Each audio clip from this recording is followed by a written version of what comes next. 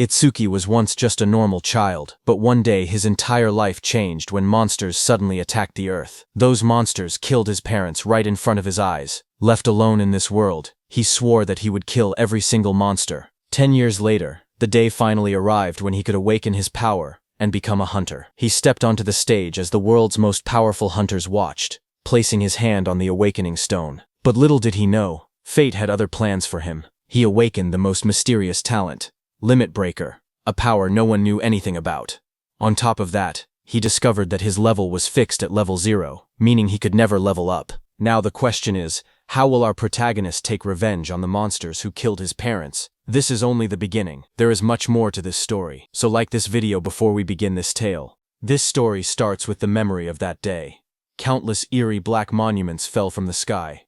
They dropped through the clouds one after another, their shadows covering the city below. Strange glowing spheres and lightning-like energy swirled around them as they descended.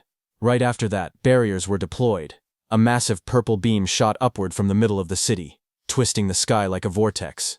People standing on the streets stopped and stared, watching the glowing tower rise in front of them. Monsters called disaster beasts broke through the barriers and invaded the human world. Among them appeared a giant dark figure, the demon of destruction, Ringa, standing tall with purple energy swirling behind him. Soon, countless terrifying beasts flooded the streets. Armored monsters, winged creatures, and huge clawed beasts rushed forward while people screamed and ran. Disaster struck instantly. A monstrous armored creature swung its arm, sending a man falling backward as he shouted for everyone to run. Nearby, his child cried and reached out, calling for his dad as his mother ran while chaos erupted around them. Across the streets, different beasts attacked from all directions. A winged creature swooped down, a burrowing beast erupted from the ground, and blue-flamed monsters charged toward the fleeing civilians. Bodies fell on the road as the destruction spread, and the entire area was swallowed by panic. The armored monster rushed forward with blue flames bursting around its body. Its jaws opened wide as it roared, blue light flashing in its eyes. It shot a swirling vortex of blue flames toward a woman who ran away, holding a child tightly against her chest. The flames spread across the road as the monsters closed in. That woman was caught by the blue flames and threw her child ahead. The small boy reached out weakly while lying on the ground. The woman's voice trembled as she repeated the same word, telling her child, Itsuki, to run. The child looked at her with tear-filled eyes and called out for his mom. Just then, suddenly, someone shouted Itsuki's name again. A drop of sweat slid down a boy's face as the voice echoed. In the next moment, the scene returned to the present.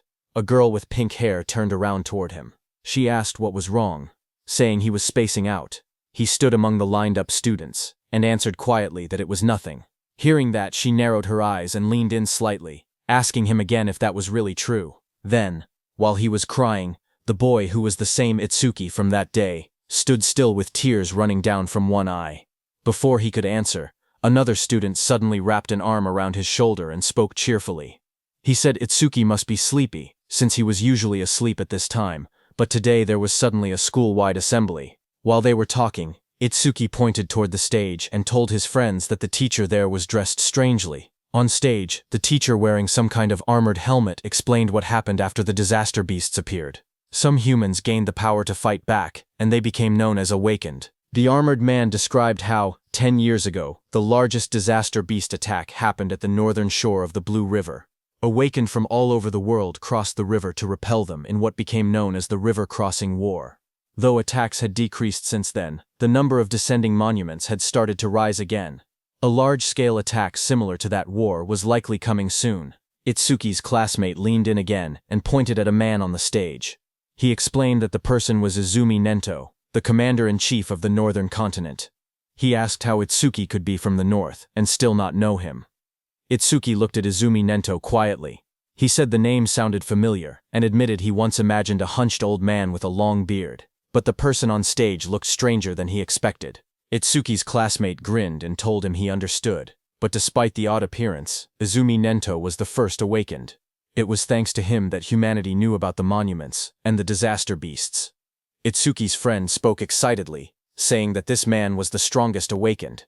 He added that even Tiwajin, known as the Light of Humanity, was his student. The scene shifted back to the armored man, as he explained that recent research showed even ordinary people who had not awakened yet had a chance of gaining power by touching a monument.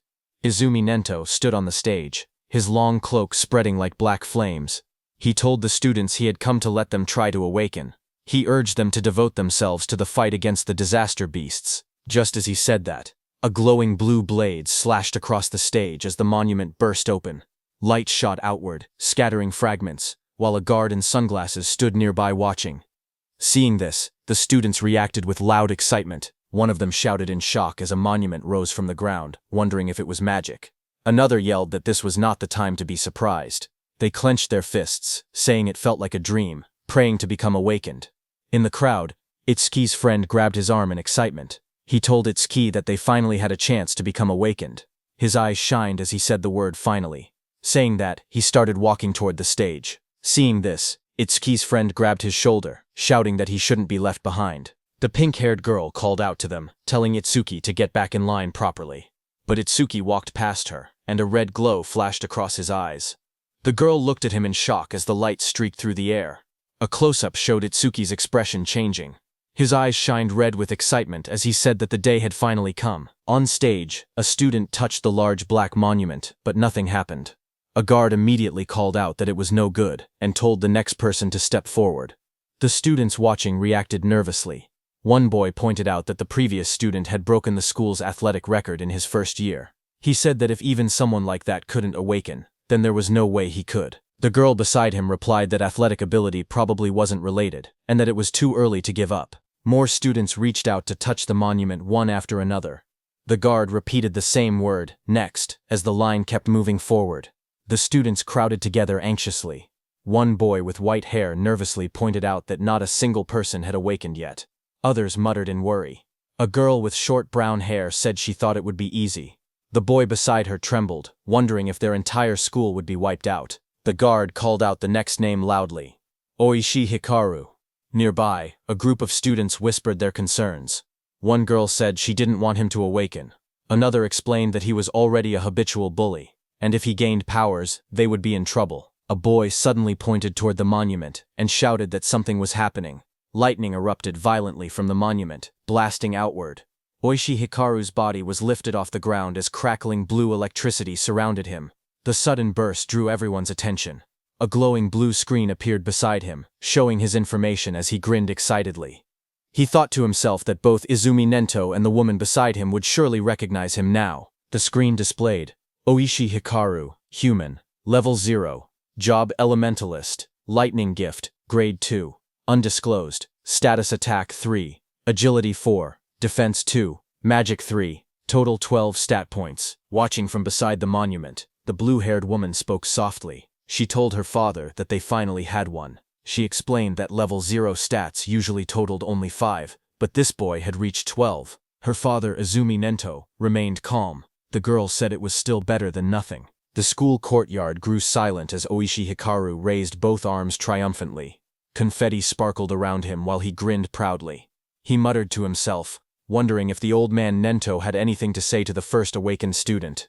But before he could boast further, someone grabbed his shoulder from behind. He turned sharply, surprised to see Itsuki stepping past him. Oishi spun toward Itsuki angrily, shouting at him.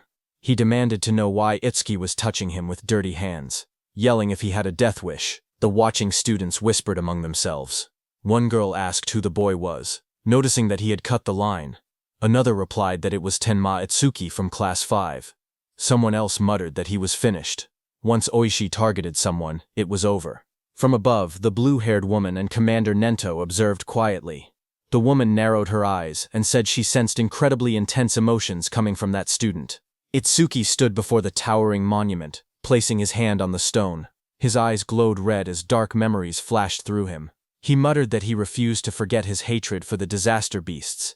He had burned the events of that day deep into his mind. Commander Nento stared forward, as if sensing something unbelievable. Out on the awakening platform, a massive blue apparition rose behind Itsuki. The glowing figure towered over him, holding a sword and radiating overwhelming power. Itsuki stood calmly beneath it. As blue light filled the air, the monument erupted with energy. A sharp glowing structure formed above Itsuki, surrounded by swirling streams of light. The light expanded outward, wrapping around the entire area like a giant lotus blooming in the sky. The crowd below watched as the school grounds were covered in a glowing dome. Students stared upward, speechless. One boy pointed out that the pillar of light reached hundreds of meters into the sky. Another said it looked far more spectacular than Oshi's awakening. Two of Itsuki's classmates watched with excitement. Both of them smiled and cheered proudly, shouting that this was exactly what they expected from Itsuki. The blue-haired officer stared at the sky in shock. She said that this phenomenon only appeared when the rarest job, Order Breaker, was born.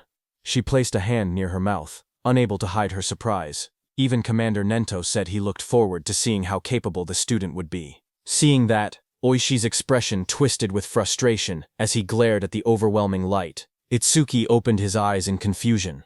Surrounded by shimmering blue energy, he wondered where he was and asked himself if he had awakened. Looking around, he found himself sitting cross-legged in the center of a massive glowing lotus made of light. Countless petals surrounded him, floating in a calm, otherworldly space. Suddenly, a blue system screen appeared before him. Itsuki stared at it in shock as it displayed Tenma Itsuki's stats. He was a human at level 0, which was fixed. His job was Order Breaker, Nirvana. His gift was Nirvana, a special grade. His level was fixed. His stats increased when acquiring skills. It removed all debuffs and fully healed injuries. Just then, another blue window appeared, showing his skill, Over Mimesis, which was Z rank. It analyzed enemy attacks and allowed the acquisition of counter skills. Then another screen showed Itsuki's stats. His were Attack 0, Agility 0, Defense 0, Magic 0, Total 0. Itsuki's face went pale as he stared at the results. His jaw dropped, and he exclaimed silently that everything was at 0. But then, two blue system windows appeared in front of Itsuki. The first announced that the Z-rank skill Over Mimesis had been acquired. The second stated that the special grade gift, Nirvana, had activated, increasing all of his stats by 200. Another screen displayed the changes. Attack went from 0 to 200. Agility went from 0 to 200. Defense went from 0 to 200. Seeing this, Itsuki's expression brightened. He looked at the glowing screen with excitement and said he understood. He realized that whenever he gained new skills through Over Mimesis, Nirvana would raise his stats.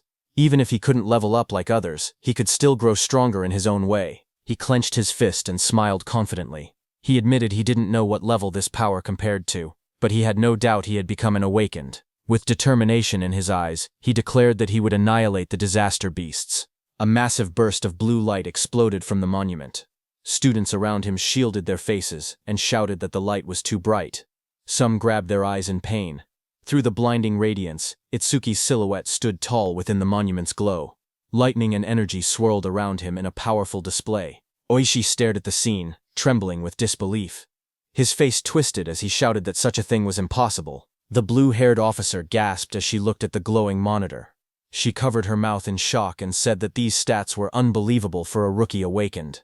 Even Commander Nento admitted that it was hard to believe, but stated that Itsuki was undoubtedly among the strongest of all new awakened in history. Outside, Itsuki stepped out of the light, petals of blue energy swirling around him, watching his silhouette shine with power. Just one word left Commander Nento's mouth: the strongest. A system window displayed his public information. Tenma Itsuki Human, Level 0 Fixed. Job Order Breaker. Gift Special Grade. Undisclosed. Skill undisclosed. Status, Attack 200, Agility 200, Defense 200, Magic 200, Total 800. In the crowd, students and teachers erupted in cheers. They shouted that Tenma's stats had shot up all at once. Someone cried out in disbelief, saying they never imagined their school would have someone this amazing. An older teacher yelled that this feat would go down in school history. But among the cheering crowd, Oishi trembled with rage. Lightning crackled around him as his eyes glowed red. He clenched his teeth and glared at Itsuki, furious that the cheers he believed should have been his were now stolen away. Oishi's rage exploded as lightning surged across his body. He shouted that a loser like Itsuki should stay a loser. Students around him backed away as sparks crackled through the air, their faces tense with shock. Electricity flooded the entire hall, and Oishi stepped forward with a crazed expression. He declared that he would eliminate Itsuki using his newly acquired skill. Above the crowd, Itsuki stood calmly, staring down from the top of the monument as lightning scattered below him. Itsuki clenched his fist as a blue system window appeared. The screen displayed: C-rank skill, Silver Serpent, detected. Over Mimesis activated, Itsuki's eyes sharpened as multiple blue panels began processing. The analysis started at 27%, then climbed quickly, 57%, 69%, and rising, while lightning flickered around him. Itsuki made his move and jumped with lightning speed. The floor cracked under the impact as the lightning slammed down. Students gasped when they looked up and realized something was wrong. One girl asked where Itsuki had gone. Another student said they saw a flash of electricity. And then Itsuki suddenly vanished. Oishi looked around in confusion, wondering where Itsuki was. A glowing blue window reached 88% as Itsuki appeared behind Oishi like a shadow wrapped in lightning. His eyes shone with a blinding horizontal beam.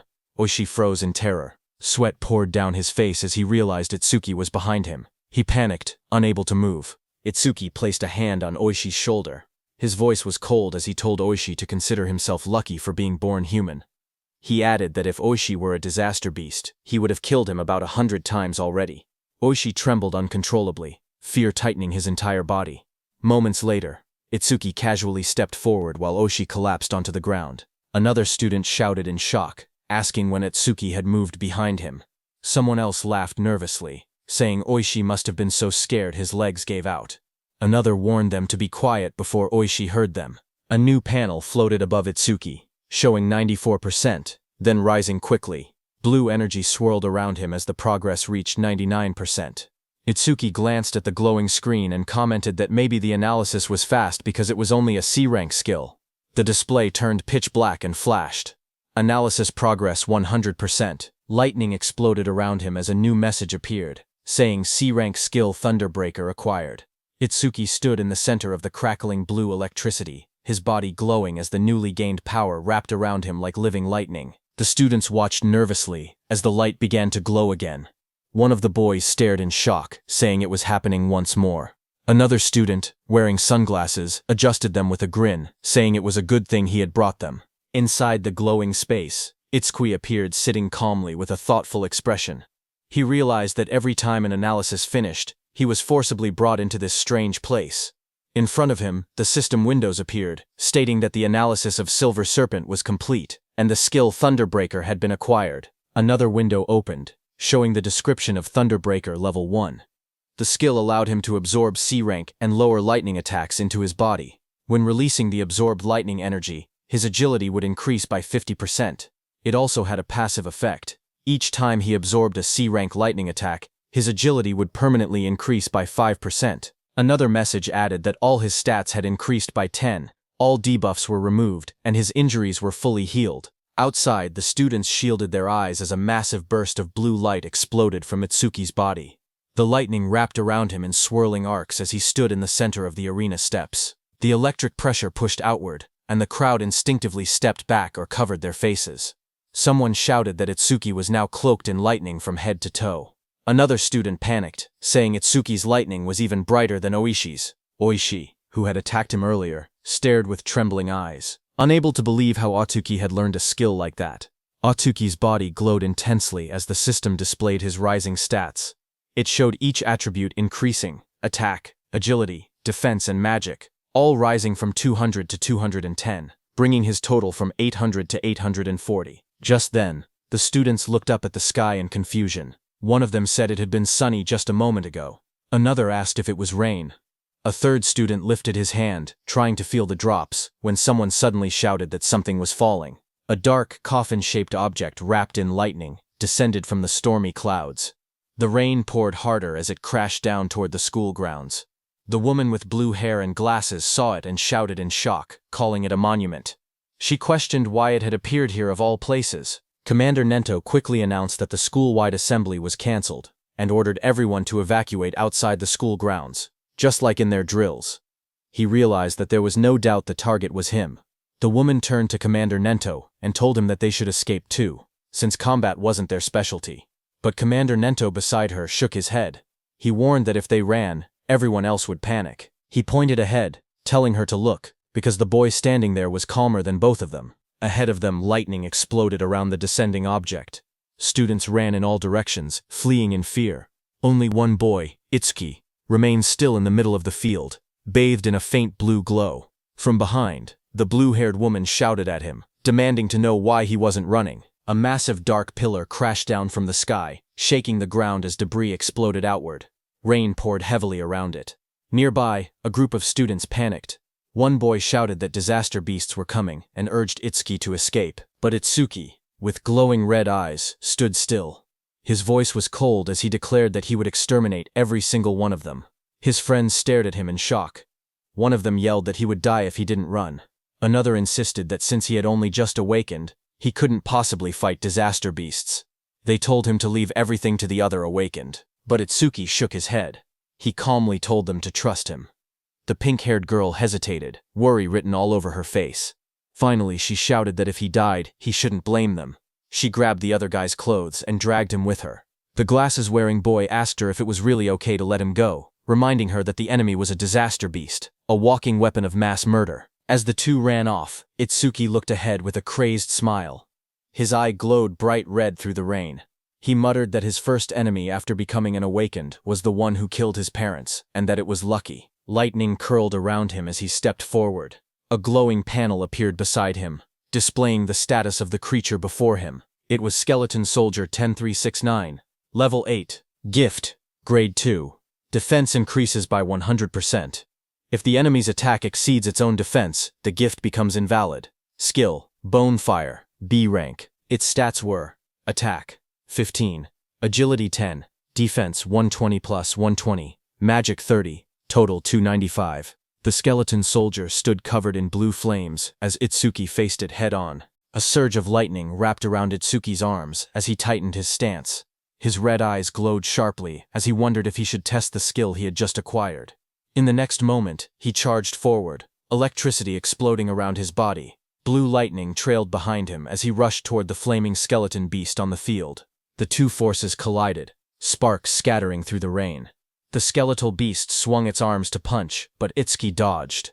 Then Itsuki swung his electrified fist with full force, shouting that he would not let anyone else die. His punch struck the creature's chest, and a violent burst of energy erupted. The impact sent the disaster beast flying across the field, smashing through the school building.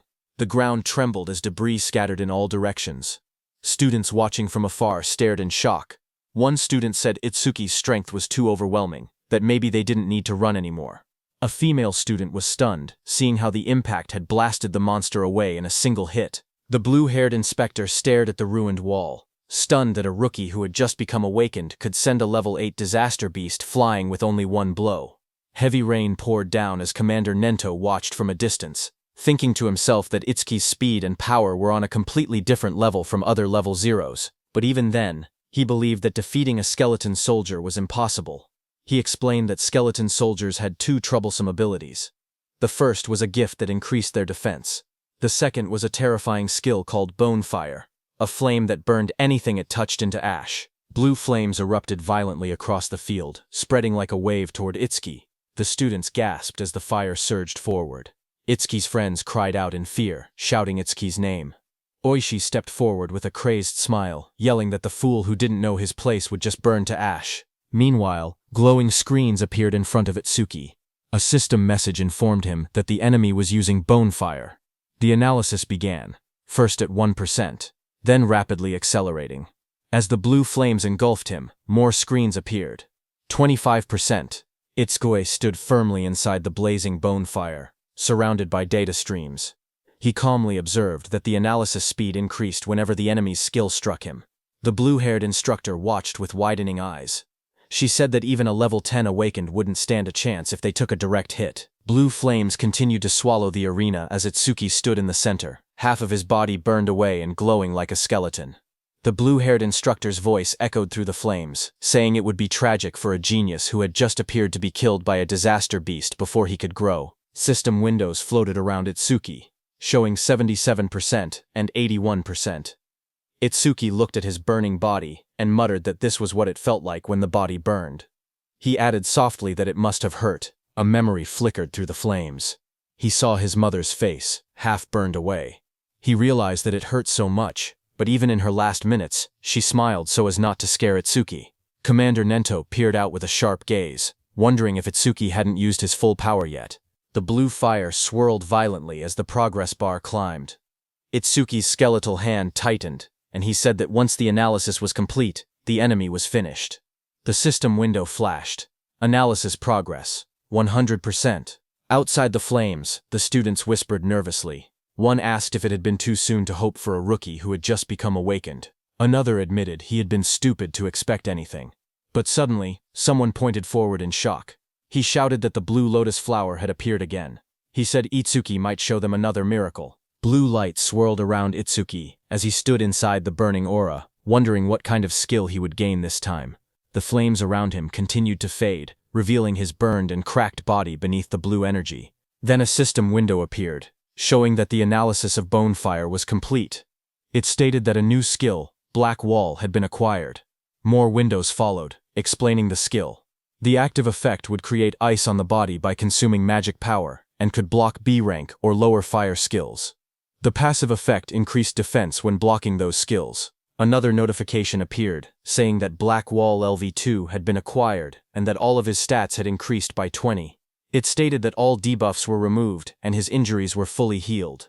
A new window showed his updated status. Attack, agility, defense, and magic had all risen from 210 to 230, bringing his total from 820. Itsuki looked at the glowing screen calmly. He remembered how even his strongest attack earlier couldn't break the skeleton soldier's defense.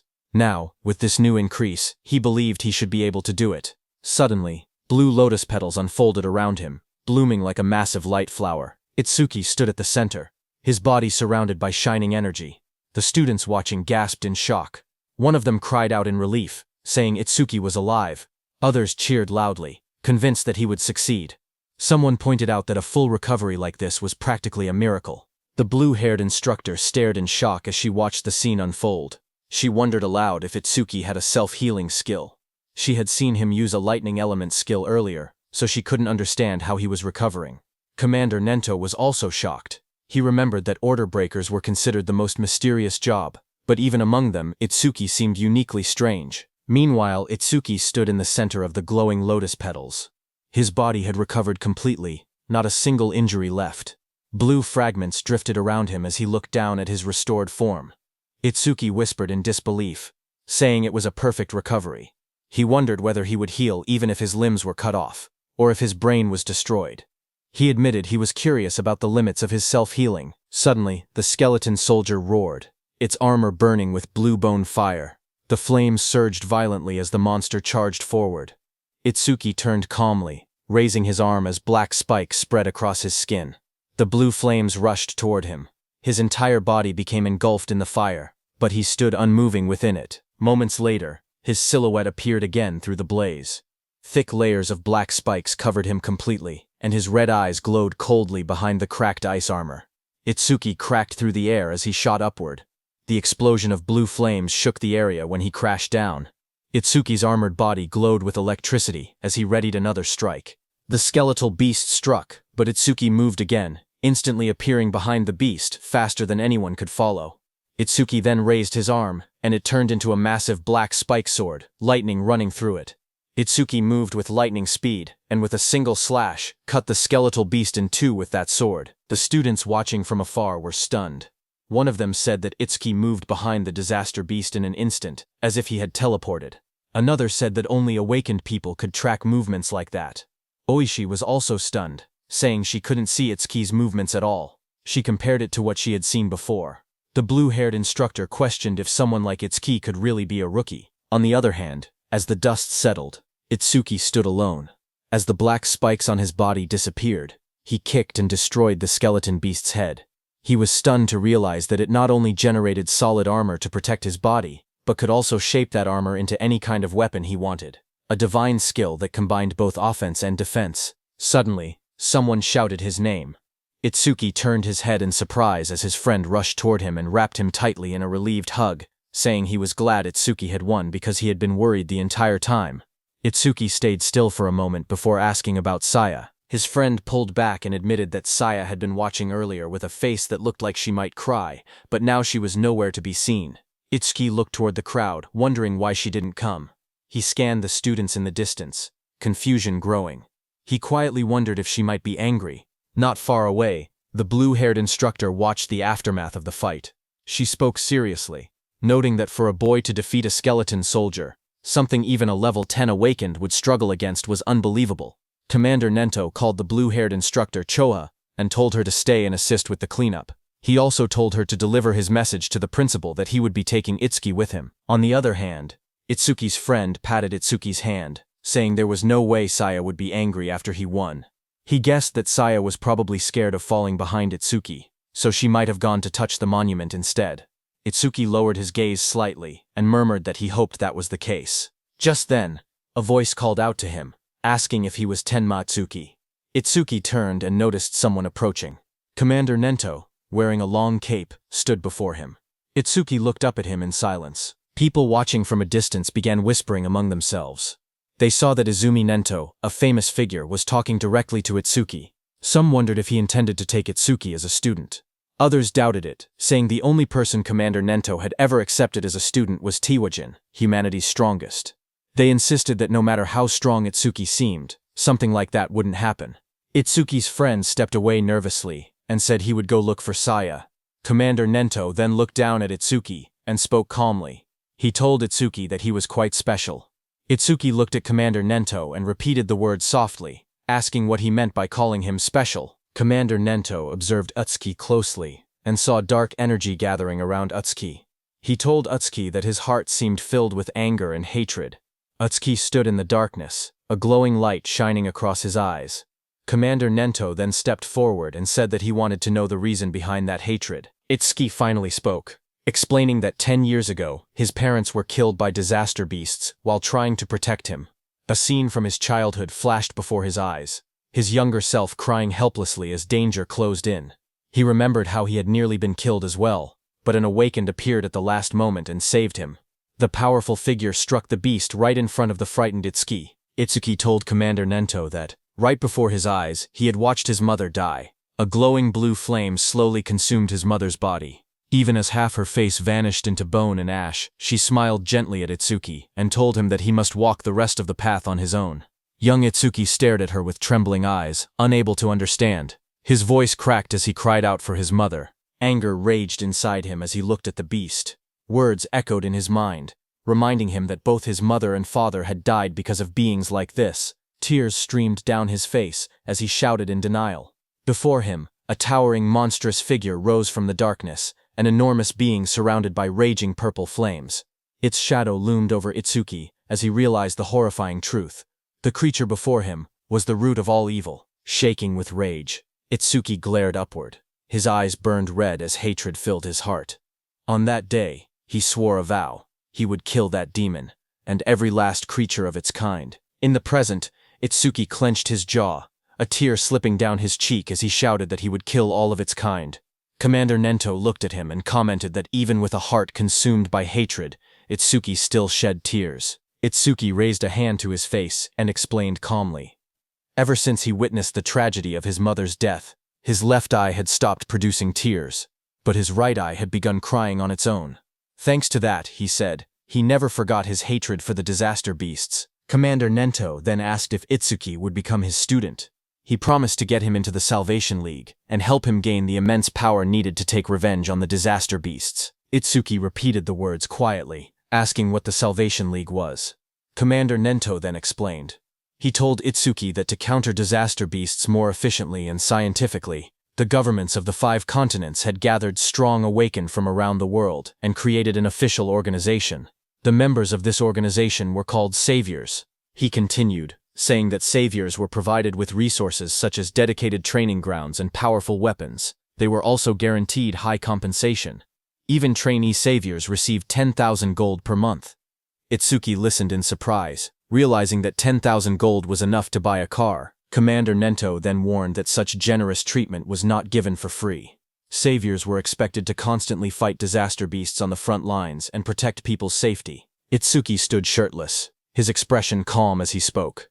He said that he did not care about high pay or special resources. What mattered most to him was something else. Determination filled his eyes. His gaze sharpened as he clenched his fist. He declared that what mattered most was fighting disaster beasts on the front lines. With unwavering resolve, he announced that he wanted to become a savior as well. Commander Nento then explained the process. He said that the Salvation League held an exam every February, known as the National Salvation League Tournament, with more than 10,000 participants. Each contestant earned points based on performance, but only those who ranked within the top 100 were allowed to become saviors. Hearing this, Itsuki asked what the highest record in history was. Commander Nento told Itsuki that it would not be very useful as a reference. He explained calmly that the record was 115,000 points, set by Tiwajin 11 years ago. He added that passing required only 30% of that score, while securing first place required at least 50%. Itsuki silently recalled the name Tiwajin, the strongest awakened, known as the light of humanity, the one Rakuru had mentioned. Commander Nento told Itsuki that Jin was special, and that comparing himself to Jin would only bring despair. But even so, Itsuki should still have confidence, because he believed Itsuki could one day stand shoulder to shoulder with Jin. Itsuki stood shirtless on the training ground, his expression steady. With unwavering determination, he declared that he would surpass Tiwajin. Hearing those words, Commander Nento's eyes widened inside the helmet, reacting with surprise. He remembered something from the past, a time when he had stood with Tiwajin, and told him that he had become incredibly popular. The younger generation was trying to follow in his footsteps, but Tiwajin warned that following alone would never win the war against the disaster beasts. Someday someone would surpass him, just as a new sunrise replaces the setting sun. Tiwajin said that he looked forward to that day. Seeing Itsuki's resolve, Commander Nento thought that the sunrise Tiwajin had been waiting for had finally appeared. A few hours later, Commander Nento took Itsuki to another place. There, when Itsuki saw the massive dome-shaped structure rising in the distance, glowing under the sky, he asked quietly what it was. Commander Nento explained that these monuments acted as passages connecting the human world to the world of disaster beasts. He said that if the beasts were killed but the monuments were left untouched, new beasts would simply appear again. He pointed at the massive dome-shaped building, and explained that this facility was created to isolate monuments that couldn't be destroyed. Awakened individuals periodically entered it to sweep out the disaster beasts that emerged. This kept the danger under control, and also served as training. Itsuki looked at the building and asked if it was a training facility.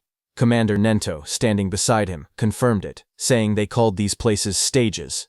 He explained that the number and strength of the beasts inside couldn't be controlled, making it extremely dangerous. Commander Nento told Itsuki that the beasts in this specific stage were especially strong. Among all rookie-level stages, this one had the highest mortality rate. Because of that, people called it the rookie's graveyard.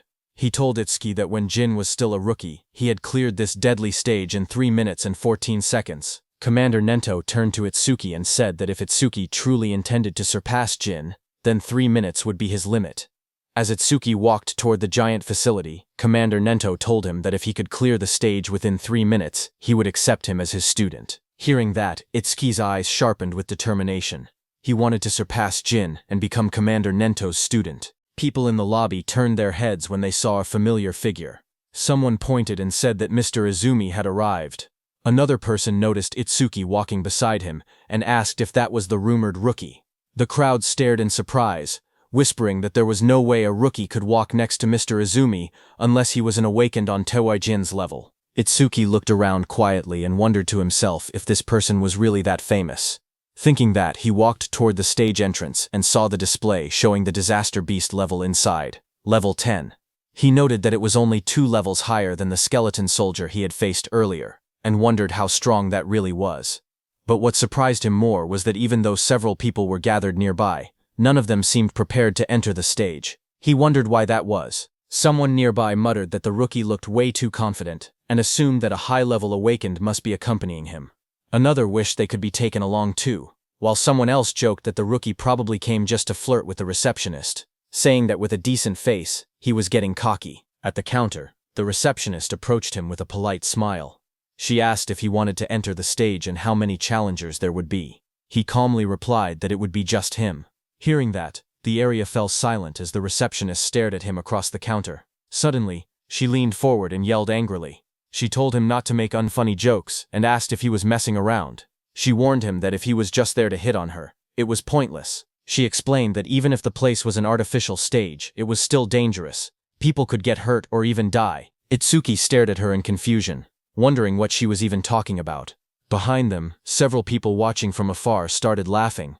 They joked that he really was there to hit on her. Some said that there were always people who treated the stages like dating spots, and those people usually got scolded and went home. Itsuki looked at the receptionist calmly and explained the misunderstanding. He told her he had absolutely no interest in her. He said he only came to challenge the stage, nothing more. But the receptionist sighed and rubbed her forehead. She told him he didn't have to act tough just because he was embarrassed. She even said she would give him her contact information so he should just go home. But Itsuki's expression darkened. A shadow fell over his face. He told her not to make him repeat himself. He didn't care about her contact information at all. He only wanted her to let him enter the stage. Hearing that, the receptionist reluctantly agreed, and told him not to blame her if he died. She held out a metal bracelet with a nervous expression, clearly shaken. Seeing that, Itsuki muttered that she should have just given permission from the beginning, instead of making him repeat himself. The people watching from behind whispered among themselves. One man called Itsuki an idiot, saying he could have gotten her contact information but chose to act tough instead. Another pointed out that a level 0 rookie challenging a level 10 stage was basically suicide. They guessed he would run out in less than a minute. Someone else noticed how confident he looked and wondered if he might succeed since he also had a special grade gift.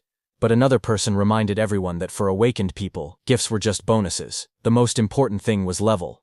No matter how special the gift was, it meant nothing if the level was low. On the other hand, standing in front of the gate, Itsuki checked his bracelet. He said that his personal information was registered on it, so scanning it would let him enter. A glowing screen appeared above his hand, confirming, "Entry by awakened Tenma Itsuki has been approved." Itsuki stretched his hands forward and took a breath. He reminded himself that the promise was within 3 minutes. Then he said it was time to begin. A bright digital timer appeared, showing 001 in green numbers. And just as the gate opened, Itsuki moved with explosive speed. Red energy surrounded his body as he dashed forward, his eyes glowing sharply. He looked around and noticed the vast area. He thought that the interior space was much bigger than he expected. As he ran across the grassy field toward a tall black tower, he told himself that it was his first time entering a stage, even if it was an artificial one. Suddenly, Itsuki noticed a creature rush in, and said that it was coming. That creature jumped toward him. It was a wooden monster from the Kodama tribe. A blue window appeared beside it, showing its information. Kodama Num 1307. From Kodama tribe. Level 4. Gift none. Attack 49, Agility 48, Defense 53, Magic 24, Total 174. Seeing it coming, black spikes formed on Itsuki's hand. In the next moment, he slashed downward with overwhelming force. A sharp strike of energy cut through the target as he launched his attack. Itsuki stood calmly with the massive black spike axe hand.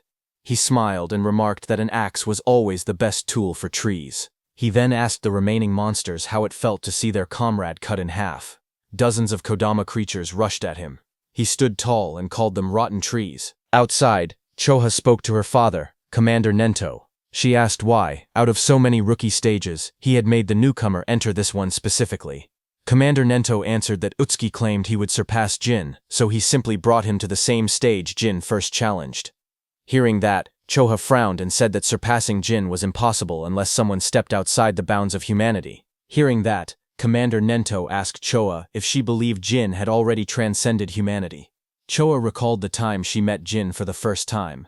She had once thought Jin was kind and approachable. Then she saw Jin instantly kill a level 97 disaster beast. She recalled that Jin's eyes during that fight were different. She remembered those eyes clearly.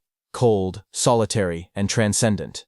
She felt that they didn't seem human at all. She described Jin's gaze, saying his eyes were like the eyes of a god. Hearing that, Commander Nento told Choha that Itsuki also had potential comparable to Jin. But at the moment, he was nothing more than an unpolished gemstone. He added that if Jin could be compared to a godlike existence who saved people, then Itsuki was the opposite. A demon consumed by hatred. Meanwhile, on the battlefield, Itsuki stood among the fallen wooden beasts. He stated that Overmamizus wouldn't even activate against disaster beasts of this level. Just then, a dark silhouette appeared behind him, its eyes glowing red. His own eye glowed the same way as the shadow towered over him. In the next moment, his body moved at extreme speed, cutting through the enemies with a sharp motion. Itsuki stood before the fallen creature and looked down calmly. He asked if that was the end. He examined the broken body, and wondered if level 10 disaster beasts were only this strong. But then he thought that if that were true, this place wouldn't be called the Rookie's Graveyard. There had to be something else. Just then, a blue system window appeared before him. It displayed B-rank skill, self-regeneration detected. Over-mimesis activated. Another window followed. Analysis started. Then a second one. Analysis progress 5%. Itsuki turned as a sudden sound caught his attention. His expression shifted slightly. That level 10 disaster beast rose again behind him, its entire form twisting upward with glowing green eyes. Its long vine-like limbs burst outward and lunged at him. Itsuki braced himself, thinking in surprise that he had cut off half its head, yet it had regenerated.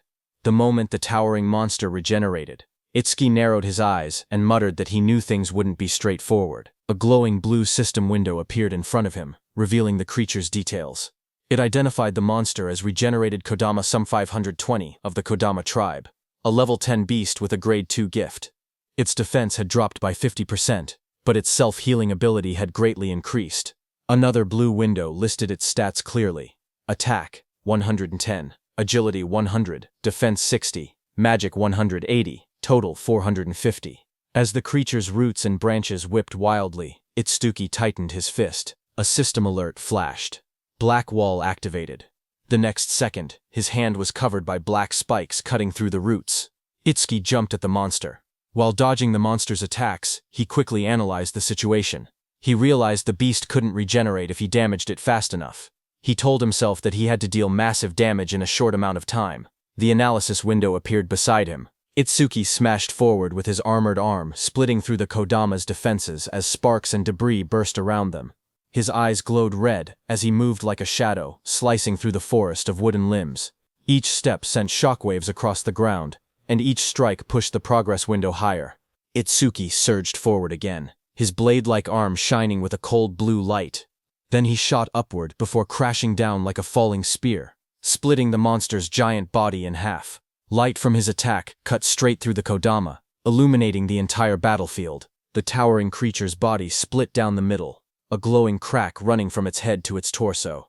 Its golden eyes shone through the gaps as its massive frame began to fracture. Itsuki watched with sharp red eyes, a grin forming on his face. He said he wasn't done yet. He said he would mince the creature completely so it wouldn't regenerate. In the next moment, he raised both arms. A blinding vertical slash of light tore downward, cutting the giant monster clean in half. Cuts spread across the creature's body, and the wooden shell shattered into countless pieces. The fragments scattered through the air, glowing faintly before breaking apart completely. As the dust settled, Itsuki lowered his arm and exhaled. He said this should be enough. He added that using Black Wall for so long was draining his magic, but before he could rest, vines and roots twisted together again in front of him. That wooden creature's form surged upward with glowing yellow eyes, rising from the remains and preparing to attack. The glowing display in front of Itsuki showed 60%, but the fight still raged on. Wooden tendrils whipped toward Itsuki as he moved between them with sharp, fluid steps. He glanced back with an annoyed expression, thinking that even after all of this, the monster still refused to die. He quietly muttered that it was becoming a real pain. The attacks continued to strike from every angle. As he dodged, he noticed something important. Every time the monster regenerated, Over-Mimes's analysis speed increased. His eyes narrowed. That meant the longer this continued, the faster the analysis would complete. He realized he needed a new approach. He decided to cancel Black Wall to conserve his remaining magic, and instead rely on Thunderbreaker to avoid the attacks while keeping his distance. Continuing this pattern until the analysis finished would be the winning strategy, but there was a problem. He didn't have much time left before the 3-minute limit ran out. Lightning crackled across his arm as the display climbed to 75%. Determination hardened his expression. He activated Thunderbreaker and Black Wall at the same time, pushing his offense to the extreme while forcing the monster to repeatedly regenerate. Doing so, he thought, would increase the analysis speed even further. Power surged around him, arcs of lightning dancing across his arm as he charged forward with a cold, focused expression. The creature's wooden body split down the middle, its golden eyes glowing through the cracks. Electric sparks flashed violently as he fought. If Over-Mimes failed when his magic hit 0, he knew he would die right there. The percentage rose to 80%, then 85%, as he forced his body forward through the storm of wooden strikes. He told himself that if he died now, then everything he'd done would amount to nothing. Lightning gathered in his arm as he unleashed another powerful strike. But right before hitting the monster's head, his magic power hit 0. Finally, his body staggered. Blood dripped from his mouth. He lowered his head and quietly muttered, "Damn it." Itsuki stood pierced by sharp wooden spikes, his body battered and barely holding on. He lowered his head as white steam drifted off his wounds. He quietly admitted that his magic seemed to have finally run out. Then a glowing window appeared beside him, showing 99%. Seeing that, Itsuki's expression sharpened. Blood streamed down his chin as his eyes glowed coldly. He declared that, just as he thought, Over-mimesis did not need magic to activate. With a strained smile, he announced that this match was his win. The window in front of him then showed. Analysis progress, 100%. A bright lotus-shaped energy began expanding around him, glowing blue and cracking the wooden spikes. A system window appeared, saying self-regeneration analysis complete. Lotus burst acquired. The lotus continued to bloom outward, pushing everything away as more spikes shattered. Another window displayed the details. Lotus burst, LV2. Active effect consumes magic to deal explosive damage to enemies within a 5-meter diameter. Power scales with magic consumption. Passive effect. Each time Lotus Burst defeats a living creature of level 1 or higher, all skill ranges increase by +1%. The Lotus opened fully. A pink glow surrounded Itsuki as his wounds rapidly healed. Another window appeared. Lotus Burst, LV2, acquired. All stats +20. Remove all debuffs and fully heal injuries. The monster watching him narrowed its glowing yellow eyes. A final window appeared. Lotus Burst activated. Itsuki brought his hands together and clapped. A burst of force erupted instantly, followed by a roaring explosion of flames that engulfed everything in front of him. A blazing wave swept outward, and the monster's shadow shot through the smoke and sparks. When the flames settled, he stood there with blood running down his cheek, his hands still extended from the technique he had just used. With a calm breath, he looked ahead and said that Lotus Burst wasn't bad. Smoke rose around the scorched crater at Itsuki's feet as he examined the destruction. He noted that using only a third of his magic produced this much power, and sweeping away weak disaster beasts would now be far easier. But he admitted he never expected Over-mimesis to restore magic that had already reached 0. As he stepped forward, something on the ground caught his attention. He stopped, staring at a glowing green crystal beside him, and quietly asked what it was. Meanwhile, outside, the receptionist stared anxiously at the bright red screen. She said that almost 3 minutes had passed since the rookie Itsuki went inside, yet there was still no sign of him coming out. She pointed at the display, where the status window showed. Challenge in progress. Stage level 10. Challenger Tenma. Itsuki. Time used 2 minutes 09 seconds. Seeing this, she nervously added that they should call the rescue team quickly. Choa adjusted her glasses and spoke calmly. She said she didn't think Itsuki would lose to level 10 disaster beasts, but clearing the stage within 3 minutes seemed impossible. Her sentence trailed off as silence fell between them. But suddenly, a new message appeared on the large screen, saying new record achieved. Seeing that, everyone in the hall froze. Shocked whispers spread through the crowd. One woman stepped forward, staring at the green screen in disbelief, whispering, "No way." Choha widened her eyes. She asked aloud how Itsuki managed to clear it, unable to believe what she was seeing, and the most shocking thing was that even 3 minutes hadn't passed. A final notification flashed brightly on the monitor. Challenge success. Stage level 10. Challenger Tenma Itsuki. Time used 2 minutes 14 seconds. Stage clear record updated. The room fell silent as everyone stared at the unbelievable result. The leaderboard screen displayed the results. It showed first place belonging to Tenma Itsuki, with a clear time of 2 minutes 14 seconds. Second place belonged to Tiwajin, who cleared it in 3 minutes 14 seconds. Third place was Hiton Sho, with a time of 7 minutes 17 seconds. Just then, Itsuki came out of the gate, his clothes torn and stained with green liquid. Around him, people reacted in shock. One person exclaimed that Itsuki had really survived, asking whether the green liquid on him was disaster beast blood. Another shouted that Itsuki was a full minute faster than Tiwajin. Someone else pointed out that the beasts inside were level 10 disaster beasts, and couldn't understand how a level 0 rookie managed it. Another voice added that there was no way a level 0 rookie should have survived. As Itsuki stepped forward, someone began to speak, saying Mr. Izumi was coming. Izumi Nento turned toward Itsuki, who asked him if he could now officially receive Commander Nento's guidance. Itsuki looked at him with a faint smile, and addressed him as teacher. Commander Nento responded with pride, saying that Itsuki had done well, just as he expected from his student. Standing nearby, Choha watched quietly. She wondered if her father was happy, saying she hadn't seen this expression from him in a long time. In the crowd, people continued whispering. One person shouted in disbelief that Itsuki was actually Izumi Nento's student. Another said it was no wonder he could break Tiwajin's record. But someone else added that even if he truly was Izumi's student, as long as his level didn't increase, there would be no room for growth. Just then, the receptionist came forward nervously with a decorated box in her hands. She explained that it was a gift for breaking the record, and asked Itsuki to accept it. Her expression softened as she apologized for the rude things she had said earlier. Itsuki looked surprised as he received the box, asking if he truly got something for his achievement. He said that it was fine, because a level 0 rookie challenging a stage like that really did seem reckless. He added that he was a complete stranger to them, and it wouldn't have mattered to anyone if he had died, but since she tried to stop him, it proved she was worried. Hearing that, the receptionist blushed deeply. She stuttered as she insisted it wasn't like that. Itsuki simply thanked her, which only made her blush even harder. Not far away, Choha called out, telling Itsuki that she was leaving and not to lag behind. She tightened her glasses, annoyed, and warned him not to get cocky just because he had become her father's student.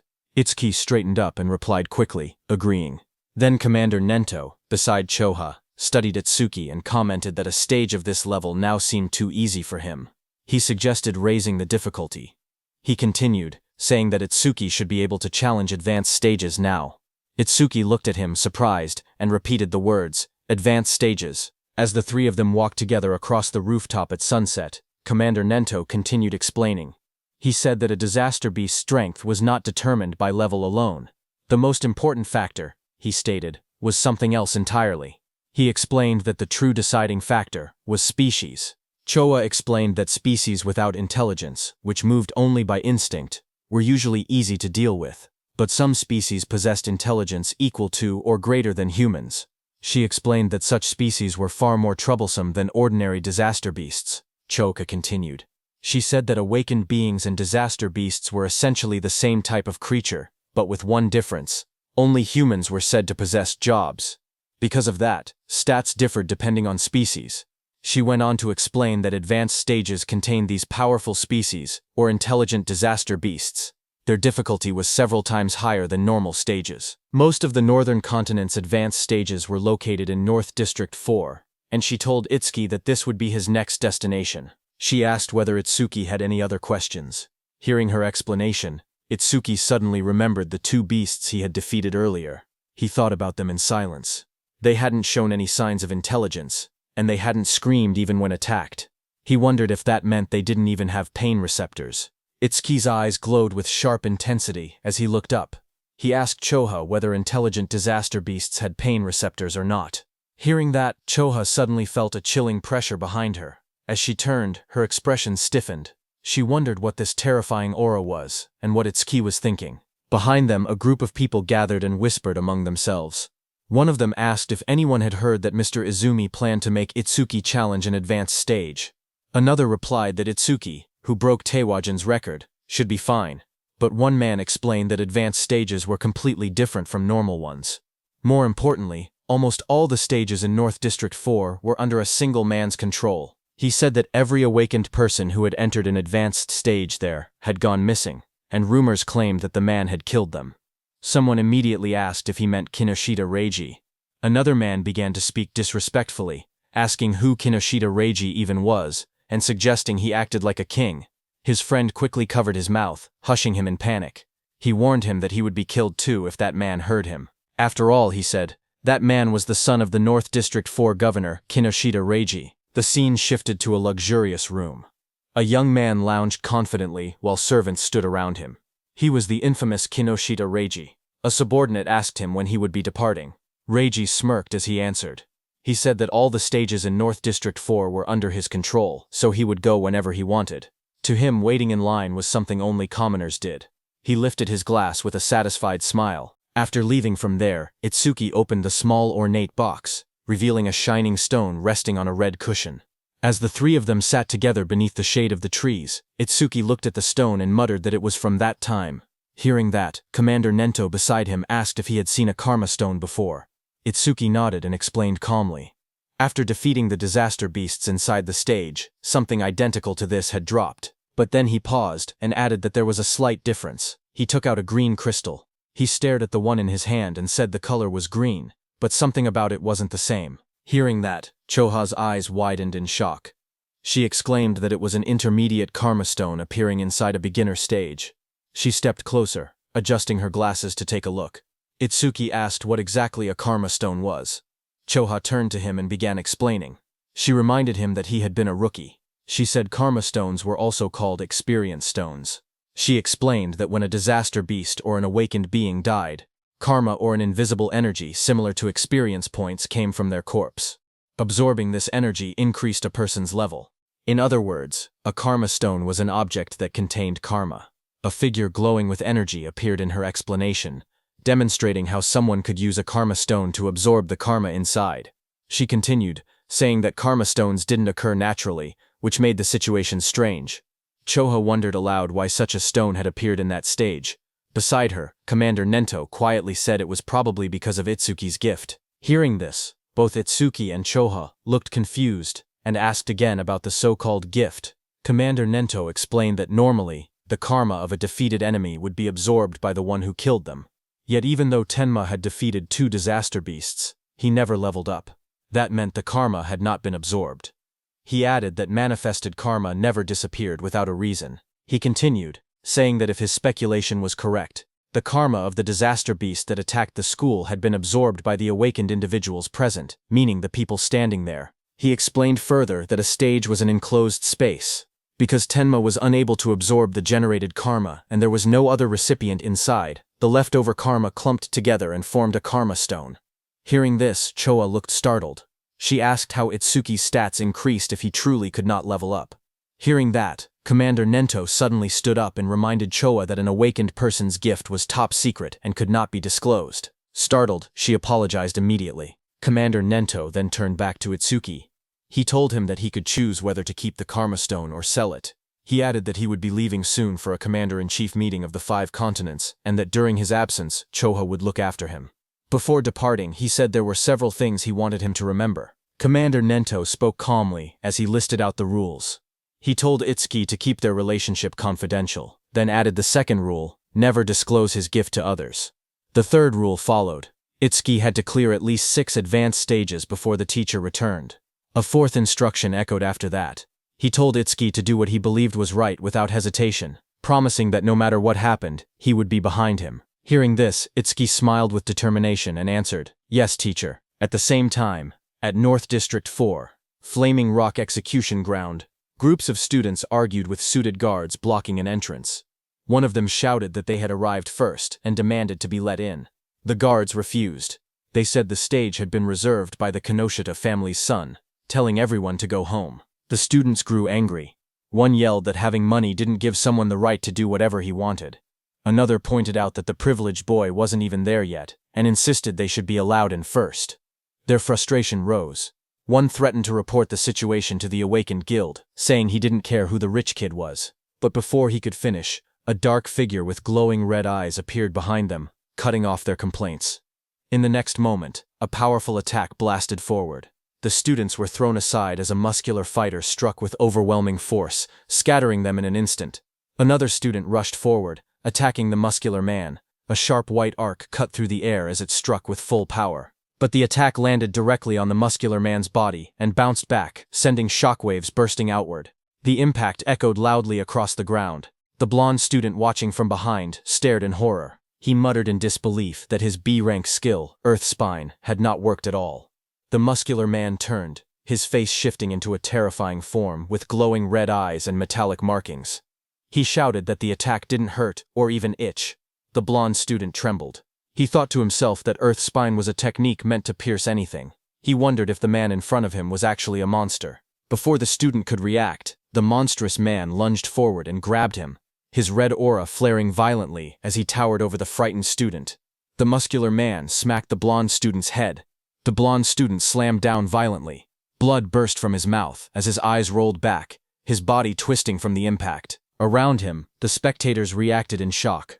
They whispered that a level 7 and a level 8 student had been killed instantly without being able to defend themselves. They said the big guy was far too strong. Someone identified him as Oga Takuru, one of Kinushita Reiji's 4 pillars, and a level 12 gold elementalist. Hearing that, the crowd understood why things had turned out this way. Oka held one of the defeated students by the neck and warned everyone. He said he would not forgive anyone who tried to enter the stage without Reiji's permission. If anyone resisted, he would treat them the same way he treated the 2 lying on the ground. The other students watched nervously as Takuru lifted the struggling blonde student off the floor. The blue-haired student remained unconscious beside him. Oga shouted that nobody should think about helping them. The group of bodyguards in suits stood nearby, laughing. One of them told Oga not to go too far because the trash was watching. Another warned that if he kept beating weak students, the teacher would hear about it. Their laughter echoed through the area. Oga only scoffed. He tossed the blonde student aside with a flick of his arm, showing no concern at all. The injured blonde student collapsed forward, but before he could hit the ground, Itsuki caught him. Blood dripped from the student's nose as his body went limp in Itsuki's hands. Around them, the other students whispered in shock. One of them asked who the newcomer was and wondered why he didn't listen when they told him not to interfere. Another panicked voice said that a level 0 person was definitely going to die. Someone else stared at Choa and muttered that the beauty beside him looked familiar. Not far away, Oga glared at Itsuki. He shouted that nobody was allowed to pass without Reiji's permission. He warned that if Itsuki didn't want to end up like the unconscious student, he should just go home quietly. Hearing that, Itsuki lowered his head slightly. He calmly said that he understood. He wouldn't be able to enter the stage unless he defeated this man. Beside him, Choa raised her hand, saying she would contact the North District 4 administrator because this kind of behavior couldn't be allowed. But Itsuki stopped her. His eyes glowed bright blue as he said it wasn't necessary. He repeated what his teacher had told him, that he should do what he believed was right without hesitation. He then turned to Choha again and spoke plainly. He said he would leave the treatment of the injured students to her. Then he turned to Oga. As Itsuki stepped forward, a thought appeared in Oga's mind as he stared at him. He wondered who this man was. A status window floated beside Itsuki, showing his information. Tenmatsuki, human, level 0, fixed, job, order breaker, gift, special grade, skill, undisclosed, status, undisclosed. Seeing this, even though Itsuki was level 0, he stood firmly without any fear. Oga wondered if Itsuki had a rare job that allowed him to stay calm like this. Oga suddenly felt something strange. Even with his higher level, he felt pressured. He told himself that rare job or not, he was 12 levels ahead. The stat difference shouldn't be something Itsuki could bridge. Another window appeared beside Oga, showing his status. Oga Takeru, human level 12, job, elementalist, gift grade 2. After metallization, defense plus 50% in stationary state. Skill, metallization, status, attack, 110, agility, 100, defense 250, magic 145, total 605. As Oga stared, his expression changed. His eyes widened, and in the reflection of his pupil, he suddenly saw Itsuki rushing toward him at incredible speed. In the next moment, Itsuki's fist collided with Oga's body with overwhelming force, sending a shock through the frame as the impact landed cleanly. The crowd watched in shock as 2 students stared ahead, sweat running down their faces. One of them exclaimed that the speed was unreal and wondered if Itsuki was really level 0. The other admitted that even though he was level 8, he wasn't sure he could keep up with that kind of movement, but as the dust settled, it was revealed that Itsuki's fist had struck Oga's metal head, sending steam rising from the impact. Oga had blocked the blow with his metallization skill, his face hidden behind the shining metal layer. Seeing this, Itsuki pulled back slightly, his eyes narrowing as he realized the strike had been stopped. Oga then raised both hands, his arms transforming completely into polished metal. He looked down at Itsuki and commented calmly that the speed was good. Then he moved and lunged forward with overwhelming force, shouting that Itsuki's attack still lacked power. The floor shattered beneath him as debris exploded outward. Itsuki braced himself, analyzing the situation in silence. He thought about what it would take to successfully land a surprise attack on an enemy above level 10. As his body blurred into motion again, he concluded that he needed to further increase his agility using Thunderbreaker. Just then, a system window appeared. The display showed Tenma Itsuki's status. It listed him as a human at level 0, with a fixed job called Order Breaker. Nirvana Gift, a special grade ability. His Nirvana skills were shown. Over Mimesis, Zoo Rank, Thunderbreaker, Love Library Run. Black Wall Love Library 2, on Lotus Burst, Love Library 2. All of his stats, attack, agility, defense and magic, were listed as 250, totaling 1000. Then another screen appeared. It detected a C-rank skill, metallization. At the same moment, overmimesis activated and began analysis. The progress bar rose to 1%. Itsuki crouched on the ground, watching his opponent. He wondered if the threat level was high enough for overmimesis to activate. He decided he needed to get serious. A new screen showed the analysis increasing to 5%. Itsuki observed Oga's metal-covered body in front of him and thought that normal attacks couldn't break through the metallized areas. He concluded he would have to aim for the parts that were still flesh. His foot slid across the ground as he accelerated. But Oga looked at him and laughed, calling him a weakling with no power or speed as he raised his shining, hardened arms to counter. Itsuki tightened his gaze as he thought to himself that his opponent had let his guard down, believing that the speed Itsuki had shown earlier was his maximum. His expression remained calm and focused, a faint glow of blue lightning beginning to trace along his body. Lightning wrapped around him as he prepared to accelerate. He readied his fist, and in that moment, he decided to increase his speed using Thunderbreaker. Across from him, Oga widened his eyes in shock when he saw the lightning erupt. He shouted in disbelief, wondering how Itsuki possessed the lightning element. Before he could react, Itsuki surged forward, lightning crackling violently around him. Itsuki declared that he wouldn't give him time to metallize. Itsuki continuously attacked Oga. Dozens of blue screens appeared around them, showing percentages climbing. 25%, 59%, 66%, tracking the rapid progress of the attack. Spectators from the side watched in shock. One man asked why Itsuki could use skills from another job. Another said the speed was too fast for his eyes to follow. Someone else muttered that the level 0 boy might actually defeat Oga. Oga himself struggled to react. Sweat ran down his face as he realized he had no time to metallize. He gritted his teeth, questioning how a level 0 could move so fast. Desperation grew inside him as he admitted that, at this rate, he would lose. Electricity wrapped around his entire body, trapping him. He couldn't even scream. Panic overtook him as he shouted in his thoughts for the others to stop watching and help him. As the lightning surged around him, Oga clenched his teeth. His expression twisted in desperation, and he thought to himself that he had no choice left. He would have to try that technique. With a loud shout, he suddenly tore off his shirt and released a burst of power. Waves of force exploded from his body as he activated his ultimate skill. Before Itsuki, Oga's entire body turned metallic from head to toe. Itsuki stared in shock, realizing that his opponent had managed to metallize his entire body at once. A system window flickered beside him, showing C-rank skill, metallization, analysis progress 88%. Oga glared down at Itsuki with glowing eyes. He said he was grateful he had never managed to metallize his entire body before, but Itsuki had pushed him enough to finally achieve it. He explained that metallized areas increased his defense by 50%, and his personal gift added another 50% whenever he remained still. With both effects combined, his current defense exceeded 500. His face twisted into a cruel grin as he looked at Itsuki. He said that he had originally planned to cut Itsuki in half, but as thanks for helping him complete his new skill, he would at least allow Itsuki to die easily. Watching from the sidelines, the other trainees were stunned.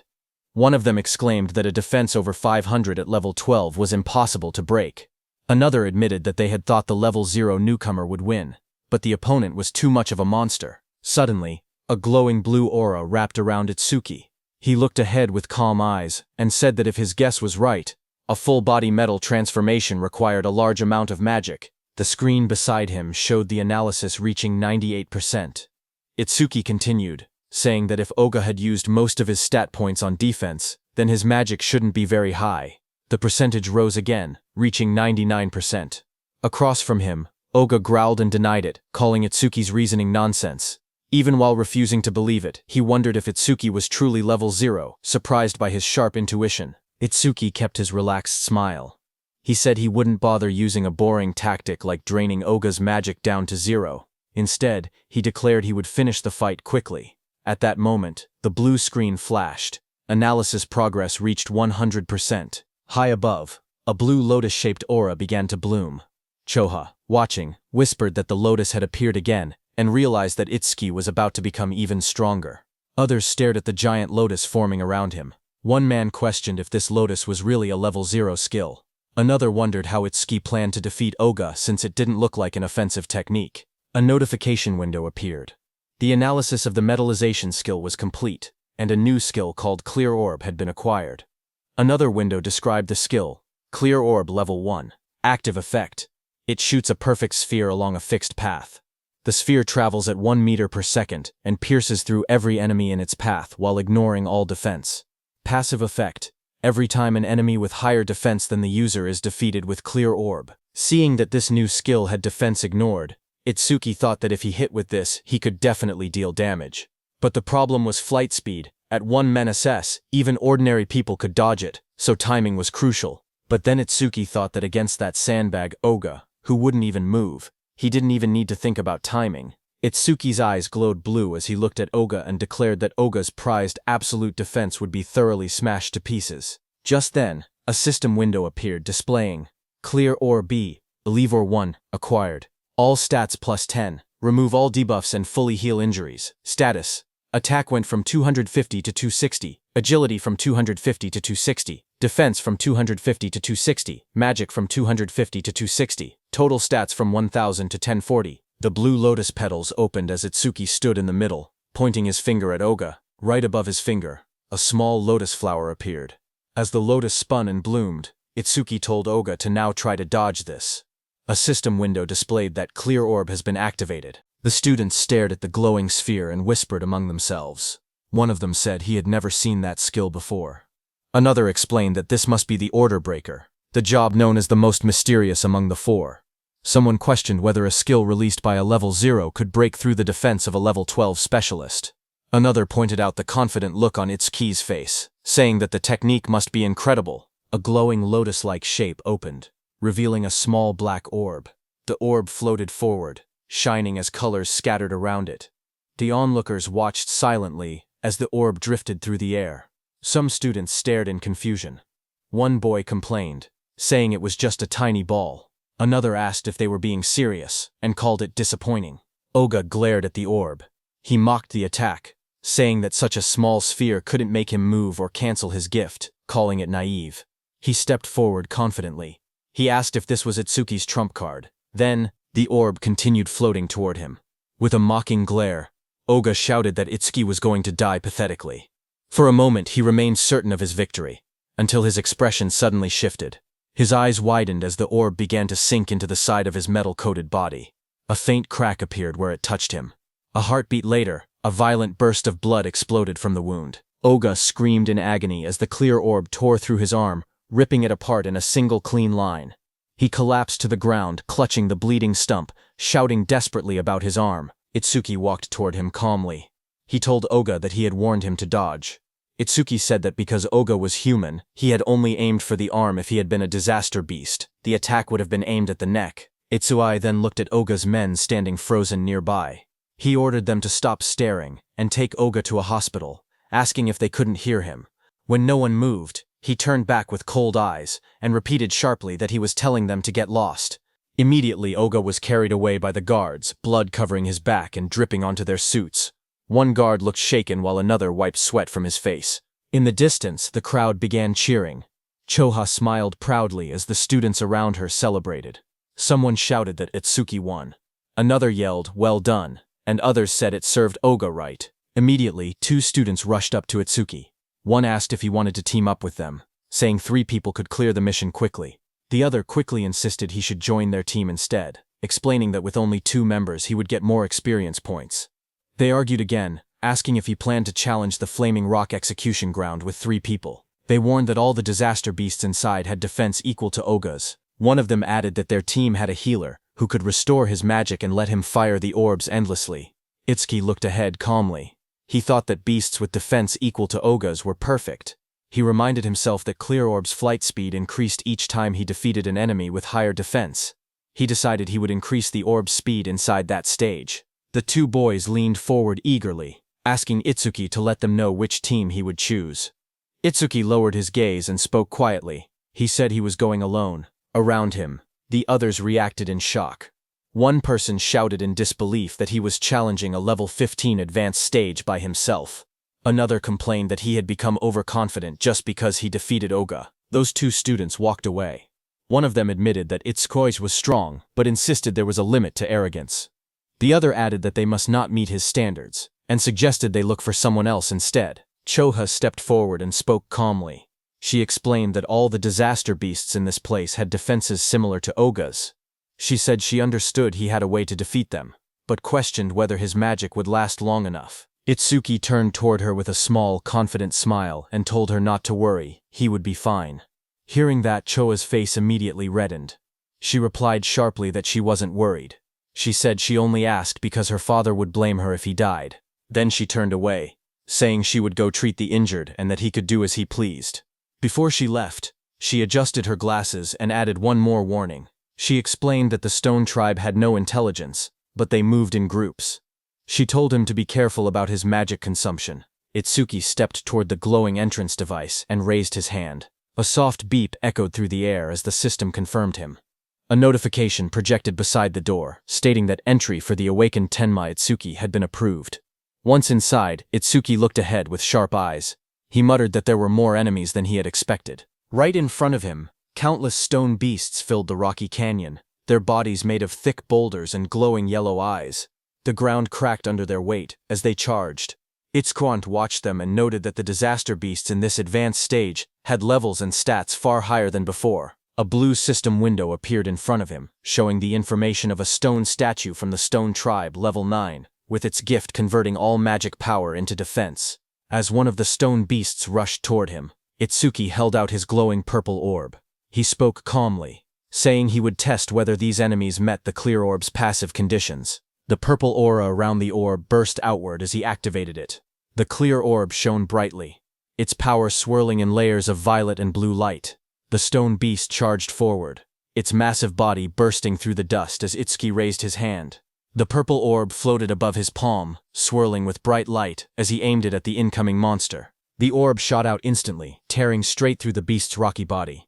A large hole opened behind it, and Itsuki stepped through the fading purple glow as the system window appeared.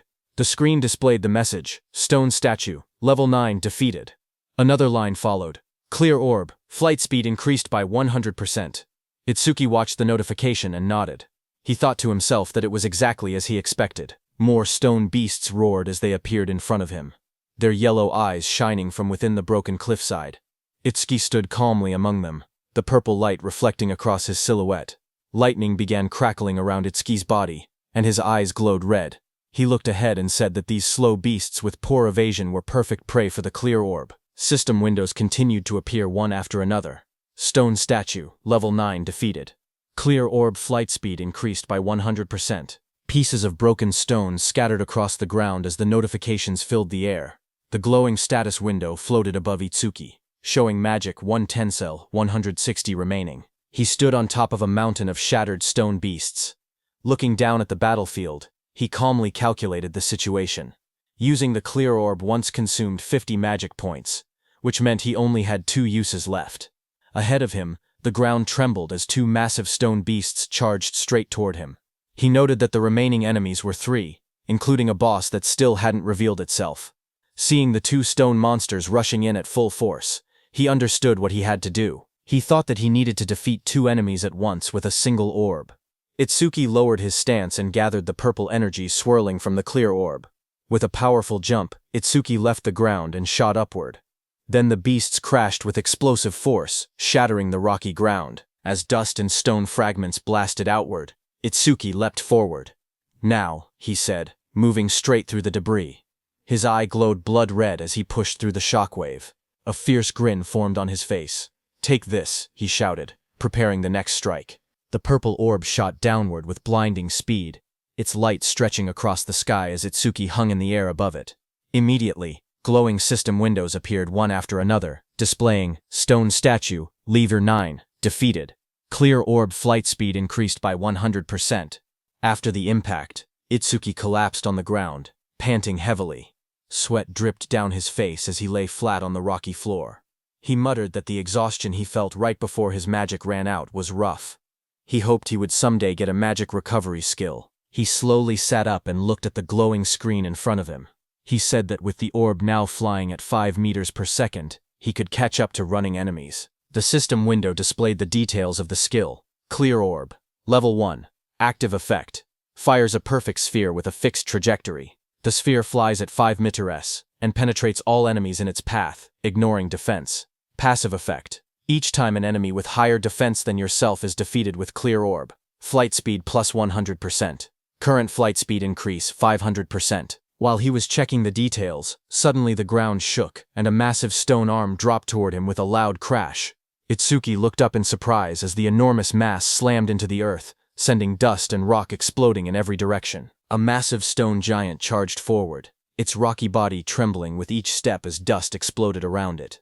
A system window appeared, detecting a B-rank skill and revealing the monster's details. Giant Stone Man 28, Level 15. Stone Tribe, Grade 2. Gift converts all magic power into defense. Attack 239, Agility 60, Defense 478, Magic 0, Total 777. Itsuki looked up at the towering creature and gasped that it was huge. Lightning wrapped around his body as another window announced. Thunderbreaker activated. Agility plus 50%. Crackling with blue electricity, he sprinted toward the giant. As he dashed below the monster's massive frame, he wondered if he could defeat it with a single clear orb hit. He looked up at the stone giant's head and thought that maybe aiming for the head would work. Lightning trailed behind him as he climbed the monster's rocky body. He spotted a moment of opportunity and shot a clear orb at the monster's head. However, Itsuki soon realized something troubling. He told himself the orb was too small, and even if it penetrated, it wouldn't deal much damage. The massive stone giant swung its enormous arm, and the impact sent wind blasting through the air. Itsuki leaped upward, light and energy swirling around him as he tried to avoid the attack. His eyes widened when he realized he was stuck in the air. He clenched his teeth and thought that this was bad. He couldn't dodge while mid-air. A system window appeared as dark spikes wrapped around his arm. Black Wall activated just as the giant's blow landed. Itsuki smashed into the rocks with a violent explosion, kicking up dust and debris across the rocky ground. When the dust settled, Itsuki was wedged into a stone wall, breathing heavily. He muttered that this big guy was tougher than he expected. Another system window flickered in front of him. A B-rank skill, Gigantification, was detected. Overmimesis activated and began progressing at 1%. Seeing that, Itsuki looked up with a confident grin. Realizing the monster grew huge because of a skill, he said this would be easy. With one hand, he grabbed onto the giant's stone body and prepared for his next move. Meanwhile, outside, one of Kinoshita Reiji's men got the news of what had happened to Oga and froze in shock. Behind him, Kinoshita Reiji, dressed in a golden vest, sat calmly. He narrowed his eyes and warned his man not to make noise in front of him. The suit-wearing man bowed his head and apologized, saying it was just so unexpected. Kinoshita asked him what had happened. The man reported urgently that someone had defeated Oga and forced their way into the stage. Hearing that, Kinoshita clenched his teeth and broke the wineglass in his hand. He questioned what Oga was even doing. He reminded himself that Oga always bragged that no one below level 30 could break through his defense. He wondered if a level 30 or higher awakened had shown up. But his man quickly explained that with the recent surge in descending monuments, all awakened above level 30 were busy dealing with them and shouldn't have time to come here. He added that challengers at the Flaming Rock execution ground were mostly level 10 rookies. Hearing that, Kinoshita shouted that there was no way a level 10 could beat Oga. His guard behind him looked down with a serious expression and said that if he was given some time, he would gather detailed information. Kinoshita adjusted his vest and tie and said that gathering information was unnecessary. Even if the opponent was level 30, he himself was already here. He mentioned that the Flaming Rock execution ground was known for its stubborn disaster beasts that slowed down challengers. He added that if they headed there now, they would make it in time. However, his guard said that since the opponent's identity was unknown, they should still be cautious. Hearing that, Kinoshita's expression grew sharp. His glasses glowed as he told the guard that he had already said they were heading there now, and that he shouldn't have to repeat himself. The guard stiffened, sweating nervously, and replied with a quiet, "Yes." Kinoshita then threw his arm upward confidently, and declared that he would make them regret opposing the Kinoshita family. At the same time in the dungeon, blue energy lotus surged around Itsuki. A glowing screen appeared behind him showing 100%.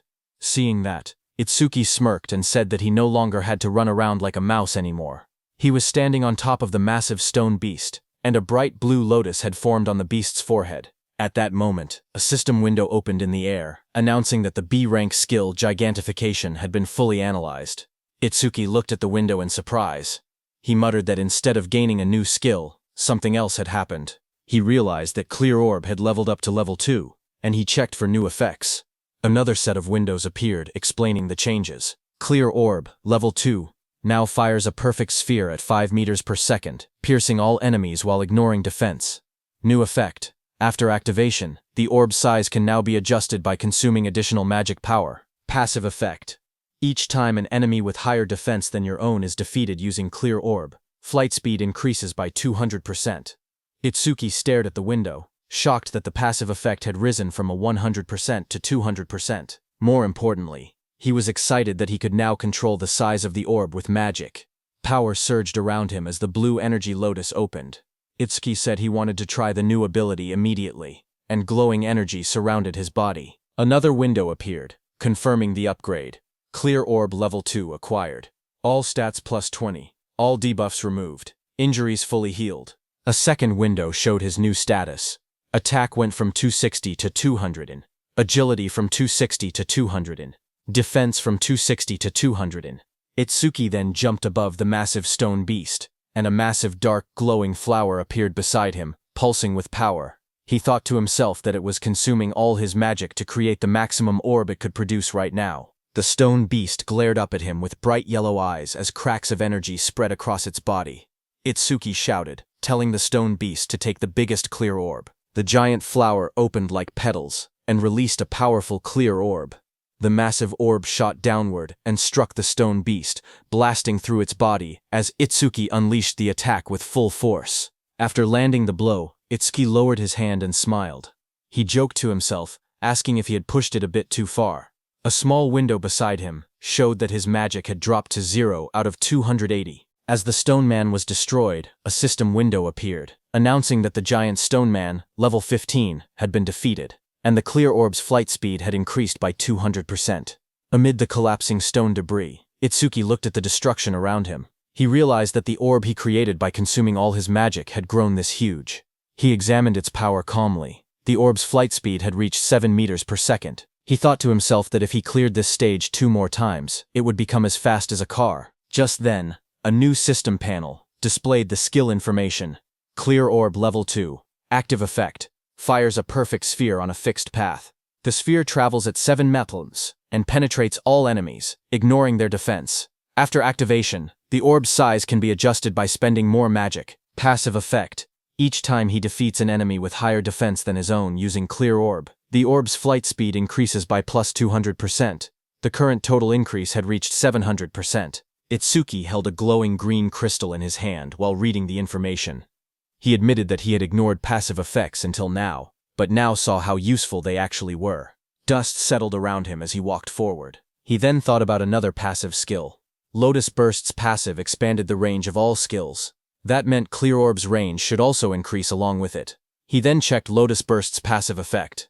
Each time Lotus Burst defeats a living creature of level 1 or higher, the range of all skills increases by plus 1%. Seeing this, Itsuki smiled slightly as he looked at the system panel floating beside him.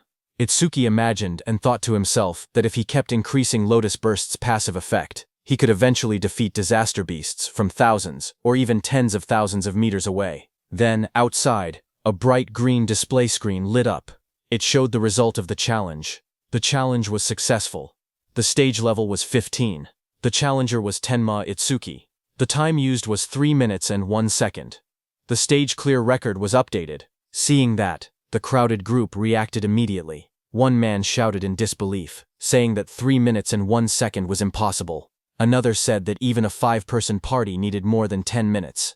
Someone else wondered if Itsuki had defeated all the disaster beasts in a single hit. Another person pointed out that he had even broken Tuajin's 3-minute 19-second record, and asked what kind of monster he was. They all turned as someone announced that he was coming out. More voices followed. One person questioned why he was still level 0, and wondered if the clear notification was a bug. They looked at him and said he wasn't even injured, only a little dirty, so they didn't believe he had cleared it at all. Choa, in armor, stepped forward with a smile as a green butterfly flew around her. She was happy that he had cleared the stage unscathed again. And he had broken Jin's record again. She admitted that he always managed to surprise her. Choa then adjusted her glasses and, with a restrained tone, admitted that the challenge had ended unexpectedly quickly. Itsuki answered casually. He said the disaster beasts inside were weak against defense, so he had taken them down easily. The glowing butterfly hovered in front of Itsuki. He looked at it with surprise and asked what it was. Choha explained calmly. She said that her job was a Shikigami user, and the glowing butterfly was her Shikigami. Itsuki watched the butterfly flutter near his hand. He softly repeated its name, Tamacho, and admitted that this was his first time seeing a Shikigami. To him, it looked beautiful. Curious, he asked Choha what kinds of awakened jobs existed. His question startled her, and she asked why he didn't know something so basic. She then began explaining. Jobs, she said, were divided into 4 major types. According to her, he should have already encountered 3 of them by now. She raised her hand and continued her explanation. The first type she mentioned was elementalist. Elementalists controlled 7 elements: fire, water, wood, metal, earth, wind, and lightning. She said elementalists had the largest population among awakened jobs and also possessed the highest minimum combat capability. She then explained that his classmate who used electricity attacks and also the Oga muscular, iron-skinned man from earlier, belonged to that same type. She then introduced the second type, Shikigami user. She explained that Shikigami users could summon Shikigami that obeyed only their master. A blue system window appeared beside the butterfly, displaying that it was Tamachu, Li rank, level 15, ITS skill is undisclosed, status is undisclosed. Choha continued explaining that a Shikigami stayed with its master from birth. Then another system window appeared showing her own status. Izumi Choha, human, level 6, Jobert Shikigami user, gift grade 2, undisclosed, Shikigami undisclosed, status undisclosed. After explaining everything, she asked him if he had any questions so far. Itsuki looked at her Shikigami, and then asked why her own level was lower than her Shikigami's level. He wondered aloud if she was really a veteran awakened. His words hit Choha like arrows. She wondered to herself if Itsuki had no concept of sugarcoating things. Choha touched her forehead with a tired expression and explained that Shikigami also absorbed experience and leveled up. Because of that, they were basically always at a higher level than their master. Hearing that, Itsuki's expression darkened. Half of his face sank into shadow, and his eyes glowed coldly. He stated that in that case, when fighting a Shikigami user, it was faster to target the person themselves. Seeing that, Choa's eyes widened. She noticed the negative aura seeping out of him again and wondered what was going on with him. Itsuki then looked at her calmly and asked what else there was, pointing out that she had only introduced 2 types so far. Choa straightened herself and explained that the third job was currently the most mysterious one, with the least information known about it. She pointed at Itsuki and told him that his job was order breaker. Itsuki listened quietly as she continued explaining. She said the reason this job was mysterious was because every order breaker possessed different abilities, like the blue lotus flower ability he had shown earlier. She then explained that there were order breakers who could change the size of their bodies at will, others who could create infinite clones, and even some who could stretch their bodies freely like rubber. Next, she compared order breakers to regular awakened jobs. She explained that normal jobs had skills divided into 4 ranks, C, B, A, and S, while order breakers had only Z rank skills, abilities that stood completely outside that ranking system. Choa said that order breakers were treated differently because of these rare exclusive skills. She warned that if an order breaker's abilities became known to their enemies, they would lose their greatest advantage. That was why her father had scolded her earlier when she tried asking about his skills. She looked at him seriously and added that he was an irregular existence, even among order breakers. From what she had observed, he could already use at least 3 different skills, and 2 of those skills were normally only possible for elementalists. Hearing her words, Itsuki looked uneasy as he realized the teacher wasn't there. He thought to himself that he would be in trouble if Choha continued talking about him.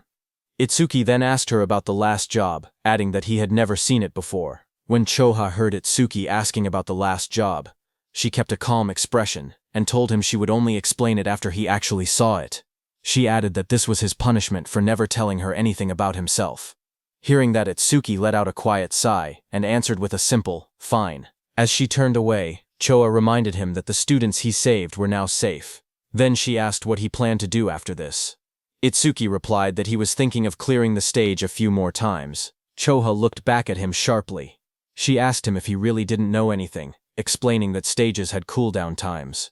She warned him that this one had an especially long cooldown, meaning he couldn't enter again for at least 2 days. Hearing that, Itsuki's eyes widened in surprise.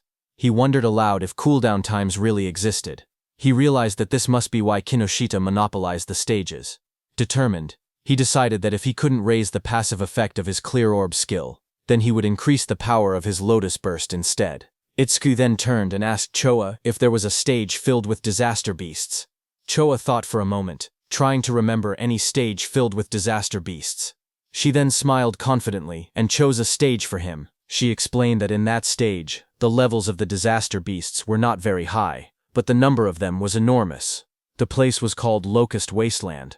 She explained that there were at least 100 locust-type disaster beasts, even by a conservative estimate, and many awakened people backed out just from seeing how many there were. She then looked at him seriously and asked what he planned to do, since it would be difficult without AoE skills.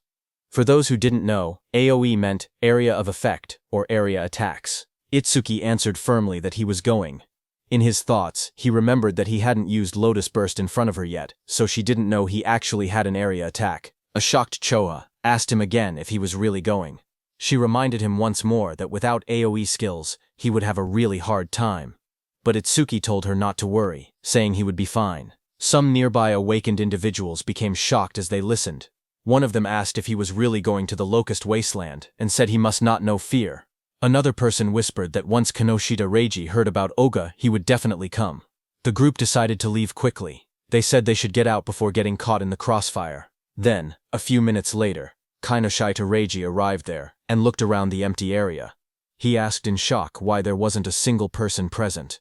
His bodyguard in a suit stood behind him and reported that the target had gone somewhere. Kinoshita Reiji asked how it was possible. It had only been 30 minutes since the target entered, yet the target had already cleared the Flaming Rock execution ground. His bodyguard said it was hard to believe, but seemed to be true. He then asked what Kinoshita planned to do now. Kinoshita Reiji gritted his teeth and said the target was making a fool out of him. He then said that if the target had used skills, there should still be magic traces left behind. He ordered his bodyguard to contact the Hound and make it track the target. Kinoshita Reiji shouted angrily for them to capture the target alive no matter what, saying he would make the target taste what living hell was. At the same time, inside a dim alley lined with machinery, a man pressed his back against the wall, hidden in the shadows. His panicked thoughts echoed as he regretted taking the assassination request. He muttered to himself that he never knew Kinoshita Reiji had such a strong subordinate, and cursed himself for accepting the job. That same man slumped to the ground, exhausted and trembling. He breathed heavily and admitted that without his earth escape technique, he would have been killed. Sweat dripped down his face as he caught his breath. He slowly peeked around a corner, whispering that he should be safe now that he had gotten this far. His eyes widened with fear as he carefully watched his surroundings. Suddenly, a massive beast lunged toward him with its jaws wide open. The monster's sharp teeth and glowing red eyes filled his vision as it attacked. Before he could react, the creature pinned him to the ground. He choked as its fangs pressed against him. A voice spoke nearby, calm but cold. The speaker approached and looked down at the scene. He ordered the beast called Death to loosen its grip, saying the man seemed to have something to say. The giant wolf-like creature eased up slightly as the man lay helpless beneath it. The wounded man lay on the ground with blood on his face. With fear in his trembling voice, he asked how they had managed to find him. In front of him, the long-haired man in the coat explained calmly. He said that their beast, Death, had a sharp sense of smell. The creature could sense the scent of death coming from people like him. That man was the Hound Kinoshita Reiji had been talking about. His name was Charles. He stepped forward, tipping his hat as he walked. He said that Death could smell the death they were giving off. Filled with terror, the injured man begged for his life. He cried and pleaded for them not to kill him. Charles looked down at him with a cold smile. He said that the request was difficult, because Mr. Kinoshita would get angry. He added that Death had not eaten human flesh in a long time. Then Charles' eyes glowed red. He gave a sharp command, telling Death that it was mealtime. The massive black wolf lunged forward with its jaws wide open, fangs bared as it roared fiercely. A moment later, it ate the man. The wolf stood beside the long-haired man in a trench coat. The man looked at it calmly and said that it had finally leveled up. A glowing blue panel appeared, showing the creature's details. Death Hound, Dwangpriting. Level, 16. Skill, Death Smell, C rank. Detects all magic traces in an area and identifies the magic source. Second skill, Respawn Desire, B rank. After the Shikigami dies, its respawn time is greatly reduced. Status, Attack 250, Agility 250, Magic 150. Just then, the man's phone began vibrating. He glanced at the screen and answered the call. He told the person on the other side that he had finished things there. As he listened, his expression changed. He asked if Oga had been badly injured. He wondered aloud if someone had struck that stubborn Oga's weak point. Finally, he replied that he understood and said he was on his way. He ended the call and turned back toward the wolf. With a small gesture, he told it that a new prey had appeared and ordered it to move. Sometime later, in a bright golden field labeled as the Locust Wasteland, a dome-shaped building stood in the distance. Itsuki and Choha approached it along a narrow dirt path. Itsuki looked at the structure and asked softly, "Here?" He stared across the endless wheat fields and wondered aloud if there were really that many locusts in a place that looked so quiet and peaceful. Walking beside him, Choa explained calmly. She said that disaster beasts always chose environments that suited them when invading this world. Because of that, predicting the type of beast based on the surrounding terrain was an important skill for awakened individuals.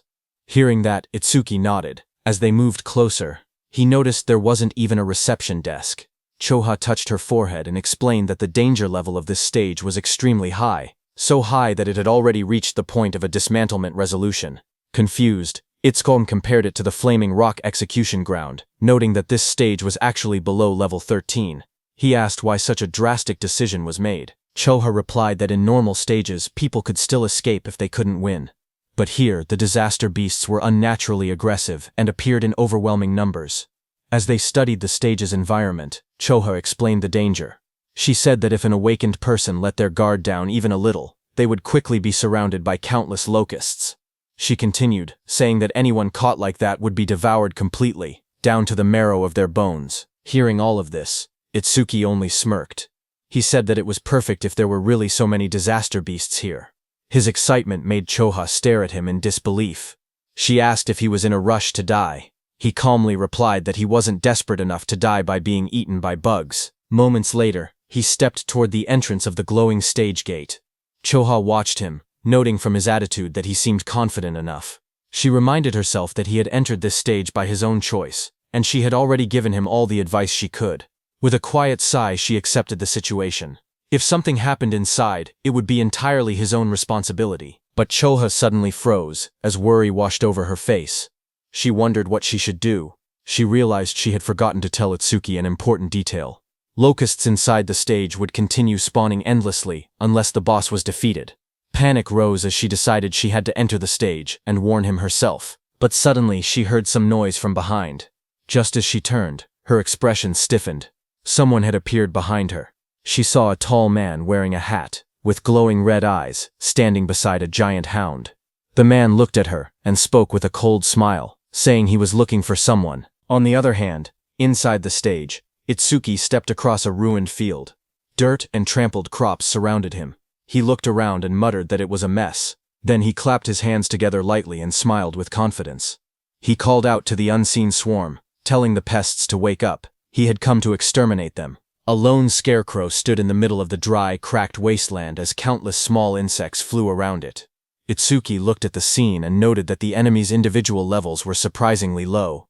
He said that since they met the requirements for Lotus Burst, there would be no problem.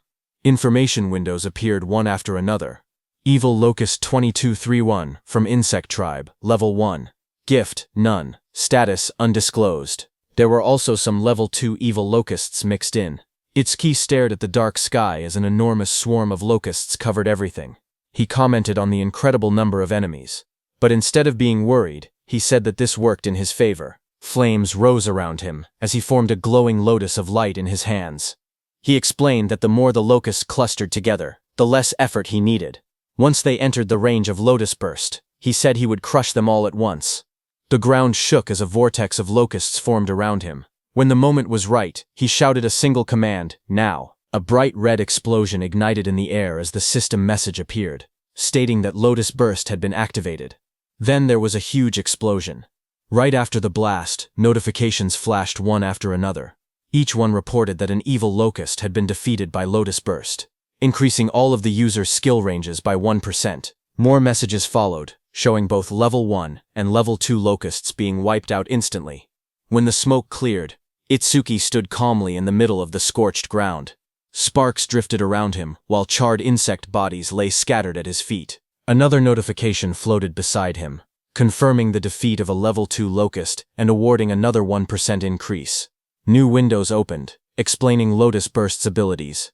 The active effect consumed magic to deal explosive damage within a 10.5-meter range, its power proportional to how much magic was spent. The passive effect stated that every time Lotus Burst killed a living creature of level 1 or higher, all skill ranges increased by 1%. Itsuki glanced at the numbers and made a small comment. He had defeated 110 enemies, which meant a 10% increase, therefore receiving 10% at once. Lotus Burst's range had now expanded to 10.5 meters, which he considered impressive. He analyzed the situation calmly. Against disaster beasts of this level, consuming 10% of his magic to output 10% of his firepower should be enough. Taking his remaining magic and recovery speed into account, he could probably use about 10 more shots. If he gained even 100 kills per use, he could increase his total skill range by 1000%. Another screen displayed his magic level, 252 out of 280. He looked at it and muttered that things would go much more smoothly if stages didn't have cooldown times. But suddenly, Itsuki noticed something. He stared at his bracelet with a confused expression. He noticed that the usual challenge success notification was missing. He muttered that something felt odd. As he frowned, a thought crossed his mind, and he wondered if the reason was something unexpected. Just then, a system window suddenly appeared. It reported that a C-rank skill called Mother's Will had been detected. It also stated that Over-Mimus was activated, and that the analysis progress was at 1%. Itsuki looked up sharply. He realized that one locust had survived. Dust and broken ground swirled around him as more locusts flew through the air. He turned, watching the locust swarm gather again. He questioned whether Mother's Will was the boss monster's skill. At that moment, several locusts lunged at him. He jumped back and blocked the attacks with the crystal armor covering his arms. He admitted to himself that he had let his guard down. He had truly believed there was no boss monster in this area. He narrowed his eyes, thinking aloud. He said it was good that he could still expand his skill range by using Lotus Burst again. But he also stated the bigger problem. He had no idea where the boss actually was. The glowing lotus-shaped energy expanded from Itsuki's hands as he activated his skill. His expression hardened with resolve. He declared that he would defeat all the small enemies first and force the hidden boss to reveal itself. A bright explosion erupted around him. The ground shook as countless evil locusts were blown apart by the blast. System notifications appeared one after another. Each message showed that an evil locust, either level 1 or level 2, had been defeated with Lotus Burst, and every kill increased all his skill ranges by 1%. The notifications continued stacking until the Lotus Burst total experience reached 220%. His Lotus Burst leveled up. Another message explained the updated skill. Lotus Burst LV2 now consumed magic to deal explosive damage within a 16-meter diameter, and its power increased based on how much magic was used. Itsuki looked at the smoking battlefield and murmured that the range had expanded to 16 meters, calling the new effectiveness outstanding. But even after defeating 10 small enemies, the boss still hadn't appeared. Deep underground, inside a dim nest filled with shifting shadows, many insect-like creatures began to crawl and move. Their wings rustled as more of them gathered around a glowing cluster hidden in the darkness. As the locusts crawled out of the cracked ground, a notification floated in front of Itsuki, showing the analysis progress rising to 27%. He looked ahead sharply and muttered that they had spawned again. Another screen appeared, showing his magic at 232 out of 280. He noted that he could still use Lotus Burst 9 more times. Fire erupted around his hand as he stepped forward, declaring that no matter how many times the monsters appeared, he would thoroughly deal with them. His arm swung through the flames, and he shouted that he would sweep them all away. A fiery explosion burst across the battlefield, and several notifications appeared one after another, stating that evil locusts of level 1 had been defeated with Lotus Burst, and that all skill ranges increased by 1%. More screens stacked up endlessly, showing the same message again and again. A blinding explosion tore through the ground as Lotus Burst activated again, scattering debris in every direction. Bright light flashed across the stage, and the blue notification window appeared with the same message, Lotus Burst. Another massive blast followed right after, engulfing the area in a wave of yellow flames and flying rubble. The screen repeated the skill name, Lotus Burst. A new system panel displayed the updated description of the skill. It stated that Lotus Burst LV2 consumed magic to deal explosive damage within a 54.5-meter diameter, its power tied directly to magic consumption. Below it, another panel explained the passive effect. Every time the skill defeated a creature of level 1 or higher, all skill ranges increased by plus 1%, now reaching a total of plus 990%. Itsuki ran forward through the burning battlefield, sweat rolling down his face. He glanced at the glowing screen. He said that up until now, he had wiped out large groups 9 times and expanded Lotus Burst's range by 990%, but he only had enough magic left to use it one more time.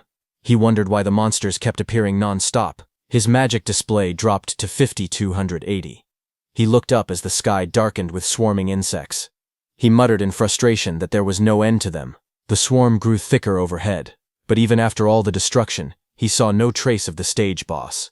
He frowned and said that there was still no sign of the boss appearing at all. He considered withdrawing temporarily from the stage and returning after the analysis finished. But even as he thought it through, the endless swarm closed in around him. Itsuki narrowed his eyes sharply as a thought erupted in his mind. He declared that behaving like that was what third raters would do. Fire gathered in his hand, and flames wrapped around his arm. With determination burning in his expression, he stated that no matter how many disaster beasts appeared, he would defeat every single one of them. A massive explosion erupted like a lotus blooming in fire, sending shockwaves across the ground. As smoke rose around him, Itsuki steadied himself and muttered that with this attack. But before he could finish, countless more insects filled the air. Swarms surrounded him, and he realized in frustration that there were still more, and their numbers hadn't decreased at all. A glowing system screen appeared before him, showing the analysis progress at 91%. Itsuki's eyes widened as he tried to make sense of the situation. He wondered what was happening. All the disaster beasts that had appeared since the first defeat were still only level 1. Their bodies were small too, as if they had just hatched. As he connected all the dots, he realized the truth at once. The boss's ability was infinite reproduction. A massive golden insect, the queen locust, crouched in the darkness as glowing eggs shot out from its abdomen. A system window identified it. Queen locust Sumbro 379, insect tribe, level 13, gift, grade 1, lays large quantities of evil locust eggs, skill, mother's will. Itsuki looked up, sweat trailing down his face. If the queen could reproduce endlessly, then fighting the small ones meant nothing. The only way forward was to defeat the boss itself. His magic was nearly gone. But the analysis bar floated in front of him, rising steadily. 98%. He clenched his teeth as the final percentage completed. The blue sphere of the analysis pulsed outward. Analysis progress, 100%. A new message appeared. Mother's will. Analysis complete. Skill acquired. Magic detection LV1. Another window followed. Magic detection LV1. Active effect. After activation, continuously consumes magic to sense magic flow within a 100-meter diameter. Passive effect. Range expanded to 1100 meter because of Lotus Burst's passive effect.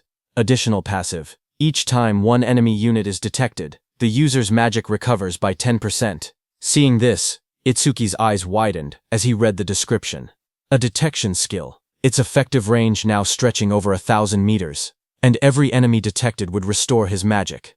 A smile curved across his lips. The passive effect was perfect for this stage. Hunting the smaller creatures again and again would now benefit him greatly. He tilted his head slightly, his eyes shining with confidence.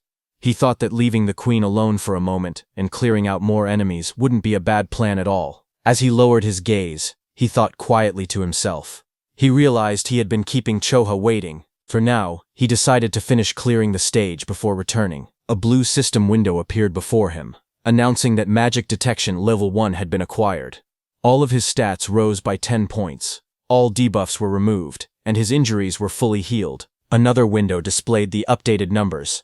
His attack increased from 200 to 290. His agility rose from 200 to 290. His defense moved from 200 to 290. His magic stat climbed from 200 to 290, where Turening his total grew from 120 to 1160. Itsuki then raised his hand to his forehead, as swirling energy surrounded him. He activated the new skill, focusing intently. He began locating the boss using magic detection. Wide ripples of energy spread out from his body, expanding across the entire area like rings on water. The waves traveled far into the distance, lighting up the surroundings as they moved. Down below, the massive golden insect boss lifted its head, its yellow eyes glowing as the waves passed over it. Itsuki's eyes suddenly sharpened. In the next instant, He spotted the reaction in the distance. He slowly raised 2 fingers and pointed them forward, a confident smile forming on his face. A surge of dark, swirling energy formed at his fingertips, twisting the air around him. He was going to use his clear orb skill. Amid the chaos, his steady voice echoed. He said that even if the enemy used its children as shields, it would be useless. The clear orb began to glow, merging with the power of Lotus Burst. A bright lotus-shaped light burst outward, illuminating the battlefield. He declared that with Lotus Burst's passive effect and the clear orb's current flight range, the attack would definitely reach its target. A system window appeared, stating that the clear orb's flight distance was now 120 meters. In the next instant, the glowing orb shot across the field like a streak of purple lightning. Wind burst apart in its wake as the queen locust recoiled in shock, spreading its golden wings wide to escape. But Itsuki was already behind it, surrounded by crackling blue crystal. His transformed figure loomed like a shadow. Lightning surrounded Itsuki as he appeared above the queen. Looking at her, he said, "Checkmate." He slammed his attack down, overpowering the queen with sheer force. He cut down the queen into pieces. Immediately, the whole insect swamp was disturbed. Seeing that, he realized the swarm fell into chaos after losing its queen. Itsuki turned toward them with cold eyes. Flames erupted from his crystal-covered arm as he promised to send the remaining creatures to their mama right away. After the Lotus Burst explosion, all insects fell to the ground. Itsuki stood in the settling dust, looking at the battlefield calmly. He stated that all his skill ranges had increased by 1210%, that Lotus Burst's explosion radius now reached 65.5 meters, and that the clear orb's flight distance had expanded to 131 meters. A system window appeared, describing Lotus Burst at level 2. It explained that the active skill consumed magic to cause explosive damage within a 65.5 meter diameter, its power tied to magic consumption. The passive effect showed that every time Lotus Burst defeated a living creature of level 1 or higher, all skill ranges increased by 1%, now totaling plus 121-10%. A second notification appeared, showing the flight distance of the true ball, 131 meters. Itsuki looked at the result and smiled, saying it had been a good harvest. He held a green leaf in his hand while sitting on the ground, surrounded by rising dust. He then thought to himself that when the cooldown ended, he would challenge it again and raise Lotus Burst's passive effect to 5 digits. As he returned to exit the dungeon, a new notification appeared, stating new record achieved. Another line reported time used, 17 minutes 7 seconds. Standing in front of a glowing blue portal, Itsuki looked at the timer and noted that it had taken 17 minutes. He thought that Choha must be worried. He imagined Choha waiting outside. He believed that when he returned safely, she would probably act aloof again, yet he knew she was actually kind and considerate. He thought her inability to be honest was somewhat cute. Stepping out of the portal, surrounded by a swirl of blue energy, he lifted his hand and greeted her, saying he was back and sorry for worrying, but then his eyes widened sharply, shock filling them. Right in front of him, Choha appeared injured, blood on her lips. A man with glowing red eyes held her up by the collar. He looked down at Itsuki and spoke coldly. He said that going solo and coming out of the stage safely could mean only one thing. Itsuki was the guy Reiji had been looking for. Charles in the wide-brimmed hat looked at Itsuki and spoke calmly. He said the timing was perfect. He had been trying to get information about Itsuki from Choha, whom he had captured, but even in her current condition she refused to talk. Charles added that Choha had more backbone than most men. Across from him, Itsuki stepped forward. His voice was cold as he told Charles to let go of Choha with his filthy hands. He warned that if Charles did not do so now, he would only be half killed. Hearing that, Charles laughed loudly. He mocked Itsuki and told him not to get cocky, calling him just a level 0 rookie. But in the next moment, blue electricity burst from Itsuki's body as he shot forward with incredible speed. His eyes glowed with a sharp red light as he charged toward Charles. Charles flinched in fear, shouting that he was fast, then called out to Death. Before Itsuki's blow could land, Death, a giant black beast, suddenly leapt between them. Itsuki's lightning-covered punch slammed into Death instead, sending sparks and force blasting outward as Death roared.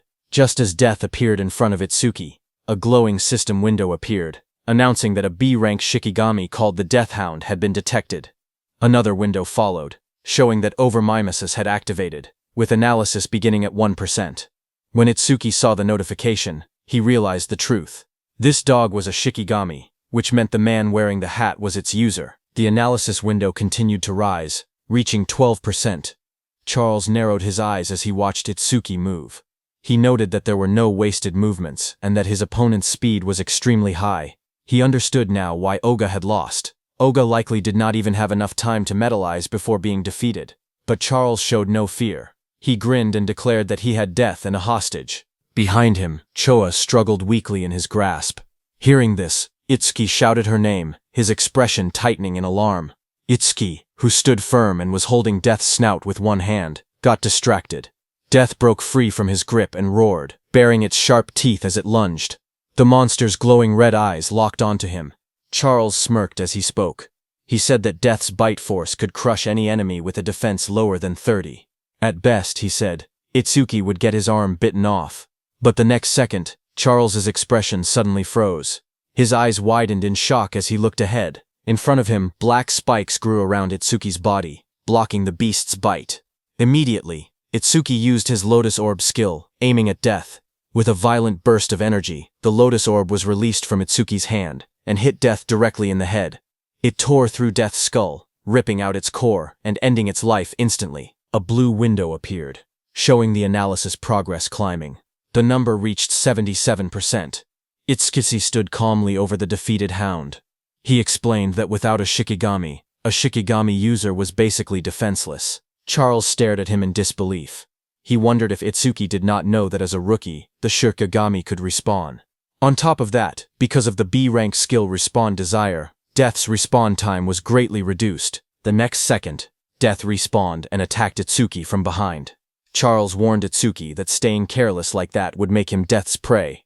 The beast charged, jaws wide open, but suddenly waves of magical detection spread out as Itsuki activated his skill, Magic Detection. Itsuki sensed Death's attack and moved with lightning speed to counter it. Well to himself that keeping Magic Detection active ever since he acquired it had been the right choice. The analysis progress climbed.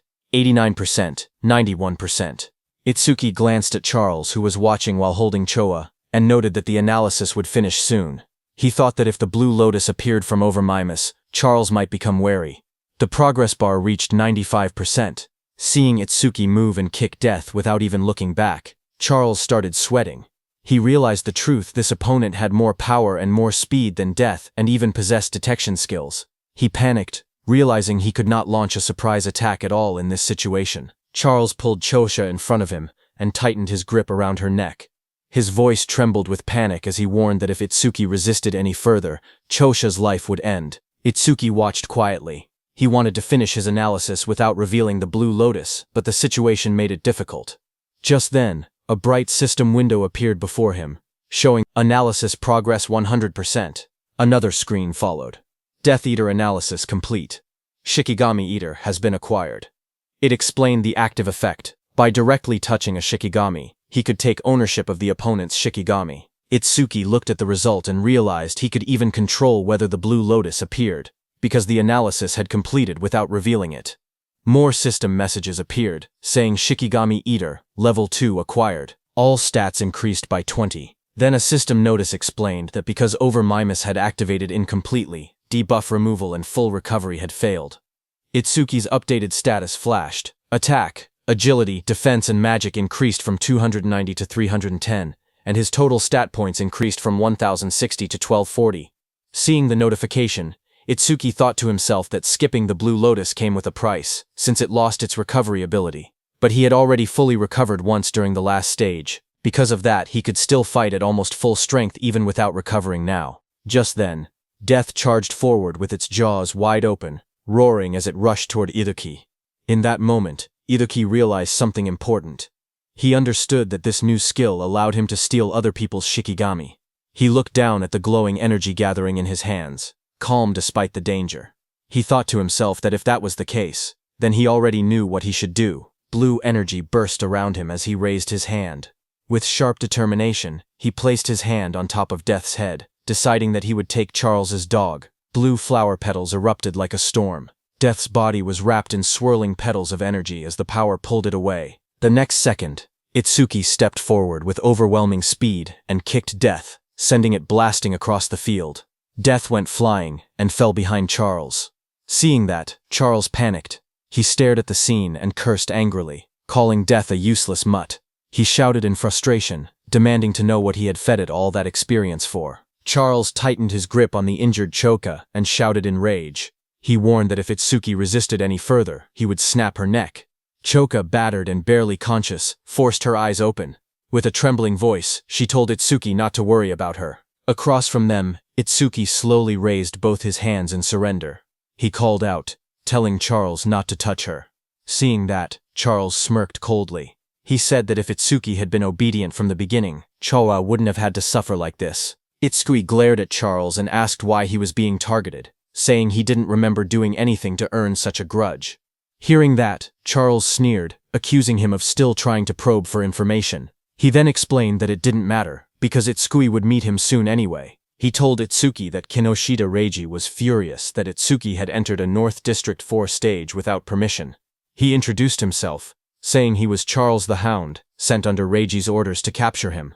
Hearing that name again, Itsuki muttered that he needed to meet Kinoshita directly and talk things out. Charles grinned and said that Itsuki would meet him soon, but only in a battered body. He then announced that death would bite off his legs next and warned that if Itsuki wanted Choa to stay alive, he was forbidden from using that strange ice again. Charles pointed at Itsuki and gave the command, telling Death to bite off both of Itsuki's legs. Hearing that, Itsuki narrowed his eyes. Instead of fear, a cold determination filled them. He told Death to prove it was worthy of being his Shikigami. In the next instant, Death turned and lunged, not at Itsuki, but at Charles, sinking its teeth into its former master. Taking advantage of the moment, Itsuki moved at lightning speed, appearing behind Choha. Blue sparks burst around him as he caught her gently in his arms, pulling her away from danger. Charles screamed as he stared in shock. Sweat ran down his face as he shouted, asking why Death was attacking him. Its own master. Shikigami Death stood beside Itsuki with glowing red eyes.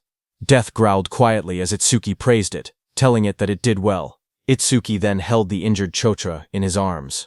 Blue energy surrounded him as he spoke coldly. He said he would return the pain Chocha suffered 10 times, no, 100 times over. He warned that Charles would regret laying hands on them, crying and wailing. Hearing that, Charles fell back, terrified. He begged for a chance to speak, claiming he had only followed Reiji's orders. His voice shook as he suggested they team up instead. He said he would lure out Reiji for him. Itsuki's eyes glowed red. He looked down at him and said that it was a good proposal. Seeing this, Charles's expression changed. A sharp grin spread across his face as he muttered that he had found an opening. He threw a blade toward Itsuki and shouted for him to die. The attack flashed forward with blinding light, but Itsuki was calm and easily dodged the blade. His eyes narrowed as he watched the attack pass by. He muttered that he alone was more than enough to kill Kinoshita Reiji. Beside him stood Death, its eyes glowing red, ready. Itsuki ordered Death to make Charles suffer the same treatment Choha had endured. Death's jaws opened wide, revealing sharp fangs as it prepared to strike. Seeing that, Charles froze in terror. Sweat dripped down his face as he begged for mercy. He insisted that his hand had slipped earlier and that he would apologize. Trembling, he pleaded for one more chance. But Itsuki didn't falter. Holding Choha in his arms, he stared coldly and told Charles that it was mealtime. Death, with glowing red eyes, rushed forward, its fangs bared as it charged at the man. Charles panicked as he stumbled back. Tears streamed down his face as he shouted, asking if Death had forgotten who its master was. He reminded Death how much he had fed it. His voice shook as he tried to speak again. But Death opened its jaws wide, revealing rows of sharp teeth as it lunged at him. Death finished off Charles. A short distance away, Itsuki stood while carrying the injured Chodua in his arms. He had sensed someone watching them. Itsuki told the hidden person that he had been watching them ever since Itsuki left the stage. Itsuki then turned and asked how long the hidden person planned to stay hidden, telling him to show himself. Hearing his words, nearby tall grass rustled as someone began to move, stepping out into the light. It was a hooded blonde young man who stepped out from the tall grass, scratching the back of his head with an awkward smile. He said softly that they had caught him. Itsuki held the injured Chofa in his arms as a dark aura spread behind him. His eyes glowed as he asked the blonde man if he was working with Charles from earlier. Startled, the blonde man waved his hands frantically and shouted that he wasn't an enemy. He begged them to listen. Itsuki glanced at him coldly and said fine. He didn't have time to deal with him. Behind them, Death continued eating Charles it had taken down. Itsuki ordered Death to follow him after finishing the meal. The blonde man watched in shock. Even a savage beast like death obeyed Itsuki without hesitation. He thought that someone like Itsuki might actually be able to help him. He quickly approached and introduced himself as Iberia, asking for Itsuki's name. Excited, he said the fight earlier was amazing, even though there were some terrifying moments. He added that Itsuki must be the mysterious man who defeated Oga Takeru. Itsuki answered calmly. His name was Tenma Itsuki, while continuing to hold the unconscious Choga in his arms. Iberia nervously followed beside Itsuki. He smiled awkwardly and asked if Itsuki could lend him a hand. He said he would pay him, or he could give him karma stones, or even a weapon. Itsuki stayed silent, walking forward with the injured Choha. Iberia watched him leave, sweat forming on his face. He wondered why Itsuki wasn't responding. His father had once told him that anyone would happily help if given enough compensation. Now he questioned if that had been a lie. A memory surfaced. His father hammering steel in front of a blazing forge. His father explained that compensation required creativity, just like how a cup of water was more valuable than treasure in the desert. His father said that for someone seeking revenge, one must offer a blade. For someone injured, offer medicine. He said that was enough compensation for them. Back in the present, understanding flashed across Iberia's face. He clenched his fist with excitement and said he finally understood. Iberia called out from behind, reminding Itsuki that he had come on foot. He said that with an injured person it was impossible to move quickly, and that the nearest hospital was dozens of kilometers away. He warned that if Itsuki walked that slowly, the woman he was carrying would die. Iberia then reached into his bag and held up a glowing scroll. He said that he happened to have healing items. But even hearing that, Itsuki continued walking. Iberia shouted in a hurry that he could save her. Hearing this, Itsuki stopped and turned his head, asking if that was really true. Iberia explained that he couldn't fully heal her right away, but he could save her life. The two of them knelt beside the injured Choha. Itsuki asked if the healing could be done through her clothes. Iberia replied that the bandage he was using wasn't ordinary. He wrapped the glowing bandage around her, explaining that it was a rare karma tool made from bandages worn by the Shadow tribe and bark taken from the Kodama tribe. Itsuki looked at Iberia and repeated the unfamiliar term, asking what a karma tool was. Iberia studied him and said that at his level he must have just become an awakened. He explained that it was no surprise Itsuki didn't know. Iberia explained that modern weapons didn't work on disaster beasts. Guns were useless against them, so firearms couldn't be used in real combat. However, crafters were able to forge special anti-disaster beast items known as karma tools, created from monument materials and the body parts of disaster beasts. He said that karma tools were divided into 4 ranks depending on the crafter's skill and the materials used. The 4 ranks were normal, rare, epic, and unique. Iberia then explained using a simple longsword as an example. Normal karma tools weren't much different from regular weapons, except they were capable of damaging disaster beasts and awakened beings. The sword was labeled an ordinary longsword. The next weapon was the ocean sword, rare, which increased agility and magic. Iberia said that rare karma tools boosted their owner's stats. The third weapon was the blood sword, epic, which increased attack power and absorbed blood to raise the blade's temperature and reduce an enemy's self-healing by half. Iberia explained that epic karma tools not only boosted stats but also possessed special effects. Iberia continued by explaining the final rank of karma tools, which was the holy sword, unique. It granted increased attack and agility. Its unique effect allowed the user to obtain the inexhaustible magic sealed inside it, enabling infinite magic usage. Iberia said that the ultimate goal for every crafter was to create a unique karma tool, weapons with massive stat boosts and powerful one-of-a-kind effects. Iberia went on to explain that crafters themselves didn't have much combat power, and there were very few of them. But because they could forge karma tools, all awakened people respected them. Hearing that, Itsuki asked Iberia if his father was a crafter. Iberia smiled and replied that his father wasn't just any crafter. He explained that countless crafters couldn't create a unique karma tool even once in their entire lives. Across the 5 continents, there were only 10 crafters who had achieved that level. Then he proudly added that 3 of those 10 unique tools were made by his father.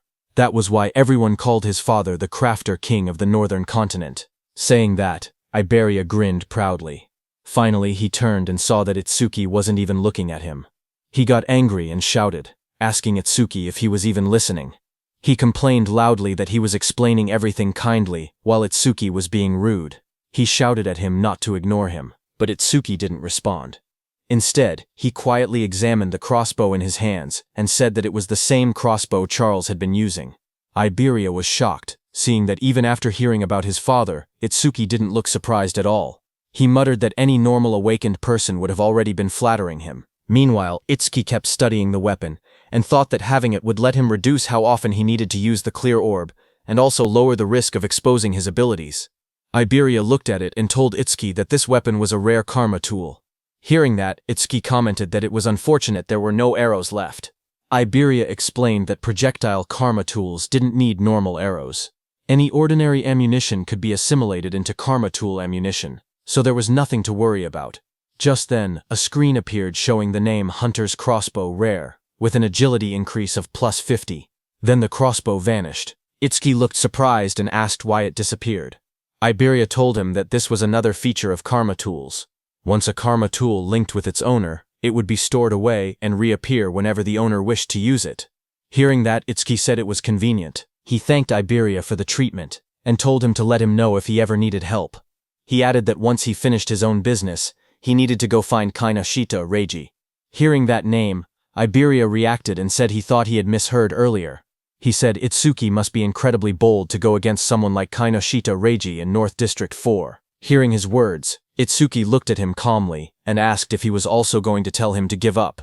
Iberia told Itsuki that if his target was Kinoshita Reiji, then they were after the same person. Itsuki asked calmly if Iberia had angered Reiji as well. Iberia said it wasn't exactly like that, and explained that he wanted the two of them to team up for the Salvation League National Tournament preliminaries happening the day after tomorrow. Hearing about the preliminaries, Itsuki remembered Choha mentioning that only the top 10 would advance to the main tournament, and he had been grinding stages non-stop these past few days to prepare. Itsuki asked Iberia what the tournament preliminaries had to do with Kinoshita Reiji. Iberia explained that the preliminaries were divided by continents, and for the northern continent, the venue was located in North District 4. He explained that as the son of the North District 4 administrator, Reiji was determined to compete in the main tournament. His older brother was also a savior, so failing to reach the top 10 would disgrace the Kinoshita family name. Hearing that, Itsuki then understood why Reiji monopolized all stages in North District 4 to level up quickly. He looked at Iberia and asked why someone like him would want to team up with him, especially since he had been receiving help from him this whole time. Iberia raised his voice confidently, saying it was because Itsuki was strong. He believed that if they teamed up, they would definitely pass the preliminaries. Itsuki then asked why Iberia was so fixated on this year, pointing out that he was younger and had plenty of opportunities ahead. Hearing Itsuki ask that, Iberia looked tense as he clenched his fist. Then he answered softly that there was a reason. He recalled his childhood. Since he was young, he had watched his father create karma tools right in front of him. His eyes had always sparkled as he watched. Every completed karma tool looked perfect, like a piece of art. His admiration for his father kept growing. He remembered his dream. He had always wanted to become an awakened one someday. He imagined himself fighting disaster beasts, using the karma tools his father made. A month ago, he finally awakened. Excited, he begged his father for a karma tool, but his father refused, telling him it was too early. His father said that only saviors could use his karma tools. Iberia didn't give up. He kept begging. Finally, his father set a condition. If he passed this year's preliminaries, he would receive one. Iberia clenched his fist tightly. With determination in his eyes, he declared that this was why he had to win this year's preliminaries no matter what. Itsuki looked at Iberia and spoke calmly. He said that with such an amazing father, Iberia should have plenty of options. There was no need for him to team up with someone like a level 0. Iberia lowered his eyes and replied that his father had thought of that too. So before he left, his father told him to pass the preliminaries with his own skills. His father warned him that if he teamed up with strong partners using his father's name, he would not receive any karma tools. Hearing that, Itsuki commented that his father seemed strict. Iberia explained further that according to his information network, most strong participants had already been bought off by Kinoshita. What remained were lone wolves who disliked teaming up, or groups with fixed members. He had no prospects for teammates. With excitement, Iberia grabbed Itsuki's hand and explained that 2 days ago, he had heard news that someone had defeated Oga Takeru, one of the 4 pillars, and even broken stage records. Because of this, he dug for information continuously and eventually found his way here. Itsuki first freed his hand and then agreed to team up. He said the team was no problem, But first he wanted to take Choa to the hospital. With excitement, Iberia declared that he would come along. From now on they were a duo. Iberia then said they needed a duo name. He brought up possibilities, combining Tenma Itsuki and Iberia. He suggested Iba-ten, but rejected it because it sounded like a store name. He tried Ibeitsu, then Tenmaria, then Tenibe, changing ideas one after another. Nearby, Itsuki carried the unconscious Choha in his arms. He looked tired and thought to himself that he was in trouble, because Iberia talked even more than Rikuru. Suddenly, Itsuki thought about Rikuru and Saya. He wondered how they were doing and whether they were participating in the preliminaries now that both had awakened. Just then, Iberia suddenly brightened with an idea. He said that since both of their names contained the letter I, they could call their duo Double I. Far away, as Itsuki thought of Rikuru, Rikuru suddenly sneezed while training. Saya looked at him and asked if he had caught a cold. Rikuru scratched his head and said maybe someone was talking about him. Maybe Itsuki. Saya lowered her gaze and quietly asked how long it had been since the attack incident. She said she never expected them to be apart for so long, and wondered if Itsuki was doing well. Rikuru looked at her strangely. He said that if she was that worried, she should have gone to see Itsuki after the disaster beasts were defeated. Saya blushed deeply and bowed her head in embarrassment. A moment later, she thrust her hands forward and released a burst of water, sending Rikuru flying back as he shouted in surprise. Rikuru shouted that attacking suddenly was unfair, but Saya quickly replied that fair or not, it was sparring practice, and he was the one who left an opening. Just then, their teacher appeared behind them. Both students straightened up in shock. Rikuru called out, "Sensei," while the teacher scolded them, reminding them that the national tournament preliminaries would start the day after tomorrow. He asked if this was really the time to fool around. Saya's eyes lit up. She said she was excited to finally fight other awakened people, because sparring only with Rikuru had become boring. A glowing screen appeared beside her, revealing her stats as an awakened water elementalist. Rikuru looked at his own status window as well. He said he had never been to North District 4 and had heard it was a prosperous town. He said he wanted to see it with his own eyes soon. Elsewhere, someone opened a metal case holding 3 sharp crystal stones. It was Kinoshita. He looked at the crystals and frowned impatiently. He commented that the hound still hadn't arrived and said it was unusual for him to be late. His bodyguard standing behind him wondered if something unexpected had happened. Hearing that, Kinoshita's expression darkened. He muttered that those useless fools had failed again. His glasses glowed red as a message appeared, saying the Karma Stone had been used and experience had been gained. His bodyguard asked if they should send people to search. Kinoshita looked frustrated and said to forget about that person. The national tournament preliminaries were the top priority now. He muttered that if he failed, his father would lock him in the confinement room again. Then he asked about the matter he had assigned his bodyguard. His bodyguard reported the results. Out of the 3,113 participants in the northern continent, he had persuaded 87 to cooperate. All of them were level 5 or above, just as ordered. Hearing that, Kinoshita smiled and said his subordinate had done well, and that he was the only one he could rely on. He then took another glowing stone. His bodyguard told him that it was the last Karma Stone. Light surrounded Kinoshita as he broke it. The experience was absorbed, and his level went up. Power surged around Kinoshita as lightning burst from his body.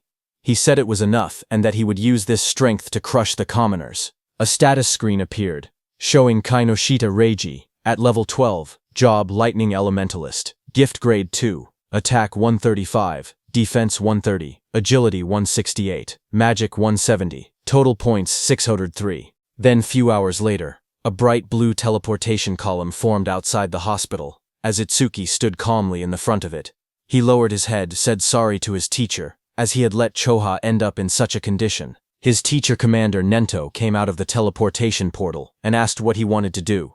He said he could dispose of Kinoshita if Itsuki wished. Itsuki looked up and answered firmly, telling his teacher to leave Kinoshita to him. His teacher agreed. He told Itsuki to explain the details of what happened later. Nearby, Iberia watched in amazement. He realized that the Northern Continent Commander-in-Chief had been Itsuki's teacher. Iberia understood why Itsuki wasn't surprised even after hearing who Iberia's father was. Iberia thought that Izumi Nento was truly a mysterious person. He even wondered if he should ask for his autograph later. Then, in the hospital room, Itsuki calmly explained what had happened and told his teacher that that was why he chose to participate in the Salvation League National Tournament preliminaries. His teacher said he understood and turned toward Choha, asking how she was feeling. Choa smiled softly. She said Tamacho had treated her, so she had fully recovered. A glowing green butterfly floated near her hand. She added that Iberia's rare karma tool had also helped in her healing. Hearing that, Izumi Nento looked at Iberia in surprise. He said that since Iberia possessed the rare karma tool Kodama bandage, crafted by Aiden, he must be Aiden's son. Iberia was surprised to hear that. Realization hit him as he thought to himself that Izumi Nento knew about karma tools, and even recognized his father. He reminded himself that he needed to show the dignity of the Crafter King's eldest son. He pointed proudly at himself, and shouted with confidence that he was Aiden's father. Hearing that, everyone stared at him in silence. Then Itsuki told him that he had gotten it backwards. Hearing that, Iberia lowered his head, hiding his red face behind his hand. In a shaky voice, he apologized and admitted that Aiden was his father. Commander Nento cleared his throat and tried to shift the atmosphere. He said he was grateful that Iberia had saved his daughter.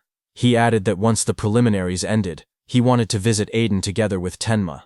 He then reminded Itsuki and Iberia that they had to prepare for the tournament and told them to head out.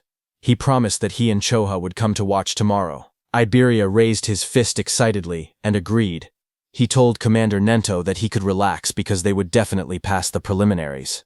Beside him, Itsuki stood quietly and nodded. After they left, Choha commented that her father had really taken a liking to Tenma because she remembered how, when he used to meet with Jin, he would always bring her along to meetings. Hearing that, Commander Nento told her that because of childhood trauma, whenever Itsuki faced disaster beasts, powerful self-destructive impulses would awaken inside him. But Itsuki's self-destructive impulses weakened only when someone he wanted to protect was nearby. He explained to Choha that this was the reason he placed Choha by Itsuki's side. Hearing that, Choha realized that her father wanted her to become Itsuki's friend, become his weakness, and become the person he wanted to protect. Choha repeated the thought quietly, wondering if she was truly the one Tenma wanted to protect. While she was lost in her thoughts, the commander then stood up and revealed to Choha that the disaster beast attack at Itsuki's school had been planned, not a coincidence. Hearing that, Choha reacted with surprise.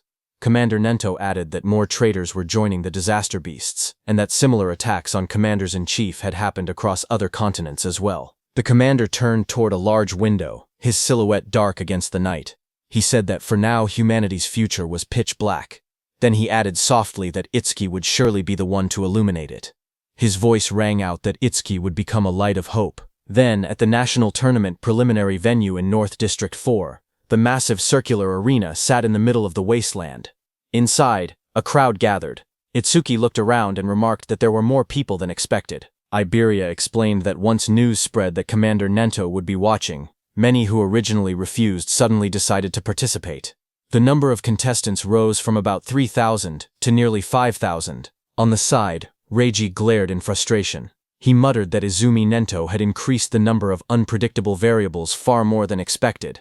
His subordinate tried to calm him, saying the newcomers were just last-minute riffraff who didn't have time to form teams, so Reiji's side still held the numerical advantage. He told Reiji that he had ordered the recruits to tie red ribbons on their right arms so they could be identified as allies. On the other side of the arena, Rikuru and his group noticed the ribbons. Rikuru asked if red ribbons were trending now, and wondered if they should wear them too. Saya beside him commented that since Commander Nento was coming to watch, maybe Itsuki would also appear. Then the host of the national tournament preliminaries, Shinshihara Soryu, stepped forward and addressed the crowd. He told everyone that he would explain the rules before the preliminaries began. He said the preliminary venue was divided into two areas, an external area and an internal area. In the first stage, the participants would start from 4 different directions in the external zone. A large diagram of the arena appeared on the screen, showing the outer ring and the inner circle labeled as the internal area. Soryu continued explaining that the first challenge was a race based on time. Everyone had to reach the internal area as fast as possible. The moment someone entered the inner zone, their rank would automatically be recorded on the bracelet they were wearing. Only the first 50 to arrive would advance to the second stage. Then a hologram of the bracelet lit up, showing how it displayed the rank of the participant. Some competitors reacted immediately. Rikuru raised his arm and commented that the bracelet had a surprising function. Hearing that, Saya beside him thought that eliminating thousands of people in just the first stage was extremely harsh. Next, Soryu explained that each person was allowed to carry up to 2 karma tools. Participants were also free to team up with anyone they wanted, and use any method necessary. Results were all that mattered. As the rules were being announced, Iberia nudged Itsuki and pointed ahead excitedly, asking Itsuki to look. He was pointing at the Reiji team in front of him. As the host announced that the first stage would end with rankings and an explanation of the second stage, Iberia pointed at Kinoshita Reiji standing in the middle of a group and told Itsuki that he was Kinoshita. Meanwhile, Kinoshita ordered the people he had recruited to obstruct anyone running ahead of him. Watching from the side, Iberia guessed that the people standing near Kinoshita were the ones he had bought off. He suggested that they should rush into the internal area as soon as possible. His plan was to launch a surprise attack once Kinoshita lowered his guard after entering the interior. But before he could continue explaining, Iberia suddenly froze with a shocked expression. He saw Itsuki walking toward Kinoshita. Shocked, Iberia asked if he had even been listening. One of Kinoshita's men noticed Itsuki approaching. He asked who Itsuki was. Another man warned everyone to be careful because Itsuki didn't have a red ribbon. Just then, from high above, the host raised his voice and declared that the first stage was beginning.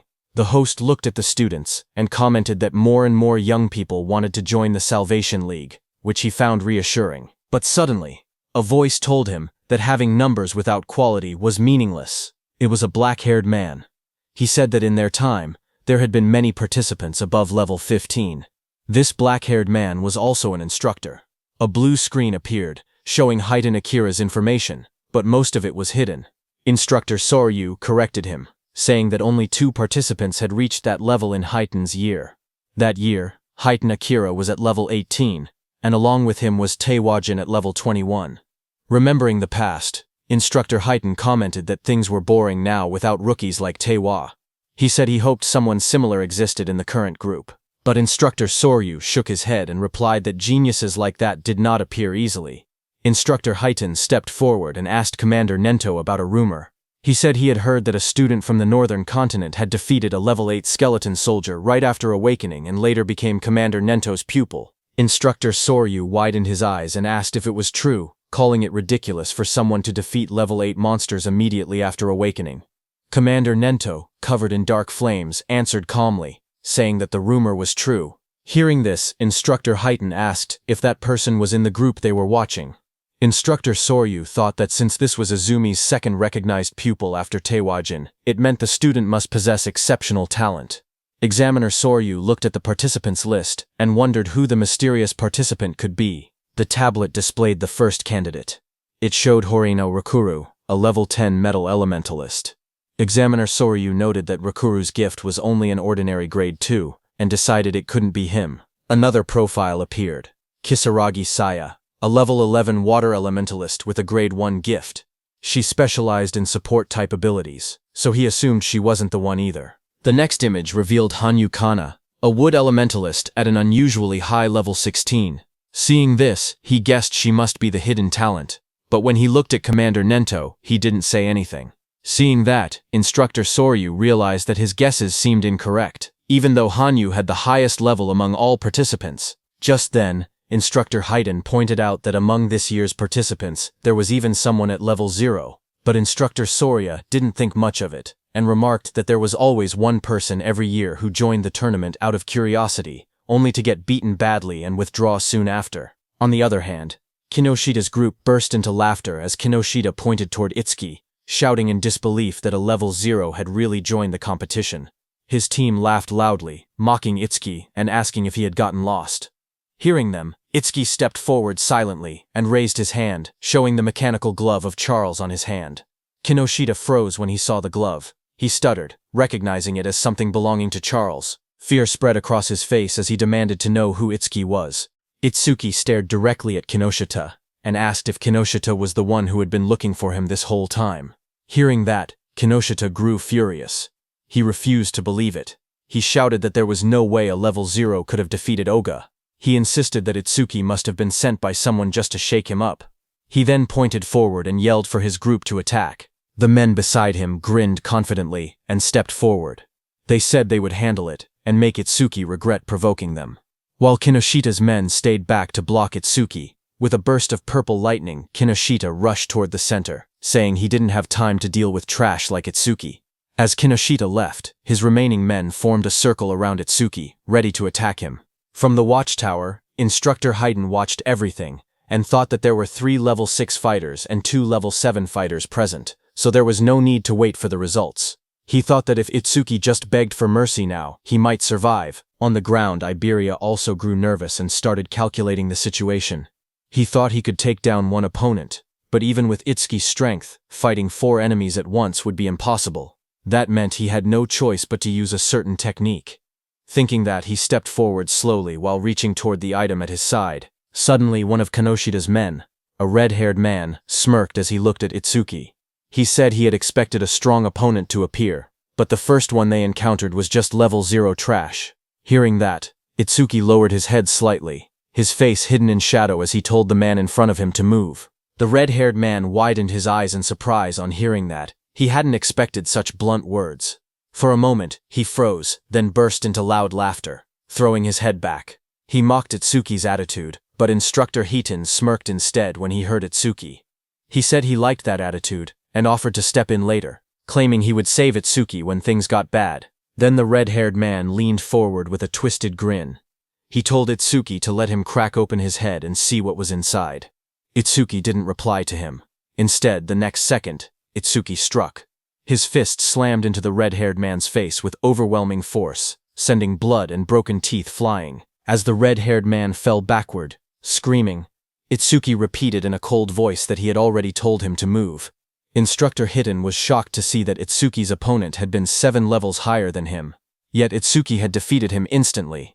He couldn't believe that Itsuki had instantly killed the red-haired man. Kinoshida's other fighters stared in shock. One man shouted that Honda was level 7 and couldn't understand how a rookie defeated him. Another tried to calm him, saying the rookie must have caught Honda off guard. Flames swirled violently in the hands of that fighter as he growled that he would burn the rookie to a crisp. A system window appeared beside him, showing that he was using the B-rank skill flamethrower at full output. A massive wave of fire shot out. Iberia, watching, gasped, saying the attack was so fast he couldn't even use his karma tool in time. The flames roared across the arena. One of Kinoshida's fighters commented that the attack was overkill for a level 0, but the fighter who threw the fire said deaths in the preliminaries were common. He added that if the rookie wanted to resent someone, he should resent himself for acting cocky at level 0. But another fighter suddenly pointed forward, shouting that something wasn't right. As the flames cleared, everyone looked toward the center of the blast. Itsuki had created a huge black ice wall. Flames danced around it. One fighter stared at the scene and yelled, asking what this was. Inside the black ice wall, Itsuki and Iberia stood unharmed.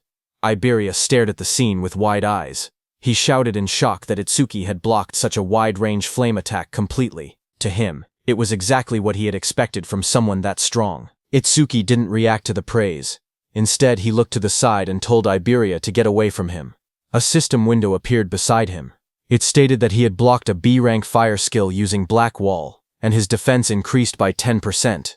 Another window listed his updated stats. Attack 310, Agility 310, Defense 341, Magic 310.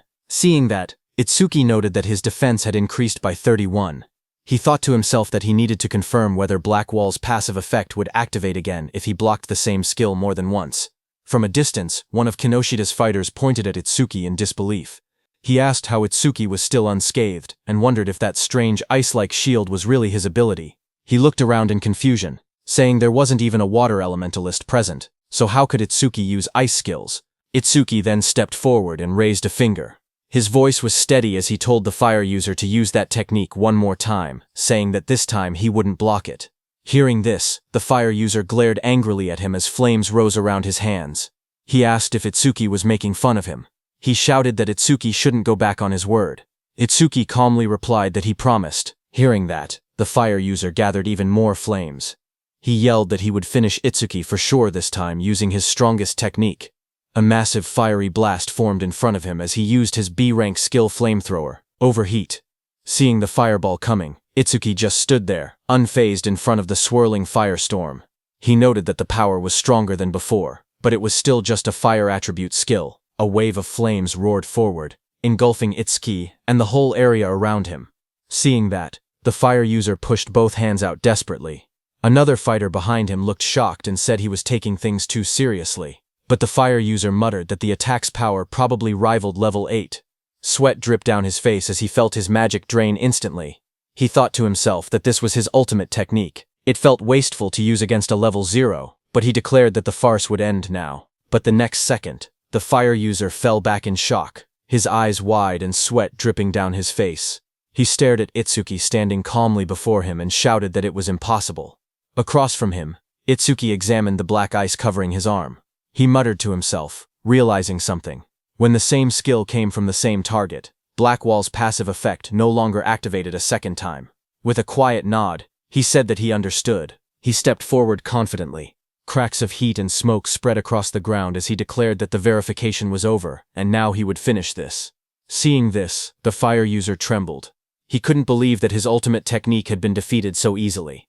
Standing beside him, another fire user clenched his burning fists and insisted that he had already figured out the weakness behind the ice skill. He charged in with blazing attacks. Flames burst around him as he unleashed his B-rank skill, Fire Barrage. Fireballs shot toward Itsuki from every direction. Surrounded by heat and swirling flames, he looked unfazed. He asked calmly if they were planning to win just by numbers. His whole body got covered by black ice as a glowing notification appeared, saying Blackwall activated. The explosion of flames erupted across the arena, shaking the ground. The large fire user shouted confidently that even if their opponent had a powerful skill, a level 0's magic capacity was meaningless. He claimed that if they drained all of Itsuki's magic so he couldn't produce water anymore, they would win. As the flames roared, suddenly someone grabbed that large fire user's hand. The fire user's eyes widened in shock as he asked what was happening. He was shocked to see that Itsuki closed the distance between them instantly. Itsuki now chose to fight hand-to-hand because he realized that even after being hit by so many fireballs, the passive effect of the Black Ice Wall skill had only activated once. That large fire user rushed forward, shouting that if speed was Itsuki's strength, then power was his. But Itsuki stared at him calmly and asked if he was truly putting his full strength into this. Itsuki told the fire user that he looked strained, so he would make it easier for him, saying that he pulled the fire user near, and before the fire user could do anything, Itsuki stepped in and kicked him in the face. The blow landed so hard that the fire user's face twisted. He staggered, unable to get up. Itsuki looked down at him calmly. He analyzed the system message, noting that his defense increased by 31, not 34, which meant the calculation was based on his original defense before enhancement. Just then, another window appeared showing that he had blocked a B-rank fire skill, gaining a 10% defense boost. His total defense now stood at 3110, with an additional 62 from Blackwall. Turning away, Itsuki noticed two lightning users standing nearby. He muttered to himself that lightning elementals were perfect targets and decided to increase Thunderbreaker's passive effect next. Seeing Itsuki, those two lightning users panicked. Watching both of their allies fall, they shouted that Itsuki's stats must be fake. One of them cried out that they should run. Itsuki glanced back with cold eyes and asked if they really thought they could escape. The two lightning fighters roared in desperation. Lightning burst around their bodies as they charged at Itsuki, yelling that this wasn't a fire attribute, and the same trick wouldn't work. Their combined skill, C-rank Silver Serpent, activated in a surge of electricity. As the lightning attack hit Itsuki, a system message appeared again, showing that Itsuki had absorbed the C-rank lightning skill with Thunderbreaker, raising his agility by 5% twice in a row. His new stats displayed. Attack increased to 310, his agility to 341, defense to 372, and his magic to 310. Making his total 133 points. Instructor Haiten, watching from the control room, was shaken. He realized that Itsuki before him was defeating awakened individuals several levels higher than himself, and he was doing it as if it were nothing. On the battlefield, Itsuki stood calmly among unconscious enemies, lightning wrapping around his body. Instructor Haiten, watching him, trembled and wondered what kind of monster he was facing. Itsuki analyzed the situation. He thought about how Thunderbreaker's passive effect worked the same as Blackwall. It only increased once for the same skill coming from the same target. Nearby, Iberia checked the fallen enemies and was surprised to see that everyone had been knocked out. He admitted that he expected a difficult battle, but never imagined Itsuki would be this strong. Just then, one of the fire users who was badly injured asked from behind what ability Itsuki was using. His voice shook as he shouted, insisting that Itsuki wasn't level 0 at all. Hearing the fire user ask who they were, Iberia stepped forward with a grin. Seeing that, Itsuki realized that Iberia was going to do something. Iberia looked back as his smile widened. He proudly declared that together they were Double I, and that one day they would become the strongest duo on the northern continent. He told the fire user to remember them. but before he could finish his proud introduction, Itsuki cut him off and said they should stop talking and chase Kinoshita. Iberia flailed in frustration, shouting that what he was going to say next was the good part of his speech. From the side, the fire user whispered, double I to himself in disbelief. He muttered that it sounded lame. On the other hand, Kinoshita, who was running at full speed surrounded by crackling purple energy, noticed the commotion. He assumed that the level 0 participant was probably being beaten badly by now. But then he hesitated. He remembered the crossbow he had seen on Itsuki earlier. It had definitely belonged to Charles. He told himself that he needed to investigate later because he knew that, other than the saviors, there shouldn't be many people on the northern continent capable of capturing Charles. While he was lost in thought, something in flames passed him. It was another participant who shot into the sky. Kinoshita's eyes widened in surprise as the fiery trail blurred past his face. That brown-haired participant, moving with extreme confidence, smirked as he rushed forward. He thought to himself that he had passed another opponent with ease and had overtaken yet another one. Unlike the brute force types, he considered himself someone who specialized in pure speed. But before he could enjoy that pride, a violent surge of purple lightning hit him from behind. It swallowed him completely. The brown-haired boy screamed as the electricity tore through his body. He crashed onto the ground, coughing out smoke. Still stunned, he muttered in disbelief, wondering how an attack managed to hit him even while he was running at full speed. He struggled to understand who could possibly land such a blow. Just then, a shadow appeared behind him, followed by a sharp kick, smashing that brown-haired boy's head into the ground. It was Kinoshita, wrapped in purple lightning, stepping forward. He looked down coldly and declared that this was what happened when someone dared to run ahead of him. He then turned and shouted at the group he had hired, telling them to get it together. He reminded them that they needed to conserve stamina for the second stage, and ordered them not to waste time on the trash in front of them. Commander Nento, seated in the control room, looked down at Kinoshita and asked Instructor Soryu if that arrogant boy was the son of the North District 4 Administrator Kinoshita Genkyo. Instructor Soryu said yes and wondered what kind of education he had received to act like that. Choha was also there and was very angry, but Instructor Soryu told them that what Kinoshita was doing wasn't against the rules, so they couldn't intervene. Kinoshita stood surrounded by flames and crackling power. He said that thanks to the others clearing obstacles for him, their stamina was almost full. He confidently declared that they could pass the second stage easily like this. He looked at the gigantic blue barrier ahead and said that the internal area was right in front of them. He called the entire process surprisingly easy, but suddenly, lightning burst across the sky and someone shouted, calling Kinoshita's name. Kinoshita's eyes widened in shock. A cold sweat rolled down his cheek as he turned his head sharply, startled by the sudden shout calling his name. He asked who called him by name. The group behind him immediately panicked. Some of them raised their hands in fear, insisting it wasn't them. One man stuttered that he didn't do anything. Another voice said the call came from behind. Just then, someone suddenly pointed, saying it was the level 0 rookie. Whispers spread through the crowd as they cleared the way to look back. From behind, two shadows appeared, moving forward. Hearing that it was level 0, Kinoshita was shocked, thinking it shouldn't be them. But as those two figures came forward, they turned out to be Itsuki and Iberia. Kinoshita recognized Itsuki instantly and shouted that it was that guy. Kinoshita froze. His eyes trembled as he realized that his men had been taken down. He gritted his teeth, saying there had been too many enemies for just a level 0 and level 7 to handle. But then his expression twisted. He convinced himself that Itsuki must have bought them off. Kinoshita leaned forward with a furious glare. His voice dropped into a snarl as he demanded to know how far a level 0 trash planned to follow him. Rain poured heavily as Itsuki and Iberia stood side by side. Itsuki told Kinoshita that he would stay here until the matter was settled. Standing beside him, Iberia admitted that he had made it this far only because of Itsuki. Every enemy they met had been taken down instantly, and without Itsuki he would have been defeated long ago. Ahead of them, Kinoshita turned and raised his hand. He said he was too busy to deal with them himself, but he would prepare some playmates to handle them. Then Kinoshita's eyes glowed red as he shouted for his men to take out Itsuki. Hearing that, his group of armed men stepped forward. One of them mocked Itsuki, saying he was just a level 0 kid. Another said he had guts for calling Kinoshita by name and promised to drill manners into him. Someone else laughed and said he would show them hell. Iberia stared in shock as he counted their numbers. It was no less than 100 people. Fear tightened his voice as he asked what they should do. Itsuki grabbed him by the hood and pulled his head down, telling him to keep it low. Iberia looked up in surprise and confusion. Blue lightning ripped across that group of men before they could understand anything. Itsuki, using his lightning skill, moved very fast. He reached Kinoshita and grabbed him from behind.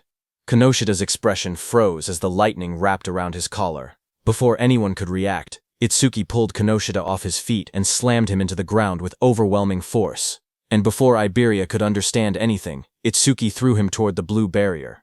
Both Iberia and Kinoshita landed on the ground. Shock filled their faces as they didn't understand what had just happened. In front of Kinoshita, Itsukoshi stepped forward and said it seemed he hadn't been clear.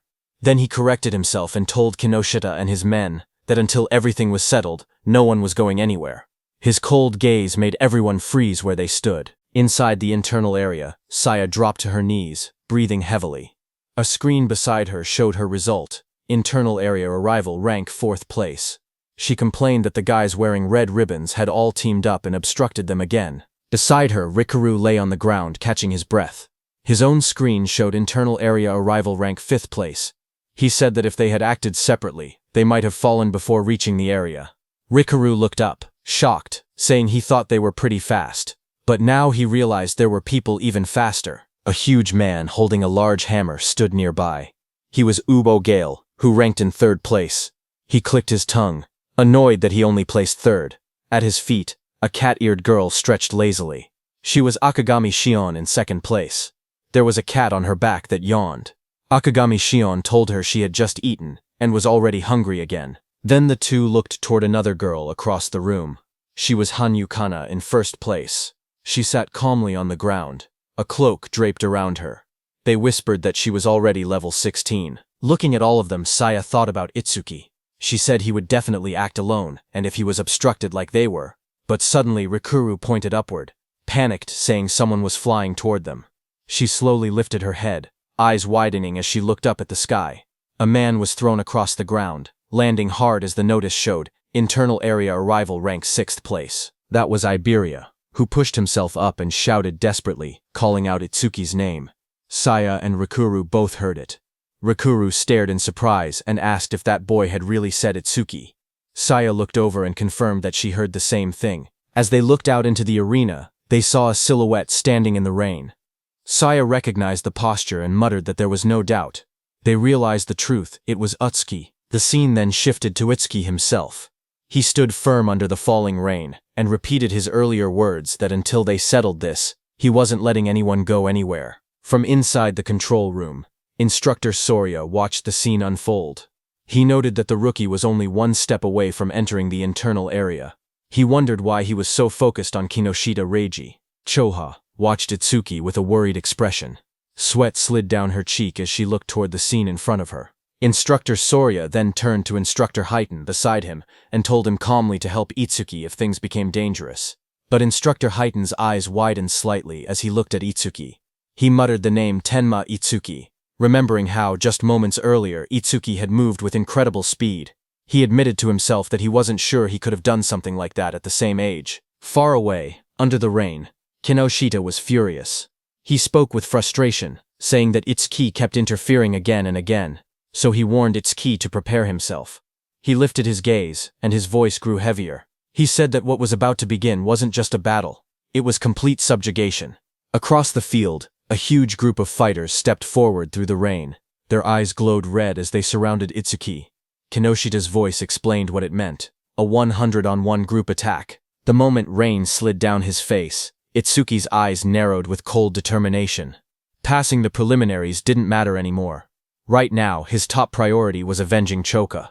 Across the field, Kinoshita screamed with bloodshot eyes. He pointed forward and yelled for everyone to kill Itsuki. In an instant, dozens of fighters charged toward him, lightning and flames clashing as the battlefield erupted into chaos. One man, covered in blazing fire, rushed ahead of the others. He shouted that nobody was allowed to get ahead of him and claimed Itsuki's head as his own. Flames wrapped around his arms as he used his C-rank skill, Fire Punch, and lunged straight at Itsuki, but Itsuki didn't move. He simply raised his arm and grabbed the fiery fist with his bare hand. The fire user froze, shocked. In the next second, Itsuki swung his fist and punched him in the face. He slammed him into the ground with overwhelming force, ending the attack in a single motion, the impact cracking the floor around him. The others watching were shocked. One of them shouted in disbelief that their companion had been knocked out with just a single punch. Another quickly tried to calm everyone, saying they had many people on their side and there was no way they would lose to someone who was still level 0. More voices joined in, urging everyone to attack together. Itsuki stood calmly as they prepared to charge. He muttered the word perfect as a system window appeared in front of him. It stated that he had blocked a C-rank fire skill using Black Wall, and his defense had increased by 10%. Itsuki then raised his clawed arm, flames swirling around him. He declared that he would end this farce quickly. The fiery lotus in his hand glowed brighter as the system announced, Lotus Burst. Activated. The flames wrapped around his whole body, spinning wildly, and then Suki clapped. A massive explosion erupted. The fire burst outward like a wave, blasting everyone off their feet and sending bodies flying across the arena. The dust settled, and everyone stared at the ruined ground. Rikuru trembled as he looked at the destruction. He asked in shock if this overwhelming attack was really Itsuki's skill. Behind him, Saya covered her mouth, unable to speak. Gaku rushed over, asking what had just happened. Beside him, Shion calmly stroked her small cat, saying that Michan should be able to swallow an explosion of this size without any problem, speaking as if the blast meant nothing. Not far away, Kana sat silently with her sword, her expression unreadable as sparks drifted through the air. From inside the control room, Instructor Soria stared at the screen in disbelief. He shouted that the explosion had been caused by a level 0. He couldn't understand how someone with such a low rank could use so much power. What shocked him even more was how Itsuki used skills that didn't belong to his job class at all. Instructor Haiten was also shocked. Choth couldn't believe her eyes because she never knew Itsuki had learned an AoE skill. She thought back to the Locust Wasteland incident and finally understood why he had been so confident back then. She looked at him, wondering just how many trump cards he had. On the battlefield, Itsuki stood calmly. His suit was torn, and faint flames glowed around his clawed hand. He thought that 30% of his power would be enough. Since his opponents were human, he reminded himself to hold back and not to kill them. Kinoshita looked at the destruction in front of him. Smoke filled the air as the ground cracked open. Bodies lay scattered across the arena. Itsuki was standing in the middle. He looked straight at Kinoshita and said that he was the only one left. Seeing that, Kinoshita panicked, sweating heavily. He shouted that there had been over 100 people, and they were all taken out instantly. He asked why Itsuki was targeting only him. Itsuki stepped forward through the smoke. He repeated Kinoshita's words, and said that it was Kinoshita who had attacked him first and seriously injured his friend. Itsuki said now he would return the pain she had suffered back to him. Enraged, Kinoshita released a surge of purple lightning. He called himself the young master of the prestigious Kinoshita family, saying every stage in the area was under his control. He bragged that with his family's karma stones, he could reach levels commoners would never achieve without even fighting disaster beasts. He raised his crackling hand and shouted that he and Itsuki were on completely different levels, and that he would definitely kill him. Purple lightning gathered as he unleashed his B-rank skill, Lightning Cannon, purple, but at the same moment, Itsuki's system activated. It detected the skill, and Overmimus started copying it. The analysis began at 1%. Lightning fired at Itsuki, but he dodged easily. He then moved with lightning speed and punched Kinoshita in the stomach. Kinoshita fell to the ground as shock spread across his face. He couldn't understand how a supposed level 0 could move that fast. Real fear replaced his confidence. He realized there was no way he could win. Desperate, he screamed for help, calling out to 40. A bald man with glowing red eyes suddenly charged forward into the arena to help Kinoshita. He admitted it broke the rules, but he couldn't care anymore. He had to help. Seeing him coming, Kinoshita shouted proudly that 40 was a level 35, awakened and ordered him to tear Itsuki to shreds. Watching from the control room, Commander Nento called out to Haiten. Haiten, who stood in front with a sharp grin, nodded and answered that he understood. Rain poured over the arena as Itsuki's magic detection flared. He sensed someone was rushing toward him at incredible speed. His analysis window appeared again, showing analysis progress, 19%. But before Itsuki could do anything, he suddenly realized that it wasn't just one attacker. Multiple people were coming. A figure crashed down from the sky, landing on Kinoshita's bodyguard, 40, with heavy force. Dust shot up everywhere, as Itsuki stood calmly watching with sharp, focused eyes. His expression didn't change. He simply observed the incoming threat. But then he realized that it was Instructor Haiten, who sat calmly on top of Kinoshita's bodyguard. Without even looking back, he told Itsuki to keep going. Utsuki then turned and stood in front of Kinoshita, surrounded by glowing purple lightning. He stared down at the trembling Kinoshita and said that it looked like his lifeline wouldn't be coming anymore. Seeing Itsuki, Kinoshita panicked. He stuttered and begged for a moment, explaining that his father was the North District 4 administrator, and his brother was a member of the Salvation League. Sweat rolled down his face as he warned that touching him would cause trouble. Before he could finish, a scream tore through the air, long and painful. The next moment, Kinoshita lay flat on the cracked ground, unconscious. Rain fell lightly around him. Itsuki walked away slowly, his coat swaying in the wind. He then looked up at the control room and muttered softly that this settled the score for Choha. From the control room, Choha looked toward him while blushing, realizing that he did this for her. Instructor Soria was surprised to see that Itsuki had really beaten Kinoshita Reiji, but he wondered why Itsuki was suddenly looking their way. Meanwhile, the system window showed Itsuki that his analysis was at 99%. He thought to himself that if he paused it now, he could reset his condition once during the second stage. He stopped the analysis just before completion. Just then, from the internal area, Saya shouted Itsuki's name. Hearing her voice, Itsuki froze for a moment. His eyes widened as he recognized it. He turned slowly toward the sound. He whispered her name, Saya.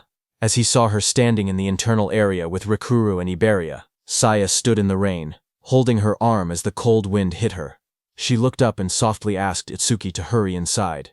She told him he would catch a cold if he stayed out any longer.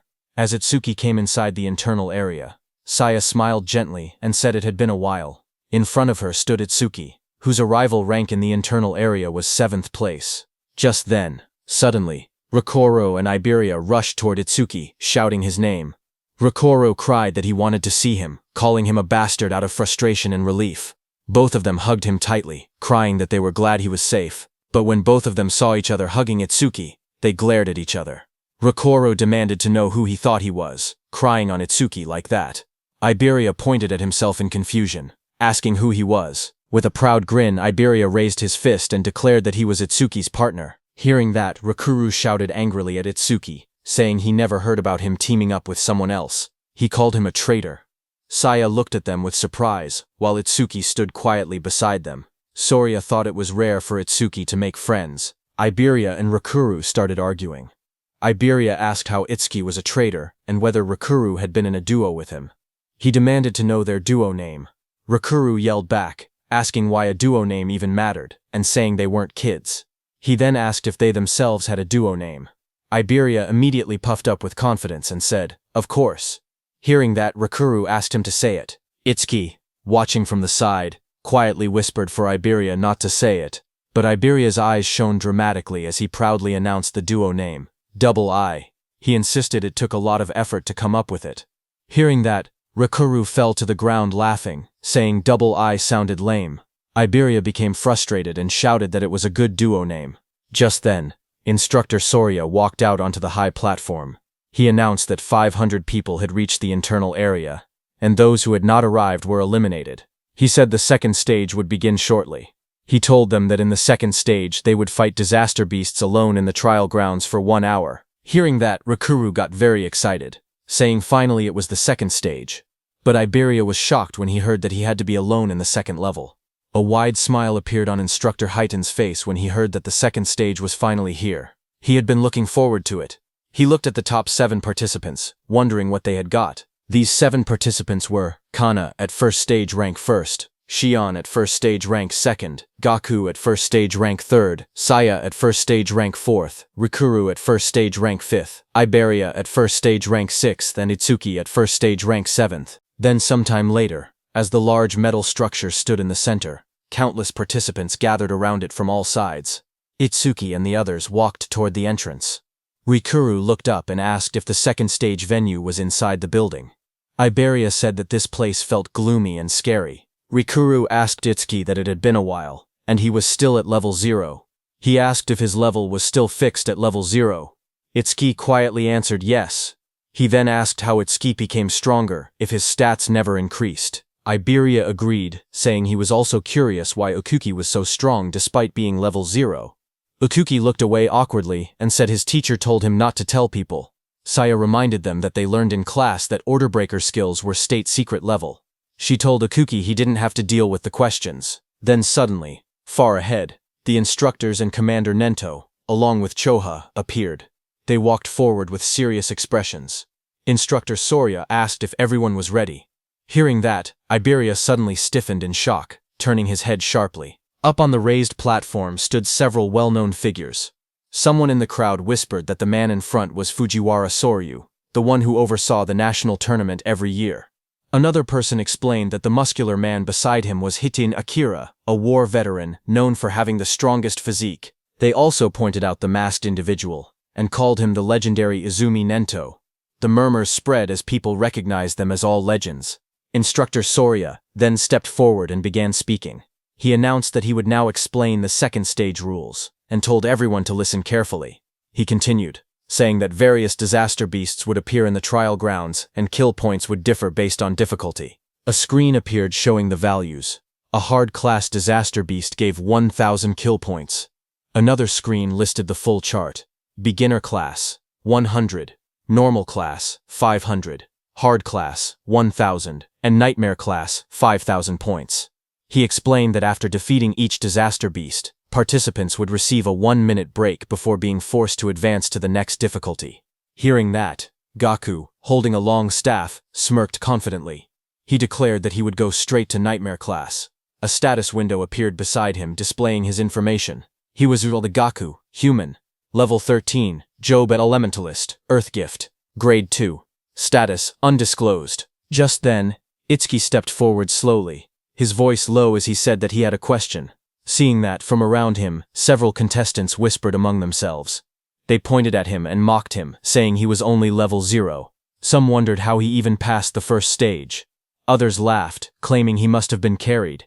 They joked that now that he knew the second stage involved individual combat, he was probably scared and thinking about withdrawing. Up on the platform, Instructor Soria looked down and told him not to hesitate.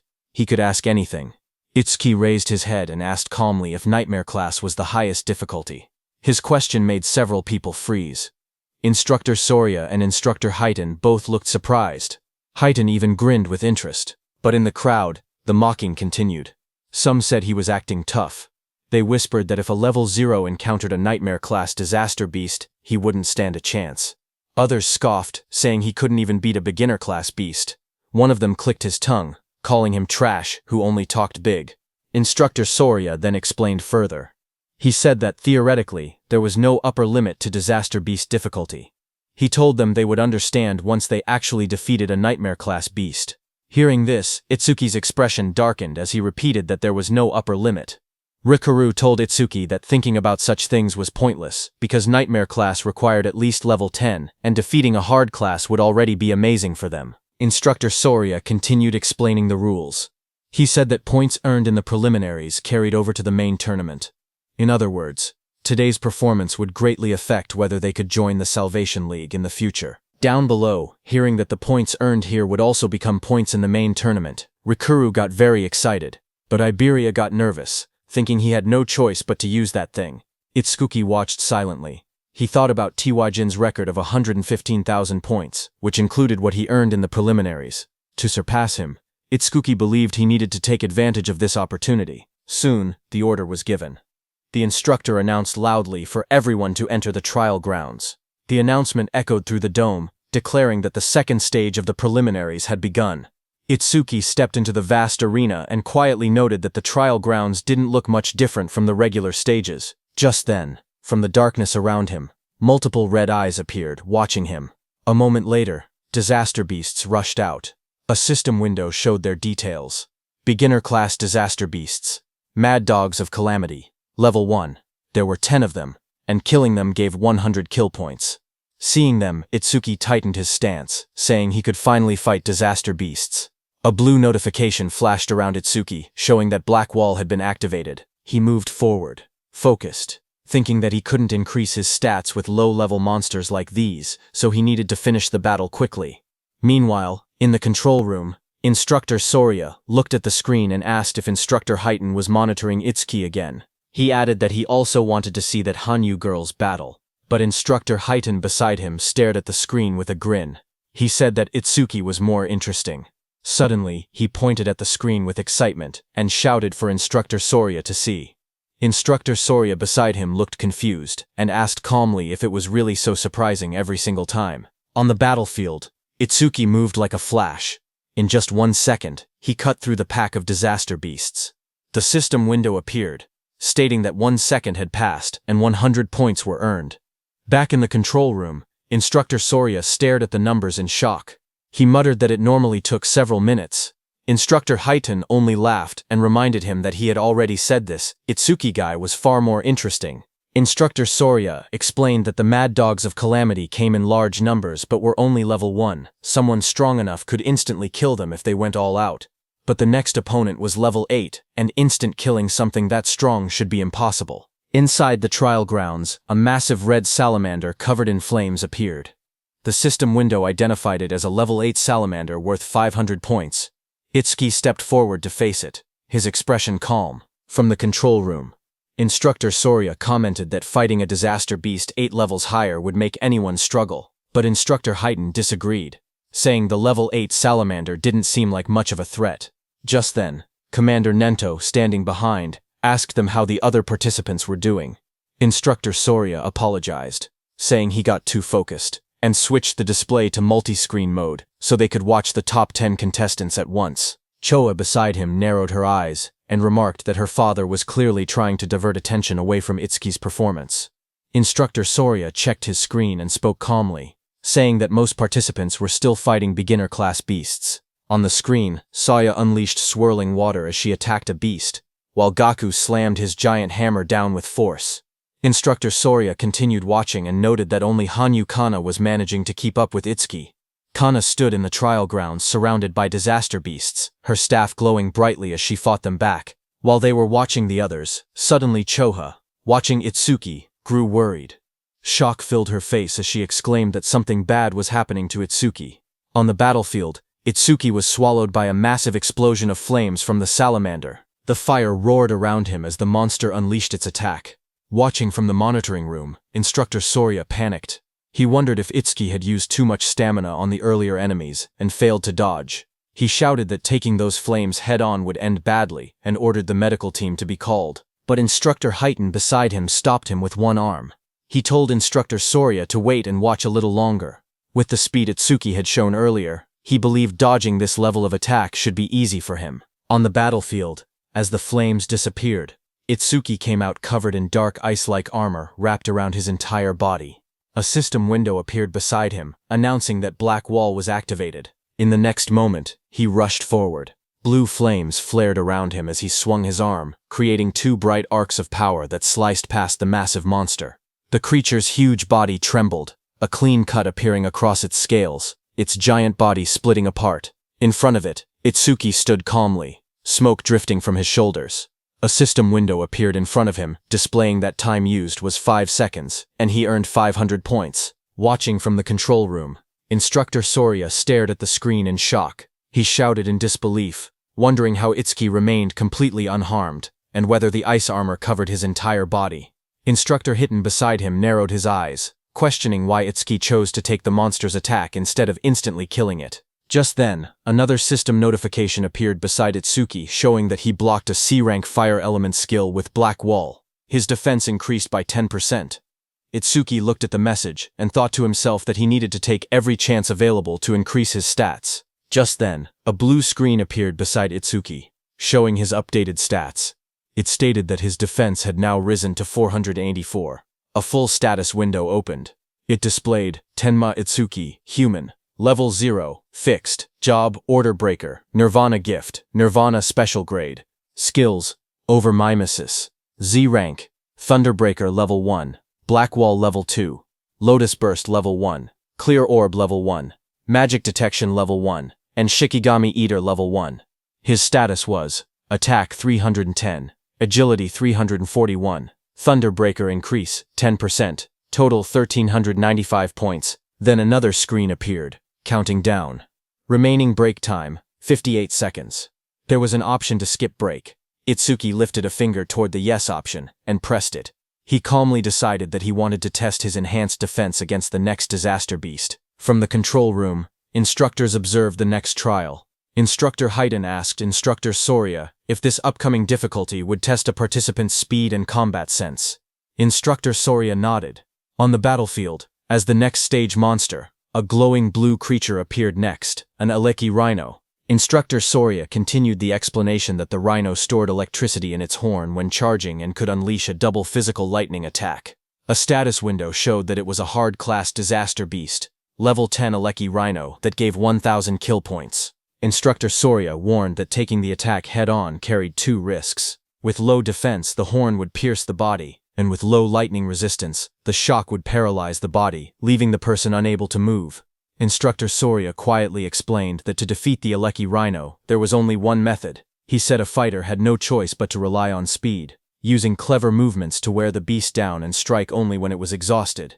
But then his eyes widened. He suddenly leaned forward, shocked, and asked aloud what Itsuki was planning. Inside the arena, Itsuki calmly stood before the massive blue rhino. He reached out and placed his hand on the creature's glowing horn. Itsuki examined the horn closely and said that this horn was perfect for testing his defense. The rhino didn't like Itsuki touching it. The Aleki rhino let out a heavy breath, electric sparks rippling across its body as it prepared to attack. Power surged through its horn. The next second, the rhino hit Itsuki with its thunder horn, sending him flying upward, heading straight toward the rooftop. The impact sent Tenma flying backward as swirling energy wrapped around his body. Chosha saw him fall and screamed his name in panic. Instructor Haydn watched quietly and remarked that Itsuki always acted unpredictably, yet his results always went beyond imagination. A massive explosion shattered the rooftop as Itsuki hit it hard, but he was completely fine. A system window appeared, stating that Itsuki had absorbed a C-rank lightning element skill called Thunderbreaker, increasing his agility by 5%. Itsuki crouched amid the broken rooftop and noted that the test was complete. Attacks from disaster beasts below level 10 could no longer injure him. With his eyes glowing red, he lifted his head and declared that it was time to settle this. Lightning wrapped around Itsuki's body as the system announced that Thunderbreaker had been activated. His speed shot upward as his agility increased by 50%, and he launched himself forward like a bolt of blue lightning. The Aleki rhino exhaled steam, its glowing horn crackling with electricity as it braced for impact. Itsuki's swirling sphere of lightning tore across the ground. Before the rhino could even react, Itsuki's speed overpowered it. In a flash, the lightning sphere struck. A moment later, Itsuki stood over the fallen rhino. He had pinned his hand, covered by ice wall, into the rhino's head. Mist swirled around him as the result window appeared. Time used, 7 seconds. 1,000 points earned. From inside the control room, Instructor Haydn stared at the screen in disbelief. He said that the total time Itsuki used so far was under 15 seconds. He laughed, saying Itsuki was even faster than he had been in his youth, and it still didn't look like Itsuki was using his full power. But then Instructor Soria narrowed his eyes, his tone shifting. He said softly that what came next was on a completely next level. Its sharp claws moved swiftly, slicing enemies into shreds. Iron chains shot out, and a giant mouth opened wide, ready to swallow everything. The creature's massive body was covered in a rigid, armor-like exoskeleton.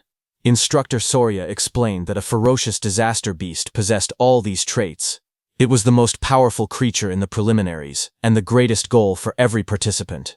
A system window appeared, showing the identity of the monster. Nightmare-class disaster beast, Inferno Giant. Level 15. Kill points 5,000. The giant charged forward with a roar as chains rattled around its body. Seeing that, Itsuki raised his hand and purple energy gathered around his hand. A system notification came, saying his skill Clear Orb activated. The next second, a beam of dark purple energy shot forward, striking the giant. The impact tore through its body. Itsuki lowering his hand after using his skill. A system window appeared below him. It announced that the Inferno Giant, level 15, had been defeated, and the Clear Orb's flight speed had increased by 200%. Inside the control room, both instructors and Commander Nento stood frozen. Their eyes widened in shock as they stared at the screen. The remains of the Inferno Giant lay on the ground as Itsuki stood beside it. A system window appeared soon, saying that Clear Orb flight speed was 9 meters per second, and its flight speed increase was 900%. On the giant display screen, Itsuki's face appeared, telling the instructors that he would now move on to the next stage. Instructor Soria watched in disbelief that even the Nightmare-class Inferno Giant had been instantly killed. Just then, a new window flashed as Itsuki killed another beast. It showed that time used was 3 seconds, and he earned 5,000 points. On the other hand, a massive beast with glowing red eyes opened its jaws wide to attack, but a torrent of blue energy burst out like a violent stream and killed it. A system window appeared, announcing that a C-rank skill, Water Bullet, had been activated. The one who used that skill to kill the beast was Saya. She stepped forward with her fingers pointed like a gun, as water swirled around her hand. She told herself that if she defeated the remaining 2 monsters, she could advance to normal class. Another window displayed her current status. Beginner class clear progress, 80%. On the other side, Gaku faced a giant monster. Flames burned beside him as he spoke confidently. He said that since the other person skipped the break time, he would definitely reach normal class first. His panel showed, normal class clear progress, 0%. Meanwhile, Hanyu Kana stood atop a defeated creature, surrounded by bright green magic. She said she needed to recover the magic she used before moving on. Her window displayed, normal class clear progress, 100%. Just then, there was an announcement saying, Nightmare class clear confirmed. Time used, 21 seconds. Rank first. Hearing the notification, Saya reacted first. She said the one who finished must be Itsukoi. Gaku was shocked, shouting that someone finished faster than him and wondering if it was Hanyu. Hanyu remained silent, only staring calmly ahead. On the other hand, Itsuki stood on the cracked ground and pointed forward. In a calm voice, he told the inspectors to move on. Inside the control room, Instructor Soria stared at the screen in shock. He couldn't believe that the level 15 Inferno Giant had been instant killed. He questioned how something could pierce through its armor and wondered what that black sphere was. Instructor Heighten grinned and told Instructor Soria to raise the difficulty, saying he wanted to see how far Itsuki could go. A new system message appeared, showing Nightmare Class Phase 2 starting. Now, 2 level 15 Inferno Giants would appear, and they would give 10,000 kill points. Itsuki looked up as the 2 giant monsters appeared. He said he had been expecting something, but the challenge had only increased in number. Both Inferno Giants roared as they charged. Their bodies blurred as they rushed forward. Itsuki watched them calmly. He lifted his hand again, and said that while one of them was still roaring, he might as well take care of one first. Purple energy wrapped around his arm as he prepared to attack. The clear orb activated, glowing as one Inferno Giant was struck down. The system window appeared, announcing that the level 15 Inferno Giant had been defeated, and the clear orb's flight speed had increased by 200%. Another window followed, showing the orb's speed, 11 meters per second, with its total increase reaching 1100%. From the control room, Instructor Soria stared in shock. He shouted that it was another one-hit kill, and questioned what that strange sphere was. He wondered aloud if there was no limit to how many of those spheres could exist. Instructor Heighten stepped forward, watching the screen closely. He admitted that Itsuki's skill was extremely powerful, but warned that it carried a fatal flaw. Instructor Soria beside him turned slightly and asked what flaw he meant. Back inside the battlefield, the remaining Inferno Giant crashed down in front of Itsuki. Dust exploded upward as the huge creature roared with glowing red eyes. Itsuki looked at the charging beast and muttered that its speed was faster than any disaster beast he had ever encountered. Watching from the control room, Instructor Heighten explained that Inferno Giants were often mistaken for being slow because of their large bodies. But that assumption was wrong. Instructor Soria asked what he was trying to say. At that moment, Itsuki moved forward. Purple energy wrapped around Itsuki's arm as he aimed. His eyes glowed sharply, and dark cracks of power spread around him. A system window appeared, announcing that the clear orby skill was activated. Itsuki shot, and at the same moment, the Inferno Giant rushed toward him with chains rattling and red light burning in its skull. At the same time, Instructor Heighten explained the Inferno Giant's traits. He said that as a racial trait, the Giants had no magic power, but their other stats were greatly enhanced. Despite their huge bodies, they were technically a speed-type race. Just as he said that, on the battlefield the Inferno Giant moved to the side with lightning speed and dodged Itsuki's clear orb. A glowing window displayed its information. Inferno Giant of the Giant Tribe, level 15, unable to use magic, but all other stats raised by 25%. Its attack, agility, and defense numbers flashed on the screen. Itsuki stared in shock. He couldn't believe that such a big monster moved that fast and dodged his attack. Back in the control room, Instructor Heaton analyzed the situation. He said Itsuki's black ball caused massive damage but wasn't actually very fast. Itsuki had taken advantage of the giant's habit of roaring before fighting to catch the first ones off guard. He added that Itsuki clearly had good combat sense, but if he couldn't increase the black ball's flight speed, he wouldn't be able to advance any further. As he said that, the Inferno Beast charged at Itsuki with overwhelming force to punch. The Inferno Giant hit Itsuki with so much power that Itsuki's body shot forward like a cannonball, tearing across the battlefield and smashing into the ground with explosive impact. Dust and shockwaves rippled outward as the ground cracked under the force. Through the cloud of debris, Itsuki pulled himself up from the crater. He calmly noted that from mid-range, this Inferno Beast's attack could still be dodged. In the control room, Instructor Soria commented that even knowing the attack wouldn't land, Itsuki still used it, meaning he probably had no other moves left. But Instructor Heaton didn't believe it. He wondered if that were the case, then why was Itsuki smiling? Lightning flickered around Itsuki's face as he grinned, blood running down his cheek. He admitted that the monster's speed wasn't bad at all. Then he said he would simply close the distance and finish the fight his own way. Saying that, Itsuki moved. A blue notification appeared in the air, stating that Thunderbreaker had activated. Lightning burst across the ground as the shockwave exploded. He shot upward like a streak of blue light, electricity trailing behind him. The giant monster looked up as he rose through the air. The monster swung its massive fist, wrapped in spinning force, aiming straight toward him. Its punch landed hard, crashing into the ground as the impact spread in wide circular shockwaves. From the control room, Choa covered her mouth in shock, her eyes trembling as she watched. Instructor Soria stared at the screen, panic rising in his voice. He said this attack was nothing like the Aleki rhinos. If Itsuki took a direct hit, even he wouldn't survive unharmed. He ordered the rescue team to be called immediately, but Commander Nento told Instructor Soria to wait. Instructor Soria was shocked to hear that. Instructor Heaton watched the battlefield and spoke calmly. He said the monster's strike had tremendous power, but power meant nothing if the attack didn't land. Down below, the monster raised its massive metal fist, but there was no blood. The monster looked at the crater, its red eyes glowing and its chains rattling. It looked around for Itsuki in confusion. Then a voice called out from behind, telling the monster he was here. The monster turned, its jaw opening wide in surprise. Its glowing eyes widened even more when it realized Itsuki had slipped behind it without it noticing. Before the Inferno monster could react, Itsuki's powerful clear orb tore through its neck, purple energy spraying out violently. High above, Itsuki hovered in the air, lightning and violet aura swirling around him. His expression was fierce and focused as he looked at the monster. The Inferno Giant collapsed, its huge frame slamming into the ground. Chains cracked apart, and its body shook violently before falling still. System messages appeared around him, showing, Inferno Giant, level 15, defeated.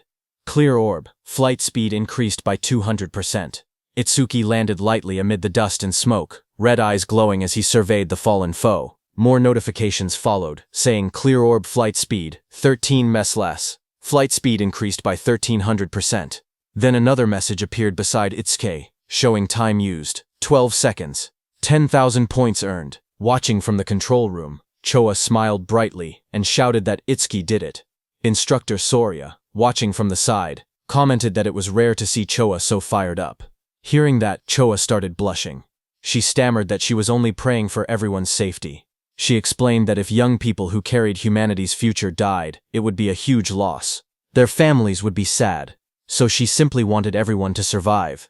She insisted that she didn't think Itsuki defeating the Inferno Giant was cool at all. Even if it wasn't Itsuki, she would have reacted the same way, so they shouldn't get weird ideas. Instructor Soria and Commander Nento stared at her silently, surprised. Instructor Soria muttered that Choha had become quite talkative since the last time he saw her.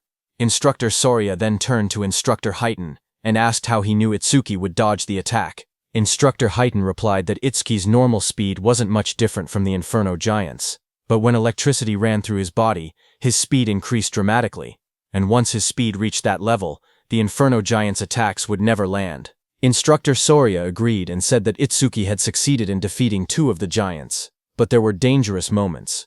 With his current points, first place was already guaranteed, so if it were him, he would stop there. But Tenma was aiming higher. He was thinking about surpassing Teiwaijin, humanity's strongest. Itsuki raised his hand and got ready. shouting that he couldn't stop even for a second. A system window appeared, showing that Nightmare Class Phase 3 had started, with 3 level 15 Inferno Giants and 15,000 reward kill points. 3 Inferno Giants appeared in front of him as chains rattled around their bodies. Tenma activated his clear orb. A bright purple blast shot upward toward the first giant's head, killing it instantly. Back in the control room, Instructor Haiden smirked proudly. He said that, as expected, Itsuki chose to continue. But suddenly, Instructor Soria turned to Instructor Haiden and asked if he hadn't also gone all the way to Phase 4 in a single attempt. Instructor Haiden replied that he had only gone there once. Hearing that, Instructor Soria said that even with Instructor Haiden's strongest physique, he had only made it to Phase 3. They both turned to the monitor again, wondering how far Itsuki would go. On the battlefield, another giant lunged at Itsuki, but Itsuki darted forward, lightning exploding from his feet. The monster tried to catch Itsuki in its hand, but Itsuki disappeared from there and appeared behind the monster's back. Itsuki's plan was to increase his agility using Thunderbreaker, get behind the monster, and close the distance. He succeeded and shot his clear orb again. The system window flashed as Itsuki finished his second kill. One more level 15 Inferno Giant was defeated, and his clear orb flight speed increased by 200%. A second notification came, showing that clear orb flight speed was now 17 meters per second. Flight speed increase, 1700%.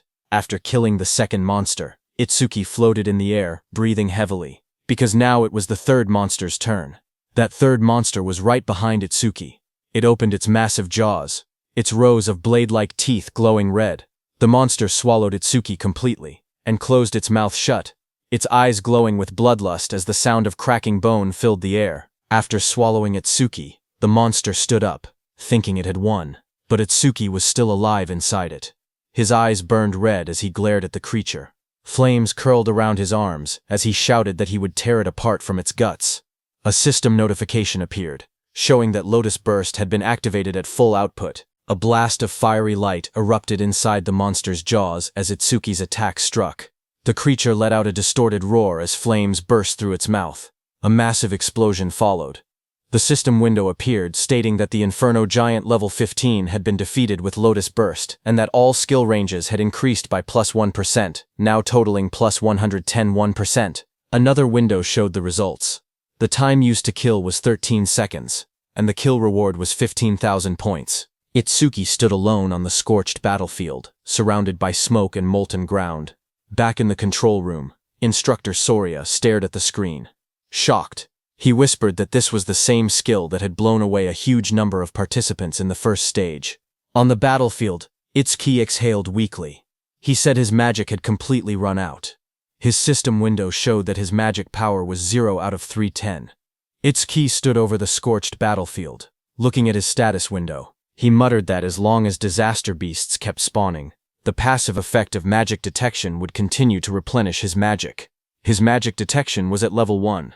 Its passive effect was that upon detecting one enemy unit, his magic recovered by 10%. Suddenly, multiple Inferno Giants emerged.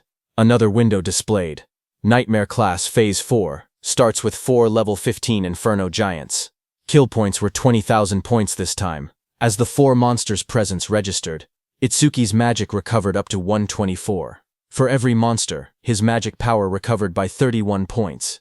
As 4 enemy units were detected, Itsuki's magic recovered by 40%. Back in the control room, the instructors watched the screen. Instructor Soria stated that Phase 4 had begun, and if Itsuki passed it, he would surpass Instructor Hiiten's past record.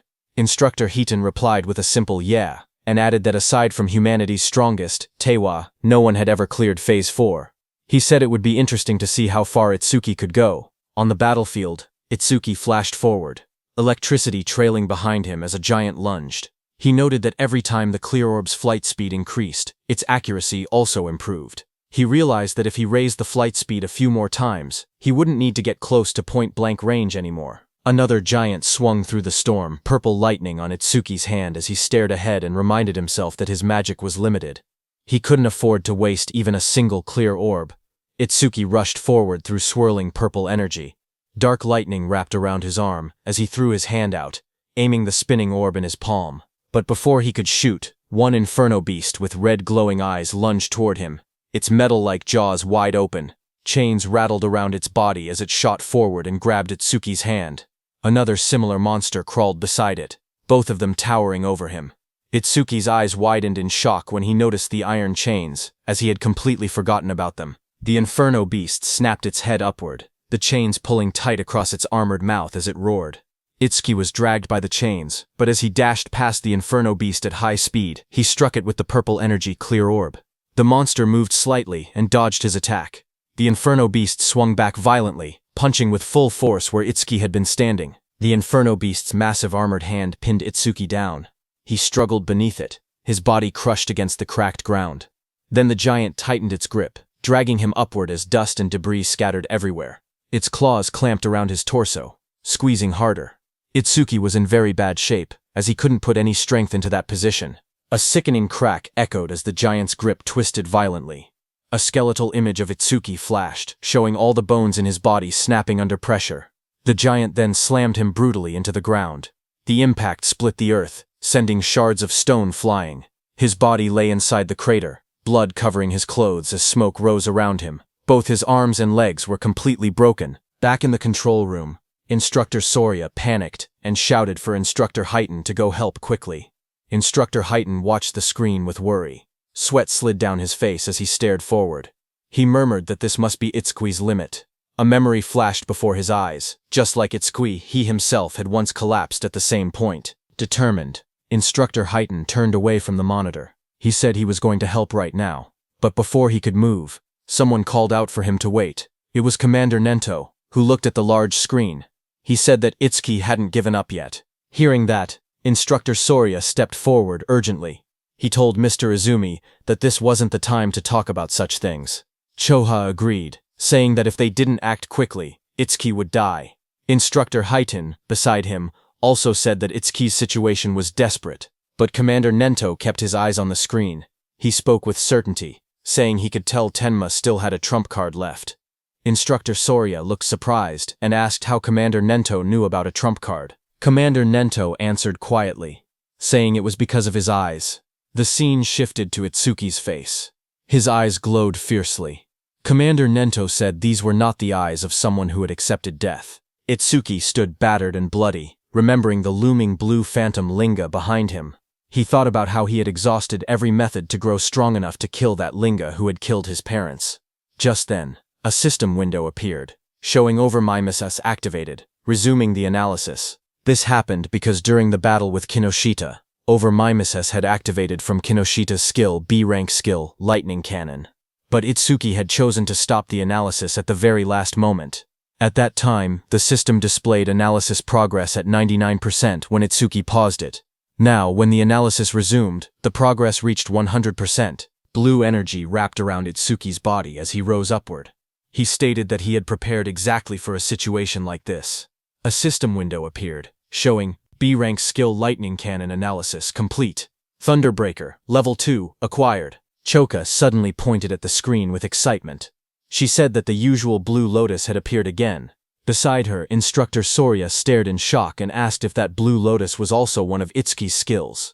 But he wondered aloud what use it could possibly have in Itsuki's current condition. Instructor Hiden looked toward Choha. He noticed how happy she seemed, and wondered whether she knew something they didn't. A system window appeared, explaining Tenma's new power. It showed the details of Thunderbreaker level 2, active effect. He could absorb B-rank and lower lightning attacks into his body. When releasing the absorbed lightning energy, his agility would increase by 100%. Absorption count, 0.5. Passive effect. Each time a B-rank lightning attack was absorbed, his agility increased by 10%, currently increased by 15%. Blue energy swirled around Itsuki's body. His legs lit up first, then his hands slowly clenched as the power surged. Another window appeared, showing that Thunderbreaker level 2 had been acquired. All stats plus 20. All debuffs removed and injuries fully healed. Just then, the Inferno Beasts attacked the blue energy lotus, as lightning burst outward. But Itsuki pushed himself up from the shattered ground, covered in swirling energy, and blocked their attacks. He declared that his warm-up was over. From that moment on, he said he would be going all out. A status screen appeared beneath him, showing that his attack, agility, defense, and magic had increased from 310 to 330 points each. The total rose from 1240 to 1320 points. Instructor Soria stared in shock. He said that Itsuki had been brutally beaten, yet had recovered completely in just a few seconds. He shouted that the healing was stronger than what a dedicated healer could do. He continued, saying that along with that absurd area attack, he couldn't understand how many abnormal skills Itsuki actually had. On the battlefield, Itsuki moved with lightning speed and attacked the Inferno beasts with his clear orb before they could even react. A notification appeared. It showed that an Inferno giant, level 15, had been defeated, and the clear orb's flight speed had increased by 200%. More flashes filled the scene as another giant fell. Again, the display said Inferno giant, level 15, defeated, and the clear orb flight speed increased by 200%. As all the Inferno beasts fell, another pop-up appeared above the arena. It said that Nightmare Class Phase 4 had been cleared successfully. The time used was 31 seconds, and 20,000 points were earned. Itsuki stood confidently as two large Inferno giants fell down. He shouted that the current him would not lose, no matter how many Inferno giants attacked. As time passed, another giant was pierced by Itsuki's purple beam of clear orb. The system message repeated the same result.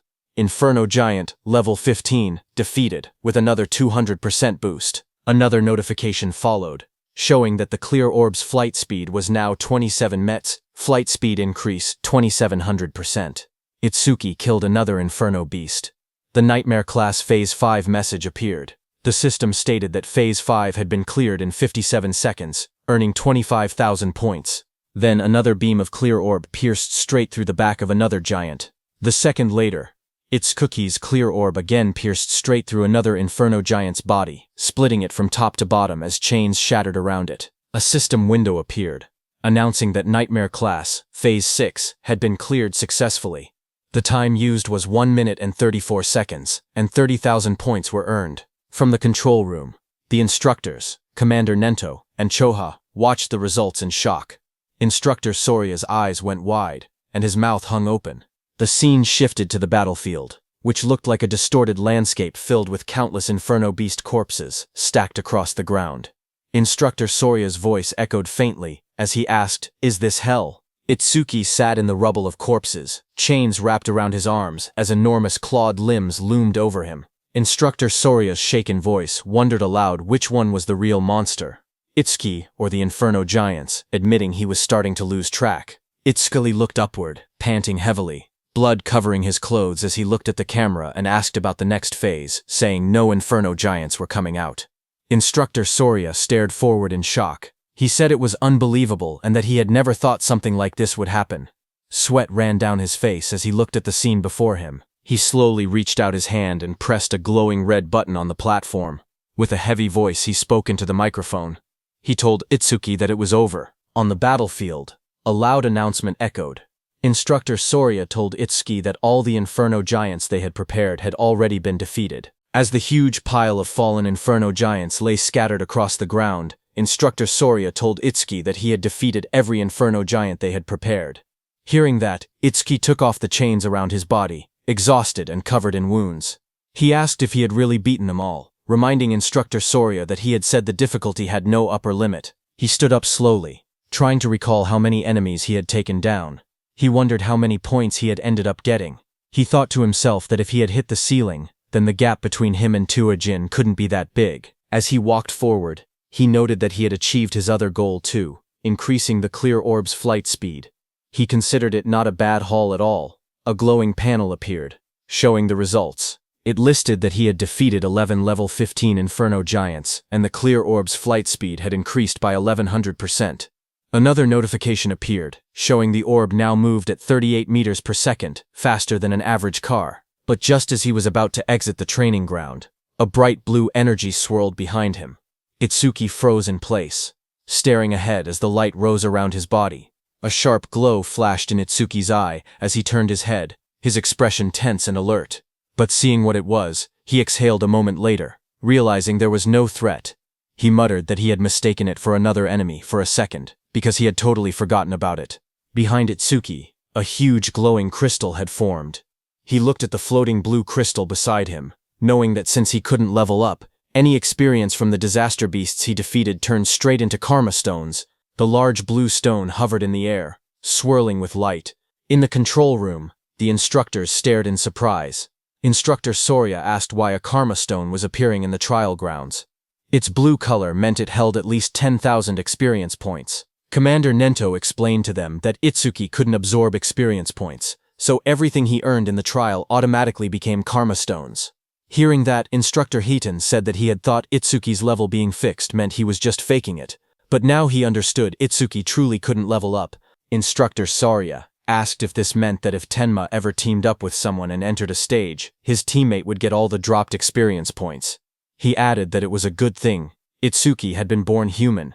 If he had been born a disaster beast, the thought alone was terrifying. Back inside the trial grounds, Itsuki grabbed the glowing blue karma stone. He held it close, the light reflecting in his eyes as he looked at it calmly. He then placed his hand on the large metal door, saying he had done what he came to do, and that it was time to head out. The heavy door slowly slid open. Outside, Instructor Soria leaned forward in excitement, telling the others that Itsuki had come out. A bright panel appeared above Itsuki as he stepped through the exit. It displayed his results. Tenma Itsuki. Preliminaries, second stage clear. Points earned, 106, 600. Time used, 3 minutes 55 seconds. Rank 1. Itsuki walked forward, still covered in blood and dust. Instructor Soria hurried toward him. He said he had witnessed Itsuki's performance with his own eyes, and called him pure potential. He told Itsuki to come with him, promising to arrange a mentor worthy of him. Itsuki replied that he appreciated the offer, but he already had a teacher who trained him, so he was fine. Hearing that, Instructor Soria grew frustrated, telling Itsuki he didn't get it. He said so what if he had a teacher? He insisted that not just anyone was qualified to guide someone as talented as Itsuki. He said Tenma would be better off following someone like him, someone with connections and resources. Itsuki repeated that he was fine. Instructor Hitten, beside Instructor Soria, leaned in and warned him that if he kept pushing, Itsuki would start disliking him. But Instructor Soria refused to back down. He shouted that he couldn't give up so easily, and told Instructor Hitten to talk some sense into Itsuki. He asked if he was really okay letting someone waste Itsuki's talent. When Itsuki looked toward Instructor Hitten, he recognized him as the one who had handled Kainoshita's lackeys before. Instructor Hitten waved it off, saying he had only judged someone who broke the rules. He then smiled and told Instructor Soria that Itsuki was the disciple of Izumi, so there was no way he wouldn't help him. Hearing that, Instructor Soria froze in shock. He asked Instructor Hitten what he had said, whose disciple was Itsuki. Itsuki thanked Instructor Hitten for what he had done in the past. On the other hand, Instructor Soria stiffened as he repeated the words. Itsuki was Commander Izumi Nento's disciple. Commander Nento, standing behind, confirmed it with a confident smile. Hearing that, Instructor Soria muttered that an out-of-spec youngster had appeared, and of course he had turned out to be Izumi's pupil. Itsuki looked at Commander Nento and called him sensei. Commander Nento stepped forward and praised Itsuki, saying he had watched his performance closely. He asked if he was hurt anywhere and said he could have Choha heal him if needed. Choha, standing behind, blushed and told her father that Itsuki had been fired up about challenging Phase 7, so there was no way he could be hurt. Itsuki smiled weakly. He said he wasn't injured but admitted he was a bit worn out. He added that he would be fine after a short rest. Instructor Soria nodded, and said that if Itsuki was Izumi Nento's disciple, it made sense he could perform at this level. He then mentioned that his disciple had wiped out every disaster beast prepared for the second stage. Itsuki then asked if Tewa had made it to Phase 6 as well. Instructor Soria answered that back then, Phase 4 had been the maximum. Later, they expanded it to Phase 6, but even that no longer seemed enough. He suggested they might need to extend it to Phase 8 next time. Commander Nento then told Itsuki to sit back and watch for now, because, for the other participants, the second stage had only just begun. Inside the exam field, the screen showed Rikuru. A notification appeared beside him, showing hard class progress at 100%. Rikuru then collapsed to the ground, saying his arms wouldn't lift anymore. He muttered that nightmare class was beyond him. The screen displayed his result. Horino Rikuru. Second stage challenge over. Time used, 17 minutes, 17 seconds. Points earned, 1600. The screen then showed Saya, whose hard class progress was also at 100%. Saya held a massive water sphere overhead with a beast trapped inside.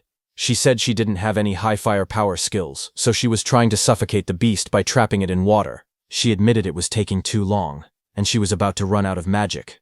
She whispered that the next difficulty might be impossible. A notification appeared beside her, showing her result. Kisaragi Saya, second stage challenge over. Time used, 19 minutes 01 second. Points earned, 1600. From the control room, Itsuki watched their results. He said Rikuru and Saya had both capped out at hard class. He thought they would get a bit further. Instructor Highton told him not to assume everyone was as strong as him. He said most participants couldn't even clear normal class. With how fast Rikuru and Saya defeated the Aleki Rhino, he said both of them were guaranteed to be in the top 10. Itsuki then asked why they hadn't been removed from the field, if their runs had already ended. Instructor Sorya explained that unless someone was seriously injured or a special circumstance occurred, participants weren't allowed to leave the trial grounds. He added that Itsuki was a special exception. At that moment, Instructor Highton then looked up and said someone else had reached Nightmare class. Inside the stage, Uegaku swung a huge hammer down with full force. Instructor Highton explained that with a rare karma tool, Gaku should be able to take down at least one Inferno giant. Another scene showed a silver-haired girl fighting an Inferno beast. Instructor Highton said that the Shikigami user, Akagami Shion, reaching this far was impressive too. Just then, Shion shouted for her cat Michan. Her cat jumped as Shion used its complete form. The cat turned into a massive black creature and moved forward as red light burned in its eyes. The monster rose to its full size, towering over the battlefield. Across from it, Shion stood calmly, watching as the creature roared. The beast then charged and struck down with overwhelming force, fighting the Inferno beast. Their claws crashed with destructive power. Itsuki watched all this from the control room. He asked if Shikigami could change into different forms. He asked Choha if her Tamacho could do the same. She replied with a simple no, explaining that it was her first time seeing one that could transform. She said Shikigami came in many types, and their abilities were still full of mysteries. She warned him to be extra careful if he encountered Shikigami users from now on. Itsuki looked at the scene and said Shikigami were unexpectedly strong. He thought about the black dog he had taken from Charles and said he had been leaving it alone until now, but from this point on he would give all dropped experience to it. He then looked down slightly and said that since Saya and Rikuru had already retired, there was no point staying any longer. He thought it was time to head out. But suddenly Itsuki's eyes widened as he saw something on the screen. It was Iberia. He was wrapped in glowing red energy and stood in a hardened stance. Itsuki was shocked to see him and asked what that armor was and if he had gotten it from his father. Iberia's whole body became covered by that armor as he looked at the monster in front of him. It was the strongest epic karma tool his dad had made for him. His body then transformed into a fully armored form with sharp red scales and glowing eyes. A screen displayed the item's stats. Dragon Gear. Epic. It increased attack and agility by 100. Its epic effect was that for every 1 minute equipped, attack and agility increased by 20. The maximum time was 15 minutes. Iberia knew that his tool had a will of its own and chose its master. He said it took a lot of effort before he finally obtained it.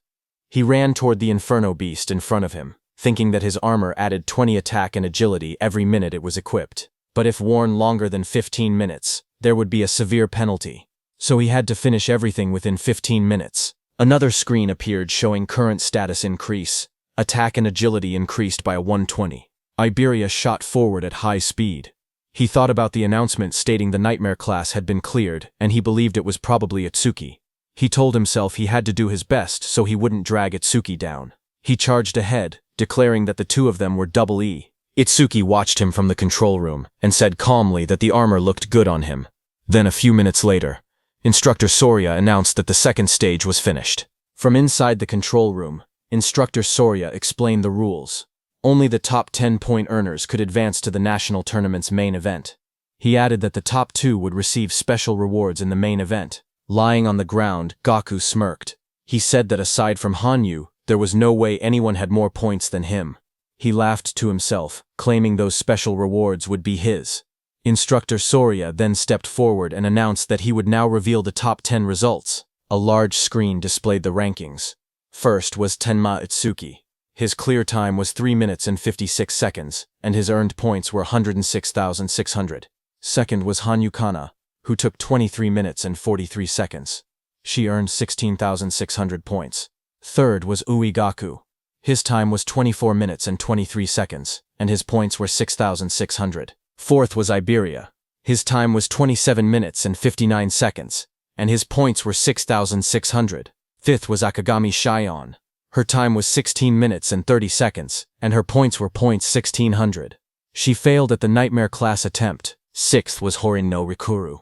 His time was 17 minutes and 17 seconds, and his points were 1600. Seventh was Kisaragi Saya. Her time was 19 minutes and 1 second, and her points were also 1,1600. Seeing the results, the crowd reacted instantly. One man shouted in disbelief, saying Itsuki had scored over 100,000 points, far more than even Tiwajin's 60,000. Another said that with a score like that, first place in the entire country was basically guaranteed. An injured man wondered aloud how many Inferno giants Itsuki must have killed, since each was only worth 5,000 points. Seeing this, Gaku suddenly sat up, shocked that he had fallen to third place. He asked who Tenma Itsuki even was, saying he had never heard of the name before. Haru looked at her weapon and said she wanted to cross swords with Tenma Itsuki. Saya lowered her gaze. She said she hadn't expected such a huge gap between herself and Itsuki. She wondered if a combat job had ever been right for her in the first place. Instructor Soria then reported that all continental trials had ended, and the national rankings were out. He revealed that Itsuki placed first in the entire nation, ahead of second place by a massive 65,000 points. Choa, watching her father, said that she couldn't see her father's face, but she could feel it. Her father was pleased. Commander Nento looked toward the sky and said humanity's new dawn was growing brighter. Meanwhile, on the battlefield, Iberia lay exhausted on the ground. He muttered that over 100,000 points was impressive, but if it was Itsuki, taking first place was expected. He added that he had also done enough not to shame the name of Double E. He was lying next to the defeated giant machine. Itsuki walked up to him and told him he did great, saying Iberia had surprised him. Iberia smiled weakly as he was still dizzy after using that karma tool. The instructors and Commander Nento stood on the platforms watching. Then Instructor Soria announced that the 21st Salvation League National Tournament preliminaries had come to an end. On the battlefield below, Itsuki carried Iberia on his back and walked forward. The view shifted to the South Continent. District 1. A bright city square lay under the sun, with buildings, pools, and statues arranged neatly. At the center, an old man with long white hair and a beard sat quietly, eyes closed. Nearby, soldiers in armor complained. One of them frowned, saying they had been called out at dawn just to watch an old man meditate. Another soldier warned him to watch his mouth. He explained that the old man was the South Continent Commander-in-Chief, someone who could see the future. A prophet. The old man remained still, his hands resting on his stomach. His name was Balgar, South Continent Commander-in-Chief. One soldier then questioned why, if Balgar could truly see the future, they always received warnings after the barrier had already been deployed. He said that if Balgar really had foresight, he should be able to tell them the Stella impact points ahead of time. Another soldier spoke calmly. He said it was true that Elder Balgar could only foresee a tiny sliver of the future. Even so, he explained that Balgar still stood on the same level as the North Continent Commander Izumi Nento, and was considered a pillar of humanity. He said the reason he was called a pillar of humanity was because Balgar's prophecies were correct 10% of the time. At that moment, Elder Balgar suddenly lurched forward, shouting in shock. His attendants rushed toward him in panic. Balgar's voice trembled as he tried to speak. The attendants asked if he was all right, but he pushed himself up with urgency. He shouted again that the North Continent was in danger. His eyes widened, filled with terror. He cried out that a massive disaster beast assault would soon strike the North Continent. Among them, he warned, were disaster beasts with levels that exceeded 100. Then sometime later at night, the leaves rustled softly as the scene shifted to Itsuki standing under the trees. Blue system windows appeared beside him, while he looked ahead calmly. He said that his total stats had finally exceeded 1,500. The system display showed his information. Tenma Utsuki, human, level 0, fixed. His job was order breaker. His Nirvana gift was a special grade Nirvana. His skills were listed one by one. Over Mimesis, Thunderbreaker level 2, Black Wall level 2, Lotus Burst level 1, Clear Orb level 2, Magic Detection level 1, and Shikigami Eater level 1. Another window showed his status. Attack 330, Agility 380, Defense 462, Magic 330, with passive increases from his skills. His total stat value was 152. Itsuki knew that when a person leveled up, leveling up normally gave 50 stat points. So looking at his status window, Itsuki realized that having 1500 total stats was the same as being level 30 for a normal awakened person. On top of that, Itsuki's agility and defense could increase infinitely through passive skill effects. He remembered how his agility and defense rose by 10%. Not only that, but even his magic also recovered infinitely with the passive effect of magic detection. However, there was no method to increase attack power. He looked down at his hand and wondered quietly if there was any way to do so. Just then, a voice called out from behind, shouting that the food was ready. Itsuki turned his head slightly at the sound, his expression calm. Behind him, Rikuru and Saya were standing. Rikuru raised a spatula happily and said he had made lots of Itsuki's favorite dishes. Saya stood beside him, smiling gently. Hearing that, Itsuki began walking toward them and said he would think about his problems later. He thought that he might get a new skill that increased attack power through overmimesis anyway. The scene shifted to the dinner table. Dishes were laid out everywhere, filling the table with a large meal. Itsuki sat among the others and remarked that it had been a while since he had eaten Rikuru's home cooking. As he sat down and looked around, he asked where Iberia was and whether he was still sleeping. Choha said yes, and told him that she had healed all his wounds and they had fully recovered, but he still seemed extremely exhausted and remained asleep. While eating, Rikuru said he was surprised that the nightmare-class dungeon that he and Saya couldn't beat was cleared by someone who was only level 7. Hearing that, Saya gasped in shock and covered her mouth. Rikuru looked at her and asked what was wrong, wondering if she was so moved by how delicious his cooking was that she had to cry out. But Saya pointed nervously and stuttered, telling him that something was behind him. Rikuru turned his head slightly and asked what she meant. Behind him, a dark figure with glowing red eyes stood silently. The shadowy figure suddenly spoke in a low voice, saying it wanted food. Seeing that, Rikuru fell back in surprise, shouting as the shadowy figure moved toward the table. Immediately, the shadow figure started eating. It was none other than Iberia, who sat down and stuffed food into his mouth. Seeing that, Rikuru stood up and scolded him, saying that sneaking up quietly like that was bad for the heart.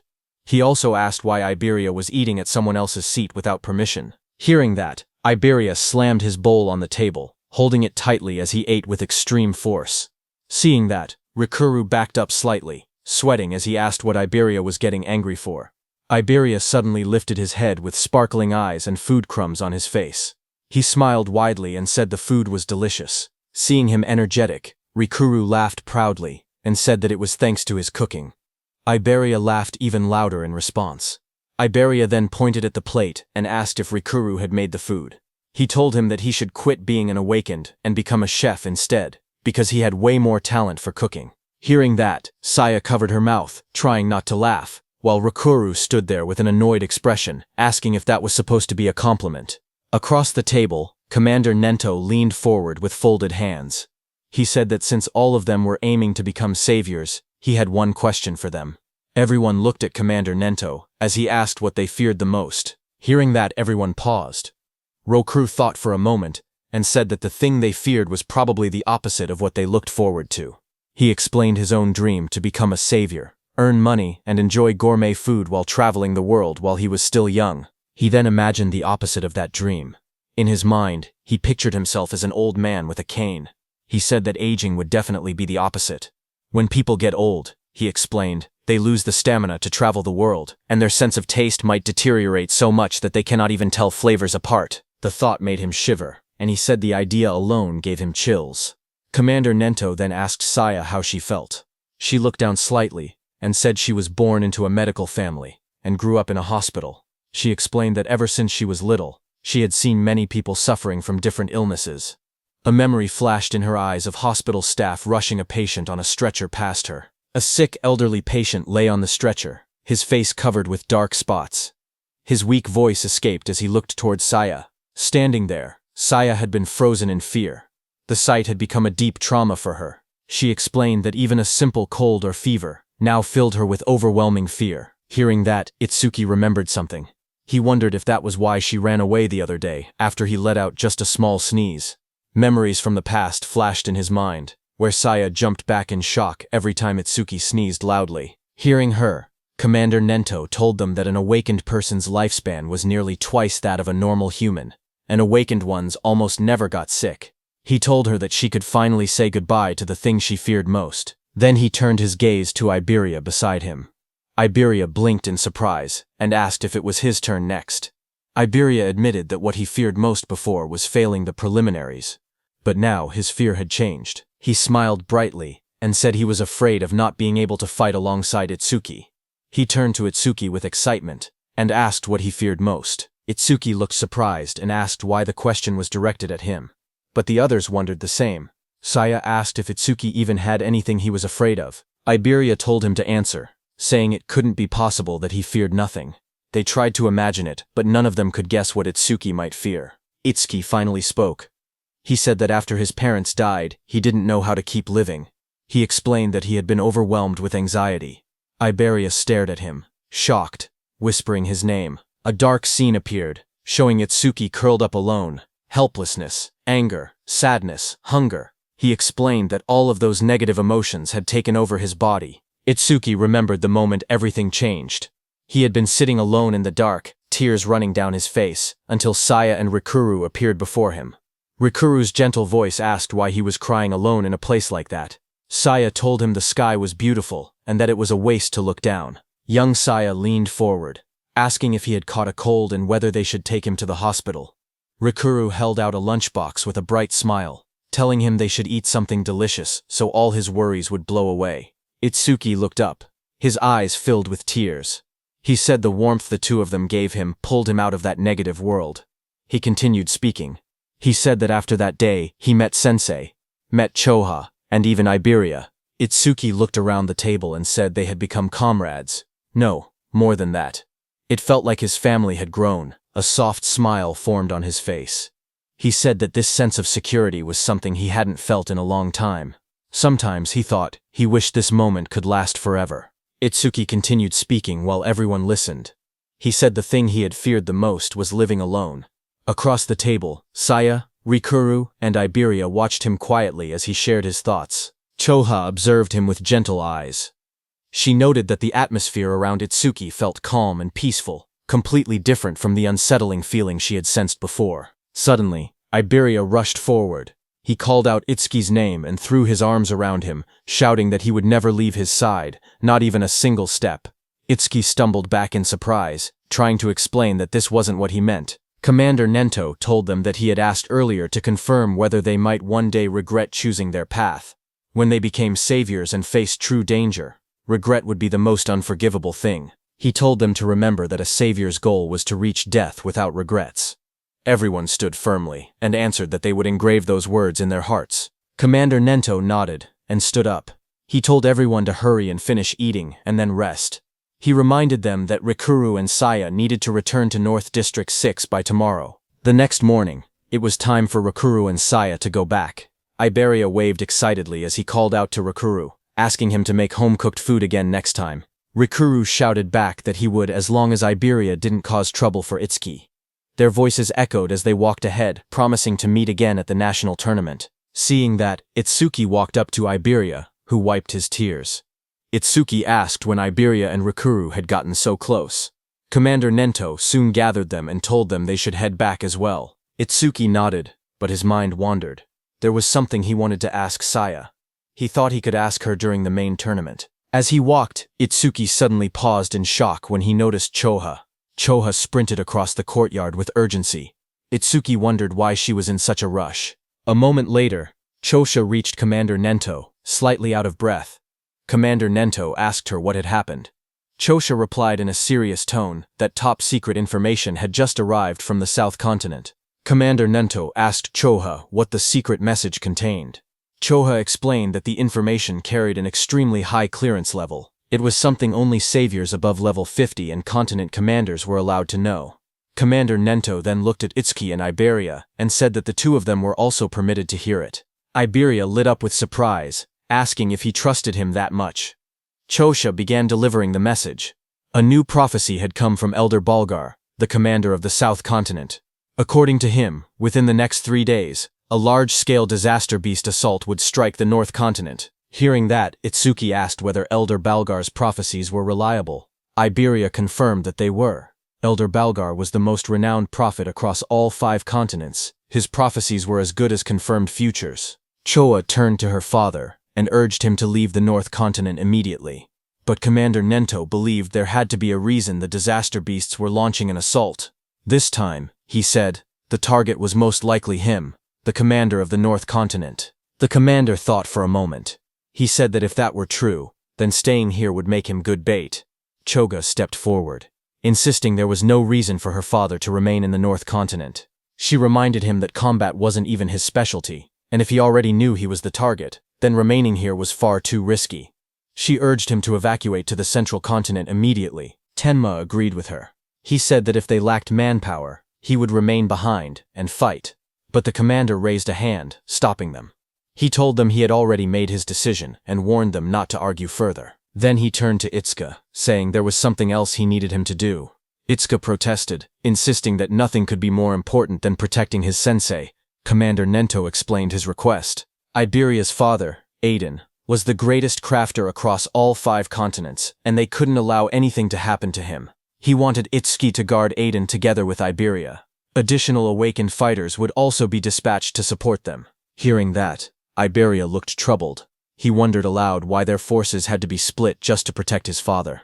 Suddenly a thought struck Itsuki, as he realized that Sensei might be intentionally keeping him away from the battlefield. Nearby, Chobia listened quietly until the commander turned to her as well. He said he had 3 requests for her. First, she had to announce the coming assault to the residents of the North Continent and help evacuate everyone below level 50 safely. Next, she needed to notify all awakened individuals, level 50 and above, to prepare for combat at any moment. Finally, she had to summon Haiten to this location. Since North District 1 had a low population, there would be no danger of civilian casualties. Commander Nento's eyes glowed fiercely as he declared that they would face the disaster beasts head-on right there. Choa returned to her father and reported that she had completed every arrangement he instructed. She told him Haiten would be arriving soon. Commander Nento thanked her for the trouble and told her she could rest for now. Choa hesitated, her expression softening as she looked at him in silence. Her father noticed her worry. He asked whether she was anxious about Itsui, even though Aiden already had skilled guards accompanying him. He added that if that was the case, then as her father, he simply needed to defeat all the smaller threats and lure out the main enemy. Choha lowered her gaze, her cheeks slightly flushed. She admitted that, as expected of her father, he saw through everything. Commander Nento continued speaking. He said a prophecy had revealed that a disaster beast of level 100 or higher would appear this time. In a battle of that scale, someone would be forced to reveal all their trump cards. That was the real reason he sent Itsuki away. Hearing that, Choha nodded slowly as the meaning became clear to her. If Itsuki fought such a beast using his unusual methods, his abilities would be exposed, and the enemy would try to eliminate him at any cost. Commander Nento said yes, but added that there was another reason as well. Based on Itsuki's past battles, it seemed Itsuki lacked raw attack power. Rumors said that Aiden possessed an artifact capable of increasing attack power, and sending Itsuki there might allow him to obtain it. Commander Nento explained that if Itsuki obtained the rumored artifact, everything would change. Attack, defense, mana, agility. He could become a perfect awakener who possessed every attribute. The prophecy began to unfold soon after. On day 1 of the prophecy, at 8 p.m., the northern continent was struck. In every district, stone monuments began falling from the sky like rain, crashing into the ground and signaling the start of the disaster beast assault. In North District 2, the skies were dark as Utsuki and Iberia sprinted through the cold winds. Utsuki asked how much farther Iberia's home was. Iberia estimated another 100 kilometers. Hearing that, Itsuki narrowed his eyes, thinking that a disaster beast could appear at any moment. They had to reach Iberia's father as fast as possible. Suddenly, from behind, Iberia shouted for Itsuki to look, pointing ahead in shock. Hearing that, Itsuki stopped and looked forward. Iberia's trembling voice barely formed the words. A blazing object was falling from the sky. It was a stone monument. Itsuki realized that the attack had already begun, and the monument had landed right in the middle of a populated area. The two watched as the fiery structure crashed straight into the city. The impact sent a massive explosion of light through the skyline. Itsuki's expression tightened. The warning had only been released moments ago. Civilians were still evacuating. If a disaster beast appeared now, the situation would become catastrophic. Elsewhere in the city, awakened warriors stared at the monument that had descended. Chaos erupted as they shouted that massive casualties were unavoidable, and that a disaster beast was already approaching. Someone recognized the scene. It was exactly as Elder Vargar had foretold. They cursed at how early the event had arrived. Back with Itsuki and Iberia, a glowing barrier began forming around the impact zone. Iberia panicked as he watched it rise. Itsuki was also panicking inside, thinking that if they left the citizens behind, many would die, but if they stepped in to help, their main mission would be delayed. Itsuki glanced at Iberia and thought quietly to himself. Iberia had traveled a long distance, yet he hadn't asked for a single break. He must have been that worried about his father. If he suggested stopping to save citizens now, Iberia would surely hate it. But before he could decide, Iberia suddenly pointed forward, shouting for them to go help. The barrier had trapped a disaster beast inside the city, and he insisted they couldn't ignore it. The creature inside was at least level 20. If no high-level awakeners were present, countless people could die. Hearing that, Itsuki's worries vanished. Then, with a firm voice, he agreed to change the plan. They would take care of the disaster beast in the city first. Just then, the ground shook violently as the stone monument split open. Flames burst out, and a massive creature emerged from within. It was a flame golem, level 21, its entire body wrapped in blazing fire. Nearby, the awakened fighters assessed the situation. They counted their strength, 3 level 15s and 1 level 16. It would be difficult, but against a level 20 disaster beast, they believed they still had a chance to win. A defender stepped forward and activated his C-rank skill, Rock Shield. Jagged stone shot up around his arms as he braced himself against the incoming flames. He shouted for the others not to break formation, promising to hold off the monster's attacks. The flame golem roared and hurled fire straight at him. Through the heat and sparks, the defender yelled for his teammates to find an opening and counterattack. But the creature's power was overwhelming. It struck with massive force, smashing the ground and scattering debris across the street. The defender was thrown violently backward, crashing into a wall. As the dust settled, he struggled to lift his head. His armor was shattered. His voice trembled. He couldn't believe what had happened. It was impossible. The other awakeners froze in terror because the Earth user had the highest defense among them, yet he had been killed instantly. If even he couldn't survive, they stood no chance at all. Panic spread across their faces as they backed away, their weapons shaking. One of them cried out, asking desperately what they were supposed to do now. The group fell into panic. One of the men shouted that fighting a creature like this was suicide and that they needed to run. As he sprinted away, flames chased behind him. Another teammate yelled for him to watch out, but the fleeing man only snapped back that they should worry about themselves. Before he could get far, a sharp presence appeared right behind him. His eyes widened in shock as the fiery monster loomed over his shoulder. Terrified, he begged for his life, promising to do anything as he activated his ability. Water surged around him as he used his B-rank skill, Water Cannon. A massive stream of water blasted toward the creature. For a moment, he caught his breath. He wondered when the beast had gotten behind him, and regretted shouting something so pathetic. But now, he stood firm. He was a water elementalist, the natural enemy of fire disaster beasts. This attack should have been its end. The others watched from a distance, unsure. One asked whether he had really defeated it. Another stepped forward, saying he would finish it off just in case.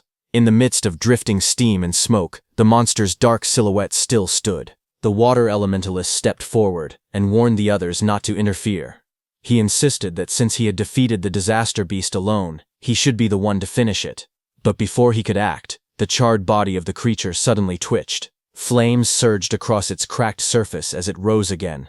The man froze in shock as the beast returned to life, its fiery aura burning hotter than before. Someone shouted for them to kill it quickly. A massive burst of flame erupted from the monster's mouth, lighting up the entire street. One of the fighters stared at the blazing heat, confused and terrified, asking what this enormous flame was. Another voice shouted that it was over, but the flames only grew larger. A violent explosion followed, and the fire shot outward like a shockwave. But before it could hit those awakeners, Itsuki appeared. Using his black ice wall skill, he created an ice wall that blocked the monster's fire attack. As Itsuki was stopping the fire, Iberia turned to those awakeners, calm and fearless. He told them to leave the creature to Double E. Clad in black armor, Itsuki told Iberia not to worry about the monster and instructed him to evacuate the citizens. Iberia acknowledged with a Roger. A blue screen appeared, displaying new information. Itsuki's black wall's defense increased by 10% due to blocking a B-rank fire element skill with black ice wall. The battlefield shifted as Itsuki prepared to face the fiery disaster beast alone. Those awakeners stared at Itsuki, who had blocked the giant flame so easily. One of them asked Iberia if he and his companion were saviors. Iberia explained that they weren't saviors yet, but he declared that someday he would become one stronger than Tiwajin himself. Hearing that, the awakeners were shocked, saying he talked big for a kid. Iberia walked over, annoyed, and asked what they were doing being saved by a child. One of the awakeners immediately argued back, insisting that no one asked for help and that he was going to defeat the beast anyway. Someone else wondered aloud if a mere awakener could really handle a disaster beast like that. Their eyes shifted to Itsuki. One man whispered whether the ice-like armor covering his body was some kind of artifact. On the other hand, Itsuki narrowed his eyes, remembering something his sensei told him before they left. His memory showed his sensei warning him about the black sphere he could release. Its power was immense, but it required chanting time, and its flight speed wasn't fast compared to strong disaster beasts. Missing the first attack would only put enemies on guard, making them harder to hit afterward. His sensei advised him to avoid using the black sphere unless absolutely necessary, keeping it as a trump card for critical moments.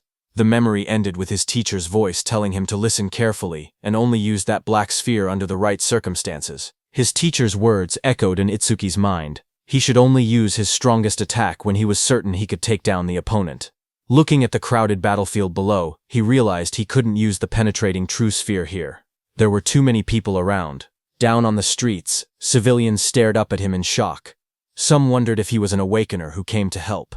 Others pointed out the equipment he wore, guessing he must be a high-level awakener. High above, the fiery disaster beast roared as it swung its massive body. Itsuki, covered with lightning, shot forward, slamming straight into the creature's rocky surface. He made up his mind. If he couldn't use his special skill, he would suppress the beast with brute strength instead. With full power, he punched the beast. Explosive impacts echoed through the buildings as he drove the monster backward.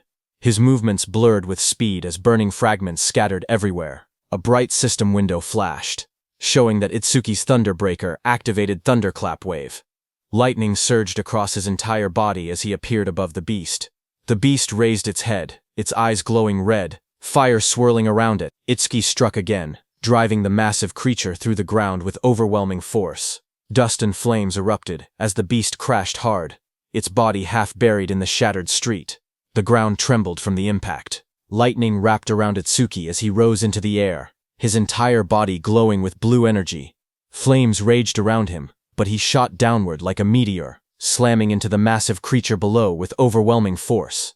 The impact shook the entire street. A huge shockwave burst outward, cracking the ground and sending flames scattering. A crater formed where the blow landed, smoke rising from the broken asphalt. People watching from a distance stared in disbelief. One person said the disaster beast was being pushed back completely, even though it was supposed to be powerful. Another mentioned that the awakener looked like he was only 18. Someone else suggested the beast must have been injured beforehand, but an awakener nearby could only stare with wide eyes, whispering in shock that this couldn't be real. Even a level 21 flame golem couldn't fight back at all against that young man. He wondered who the young man facing it truly was. When the smoke finally cleared, the battlefield was quiet. The golem lay smashed into the ground. One of the awakeners looked around in confusion and asked where the young man had gone. Another man explained that as soon as the young awakener defeated the disaster beast, he left the area with the blonde boy. That water-type awakener claimed that the only reason a level 0 awakener could do something like that was because he had already weakened the flame golem's health beforehand. But the first awakener looked uneasy. Even he, a level 15 awakener, couldn't track the young man's movements with his eyes. He said that the power to send a flame golem flying with bare hands was unbelievable. He added that if his status showed level 0, his real strength had to be comparable to level 30. On the other hand, Itsuki and Iberia were already running. While running, a thought troubled Itsuki.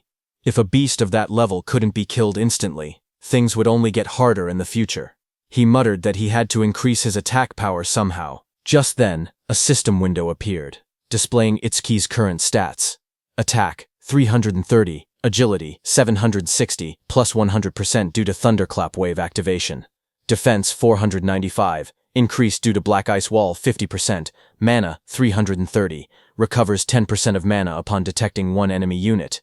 Itsuki stared at the numbers, knowing he needed to grow stronger as quickly as possible. On day 1 of the prophecy, At 10:30 p.m., Itsuki and Iberia ran through the rain-soaked streets.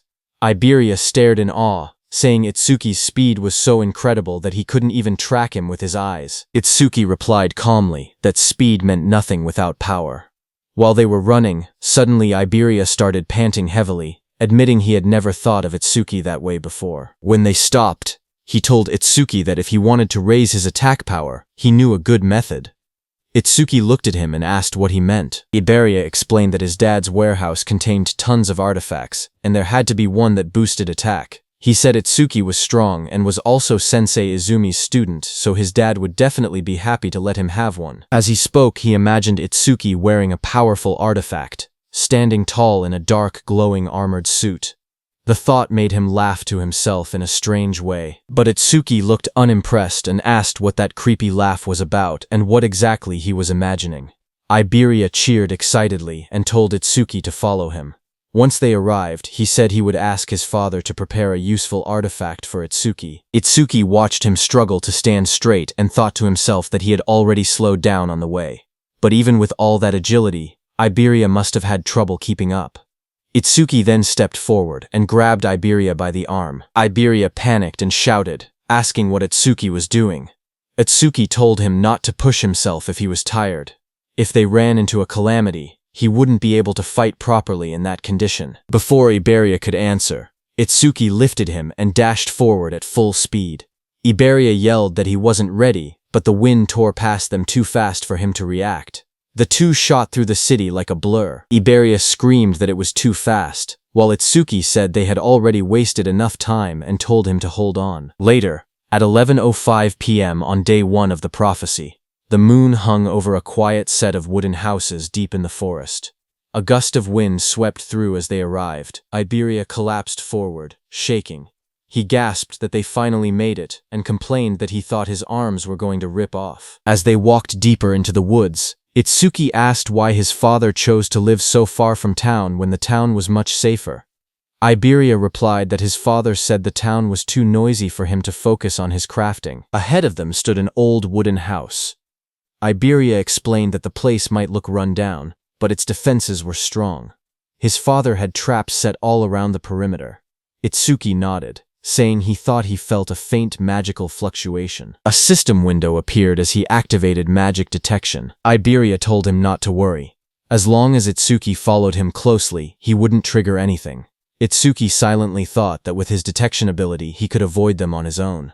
Iberia walked ahead proudly as Itsuki asked him to watch his step. But Iberia grinned to himself, happy that it was finally his turn to take the lead. But the next second, a small trap placed on the ground clicked under Iberia's foot. Iberia froze. He started sweating as he realized he had stepped right on one of the traps. He shouted that he got carried away and forgot about it. Itsuki stared at him blankly and asked if he was sure this was really his own house. Iberia froze the moment the trap activated. He shouted that this was bad, because he had stepped on the nastiest trap of all. Itsuki focused for a moment and noticed the magical fluctuation around them growing stronger. A loud mechanical roar echoed through the forest as the ground shook. From the dust rose a massive humanoid construct, an iron golem, glowing with red eyes and a core embedded in its chest. A system window appeared, listing its stats: Attack 500, Defense 500, Agility 300, Magic 200. Itsuki's eyes widened in surprise.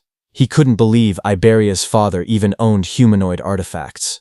Before Iberia could react, the iron golem swung a giant arm toward him.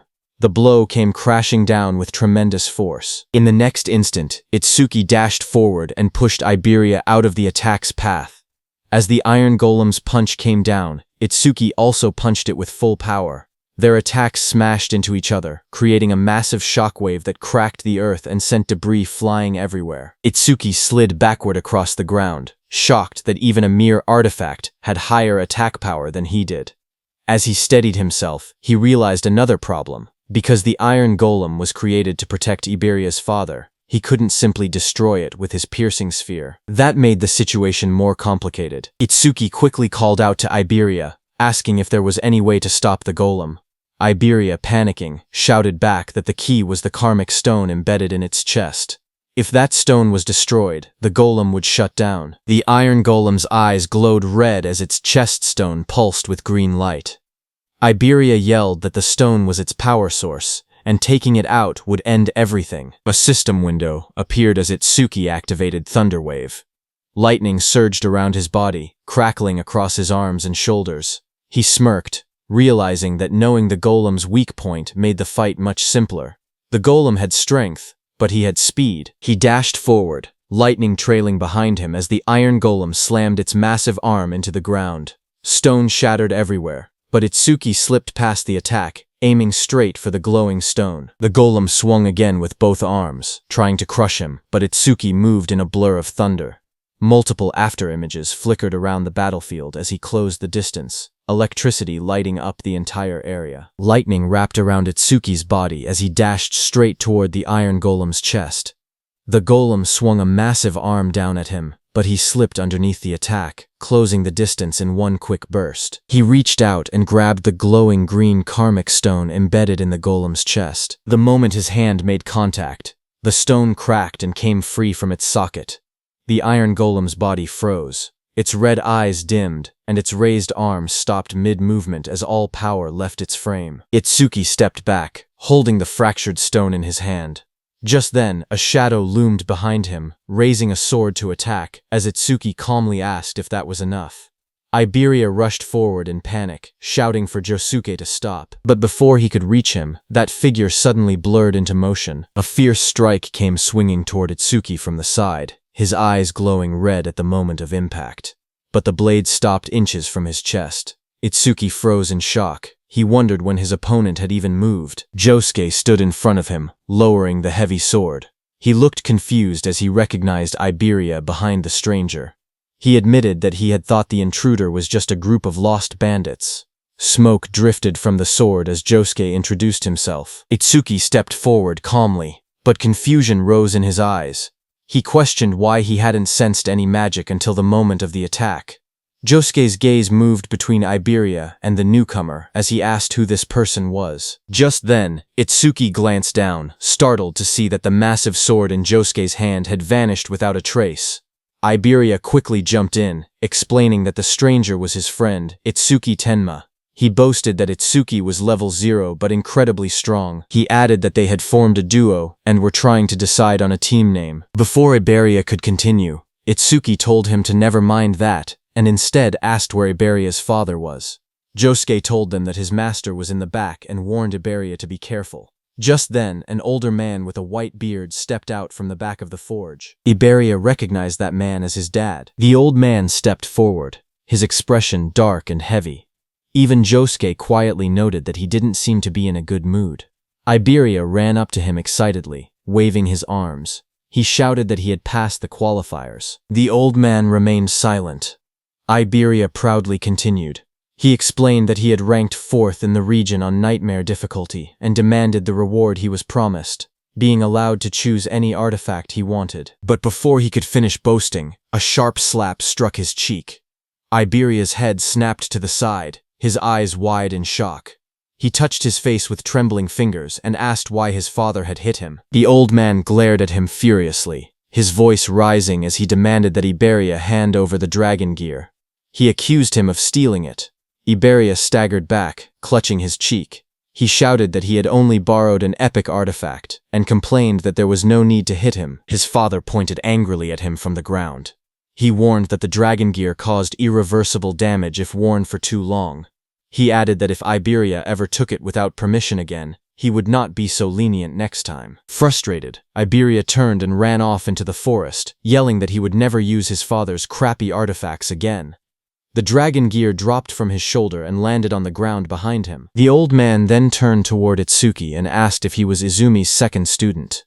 Itsuki nodded politely. He introduced himself as Itsuki Tenma and explained that his sensei had sent him to protect Mr. Aiden because of a prophecy about a massive calamity approaching from the north. Mr. Aiden responded that he already knew. He studied Itsuki closely and muttered that Izumi was demanding and rarely accepted disciples. He wondered why a strict master would choose someone who looked as plain and ordinary as this kid. But then he suddenly froze, his eyes wide. He asked in shock if Itsuki's level was fixed. Itsuki said yes as a glowing status window appeared beside him, showing his information. Itusuki Tenma, human. Level 0, fixed. Job order breaker. Gift undisclosed. Skill undisclosed. Stata undisclosed. Itsuki stood calmly, the blue display shining around him. Mr. Aiden narrowed his eyes and stared at Itsuki carefully. With suspicion in his voice, he asked if Itsuki was using some kind of karma artifact to fake his stats.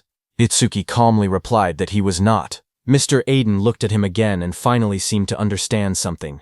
He muttered that now it made sense why Nento Izumi had specifically requested that particular item. Walking slowly with his hands behind his back, Mr. Aiden explained that Itsuki's master was someone who carefully calculated gains and losses. According to him, Commander Nento always demanded something in return. Itsuki responded honestly. He said that his master had only asked him to guard Aiden, and that he had not heard anything about a reward. Mr. Aiden then explained the truth. Commander Nento had contacted him and said that in exchange for allowing his disciple to protect him, he should give that disciple a certain karma artifact. Hearing this, Itsuki looked surprised. He wondered quietly if his master had really done that for him. Still calm, Itsuki said that it was fine. Even without an artifact, he would properly protect Aiden. Mr. Aiden shook his head and said that was unnecessary. He had plenty of artifacts, so he did not mind giving one away. However, he admitted that he had simply been curious about why Commander Nento had specifically chosen something he considered a failure.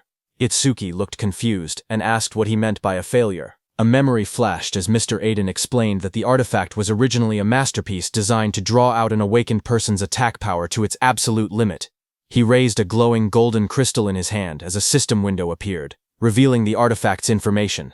Its name was Critical Crystal, unique. Critical, attack power is doubled during a critical hit. Critical rate 99%. Unique effect. The user's attacks generate critical hits. The golden crystal shined brightly in Mr. Aiden's hand, but as Mr. Aiden held the glowing crystal, something unexpected happened. A crack suddenly formed across its surface. His eyes widened in shock as the golden crystal split with a sharp sound. The artifact's power changed instantly. The rank of the artifact became unknown, and a mysterious broken effect appeared. A system window appeared, revealing the new information. Broken critical crystal, rank unknown. Effect, attack power is multiplied by 10 during a critical hit. Critical rate 0%. It increases by 1% every time an enemy unit with higher attack power than the user is defeated. Broken effect, the critical rate resets whenever the user levels up. Mr. Aiden showed the cracked crystal to Itsuki and explained its problem. Because the critical rate reset every time someone leveled up, it was completely useless for a normal awakened person. Anyone who trained hard to increase their critical rate would lose it the moment they gained a level. He said that was exactly why he had been confused when Commander Nento specifically requested this artifact. But after seeing Itsuki's stats, he finally understood the reason. Itsuki carefully reached out and took the broken crystal into his hand. The red cracks inside the golden crystal glowed faintly as energy flowed through it. Mr. Aiden smiled slightly and said that Itsuki was quite special. He admitted he did not know how Itsuki became stronger, but since Itsuki would never level up, the artifact was perfect for him. He then explained that as Itsuki continued defeating Calamity Spirit Beasts, his critical rate would slowly increase. Eventually, it would reach 100%. Just as he said that, Itsuki used the crystal. Golden energy began swirling around him as the crystal reacted. Golden energy suddenly burst out from the crystal and wrapped around Itsuki's body. The power surged violently as the artifact synchronized with him. As Itsuki struggled, Mr. Aiden told him that in the future every single attack Itsuki made would be buffed 10 times. Hearing that, Itsuki clenched his fist as the golden aura intensified around him. With the power flowing through his body, he unleashed a technique, Iron Fist of Destruction. A system window appeared, confirming that the artifact had been equipped. Equipped. Broken critical crystal. Itsuki looked at the information and thought about the conditions of the artifact. His critical rate would only increase when he defeated enemies with higher attack power than him. He quietly admitted that the condition was a bit harsh. However, he decided not to worry about it for now. He would think about a counter-strategy after they finished this raid. Just then, another system notification appeared, showing the crystal's information. Its effect was that it increased attack power 10 times on critical hits. Its current critical rate was 0%, but it would increase by 1% for every kill of a stronger enemy. The broken effect was that it reset upon leveling up. After observing the artifact's reaction, Mr. Aiden spoke again. He said the artifact seemed to be equipped properly, and that it was truly compatible with Itsuki. Itsuki then admitted that he had actually been struggling because his attack power was low. He thanked Aiden, saying the artifact helped him a lot. Aiden waved his hand dismissively. He explained that he created the artifacts, while others used them to fight the Calamity Spirit beasts. Both of them were simply doing their part for the survival of humanity, so no thanks were necessary. As he spoke, Aiden turned and began walking away.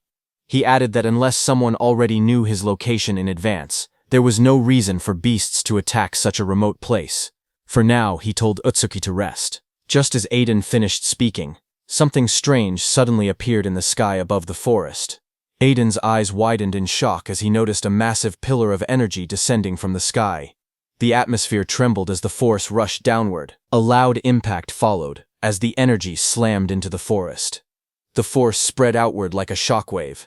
Nearby, Itsuki and Josuke instinctively raised their arms to shield themselves as the powerful energy burst through the air. Iberia, who was inside the house, opened his window and stared in disbelief, shouting in confusion and asking what had just happened.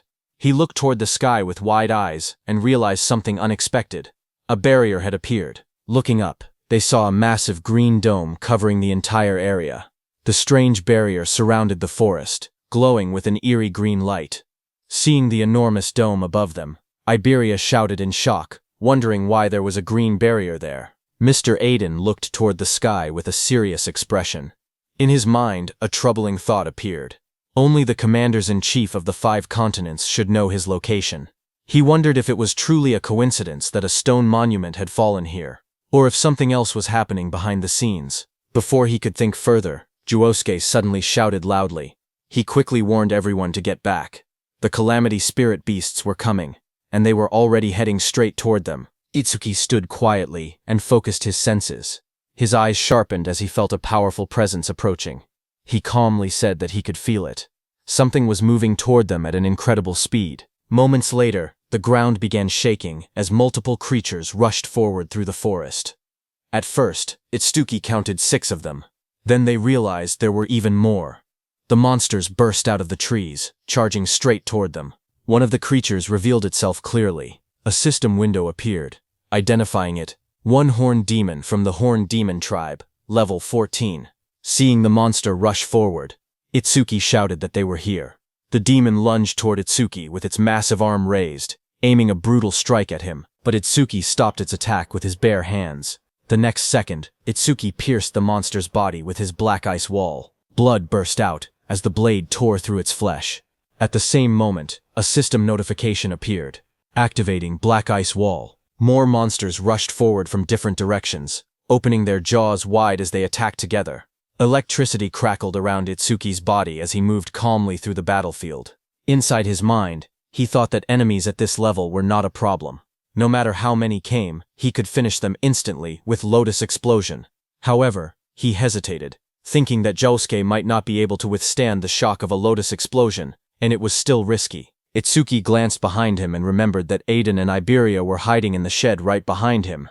If he used Lotus Explosion recklessly, the blast might catch them as well. Because of that, he held back his power and continued fighting the monsters directly instead. After defeating the surrounding monsters, Itsuki stood quietly among the fallen enemies. Looking at the battlefield, he calmly admitted to himself that he was probably more suited for fighting alone. Just then, he suddenly paused. He sensed something unusual. Itsuki frowned slightly as he felt another surge of mana spreading through the area. This new wave of power felt far stronger and more intense than the ones that had appeared before. Moments later, a massive creature revealed itself. A system window appeared, identifying the monster. 2-horned guardian beast of the Horned Demon tribe.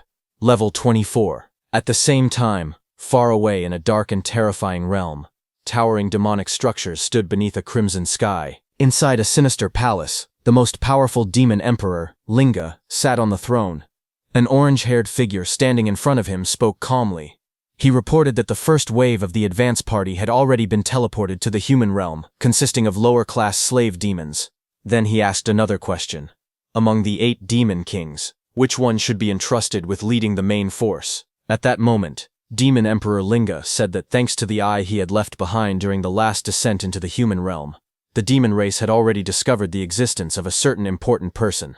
With a cold command, the demon emperor told him to capture them. This orange-haired figure was Enma-Raku, also known as Yama, one of the 8 demon kings. He asked whether the task should also be entrusted to one of the 8 demon kings. However, the demon emperor sitting on the throne calmly refused the idea. He said that sending a demon king might destroy the very eye that had been secretly left behind in the human realm. Because of that risk, he decided that the matter would instead be handled by a demon general. The order was accepted without hesitation. Demon King Yama simply replied that it would be done as commanded. Then Demon Emperor Linga declared that the command of the main force would be completely handed over to Inshokuma, also known as the ape-eating Demon King. The scene then shifted to a terrifying beast-like demon. This was one of the 8 demon kings, Inshokuma. Demon Emperor Linga said that since Inshokuma had not eaten a living human in a very long time, he was certain that Inshokuma must be extremely hungry. At the same time on the battlefield, while Itsuki was fighting, a loud scream suddenly echoed through the area. Hearing it, he immediately recognized the voice. It was Iberia. His expression changed as he realized something was wrong. He wondered if a disaster beast had broken into the room. But before he could react further, a disaster beast burst forward to attack. A system window appeared in front of him, identifying the beast as a double-horned guardian from the Horned Demon Clan, level 24. The beast attacked with overwhelming force, striking toward him without hesitation. Seeing the situation, Itsuki's eyes sharpened. He realized that things had reached a critical point, and he had no choice but to use that power. As the attack came crashing down, Itsuki quickly glided on the ground and dodged it. At the same time, he aimed at the beast and used Clear Orb. He judged that the creature's attack power was likely higher than his own. However, if he managed to defeat it, he could increase his critical rate. A system notification appeared, explaining the effect of the broken critical crystal. It stated that attack power would increase tenfold during a critical hit, and the critical rate would increase every time he defeated an enemy stronger than himself. However, the critical rate would reset whenever he leveled up. With determination, Itsuki shot the Clear Orb. A beam of purple energy shot into the sky, cutting through the darkness like a sharp spear as the attack was released. Another system message appeared, saying Clear Orb was activated. After the beast died, another system notification appeared, telling Itsuki that his critical rate had increased by 1%. Looking at the result, he calmly confirmed that it had risen just as he expected. Without wasting time, he turned and spoke to Josuke. He told him that he would take down the disaster beast that had broken into the room, and that everything here would be left to him. Josuke, who was engaged in battle, immediately accepted the responsibility without hesitation. Lightning flashed as Itsuki ran toward the cabin where Iberia and Aiden were. At the same time, inside that cabin, Iberia was pushed back and hit the wall. He stood there, injured and covered in blood. Lowering his head, he admitted that it was useless. Without his dragon gear, he knew he could not win. Pain filled his body as he struggled to stand, realizing how desperate the situation had become. As the disaster beast came toward him, Iberia quietly muttered that if it had come to this, then there was only one option left. As the monster lunged forward with its terrifying jaws wide open, Iberia cried out for help, calling Itsuki's name. But in the next second, someone appeared behind the disaster beast. It was Iberia's father, Aiden. He swung his massive weapon down with overwhelming force, hitting the beast on the head. Watching this, Iberia was shocked. He wondered how his dad, who was a non-combat class, could face a disaster beast without any fear. Seeing that nothing happened to the beast, Aiden remained calm and called it stubborn. Aiden's attack made the beast furious, and it turned around in anger. It immediately charged at Aiden at full speed. Seeing it coming, Aiden stood firmly and declared that he would leave the rest to him. He was saying that to Itsuki, who appeared there just before the monster's attack could hit Aiden. Itsuki moved instantly, his body wrapped in crackling electricity as he intercepted the attack. The beast tried to strike again, but Itsuki stepped in from behind, and using his black ice spike, pierced through the monster's body. A system message appeared, announcing that his black ice wall had activated. Blood splattered as the creature's massive frame was struck down. After the clash ended, Itsuki apologized to Aiden for being late. He explained that it had taken a little time to deal with the lookouts. Aiden then asked about the situation outside. Itsuki immediately used his magic detection skill, but he could no longer sense any magic fluctuations from outside. Seeing that, he told Aiden that Josuke had likely wiped out every last disaster beast. As they went outside, the battlefield was covered with the bodies of disaster beasts. Iberia looked around in shock and stammered in disbelief, wondering if Josuke had really done all of that by himself. Josuke immediately warned everyone not to lower their guard. He explained that unless they destroyed the barrier, disaster beasts would continue spawning from within it without end. As time passed, they would only grow stronger. With a firm expression, he declared his intention to head toward the barrier and destroy it while eliminating as many disaster beasts as possible along the way. Looking at Itsuki, he added that if any beast managed to slip past him, he would have to deal with it. However, Itsuki stated that he would be the one to slaughter every disaster beast within the barrier. His eyes were filled with hatred as he instructed Josuke to remain there and protect Aiden and Iberia. Seeing Itsuki's expression, Aiden narrowed his eyes. He muttered that those eyes showed no trace of fear. Instead, they were filled with a burning thirst for battle. Finally, with firm resolve, Aiden declared that they would leave the destruction of the barrier to Itsuki. Josuke warned Itsuki seriously. He explained that if the barrier was green, then the disaster beasts inside would be at least level 250. He asked if he was truly prepared for something like that. Without hesitation, Itsuki answered calmly that he was sure. Lightning crackled violently around Itsuki as he ran toward that green barrier. A sharp smile formed on his face as he admitted that finally, he could fight to his heart's content. Seeing him go, Iberia immediately spoke up. He declared that if Itsuki was going, then he would go too. He told Josuke to look after his old man. But his father, Aiden, stopped him.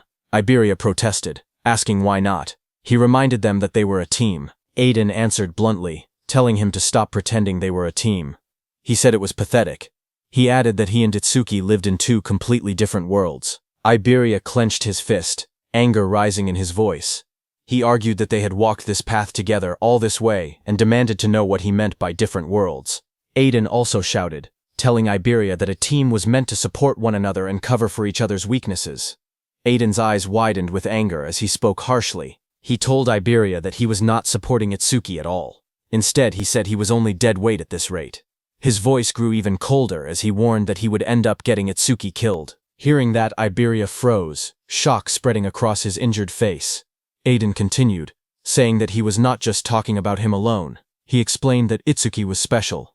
No one else from his generation could even stand on the same stage as him. Then he asked Iberia if he had ever truly seen the look in Itsuki's eyes when he faced a disaster beast. He told Iberia that those were the eyes of someone drowning in hatred. At the same time, while Itsuki was running toward the barrier, a system window appeared showing, "Mana 5 enemy units have been detected. 50% of Itsuki's mana recovered." Itsuki noticed it immediately. He realized that 5 disaster beasts must have just come out of the barrier. He calmly acknowledged that this had brought his mana back to full. Ahead of him, massive disaster beasts with sharp purple spikes and rows of jagged teeth emerged, blocking his path as lightning continued to crackle around his body. Lightning surged wildly around Itsuki as he faced them. His eyes burned with determination as he shouted for them to get out of his way. A system window suddenly appeared, showing Lotus Blast had activated. In the next instant, a massive explosion erupted in the forest, flames bursting outward with overwhelming force. Another system message appeared showing, 5 enemies defeated with Lotus Blast. Range of all skills increased by 5%. His critical hit rate increased by 1%. Now his broken critical critical rate was 2%. Itsuki moved forward through the fading flames, his expression calm but focused. He admitted to himself that the double-horned guardian's defense had been far too high. It had taken 80% of his mana just to bring it down with Lotus Blast. Even so, he firmly decided that he would not allow a single one of them to reach Iberia or the others. In the distance, smoke and fire from Lotus Blast rose above the trees. Josuke turned toward the explosion in shock and demanded to know where it had come from. Iberia immediately realized and stated that it was Itsuki's skill and that he must have run into disaster beasts in the forest. Josuke stared toward the forest, his expression serious. He thought that an explosion of that scale was not something a mere level 0 should be able to trigger. A troubling thought crossed his mind. He wondered if the reason Itsuki could not level up was because of a debuff from his gift. Meanwhile, Itsuki reached and stood before that glowing green barrier. He quietly acknowledged that this was the green barrier. He realized that the disaster beasts inside seemed to be on a completely different level from the ones he had faced so far. He immediately activated his mana detection. However, Itsuki was shocked to see that his mana detection could be blocked. Because of that, he could not judge the number or strength of the disaster beasts inside. Then he remembered something his teacher once said. The level of disaster beasts inside a barrier could be determined by its color. Gray barriers contained disaster beasts from level 1 to 25. Green barriers contained disaster beasts from level 26 to 50. Blue barriers held level 51 to 75. Purple barriers held level 76 to 100. Red barriers contained level 101 and above. Since this barrier was green, the disaster beasts inside were between level 26 and 50. Itsuki looked at his hand calmly and concluded that if he killed them all, they would drop a massive amount of experience. Itsuki then summoned his Shikigami, Death Hound. White petals of light swirled around him as a massive spectral hound formed at his side, its sharp teeth glowing in the darkness. Just as the Death Hound appeared, a system window displayed its information. Death Hound B rank, level 16. Skill, Death Smell, C rank, detects all traces of mana within the area to locate and track the source. Respawn design, Death's Craving, B rank, drastically reduces respawn time after the Shikigami dies. Its attack stat was 250, agility was 250, defense was 150, and mana was 150. The Death Hound's glowing eyes shone in the darkness as it stood beside Itsuki. Itsuki placed his hand on the hound's head and told it that it would receive all the experience that dropped later. However, he made one thing clear. Until he gave the order, it was not allowed to lay a single finger on them. The green barrier loomed in front of him as the hound crouched low, teeth bared and ready. Before entering the barrier, Itsuki's eyes sharpened. He declared that every disaster beast inside the barrier was his prey. Meanwhile, on Prediction Day 1 at 11:30 p.m., Commander Nento was seated in a garden when Choha arrived there with a man. She informed her father that the awakened guards had arrived. A young man stepped forward confidently. He introduced himself politely, saying that from that moment on, he, a first-class savior, would serve as Commander Nento's protector. This man was level 63 Wind Elementalist, first-class savior, Kei Chirajima. Commander Nento thanked him for coming. Choha then explained that besides him, 5 third-class saviors and 3 second-class saviors had also arrived. Commander Nento asked her if Akira Hiton had not arrived yet, saying he had assigned Hiton to guard the perimeter. Choha frowned slightly and explained that when they spoke 6 hours ago, he had said he was already on his way. However, when she tried calling again 3 hours later, she could not get through. She added that massive stelas had been falling across the northern province since 8 p.m. that night. Because of that, she thought he might have run into trouble along the way. Still, she remained confident. Commander Nento stated that a normal disaster beast would not be a threat to him. After all, he was one of the 6 pillars among the special class saviors. He asked her to keep trying to contact him, adding that only a special class savior could stand against the disaster beasts appearing there. Choha quietly responded that she understood, but hearing all that, the Wind Elementalist spoke up, questioning whether they were overestimating the special class saviors a bit. He argued that no matter how strong Wajin Tei and Akira Hiton were, they were still only human. He continued confidently, saying he did not believe there was such a vast gap between the special class saviors and those in the first class. They might struggle a little, but there was no way they could not defeat a disaster beast that a special class savior could. Commander Nento told the Wind Elementalist that it was good to be confident, but thinking one could stand on the same level as a special class savior was another matter entirely. He added that such thinking likely came from never having fought a truly powerful disaster beast before. Just as he said that, suddenly there was a blast in the sky as a huge pillar fell down. Seeing that, the Wind Elementalist reacted instantly, saying a stele was approaching, and a disaster beast was coming with it. He raised his sword as the air trembled around him. As the stele fell to the ground, it created a huge purple barrier. Seeing that, Commander Nento declared that it had finally arrived. At the same time, Choha tried once more to reach Akira Hiton, but her voice shook as she admitted it was useless. She still could not contact him. The Wind Elementalist smirked confidently. He declared that if even a special class savior could not make it, then he was not much to rely on. He told Commander Nento there was no need to worry. They would finish every last one of them off. His expression then turned serious as he looked toward the purple barrier.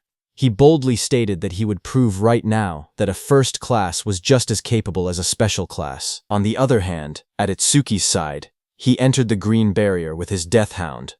Inside the barrier, A strange green glow filled the surroundings. Itsuki walked beside his death hound, quietly observing the area. He noted that the scenery inside the barrier was not any different from the outside. However, he admitted that there was an aura in the air that made him feel uneasy. A system notification appeared, saying mana detection activated. Itsuki focused and sensed the fluctuations of mana inside the barrier from where he stood. But just as he expected, he could not grasp the situation outside. After observing carefully, he concluded that the inside and outside of the barrier seemed to be separate spaces. Just then, his mana detection detected 5 enemy units, which restored 50% of Itsuki's mana. Itsuki calmly observed the surroundings and said that he now had a general idea of where the 5 detected units were located. He then turned to his death hound and gave it a clear order. It was to stay there and wait. If it found any disaster beasts that had fled, it could eat them. After giving the command, he softly praised it, calling it a good boy. Another system notification appeared, showing activating Thunderbreaker, roaring wave. Blue lightning began to crackle around his body as his eyes sharpened with focus. He decided that he should start moving as well. At that moment, 2 muscular disaster beasts charged forward at high speed, their claws digging into the ground as they rushed toward him. Suddenly, electric energy surged through the air as one of the beasts reacted in surprise. It was Itsuki. He activated his Black Wall skill and struck the 2 disaster beasts. With a single attack, he killed both of them by piercing their bodies with Black Wall. Just then, 2 more beasts appeared. Lightning exploded across the battlefield as Itsuki struck the first disaster beast directly. Blue energy tore through its body, and blood burst from its wound as it was slammed into the ground. The second beast immediately rushed forward, but Itsuki's electric current surged between them like a roaring wave. The ground cracked under the force as his attack ripped through both monsters. While Itsuki was killing those 4 one-horn beasts, suddenly a 2-horn beast charged at him. Blue lightning surrounded Itsuki as he drove forward with unstoppable momentum. He dodged the beast's attack and jumped high.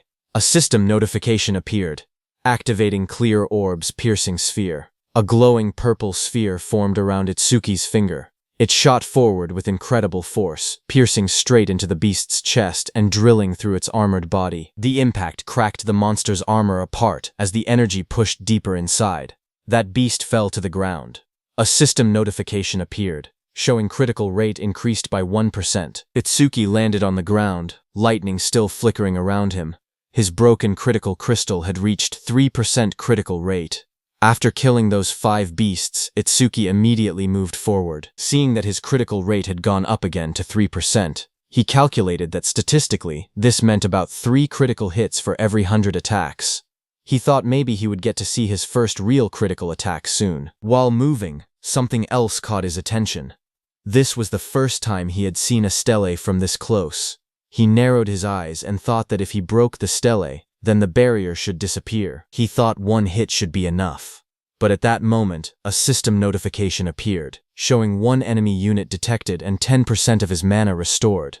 Itsuki's eyes widened as he realized that there was still 1 left. Immediately, he used all the force in his body to stop himself. Lightning cracked violently around his legs as he stopped. Just as he stopped, many sharp spikes came toward him at full speed. He immediately jumped back and dodged those spikes. A sharp thought crossed his mind. If he had not sensed the mana fluctuation and stayed on high alert, he would have already been impaled. He fell back, crouching low as debris scattered around him. His eyes narrowed as he saw those spikes coming from behind the stele.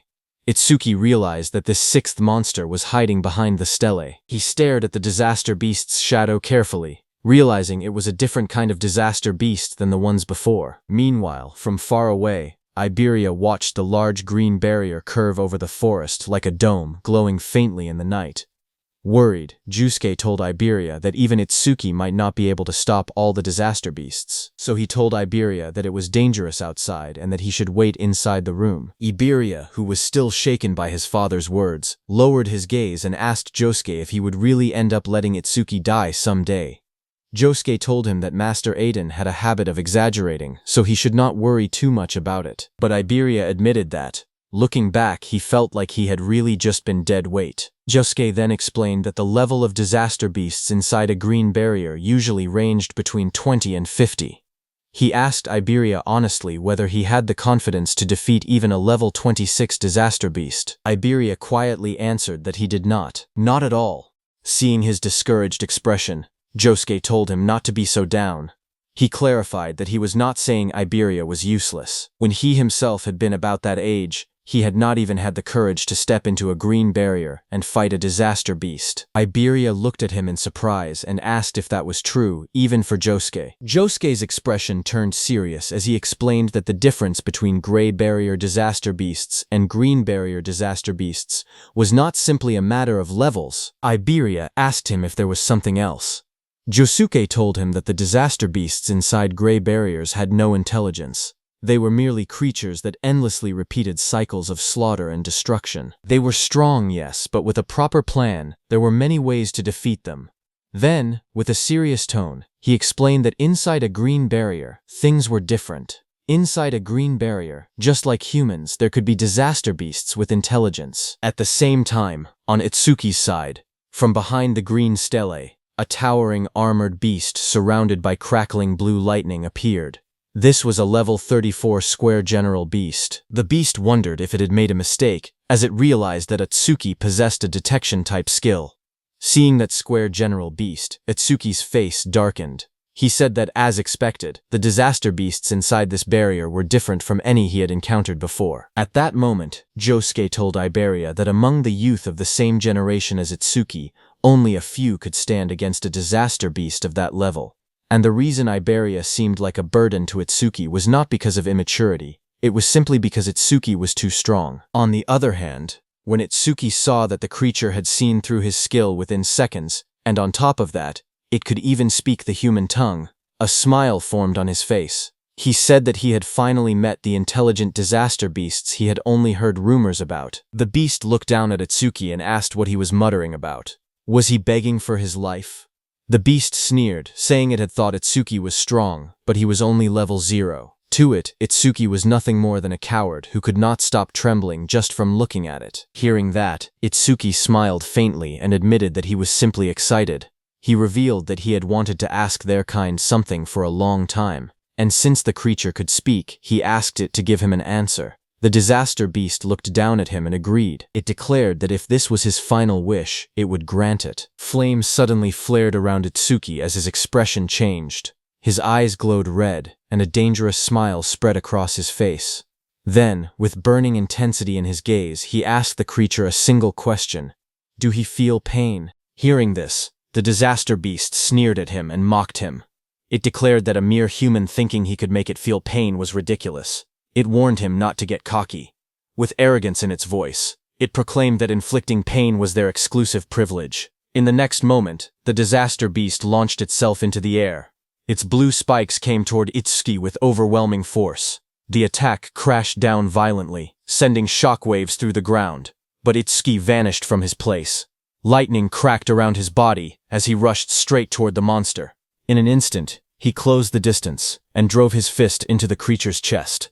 The impact echoed loudly as his strike connected, sending the beast flying. It hit the ground, sending dust and debris flying everywhere. Itsuki watched with wide eyes, wondering if he had gotten him, but then realization struck him. The beast's magic was swelling even more. From the smoke, the beast attacked again with its spikes. Itsuki jumped and dodged, but noticed that even the beast's antenna had grown faster. Still, he remained confident, because when it came to speed, he believed he still had the edge. Itsuki used his black ice skill, creating a blade on his hand, but when he struck the beast with it, frustration crept into his thoughts. He cursed under his breath, realizing his power was too low. He could not even cut off the monster's head, and his attacks barely did any damage. The disaster beast stared at him in disbelief. At that level, it said, he should not be able to move that fast. It demanded to know his real level. Then it dismissed the thought entirely, saying that no matter how fast Itsuki was, he was still nothing more than an insect. The beast lashed out again, its massive tendrils slicing through the air and crashing down repeatedly. It roared arrogantly that even if Tuki struck it 100 times with that weak power, it would not hurt or even make it itch. But it warned him that if he took even one of its hits, it would be over. As the beast said that, its massive tendrils slammed down with terrifying force. But suddenly, Itsuki made a move. Blue lightning wrapped around his body as he leaped behind the beast. He twisted mid-air and struck down hard, his attack crashing against the monster's armored head, but the next second, the beast's tendril whipped toward him again at full speed. Sweat rolled down his cheek, but he used his black ice wall skill to defend. The tendril smashed into him and sent him flying backward. His body crashed violently into a tree, splinters and debris exploding into the air as the force drove him deep against the trunk. The disaster beast didn't stop there. It immediately attacked Itsuki with its tendrils again, but Itsuki quickly steadied himself. Lightning flickered around him as he jumped into the air to dodge. Standing firmly against the tree, he looked forward and told the creature to try it if it could. From a distance, the armored disaster beast watched him coldly. It remarked that the lightning surrounding Itsuki was nothing more than a skill that boosted his speed. It declared that it would see how long Itsuki's magic could hold out. Saying that, it continued attacking with its tendrils. Itsuki observed the creature carefully and came to a realization.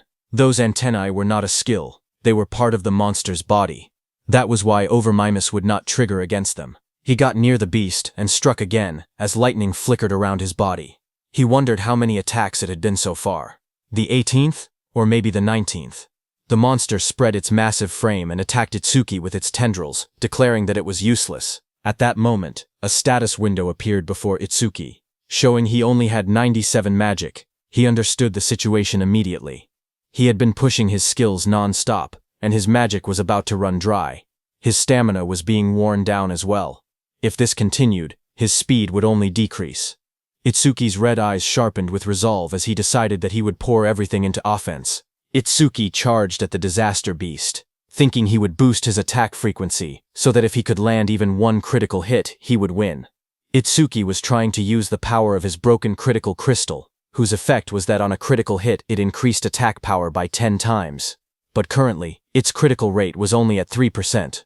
With lightning surging violently around him, Itsuki launched forward once more, striking directly at the armored beast. He continually punched the beast with his fists. Sweat rolled down his face as his eyes burned with determination. He told himself that he had to attack more. To trigger a critical hit, all he could do was keep swinging. There was no other choice. His fists slammed into the monster's body with explosive force, the impact echoing loudly. But suddenly a blue tendril flashed through the air as it rushed at Itsuki. It hit and tore through his stomach. Blood spilled from Itsuki's mouth as his body trembled violently in pain. Dark stains spread across his shirt as he struggled to stay upright. The towering beast looked down at him and mocked him coldly. It said that throwing himself at it like that was idiotic. The creature leaned closer, its sharp teeth gleaming as it taunted him again. It asked what was wrong. Wasn't he supposed to make it feel pain? Hearing that, Itsuki simply let out a quiet snort in response. The monster's grin widened.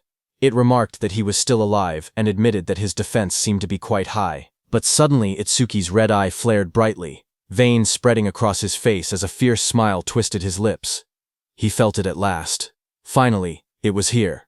A system notification appeared before Itsuki, telling him that his critical crystal was activated, and his next attack would definitely be a critical hit. Without hesitation, Itsuki moved. In a single explosive step, he closed the distance and drove his fist forward with overwhelming force. Red energy burst outward as his strike slammed directly into the monster's body. The impact shook the air violently. The beast screamed in pain as it was sent flying backward. Its massive body tore through the forest, crashing through trees as splinters and debris scattered everywhere. Smoke and dust rose into the air as the monster landed heavily on the ground. It could only stare in disbelief. It questioned what had just happened and why Itsuki suddenly possessed such terrifying power. Standing calmly amid the fading red glow, Itsuki looked at his fist. His breathing steadied as he admitted quietly that the power was stronger than he had expected. After landing that critical hit, something inside him changed. All kinds of emotions began rising from deep within his chest. Focus sharpened his mind. Satisfaction spread through him. A strange ecstasy followed. He realized he had never felt like this before. Even though blood was pouring out of the wound in his stomach, he did not feel any pain at all. The injury was deep, and his shirt was soaked in red, yet his body felt strangely light. He looked down at the beast calmly and admitted that this feeling was incredible. Itsuki then reached out and grabbed the beast's head, asking whether it felt any pain from that attack. Hearing that, confusion filled the beast's voice. It wondered what kind of human he was. Humans were supposed to be weak and fragile, It even accused him of clearly being over level 40, saying that showing fake stats was cheating. But as Itsuki grabbed the beast's head, it panicked and shouted, asking what he was about to do. Itsuki told the beast that until now, all the disaster beasts he had faced lacked intelligence. Even when they died, they barely screamed. But this one was different. He grabbed the creature firmly and squeezed. The beast let out a loud, terrified scream. A wide grin spread across Itsuki's face as his red eyes glowed fiercely in the darkness. He admitted that a scream from a disaster beast capable of feeling pain was truly pleasant to hear. The creature trembled in terror. It stuttered in disbelief, asking if he was really going to crush its head. Panic consumed it as it declared that he was no human, he was a demon. Ignoring its fear, Itsuki tightened his grip. In the next instant, a violent sound echoed through the forest as he crushed the beast's head without hesitation. Blood splattered across the tree behind them. A system notification appeared, showing his crit rate increased by 1%. Itsuki stood before the fallen body and calmly stated that it was finally done. Another notification followed, saying broken critical crystal crit rate was now at 4%. As the tension faded, Itsuki felt the strange excitement from earlier slowly disappear. The special sensation that had filled his chest was vanishing. Then reality returned. The searing pain from the wound in his stomach began to kick in. He steadied himself and observed the surroundings. The barrier around the area had turned transparent, which meant there were no disaster beasts left inside. He looked at the transparent pillar in front of him and thought that if he crushed it, all that would remain would be the stele. Without hesitation, he pulled back his fist and drove it forward with force. A sharp cracking sound echoed as his punch struck the structure. The ground around the stele shattered, cracks spreading across the area as debris scattered in every direction. Itsuki calmly admitted that it was weaker than he had expected. Exhaustion finally caught up to him. He leaned back against the broken structure, blood still staining his clothes. Before returning to Iberia, he reminded himself that there was something he needed to check. His expression turned serious as he quietly called his death hound. A dark figure rushed overhead. Itsuki lifted his head slightly and ordered it to show its face. Death stepped forward, its red eyes glowing fiercely in the darkness. It looked larger than before, its claws digging into the ground as it growled. Itsuki, sitting on the ground nearby, looked up at it calmly and noted that it seemed bigger than before. Then he paused for a moment and continued observing it carefully. Then he realized the reason. Its level had increased by 3. Not only that, but it had also gained 150 stat points. A system window appeared before him, showing the Deathhound's stats. It was a B-rank Shikigami at level 19. Its skills were Death Smell, a C-rank skill that detected all magic traces in the area and located and tracked their source. And Respawn Desire, a B-rank skill that greatly shortened respawn time after a Shikigami's death. It had 250 attack points, 250 agility, 150 defense, and 150 magic. It also had 150 unassigned stat points. After reading the information, Itsuki understood that as its level increased, its body also grew larger. He realized that it had not been his imagination. This meant that if it gained dozens more levels, it would grow even bigger. He imagined an enormous beast towering over him and calmly admitted that he could not wait to see how large it would become. It was 11:35 p.m. on Prophecy Day 1 when Itsuki destroyed that stellar. Just as he destroyed it, from above the forest, the dark green barrier vanished, leaving the crescent moon shining clearly in the night sky. Iberia and Josuke stood among the trees, staring upward in shock. Iberia pointed toward the sky and shouted that the barrier had disappeared. He declared that Itsuki had done it. Seeing that Itsuki had destroyed the green barrier in about 10 minutes, Josuke admitted that there were probably no intelligent disaster beasts inside, but even so, that speed was incredible. He acknowledged that Itsuki was already far stronger than he himself had been back then. Meanwhile, Itsuki leaned against Death's large body. Blood stained his clothes as he struggled to remain steady. With long-distance travel and continuous battles, Itsuki's stamina was almost gone. On top of that, the blood loss had pushed his body to its limit. Itsuki looked at Death and spoke weakly. He told Death that since it could track magic, he instructed it to follow his magic trail and carry him to Iberia. Death lifted its head and let out a low howl into the night, ready to obey. Its loud, echoing cry rang out across the dark forest. The sound tore through the night, heavy and ominous, making the air feel tense. Josuke narrowed his eyes as he listened carefully. He muttered that it sounded like a disaster beast's cry, but the barrier was supposed to be gone. He questioned why that sound could still be heard. Without hesitation, he turned sharply and ordered Iberia to return to his room immediately. Iberia, while leaving, listened closely and said that the cry felt familiar, as if he had heard it somewhere before. On the other hand, Death's heavy claws slammed onto the ground as it came toward them. Josuke instantly drew his sword and took a defensive stance. His expression turned serious as he sensed the presence moving closer. He shouted that it was getting closer and closer. Then, with firm resolve, he declared that wherever it had come from, if it truly was a disaster beast. The next second, the massive Death came out of the forest with its jaws wide open, sharp teeth glinting under the moonlight. Josuke gripped his sword tightly and swung it with full force. With firm determination, he declared that he would cut it down. Before the blade could land, Iberia's eyes widened in shock. He suddenly realized what he was looking at. He exclaimed that it was the mad dog Shikigami that Itsuki had tamed before. Panic flashed across his face as he shouted for Josuke to stop, telling him that the creature belonged to Itsuki. Death abruptly tilted its head, stopping right in front of them. Josuke, who had heard Iberia's words, also stopped his heavy sword right before hitting it. Itsuki, who was lying on Death's back, fell onto the ground. Standing there, Josuke stared at Death in disbelief and questioned whether it was Itsuki's Shikigami. He remembered that only Shikigami users were supposed to be able to command Shikigami. Thoughts ran through his mind about Itsuki's overwhelming strength, combat power far above his peers, a level that never seemed to rise, and even skills that belonged to other jobs. Iberia rushed forward in panic, calling out loudly and asking if Itsuki was okay. Seeing him lying motionless on the ground, Josuke felt that Itsuki was always one mystery after another. Iberia dropped to his knees beside Itsuki and noticed the blood covering his clothes and face. His voice trembled as he asked what had happened to him and why he was covered in blood. Itsuki slowly opened his eyes and weakly called out Iberia's name. His vision blurred as darkness crept in. In a faint voice, he asked to rest for a bit. Seeing this, panic completely overtook Iberia. Tears streamed down his face as he shouted helplessly, asking what he should do. His sobs echoed in the night. Just then, Josuke spoke behind him, saying that Itsuki was not dead, so there was no need to cry.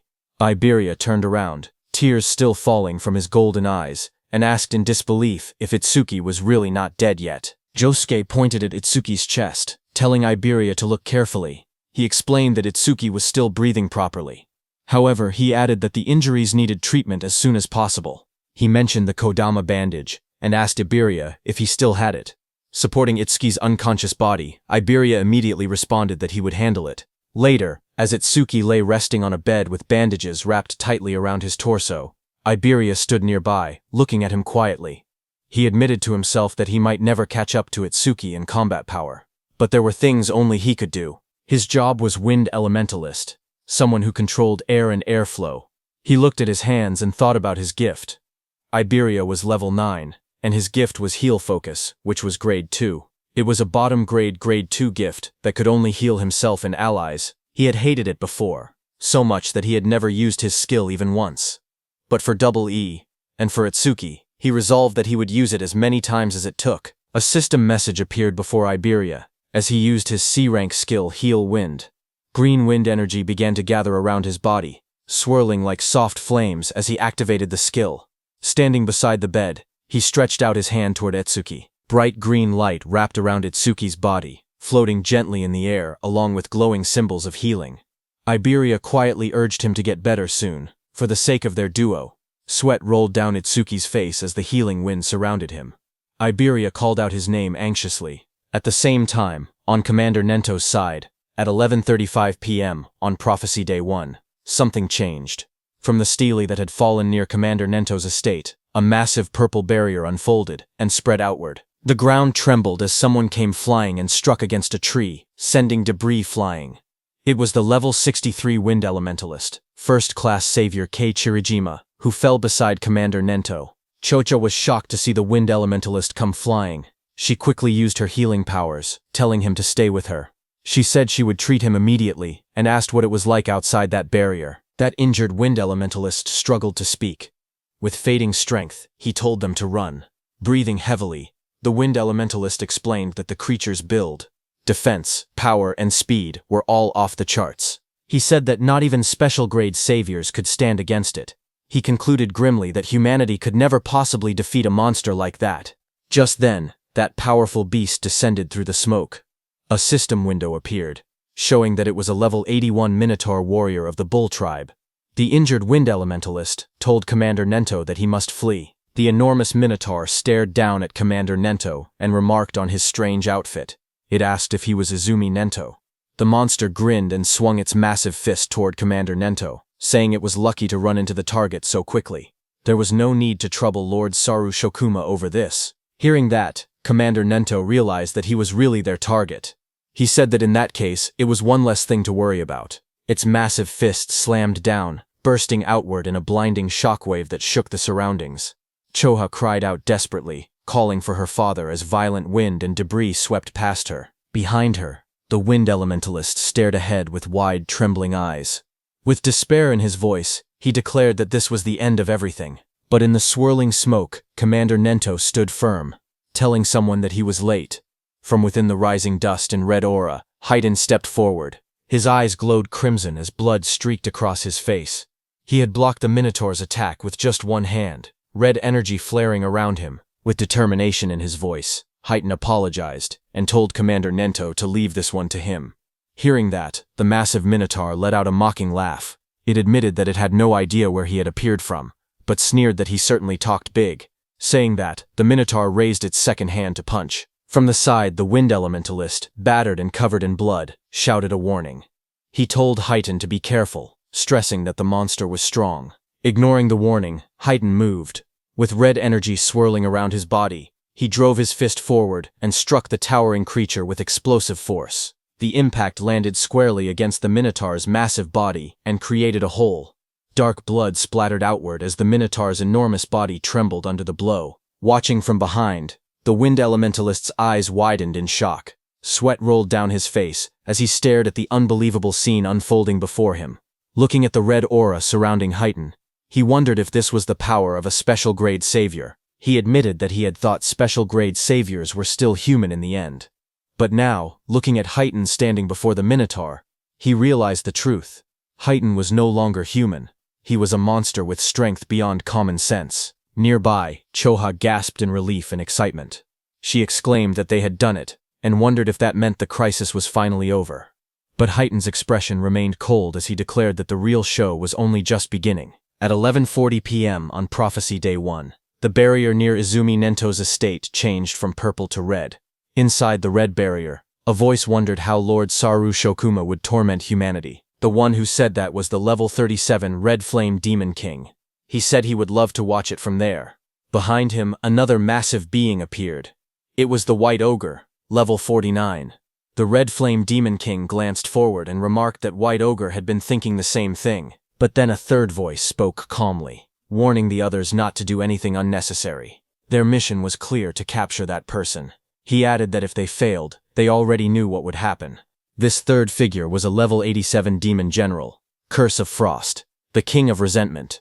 The Red Flame Demon King asked the Demon General why they had not been sent directly to the target's location, but instead into the same barrier as Lord Saru Shokuma. The Demon General explained that if all three of them were inside the same barrier, it would glow purple and stand out too much.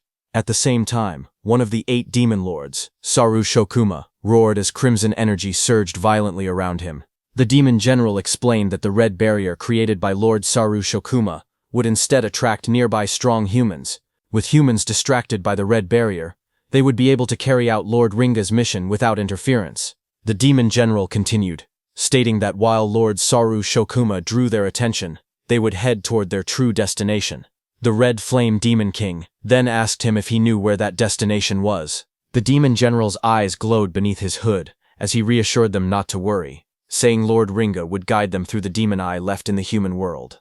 That eye had the ability to see coordinates and even the scenery it witnessed. Just as he said that, Itsuki lay on the bed, drenched in sweat as if trapped in a nightmare. Suddenly, his eyes snapped open. One eye remained normal, but the other glowed an ominous red. The Demon General's voice rang out as he told the Red Flame Demon King that right now, the demon eye was in the same place as their target. On Prophecy Day 1, at 11:35 p.m., Itsuki lay asleep on his bed after Iberia healed him. In his dream, He found himself standing in a vast, pale space that felt like a dream. Small Itsuki ran toward his mom and shouted excitedly. He told her that he had finally found a disaster beast that could feel pain, just like they did. His face was filled with pride and joy. He declared that he had crushed its skull, and that now her death had finally been avenged, but before he could finish, his mom gently called out to him. She told him to stop. Her voice was calm but firm. She explained that there were things far more important than revenge. Small Itsuki looked at her in confusion and asked if anything could be more important than wiping out every last disaster beast. His mom gazed at him softly. She told him that he should not use his power for vengeance. Instead, he must use it to protect the ones he loved. Hearing that, Small Itsuki's eyes widened in disbelief as he shouted that it was impossible. His body trembled with rage. With his fist clenched tightly, he declared that he would never forgive the disaster beasts that had killed her and his father. His voice echoed through the empty space as he swore that he would make sure every last one of them was dead. His eyes glowed red with fury, his expression twisted by anger and grief. His mom stood quietly before him, her gaze calm and steady. There was no anger in her eyes, only a gentle understanding. After a moment of silence, she softly told him that it was time for her to go, and slowly started to disappear. Her words froze him in place. Small Itsuki rushed forward in panic, shouting and asking where she was going. His voice trembled as he told her that he still had so much more to say. His mom looked at him gently as her body slowly began to dissolve into drifting light. In a soft voice, she called his name and pleaded with him not to let hatred consume him. Her form continued to scatter into glowing fragments, fading little by little into the surrounding emptiness. Small Itsuki reached toward her desperately, his hand stretching out as if he could still hold on to her. His voice broke as he cried out for his mother. Their fingertips nearly touched, but the light swallowed her hand before he could reach it. Tears welled up in his wide eyes as he stared helplessly at the space where she had been. Moments later, he stood alone. A tear slid down his cheek as he looked upward, his expression lost and hollow. Behind him, a dark presence emerged. A cold voice mocked him, saying that shedding tears for the dead was typical of a lowly creature. Hearing that, Itsuki's jaw tightened. He returned to his adult form. His eyes burned with emotion as he struggled to contain his feelings, fury and sorrow mixing within him. He clenched his teeth as he recognized the presence before him. He called it by name, Linga, the devil of ruin. From the swirling red abyss, a towering demonic figure, Linga, emerged. Its body was muscular and covered in dark, twisted markings. Horns curved from its head, and a crimson aura pulsed around it like a living flame. Linga looked down at him calmly and asked if he had finally come back to his senses. It remarked that he only took the form of a child when he was with that woman. Rage exploded within Itsuki. With blazing eyes, he shouted at the demon, calling it a bastard. His body burned with fury as he jumped toward Linga, shouting that he would kill it. Red energy surged violently around him, but as his punch passed through Linga's body, Linga only sneered. It told Itsuki not to be in such a hurry, promising that he would taste that feeling again soon enough. The air trembled as dark purple power gathered around Linga's body, swirling like a storm that froze Itsuki. Then, in a cold whisper, Linga declared that true despair that was what awaited Itsuki. As he spoke, the space around Itsuki shattered, and he fell into darkness. While falling, Itsuki's muscles tensed, veins bulging as fury burned through him. With blazing red eyes, he roared into the void, shouting that he would kill Linga, no matter what it took. His voice echoed fiercely through the shattered space. In the next moment, everything snapped. He jolted upright, drenched in sweat, his breathing heavy and uneven. His eyes trembled as pain throbbed through them. A dream, he muttered to himself in confusion. In front of him, he saw Iberia and his deathhound standing nearby. Suddenly, Itsuki pressed his hand against his face, wincing. His eyes were not even injured, yet they hurt unbearably. Slowly, realization dawned on him. Come to think of it, he blinked, noticing something strange. His wounds, they had healed. Just moments ago, he had been in critical condition. He wondered if Iberia had used the Kodama bandages to fix him up. He slowly shifted his gaze toward the side of the bed. Iberia was asleep, leaning against the mattress peacefully. Seeing that, he wondered why Iberia was sleeping in a place like this. Then he remembered that Iberia had said he was going to take a break. He reminded himself that he had to make sure Death did not bark, or it would wake him. In the corner of the room, Death stood silently. Its glowing red eye stared forward. When Death saw that Itsuki had awakened, it barked in excitement. The thing Itsuki was trying to dodge eventually happened at the bed. The next second, Iberia's eyes snapped open. Without hesitation, he thrust his hand forward, releasing a burst of swirling energy toward Itsuki, shouting that it was a disaster beast and that he had to protect Itsuki. The wind spiraled through the room, wrapping around Itsuki as he sat on the bed, but he remained calm. He glanced at the rushing force and told Iberia that a light breeze like that would not even make a disaster beast flinch. Iberia's face lit up with relief when he saw Itsuki open his eyes. With a wide smile, he exclaimed that Itsuki was finally awake. He let out a breath of relief and happily said that his treatment had actually worked. Without hesitation, he threw himself forward and hugged Itsuki tightly. Itsuki, still sitting shirtless on the bed, looked slightly stunned. In his mind, he noted that Iberia still had the habit of hugging people whenever he got excited. After a moment, Itsuki calmly asked how long he had been unconscious. Iberia replied that it had been about 3 hours, though it did not feel that long to him. Itsuki calculated quietly. 3 hours meant it was around 3 a.m. on the second day of the prophecy. He then asked if Josuke and Aiden were safe.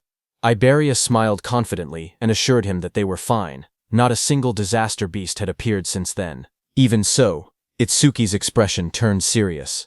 The memory of the dream lingered in his mind. Linga had said that he should not be in such a hurry, promising that he would taste it again soon enough. Itsuki told himself it had only been a dream, yet the words continued to bother him. It had felt far too real to dismiss. He was certain that the disaster beasts were plotting something. On Prophecy Day 2, at 3:03 a.m., Itsuki had awakened from his coma. As he dressed up, a firm thought echoed in his mind, that he could not let his guard down. Iberia smiled brightly, and told Itsuki that he was truly glad.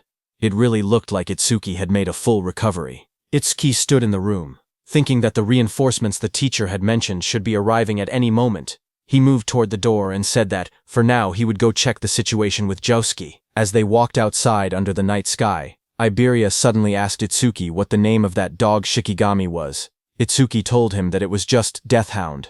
Hearing that, Iberia reminded Itsuki that a Shikigami user was free to give their Shikigami any name they wanted. He even offered to pick one himself, confidently claiming that he had great naming skills. Itsuki calmly replied that he was not a Shikigami user. Hearing that, Iberia blinked in surprise. He admitted that it was a shame, since he had really wanted to name it. Hearing that, Itsuki silently resolved that he was definitely not going to let Iberia name that thing. As they continued walking, Josuke, who was casting magic on that mechanical golem, noticed Itsuki and said that Kodama bandages alone would not have been enough for someone to recover this quickly. He concluded that it looked like Iberia had finally used his actual ability. Hearing that, Itsuki looked at Iberia and admitted that he had not seen him using any skills earlier. He asked if Iberia was a healer type. Iberia hesitated slightly and replied that he could use offensive skills too. However, he added honestly that they did not really do much damage. After that, Itsuki turned to Josuke and asked if any other saviors had arrived since he had been knocked out. Josuke answered with uncertainty, saying no. He then asked why Itsuki was asking. Itsuki explained that the teacher had said they were dispatching nearby saviors. It had already been a full day, so they should be arriving soon. Josuke reminded Itsuki that they were deep in the forest. Even Itsuki would not have arrived so quickly without Iberia's guidance. Itsuki listened carefully. He admitted to himself that Josuke had a point, but he could not shake the uneasy feeling inside him. Something about the situation felt wrong. As the night grew quieter, the forest seemed to change. It felt as if something malevolent was slowly drawing closer. High above the forest, several saviors moved quickly through the dense trees. Their path curved sharply as they advanced deeper into the woods under the cover of night. As they ran, one of them called out to his teammate, Kobayashi, and asked how much farther it was to their destination. Kobayashi replied that it should only be a few more kilometers, and told them to bear with it a little longer. Another member shouted excitedly that once they finished this mission, they would finally be promoted from apprentices to third-class saviors. Even so, he could not help but comment that the place was far too remote. It was hard to believe that the greatest crafter in the northern province lived this deep in the woods. Suddenly, a sharp voice cut through the air as a woman ordered everyone to stop. The group reacted instantly, skidding to a halt on the forest path. One of them quickly asked what was wrong and whether she had picked up a strange vibe. The woman answered that something was approaching from the front. From the darkness ahead, a deep voice spoke calmly, asking if they had noticed him. Hearing that, one of the saviors shouted in alarm. He recognized it immediately and yelled that it was a disaster beast. He ordered everyone to take their battle stations. The group quickly drew their weapons, readying themselves for combat. Out of the shadows stepped the Red Flame Demon King. Behind him stood the White Oni. The air around them felt heavy and threatening. The Red Flame Demon King looked at the group with a faint smile and asked where they were all going in such a rush. His red eyes glowed brightly in the darkness as he asked if they were headed to the same destination as him. Fight broke out, and one of the saviors was engulfed in roaring flames, radiating intense heat and destruction. The one who killed him was the Red Flame Demon King. He stood calmly in a long robe, observing the aftermath of the devastation. He remarked with cold indifference that it was astonishing how a single fireball could cause such destruction, concluding that humans were truly fragile creatures. Turning his attention to his companion, he called out and asked White Oni if he had finished on his side. At that moment, White Oni completed his attack and struck another savior with overwhelming strength. He slammed his fist down, crushing his target into the ground with a violent impact. Blood splattered across the cracked earth as White Oni lifted his hand, looking at the flattened savior embedded in the crater.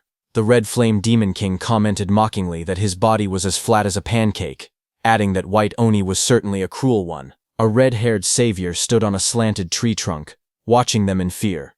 She pointed out that there wasn't even a barrier nearby, and demanded to know where they had come from. The Red Flame Demon King smirked as he raised a blazing fireball in his hand. With a confident and casual tone, he remarked that they had traveled quite a long distance to get there. Seeing the fireball in his hand, the red-haired woman became terrified, tears streaming down her face as she closed her eyes and accepted her death. At that moment, a demon general appeared in the distance.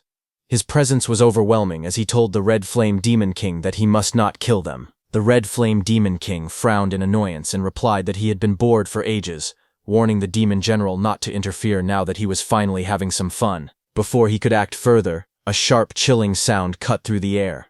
In an instant, jagged ice crystals erupted around the Red Flame Demon King, encasing his body in thick, glittering frost. The demon general advanced steadily, asserting his authority, and warning that if the order was ignored again, the consequences would not be so light. Frozen and struggling within the ice, the Red Flame Demon King's expression shifted from arrogance to alarm.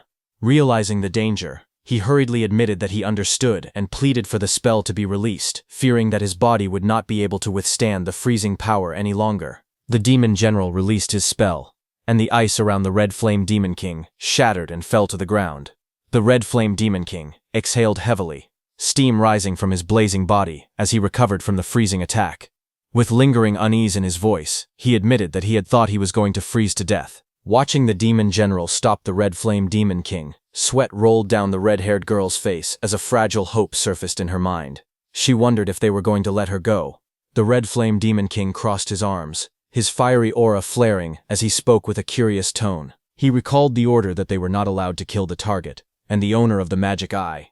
So he questioned the demon general whether this red-haired girl possessed some kind of special power as well. With glowing blue eyes, the demon general responded calmly that she had nothing like that.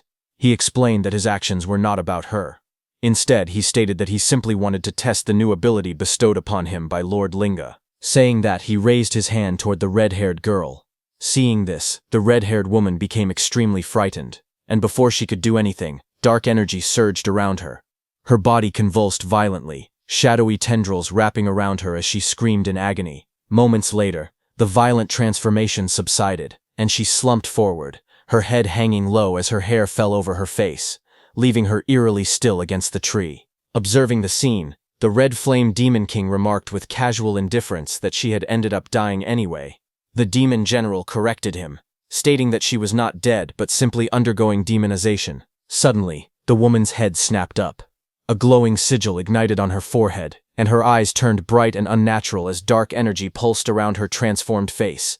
The oppressive aura signaled that the change was complete. The Red Flame Demon King, intrigued, repeated the term demonization, waiting for an explanation. The demon general told him that humans who undergo demonization become completely subservient to Lord Linga.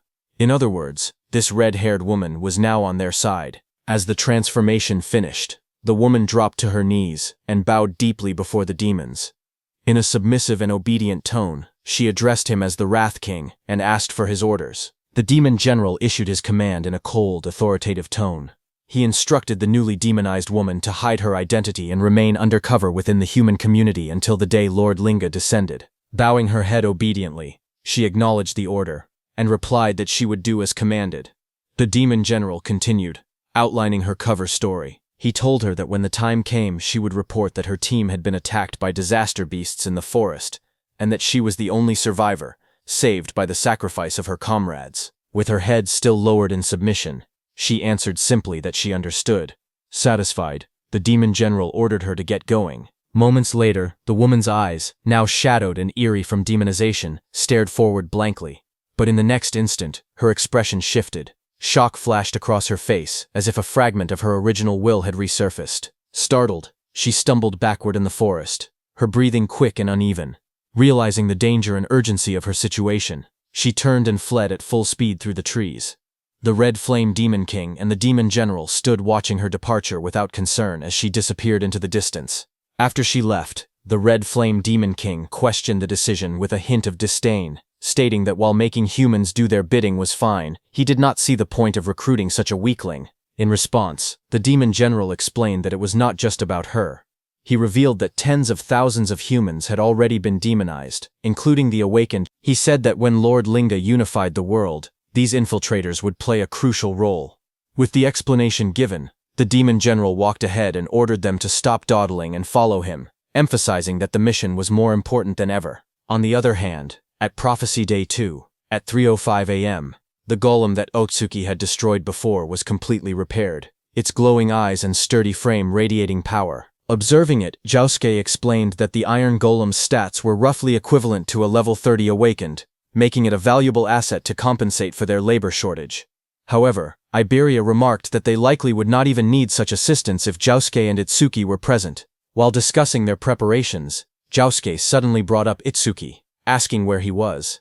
Iberia replied that Itsuki had gone to the workshop. He explained that Itsuki wanted to ask his father something about the critical crystal. Inside the workshop, Itsuki stood beside Eden as they discussed the recent battle. Eden asked if Itsuki had truly landed a critical hit during the fight with the disaster beast, and inquired about his critical rate at the time. Itsuki revealed that his broken critical crystal had originally given him a 3% critical rate, but after defeating the creature, it had increased to 4%. Hearing that, Eden remarked that achieving such a feat with only a 3% critical rate was incredibly lucky.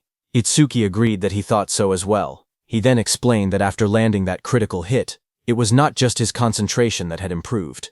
He described entering a strange state, where he felt as if he were omnipotent, and asked whether this was also an effect of the critical crystal. Hearing this, Eden reacted with surprise. He asked if it was a sensation where a person's senses become sharp enough to perceive everything around them, yet they remain calm and completely unaffected. Itsuki thoughtfully touched his chin, and agreed that the description perfectly matched what he had experienced. Hearing this, Eden expressed his surprise, realizing that Itsuki had entered a flow state. Itsuki repeated the unfamiliar term in confusion, and asked Eden to explain. Eden explained that a flow state occurs when a person becomes completely immersed in a task. In this state, one's sense of time becomes distorted, and both concentration and excitement reach their peak simultaneously. Hearing that, Itsuki became more confused and tried to understand. Eden then simplified the explanation, saying that, in short, it meant being in the zone. To illustrate, he described how a painter might forget to eat because they are so absorbed in their work. He added that an athlete whose body moves instinctively during a match is also in a flow state. Likewise, a student who loses track of time while solving a difficult problem is experiencing the same phenomenon. He concluded by explaining that when an awakened individual enters a flow state, they do not merely gain heightened focus, their senses become extraordinarily sharp. He explained that when someone enters a flow state, their stats and skill effects increase simultaneously to 120% of their original values. Hearing this, Itsuki expressed his surprise. He admitted that he had never heard about such a phenomenon from his teacher or any other awakened individual. He added that he had never met anyone who had actually entered a flow state before. Eden responded with astonishment, emphasizing that only a handful of people were capable of achieving such a state. He went on to explain that entering a flow state requires the awakened individual's own skill, a clear and focused mind, and a great deal of luck. If even one of these elements is missing, entering a flow state becomes impossible. Itsuki, absorbing this information, remarked that he had not realized the requirements were so strict. Eden then stated that it was no exaggeration to say that entering a flow state marks the boundary between a genius and an average person. He added that among the awakened across the 5 continents, including Wajin-Te, there was not a single person who could enter a flow state at will. Itsuki was shocked to hear that not even Wajin-Te could do that. Eden told Itsuki that he had first entered a flow state 2 years after becoming an awakened. He noted that while 2 years was considered quite early, for Itsuki to achieve it after only a month of being awakened was truly extraordinary. But suddenly Eden noticed Itsuki's distracted expression and paused, asking if he was listening. Itsuki snapped back to attention, his gaze sharpening as he sensed something unusual. Turning slightly, he informed Eden that 3 individuals with immense mana were approaching. Eden initially speculated that they were likely awakened sent by Nento Izumi to act as his guards. However, as Itsuki focused more closely on the energy, his expression hardened. The rough and stagnant aura did not feel like that of awakened individuals. It felt more like the presence of disaster beasts. Without hesitation, he decided to investigate just in case. Moving swiftly, he headed for the exit. As he went, he reflected that he had already wiped out the disaster beasts within the barrier, and that there were no signs of new ones being deployed nearby. Even so, an uneasy feeling lingered, and he hoped it was merely his imagination. In the next moment, he slid open the door and stepped outside. As Itsuki stepped outside, Iberia greeted him with a bright expression, saying that Itsuki was finally out. Noticing Itsuki's tense demeanor, Josuke beside him asked what was wrong and why he seemed so on edge. Itsuki, still alert, explained that he had felt a sudden surge of mana and thought it might be a disaster beast. Josuke reassured him, stating that there were no barriers being generated in the area, so that shouldn't be the case. Iberia added that even if it were a disaster beast, he had already reactivated the Iron Golem, meaning they could easily handle any common threat. Before his words could settle, Iberia's expression froze in shock, as a violent impact shattered the Iron Golem. The massive golem was destroyed in an instant, its body cracking and collapsing amid sparks and debris. Everyone was stunned, realizing that the Iron Golem had been taken down before it could even react. Josuke immediately raised his weapon, while Itsuki stood ready with electricity crackling around him. In the distance, 3 terrifying figures emerged, and one arrogantly declared that since there were only 3 opponents, it would be an easy task. It was the Demon General, the Red Flame Demon King, and White Oni. Their overwhelming presence confirmed that what had arrived was far more dangerous than a mere disaster beast. On Prophecy Day 2 at 3:01 a.m., the demons stood in front of Itsuki and the others, surrounded by a thick crimson aura. Their presence felt overwhelming. Itsuki narrowed his eyes as he observed them carefully. He could immediately tell that they were far stronger than the monsters inside the barrier. The pressure they emitted was on a completely different level. He focused on the Demon General standing at the front. The magical waves radiating from the Demon General were enormous, unlike anything he had ever seen before. The Demon General in dark armor stepped forward, its glowing eye shining coldly. In a calm but commanding tone, it declared that it would go capture the target and leave the rest to the others. Before turning away, it gave a final instruction to the other 2 demons. Whatever they did, they were not allowed to destroy the Demon Eye. The Red Flame Demon King, standing beside the White Oni, assured the Demon General not to worry. Itsuki stared ahead in shock as the enemy's words echoed in his mind. He questioned whether the target they mentioned was Aiden. Behind him, Iberia's eyes widened. He could hardly believe what he was hearing. The disaster beasts were talking. Before they could react further, the Demon General moved toward them. Josuke's voice rang out firmly, declaring that he could not let them pass. But in the next instant, the Demon General had already moved behind them. Everyone was shocked to see what had just happened, and Josuke's expression tightened in disbelief. He wondered when the enemy had moved. Itsuki gritted his teeth. The speed was overwhelming, far too fast. Without hesitation, Josuke charged forward with his sword raised high, shouting that no matter what he would stop the enemy. At the same time, lightning surged around Itsuki's body as he swore that he would not let the demon get anywhere near Aiden. Without looking back, the Demon General raised its clawed hand. A cold blue aura swirled around its fingers as sharp energy gathered in the air. In the next instant, a massive surge of icy power shot forward, creating an ice wall behind him. Josuke, who charged straight toward it, was stunned to see the towering wall of ice rise in front of him. But without slowing down, he swung his blade with all his strength and struck the frozen barrier. The impact echoed loudly, but the wall did not break. Sweat ran down his face as he gritted his teeth. The surface was incredibly tough, far harder than he had expected. Before he could react again, Itsuki shouted from behind him, telling him to watch out. Josuke's eyes widened as he realized that the white Oni, with rows of sharp teeth, was right behind him. With a terrifying roar, the white Oni brought its massive fist crashing down toward Josuke as he raised his sword to block the incoming blow. The white Oni's fist came down with terrifying force. The impact sent a violent shockwave across the ground, and Josuke was thrown back by the sheer pressure of the blow, his body spinning as he struggled to keep hold of his sword. Itsuki called out his name as he tried to go help him, but at that moment, the Red Flame Demon King, surrounded by blazing flames, coldly told Itsuki that he had no time to worry about others. As he said that, a burning sphere of fire gathered in the Red Flame Demon King's hand. With a sharp motion, he launched the attack. The blazing projectile tore through the air at incredible speed. A notification appeared telling Itsuki that this was Red Flame Bullet. That Red Flame Bullet rushed forward like a comet. Seeing the incoming attack, Itsuki shouted for Iberia to get away from there immediately. Iberia, startled and pale, quickly responded that he understood. In that instant, Itsuki also activated his Black Wall skill and formed a shield of black ice around his hand. The Red Flame Bullet struck the ground with explosive force, erupting in a violent blast of fire as Iberia ran toward his house, where his father Aiden was. On Itsuki's side, his hands were completely burned. Flames roared wildly as shards of black ice were blown apart from his hand in the explosion. Just then, a system message appeared, saying it had detected an A-rank skill, Red Flame Bullet. Overmimus activated. Another notification appeared, showing the analysis progress at 1%. Sweat ran down Itsuki's face. Seeing the notification, he realized that the enemy's skill was A-rank.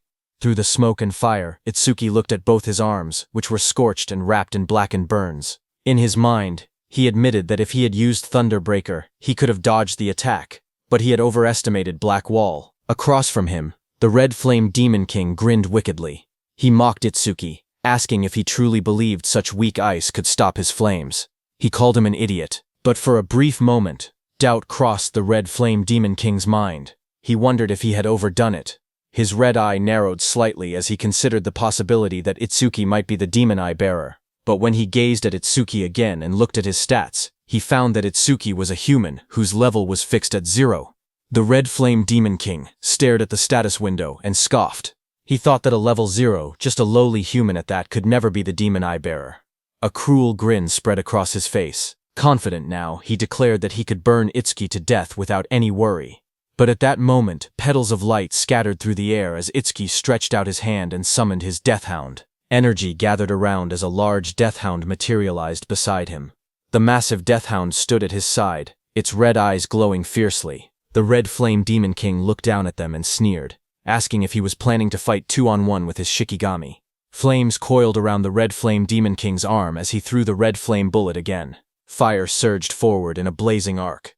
He mocked Itsuki, saying that even if he summoned 10 more Shikigami, he still would not be able to beat him. Standing beside the Deathhound, Itsuki remained calm. Without panic, he told Death that he was counting on him. The Red Flame Bullet crashed down violently, exploding against the ground in a storm of fire and smoke. For a brief moment, the battlefield was swallowed by the blast. But then the Red Flame Demon King saw a shadow and realized that Itsuki had dodged his attack. The Red Flame Demon King's eyes narrowed as he looked for Itsuki's Shikigami. He saw the Deathhound running in the opposite direction from Itsuki. He realized that Itsuki's Shikigami was heading toward their target. He turned toward Itsuki and mocked him, asking if he really thought he could beat him alone. Hearing that, Itsuki realized that this demon was looking down on him.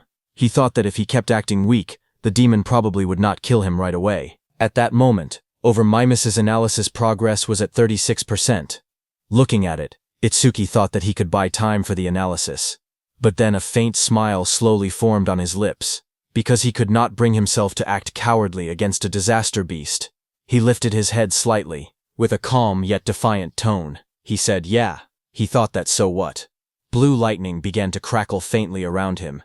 Itsuki grinned wickedly, his red eyes glowing as blue lightning wrapped around his body. He stared straight at the demon and told him that it was because he looked weak as hell. Hearing that, the Red Flame Demon King's face darkened instantly. With flames blazing behind him, he called Itsuki a lowly race for acting that arrogantly. Flames spiraled upward as the Red Flame Demon King raised his hand. Fire roared violently around him. He declared that he had been planning to toy with him, but had now changed his mind. He shouted that he would turn him to ash right away. Saying that, he threw a massive red flame bullet at Itsuki. Itsuki dashed through the blazing attack, lightning flashing around him. He observed calmly that the demon's attack had grown bigger, but his speed had not changed. He quickly analyzed the situation and realized that this demon was a skill-based, long-range type. Itsuki's eyes sharpened with determination as he charged at the demon, thinking that if he closed the distance, that demon was finished. Seeing Itsuki, the Red Flame Demon King's eyes widened in surprise. He was stunned by Itsuki's speed, who, in a single instant, closed the distance between them. The Red Flame Demon King stared in disbelief, realizing that the gap had vanished in the blink of an eye. But then a slow grin stretched across the Red Flame Demon King's sharp teeth. Before Itsuki's strike could land, a wall of blazing fire appeared between them. Itsuki's eyes widened in surprise as he recognized that it was a flame shield. The Red Flame Demon King raised his hand and created another red flame bullet. With a confident smirk, he asked if Itsuki really thought he would not notice his own weakness. Saying that, he threw the red flame bullet. Itsuki was very close and could not dodge in time. A massive explosion burst outward like a blooming red flower. The flames surged forward and slammed into Itsuki's chest. His body was thrown violently through the air. He came crashing hard to the ground but quickly balanced himself. At that moment, in Itsuki's mind, a single thought surfaced. He had fallen for it. The realization struck him heavily. The opponent was an intelligent disaster beast. How could he have made such a mistake? Standing in front of him, the Red Flame Demon King looked at Itsuki and said that with that kind of speed, there was no way Itsuki was truly level 0. But then through the smoke and dust, Itsuki slowly stepped forward. His arms and one leg had turned dark from burning. Smoke curled around his body as he lowered his head and moved ahead step by step. The Red Flame Demon King stared at him with burning red eyes and a cruel smile. He admitted that Itsuki had completely fooled him. Then, with a wide grin, he told Itsuki that it would be easier for him to die if he simply lay down quietly. Through the smoke, Itsuki remained standing as a system notification showed that my misanalysis progress was at 79%. Seeing that, Itsuki wondered if it was because the skill was A rank that the analysis was taking quite a while. Another notification appeared, showing that the analysis progress was at 80% and increasing, on Prophecy Day 2 at 3:14 a.m. In the quiet darkness of the night, Aiden's wooden workshop building stood under the faint glow of moonlight. From within the shadows, a voice called out Aiden's name. It was the Demon General. He stated that Aiden had created 3 unique grade artifacts, 16 epic grade artifacts, and countless rare grade artifacts. The Demon General declared that Aiden was the most talented crafter among the human race. Aiden, who stood there, responded dryly, asking if summarizing his life's work like that meant that the Demon General was planning to kill him. The Demon General reassured him, saying that as long as he remained useful, there was no reason to kill him. Hearing that, Aiden narrowed his eyes. He said he understood, but unfortunately, he was not the type who enjoyed taking orders. In the next instant, he gripped a blade from the side. His eyes flashed red with fierce determination as he swung the weapon toward himself without hesitation. But in the next instant, a chilling force exploded through the workshop. Ice formed around Aiden's body in a blink. Sharp blue crystals spread across his arms, chest, and beard, locking him in place before he could kill himself. Aiden's eyes widened in shock. He realized that his entire body had been covered in ice in an instant. The skill was at least A rank. The Demon General looked down at him coldly and told him to give up, because whether he lived or died was a decision for him to make. Aiden struggled and tried to resist, but the frost continued to bind him firmly. Hidden nearby, Iberia watched the scene unfold. Sweat rolled down his face as he covered his mouth to keep quiet. He thought that at this rate, his father was going to be kidnapped. He wondered what he should do. Should he launch a surprise attack? Before he could decide, a sudden blur tore through the room. A massive death hound rushed forward at incredible speed. Seeing that, Iberia's eyes widened as he recognized that it was Itsuki Shikigami. The death hound lunged forward with its jaws wide open, red eyes blazing and fangs fully exposed. Its roar shook the workshop as it stretched out a claw toward the Demon General. But the Demon General's figure turned slightly, his glowing blue eye fixed on the charging death hound. In the next instant, jagged pillars of ice erupted violently upward. The freezing energy burst from the ground and engulfed the death hound mid-charge. Ice spread across its body in a split second. The frozen deathhound crashed down hard onto the floor, sending shards of ice scattering across the workshop. The demon general glanced toward the entrance in irritation. He wondered what the two demons outside were doing to let a Shikigami slip past them like that. Behind him, Aiden, still bound in layers of ice, stared in shock. He questioned whether reinforcements had arrived. From the corner of the room, Iberia trembled as he watched that even a Shikigami that strong could not get close to the demon general. His eyes trembled as fear gripped his heart. He realized there was no way he could win this fight. For a moment, he thought about going to get Itsuki. If Itsuki came, then surely things would change. But another thought immediately followed. His father's voice echoed in his mind, warning him that one day he would end up getting Tenma killed. Iberia then remembered that Itsuki had already been seriously injured before arriving here.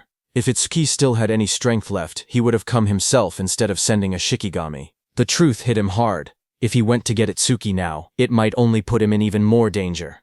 His head lowered slightly, shadows covering his face as doubt and guilt swirled inside him. Then his expression slowly hardened. He could not let that happen. Determination burned in his golden eyes as he clenched his jaw. He decided that he would save his father himself. As his gaze sharpened, he suddenly remembered that there was something he could use. The dragon gear. A surge of hope flashed through his mind. If he had the dragon gear, then even he might stand a chance of winning. Without hesitation, he rushed out of the workshop, remembering that it should be under his father's bed. Sweat ran down his cheek as he clenched his teeth. He told his father to hang on, promising that he was coming to save him. Back in the workshop, the demon general let out a cold scoff. He remarked that someone had been hiding nearby, but ran away instead of helping, calling them a pathetic coward. Hearing that, Aiden realized that it was Iberia. He said that was fine, because the demon general was an opponent even Tenma and Josuke might not be able to defeat together. No matter what he did, Iberia must not come back. In the next moment, the demon general declared that he was taking Aiden to their destination now.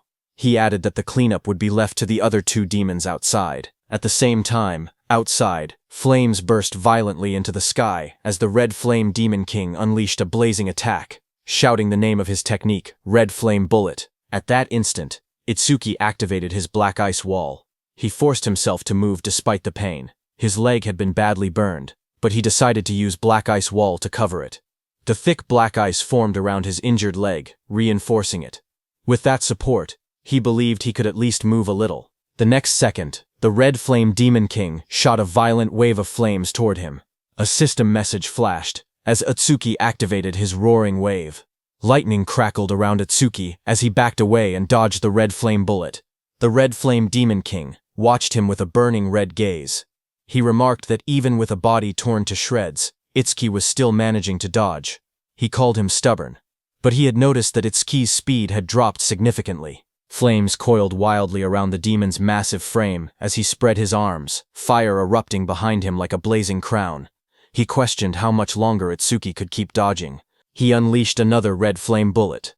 A massive sphere of fire shot forward, tearing through the air. Itsuki twisted his body mid-movement, lightning flickering around him as he barely avoided the blast. His eyes sharpened when he noticed that the Red Flame Demon King was using both hands this time. The Red Flame Demon King's voice boomed again as he used rapid fire. In the next instant, multiple red flame bullets rained down like meteors. Itsuki's eyes widened in shock as sweat rolled down his cheek.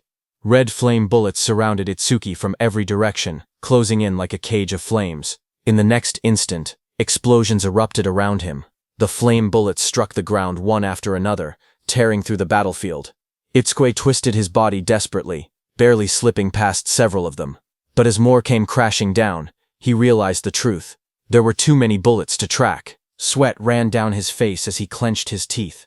Under normal conditions, he would have been able to dodge them without much trouble. But in his current state, his battered body could no longer keep up. Just then, a massive red flame bullet hit his already injured leg. Because of that, Itsuki lost his balance, and in the next second, multiple red flame bullets came down on him. At that moment, a system message appeared, showing his analysis progress was at 90%.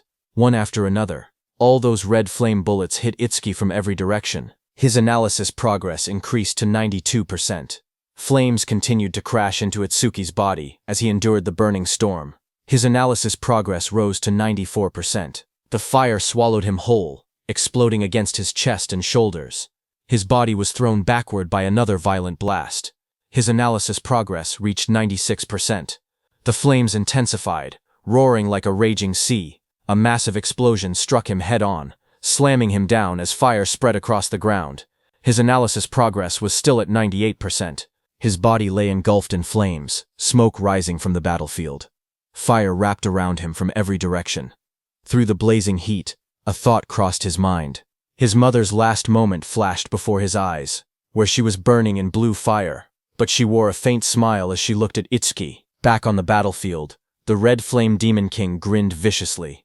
Flames spiraled in his hands, condensing into a blazing vortex. He thrust his hands forward, and a massive spear-like projectile of red fire shot downward with terrifying speed. This was Red Flame Bullet, Penetrate. The blazing red flame bullet tore through the air, descending toward Itsuki with overwhelming force.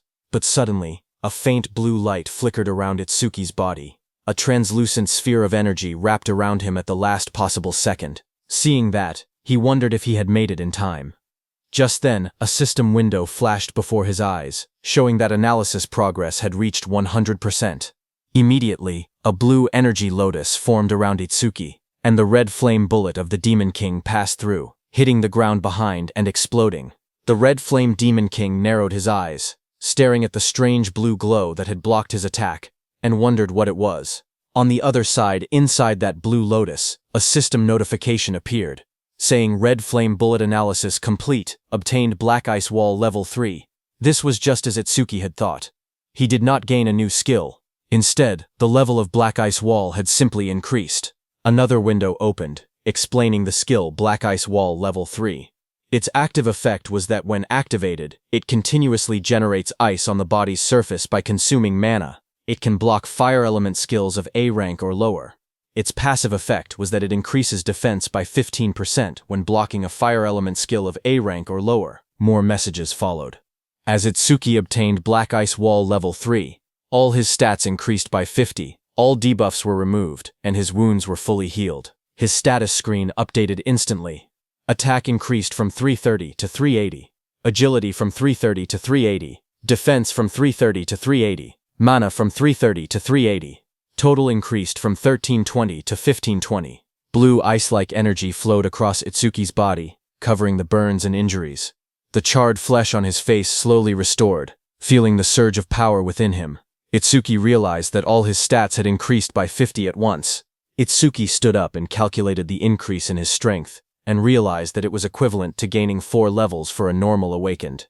It was not bad at all. With this boost, he no longer had to fear the Red Flame Demon King's red flame bullets.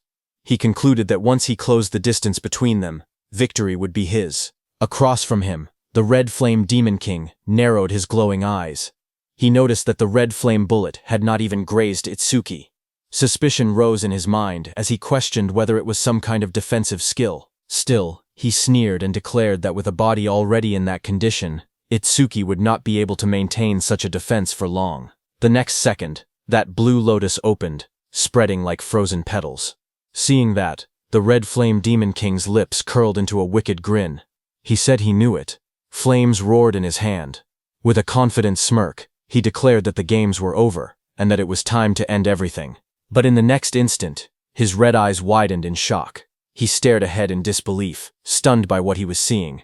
Itsuki stood upright as blue energy swirled around him. The torn fabric hanging from his shoulders fluttered lightly, but his body was no longer damaged.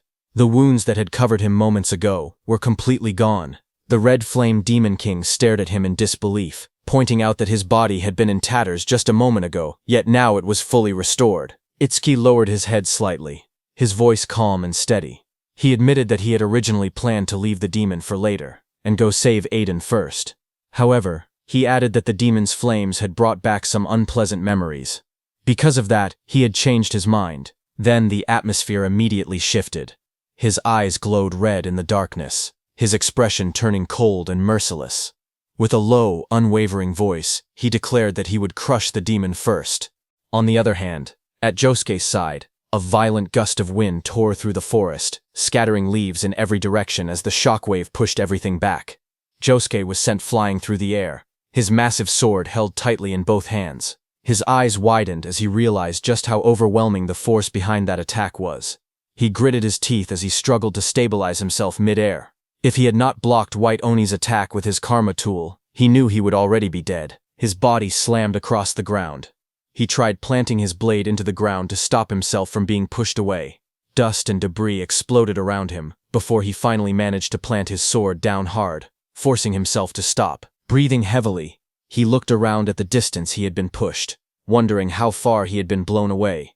His red eyes sharpened with urgency as he steadied himself and rose to his feet. Realizing that none of those guys were ordinary, he tightened his grip on the sword and decided that he had to get back fast. But suddenly the ground in front of him shattered as something massive slammed down, cracking the earth. Yusuke's red eyes narrowed in the darkness as he immediately realized what was happening. The one from before was chasing him. In the next instant, White Oni lunged forward. Its muscular body bulged as its long tongue lashed through the air. Rows of sharp, jagged teeth filled its wide grin as it rushed ahead with terrifying speed. Josuke steadied his massive sword and looked down at White Oni with a calm expression, thinking this was perfect. This would take a lot of pressure off Itsuki. He knew that Itsuki could escape if he truly needed to. The real problem was Master Aiden and Iberia. Blue energy began to crackle around Josuke's blade as he raised the sword. Lightning-like sparks danced along the steel, illuminating half of his face. He made his decision. He would take this one down as fast as possible and return to back them up. In his heart, he silently urged them to hold on until then. On the other hand, at Aiden's house, inside the quiet room, Iberia looked around carefully and thought that it should be somewhere around there. Dropping low to the floor, he reached his hand beneath the bed, his fingers stretching forward in the dim light. His hand suddenly touched something solid. In that instant, his golden eyes widened. There it was. A grin slowly spread across his face as he pulled out the hidden box. Inside was the dragon gear. With that he could fight. As the lid opened, a system window appeared before him, displaying the item's details. It was dragon gear of epic grade. It increased attack power and agility by 100. Its epic effect was that for every 1 minute equipped, attack and agility increased by 20, but the maximum time was 15 minutes total. Without hesitation, Iberia equipped it. Red, scale-like armor wrapped around his body, forming sharp, dragon-shaped plates over his chest and arms. Standing tall in the crimson armor, his expression turned serious. He declared that he would lead the enemy right in front of him to Itsuki. He put on the helmet, its jagged scales locking into place with a heavy metallic rumble. With firm resolve, he declared that this time he absolutely would not drag them down. The dragon mask fully formed over his face, glowing faintly as power surged through him. He remembered his father's warning. Dragon gear caused serious side effects if worn for more than 15 minutes. Even so, he steeled his heart. No matter what, he would save his father within 15 minutes. In the next instant, he kicked off the ground. The floor shattered beneath his feet as debris exploded outward. A system notification appeared, showing dragon gear equipped for 1 minute, attack increased by 120, and agility also by 120. Elsewhere, beneath the moonlit sky, the demon general moved with Aiden through the forest. Aiden was trapped inside jagged crystal ice, carried along helplessly. While being carried, he questioned whether it was truly fine to be so relaxed, warning that others would soon catch up. The demon general responded calmly that among humans, only special-grade saviors posed any real threat to him. He added that they were all currently occupied with the demon lord. Aiden was shocked to hear that. He thought that if something at the demon lord level had been deployed, then the demons must have other goals as well. Calmly, he decided to test the waters. Looking toward the demon general, he asked whether all of this trouble had been for the sake of capturing him alone. The demon general responded coldly, telling him not to flatter himself. It was not only for him. They had several other objectives too. Hearing that, Aiden silently muttered that it was just as he had suspected. Aiden began to speak again, asking what exactly their group was planning, but before he could finish, the demon general clicked his tongue in irritation, calling them a persistent bunch. In the next instant, a shadow shifted across the forest floor, as if someone had just arrived at great speed. Still encased in ice, Aiden's eyes widened as he wondered if it was Josuke or Itsuki who had come. Yet even with reinforcements, he knew the truth. Alone, the odds of winning were slim. Just then, a red blur tore through the forest at terrifying speed, slicing through the air as it rushed straight toward the dark figure below. It was Iberia. He jumped at the demon general. With burning rage in his voice, Iberia shouted for him to give his father back. At that moment, a system message flashed before his eyes. He had equipped the dragon gear for 2 minutes, granting him 140 attack and 140 agility. Seeing him, the demon general's glowing blue eyes narrowed beneath his hood. In a cold, annoyed tone, he muttered that first it was a Shikigami, and now even a human brat had appeared. He shouted in anger, asking what those demons were doing. The one he was talking about was the Red Flame Demon King, who was fighting Itsukuo. The Red Flame Demon King stood facing Itsuki, who had just come out of the Blue Lotus after recovering. The Red Flame Demon King's eyes widened because he remembered that Itsuki's entire body had been scorched. Sweat slid down his face as he stared at Itsuki in disbelief, asking how he had recovered so much in such a short time. The Red Flame Demon King spread his arms wide as fire exploded around him. With a cruel grin, he declared that it did not matter how many times Itsuki recovered. The result would always be the same. Flames gathered violently in front of him, compressing into blazing projectiles. He roared out the name of his attack, Red Flame Bullet, Rapid Fire. In the next instant, countless fire bullets rained down like meteors, tearing through the air with explosive force. But Itsuki stood firm in the center of the inferno, as the red flame bullets closed in from all directions.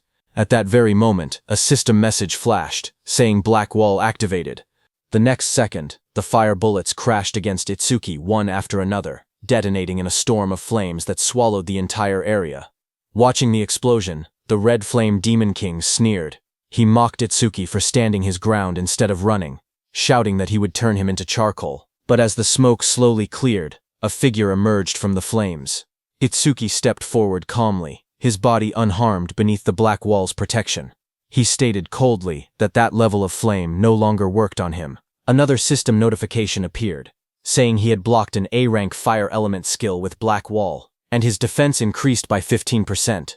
Another system panel appeared, showing that his defense had risen to 627, and with Black Wall it added a further 65. Lightning crackled violently around his body as he leaned forward, his red eyes gleaming. He declared that the demon was the one stuck on the chopping block now. Itsuki activated his Thunderbreaker, and in the blink of an eye, he reached the Red Flame Demon King. Seeing that, the Red Flame Demon King's grin faltered. He let out a stunned sound as he noticed that Itsuki's speed had increased again. Still, he reassured himself that he had his red flame barrier. In the next instant, Itsuki vanished in a burst of lightning. With a savage smile, he declared that first, he would strip the scales, every last one of them. Wrapped in spiraling thunder, he spun like a drill and shot forward at blinding speed with his spiked hands. The Red Flame Demon King stood firm behind his blazing red barrier, convinced the attack would fail. He wondered if Itsuki had forgotten about it. But then the lightning-coated strike smashed directly into the crimson barrier. The impact cracked the surface instantly. Lightning exploded across the battlefield. As Oshiki shot forward like a black spear wrapped in thunder, energy burst outward around him, tearing through the air as he descended toward the demon below. His eyes burned crimson, and his mouth twisted into a savage grin. A system notification flashed before him, announcing that he had blocked an A-rank fire element skill with Black Wall. His defense increased by 15%. Another panel appeared. His defense had risen to 684, and Black Wall added a further 80 points. Across from him, the Red Flame Demon King's face tightened. Sweat rolled down his pale skin despite the flames roaring behind him. Itsuki fell back briefly, then arched his body mid-air, red lightning tracing across his eye as he declared coldly that now it was time to cook. Seeing him, the Red Flame Demon King's pupils shrank. He realized that he had to run, because if Itsuki caught him, he would die. Fear crept into his expression for the first time. He immediately turned around and started running while calling for the White Ogre, King of Resentment. But while running, his legs tripped on a rock. He fell to the ground, and his face slammed hard against it. Sweat rolled down his face as panic overtook him. He cried out desperately for someone to save him. Dust and smoke rose as he struggled to push himself up from the broken ground. Flames continued to surge around his body, but his voice trembled. He roared in fury, refusing to accept reality. He shouted that there was no way he would be killed by some human. Fire spiraled around his arm as he struck again. But Itsuki, standing behind him, just moved his head slightly and dodged, his expression cold and unmoved. Seeing that, the Red Flame Demon King's confidence shattered. He backed away, sitting helplessly on the ground. His breathing grew heavy. In a low, shaken voice, he muttered that it was impossible. To him, the opponent was nothing more than a mere level 0. But now, when he looked at Itsuki, he saw a massive purple entity rise behind him, its towering form radiating overwhelming demonic energy. Its glowing eyes burned in the darkness as violet power swirled violently around them both. A system notification appeared, telling Itsuki that his broken critical crystal was in effect, and that his next attack would 100% trigger a critical hit. Energy gathered around Itsuki's arm, twisting into a sharp, spiraling blade of purple force as he prepared to strike. Seeing that, sweat poured down the red flame demon king's face, his red eyes trembling. In disbelief and fear, he called Itsuki an actual demon. Red flame demon king staggered backward. His eyes trembled as he let out a strained breath. In shock and fear, he realized the truth. He was facing a demon. Before he could react, Itsuki moved. Red and blue energy surged across his body like tearing lightning. In a single fluid motion, he slashed downward, the empowered strike crashing into Red Flame Demon King's head with overwhelming force. The blow detonated on impact. A violent explosion erupted from the point of contact, smoke and debris bursting outward in all directions as the ground shattered beneath them. When the dust settled, Red Flame Demon King's massive body lay motionless on the broken earth. Itsuki stood over him calmly, his eyes cold and emotionless as embers drifted through the air. Clicking his tongue softly, he thought to himself that of all times, a critical hit had to trigger now. He had wanted Red Flame Demon King to suffer much longer. His eyes dimmed slightly as he reflected inward. He realized he had entered a flow state once again, and just like before, it had happened immediately after landing a critical hit. Just then, a thought crossed his mind. Perhaps whenever a critical hit triggered, it automatically pushed him into a flow state. A status window appeared before him. His status had risen to 120%. Attack, 456. Agility, 456 plus 68. Boosted by Thunderbreaker's 15% bonus. Magic, 456. Defense, 456 plus 296. Enhanced by Blackwall's 65% bonus. Currently, his total stat points were 200 now. Seeing that, he realized that thanks to the flow state and the passive effects of his skills, his total stats had already surpassed 2,000. Not far away, green energy suddenly began to gather above the corpse of the Red Flame Demon King. The energy twisted and condensed, forming a glowing orb. Itsuki immediately understood that this was the karma of the slain disaster beast, transformed into an orb. Suddenly, the orb divided into two and shot forward, streaking across the sky like green comets. Itsuki's eyes narrowed as he saw one heading toward the forest. He realized that this karma orb had flown toward Josuke. His gaze then shifted to the second karma orb. Looking at it, Itsuki realized that it was heading toward the workshop. He frowned slightly. With Death and Aiden there, the orb should have split into two according to the life signs present. But it wasn't splitting. Something about that felt wrong. Lightning burst beneath his feet as he launched himself forward, the ground cracking from the force of his acceleration. As he dashed through the air, a grim thought crossed his mind. Death, as a Shikigami, was immortal unless he personally retrieved him. His eyes sharpened. He refused to believe it. But what if Aiden was already? Meanwhile, on Iberia's side, he clenched his fist and drove himself down like a bolt of thunder to attack the Demon General. But the Demon General created an ice barrier and blocked his attack. Seeing that, Iberia was stunned.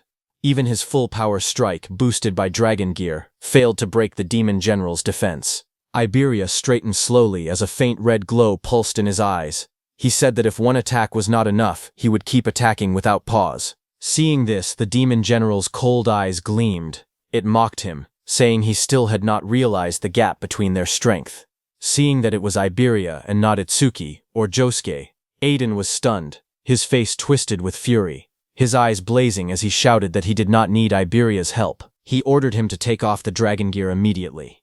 He warned that the tool had terrifying side effects and threatened that if he refused, he would disown him. But Iberia did not hesitate.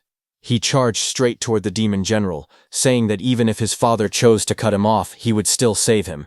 Iberia remained firm and thought that if Itsuki had been there, he believed he would have made the same decision. Seeing the reckless descent, Aiden's eyes widened in alarm. He shouted for him to stop, but in the next instant, jagged ice burst outward around Aiden's mouth too. He gritted his teeth, struggling inside the frozen prison as a low groan escaped him.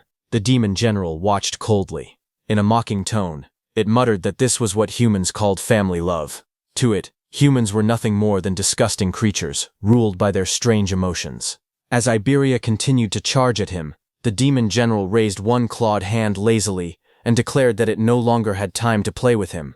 In the next instant, Iberia's whole body froze within massive ice spikes. His body was covered by jagged crystal and swirling frost. The demon general then turned around and started leaving with Aiden, telling Iberia to know his place. Aiden, still encased in ice, let out a pained groan. He struggled to reach his son, but he could do nothing and could only watch Iberia frozen there. As they left, Iberia was left behind in the forest, trapped in thick ice, unable to even move. A system message flashed coldly in the darkness, telling him that he had equipped the dragon gear for 3 minutes. On the other hand, on this prophecy day 2 at 3:20 a.m., the second karma orb arrived at the warehouse where Itsuki's Deathhound had been frozen by the demon general. It was absorbed by Deathhound.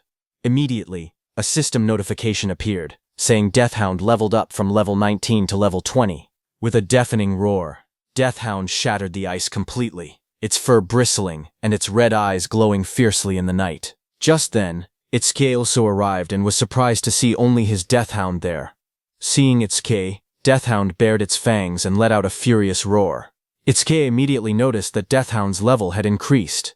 He realized that the karma orb had been absorbed by Death. Deathhound lowered its head slightly, its glowing eyes flickering as it growled. Itsuki turned his gaze toward it and asked what had happened to Aiden and the disaster beast. Deathhound turned its head toward the direction where the demon general had taken Aiden. Seeing that, Itsuki turned his head in that direction, and suddenly his eyes widened in shock. Not far away, there was a huge hole in the wall surrounded by jagged shards of ice. Seeing that, Itsuki was stunned, wondering what on earth had just happened. When Itsuki stood in front of that hole in the wall, a powerful surge of purple energy hit him hard. Itsuki stared at it in shock.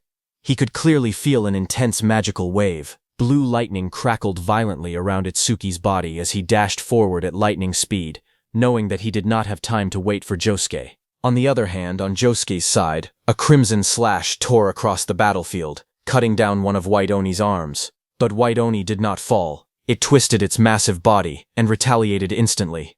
Its muscular frame blurred with speed as it swung a heavy strike downward. Josuke barely managed to block with his sword, the shockwave blasting him backward across the ground. Dust and splinters scattered as he skidded to a halt. White Oni straightened its glossy black body. The next second, the arm that had been cut down by Josuke started regenerating. Josuke's eyes narrowed when he saw that the spot he had cut earlier had already healed. He realized that this was a disaster beast with regeneration, and an opponent like that was his worst matchup. But before he could attack again, suddenly the karma orb from Itsuki's defeat of the Red Flame Demon King hit him. Josuke stared at the swirling green energy in shock, his eyes widening as realization struck him. This was a karma orb. He thought that if that was true, then Itsuki had already taken one demon down. Gritting his teeth, he tightened his grip on his sword, and resolved that he had to hold his own as well. Red energy flared around his blade as his eyes glowed fiercely. He analyzed the situation quickly. White Oni's had regeneration, but whenever he aimed for its head or the nape of its neck, it instinctively blocked with its arms. To confirm, Josuke attacked White Oni's head again, but it blocked with its arm. When he tried to attack its neck, White Oni again blocked with its hand. Seeing that, Josuke narrowed his eyes, realizing that the spots it protected so desperately were definitely its weak points. Now that he understood that, he adjusted his stance and steadied his breathing. With renewed determination, he declared inwardly that he could work with this. In the next instant, he lunged forward again, his red blade flashing as he slashed one of White Oni's arms. Red energy flared violently as he swung his blade again, in a brutal arc. In his mind, a single thought echoed. First, he would sever both arms. White Oni's both hands were cut down by him. His eyes sharpened as he calculated calmly. It took the creature at least 1 second to regenerate. And in that 1 second, its weak point would be completely exposed. Without hesitation, he drove forward, red aura blazing around him. Blood spiraled through the air as he launched himself straight toward the monster's core. His face tightened with ruthless focus. His eyes burned red, veins standing out as killing intent flooded his gaze. In that brief opening, he thrust his blade forward with all his strength. The strike pierced deep into White Oni's head. A massive burst of blood erupted from White Oni's body as the blade tore through its exposed weak point. The impact shook the surroundings, crimson splashing in every direction. For that single second, he did not hold back, and the monster paid the price. The massive white Oni collapsed to the ground with a heavy crash, its body slamming against the earth. Josuke stood in front of it, breathing steadily, his expression dark. He thought to himself that for him to struggle this much against a mere mute disaster beast was unacceptable. Without wasting another second, he turned away from the fallen creature. Smoke and dust drifted through the forest as he decided he needed to link up with Itsukoki quickly. His eyes narrowed, because he knew that the ice-wielding disaster beast was a real pain. On the other hand, Aiden trembled as sharp shards of ice covered his mouth. His face twisted with strain, and he let out a rough sound of agony. Seeing that, the demon general remarked that Aiden had looked like he had something to say for a while now. It removed the ice from Aiden's mouth and told him to go on and speak. Through clenched teeth, Aiden shouted that whatever their conditions were, he would accept them. He only begged them to let his son go. Hearing that, the demon general's eye flickered coldly. In a low, emotionless tone, it replied that from that distance it could no longer control the ice. Besides, it added, Aiden would soon be completely under their control anyway. The demon general then stared at Aiden and said that, even at a glance, it could tell that the armor the brat was wearing was made from the demon dragon tribe, wasn't it? It explained to Aiden that the demon dragon tribe possessed incredibly strong vitality. Even after death, their blood, flesh, organs, and even their scales could develop a will of their own. It said that the weapons made from demon dragons retained a residue of that will. If someone wore them for too long, the user's consciousness would gradually be swallowed. In the end, the wearer's entire body would be taken over, becoming a genuine dragon. As it said that, Iberia, who was trapped in the ice, lost his mind and roared like an animal. He shattered the ice with brutal force and broke free. His body twisted and expanded as scales formed across his crimson skin. Smoke poured from his mouth, and his eyes burned with a feral glow. He had lost his reasoning and completely turned into a dragon. The scene shifted back in time. It was Prophecy Day 1. While Itsuki was heading towards the green barrier, Iberia walked behind him, watching his back with concern. In his heart, he quietly prayed for Itsuki to stay safe. As Itsuki disappeared into the forest, Josuke suddenly asked Iberia if he really looked up to Tenma that much. Iberia clenched his fist slightly and answered without hesitation that he wanted to become someone like Itsuki. Josuke turned to him and simply asked why.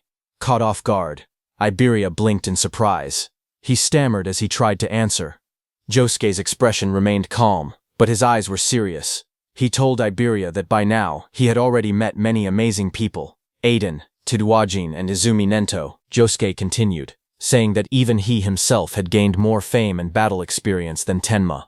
He looked at Iberia with a calm but piercing gaze and asked why it was specifically Tenma he wanted to become like. The question caught Iberia off guard. His golden eyes widened and he hesitated, unsure how to respond. Seeing his reaction, Josuke lightly patted Iberia's shoulder and told him not to worry.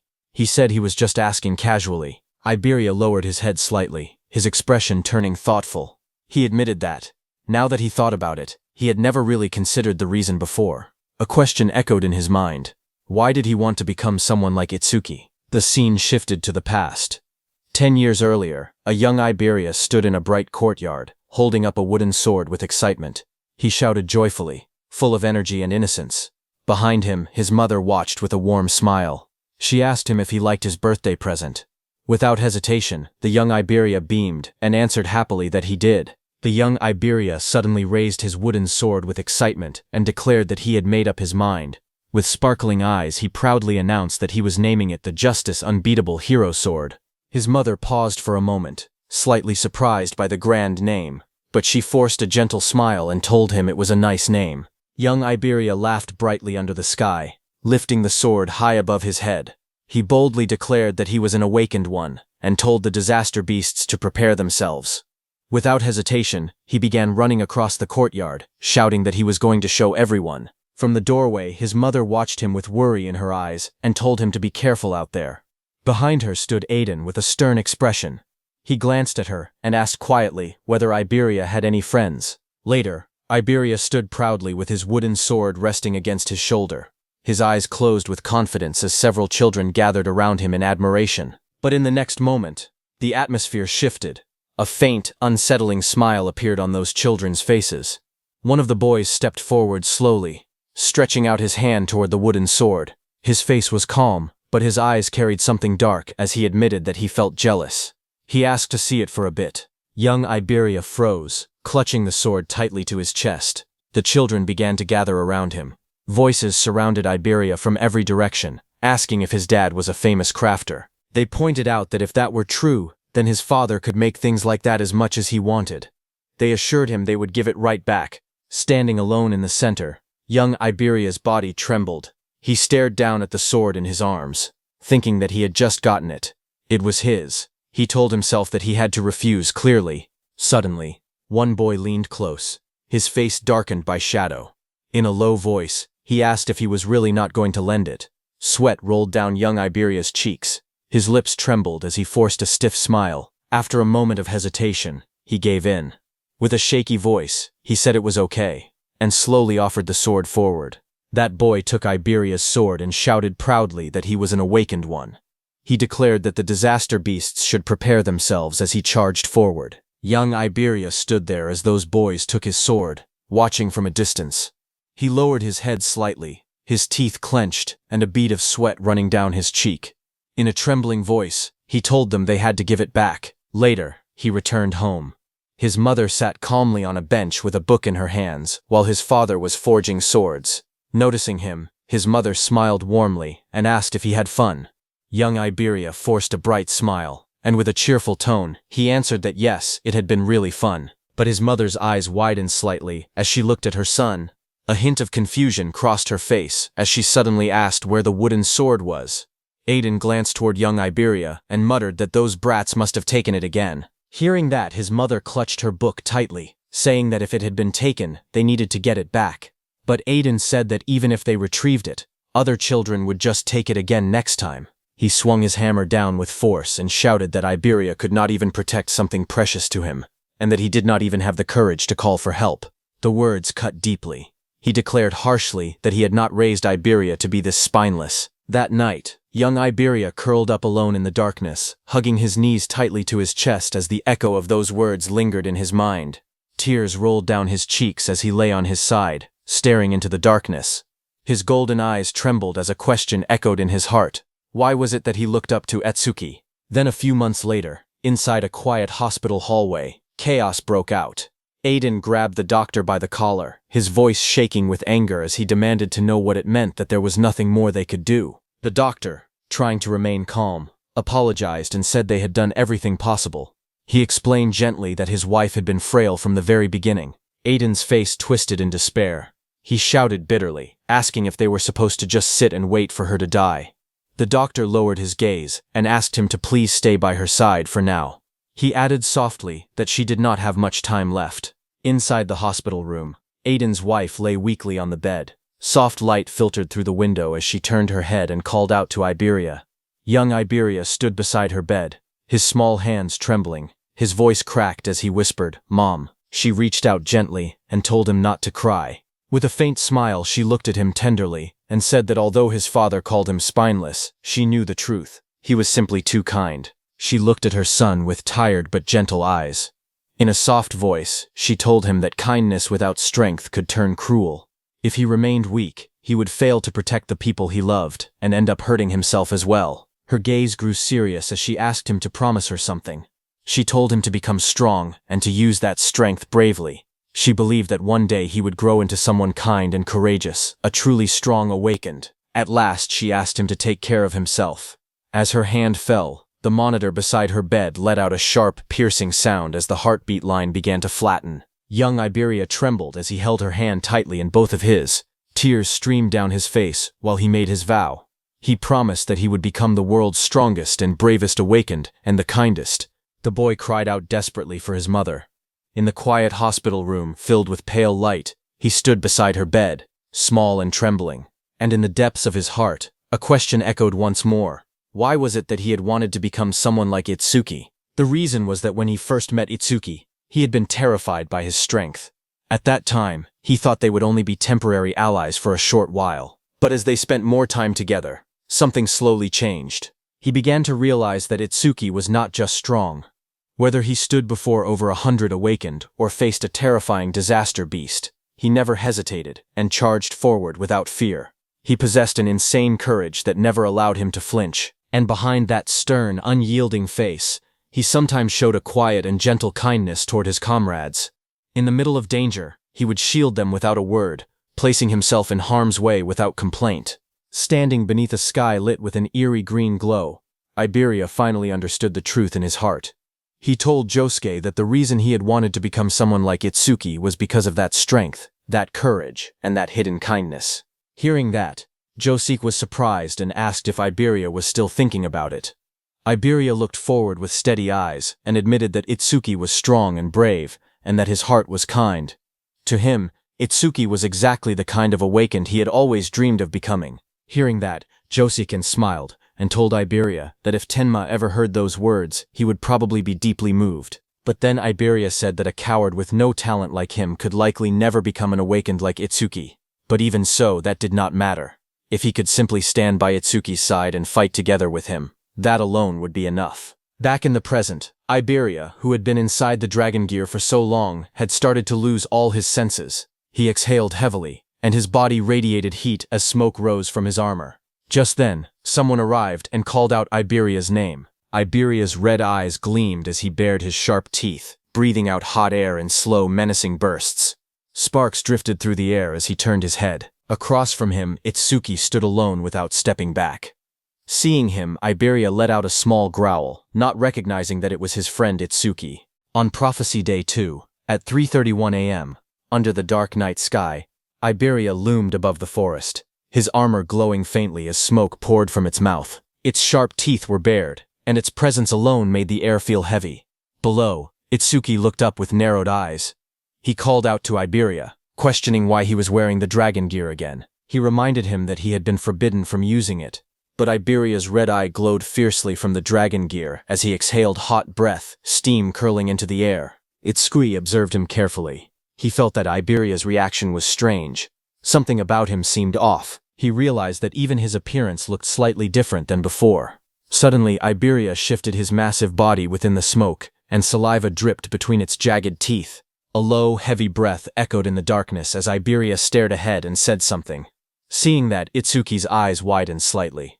He asked if he had said something, then quickly questioned where Aiden was. But before he could receive an answer, Iberia's red eyes flared brightly. With a violent roar, it lunged forward, smoke bursting from its jaws as its massive body surged ahead. The ground shattered beneath the impact, cracks spreading outward as debris flew into the air.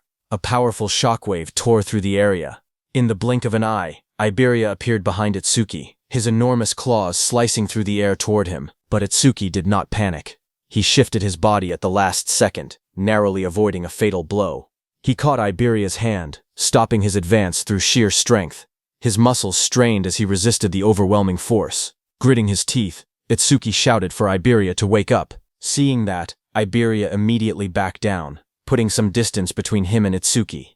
Iberia's red eye glowed fiercely again as he opened his jaws wide. Rows of sharp teeth glistened, saliva dripping as it let out a low, menacing growl, trying to say something. But the next moment, he raised his claw, sharp talons gleaming in the darkness as a surge of energy gathered. A system message appeared, saying Windblade activated.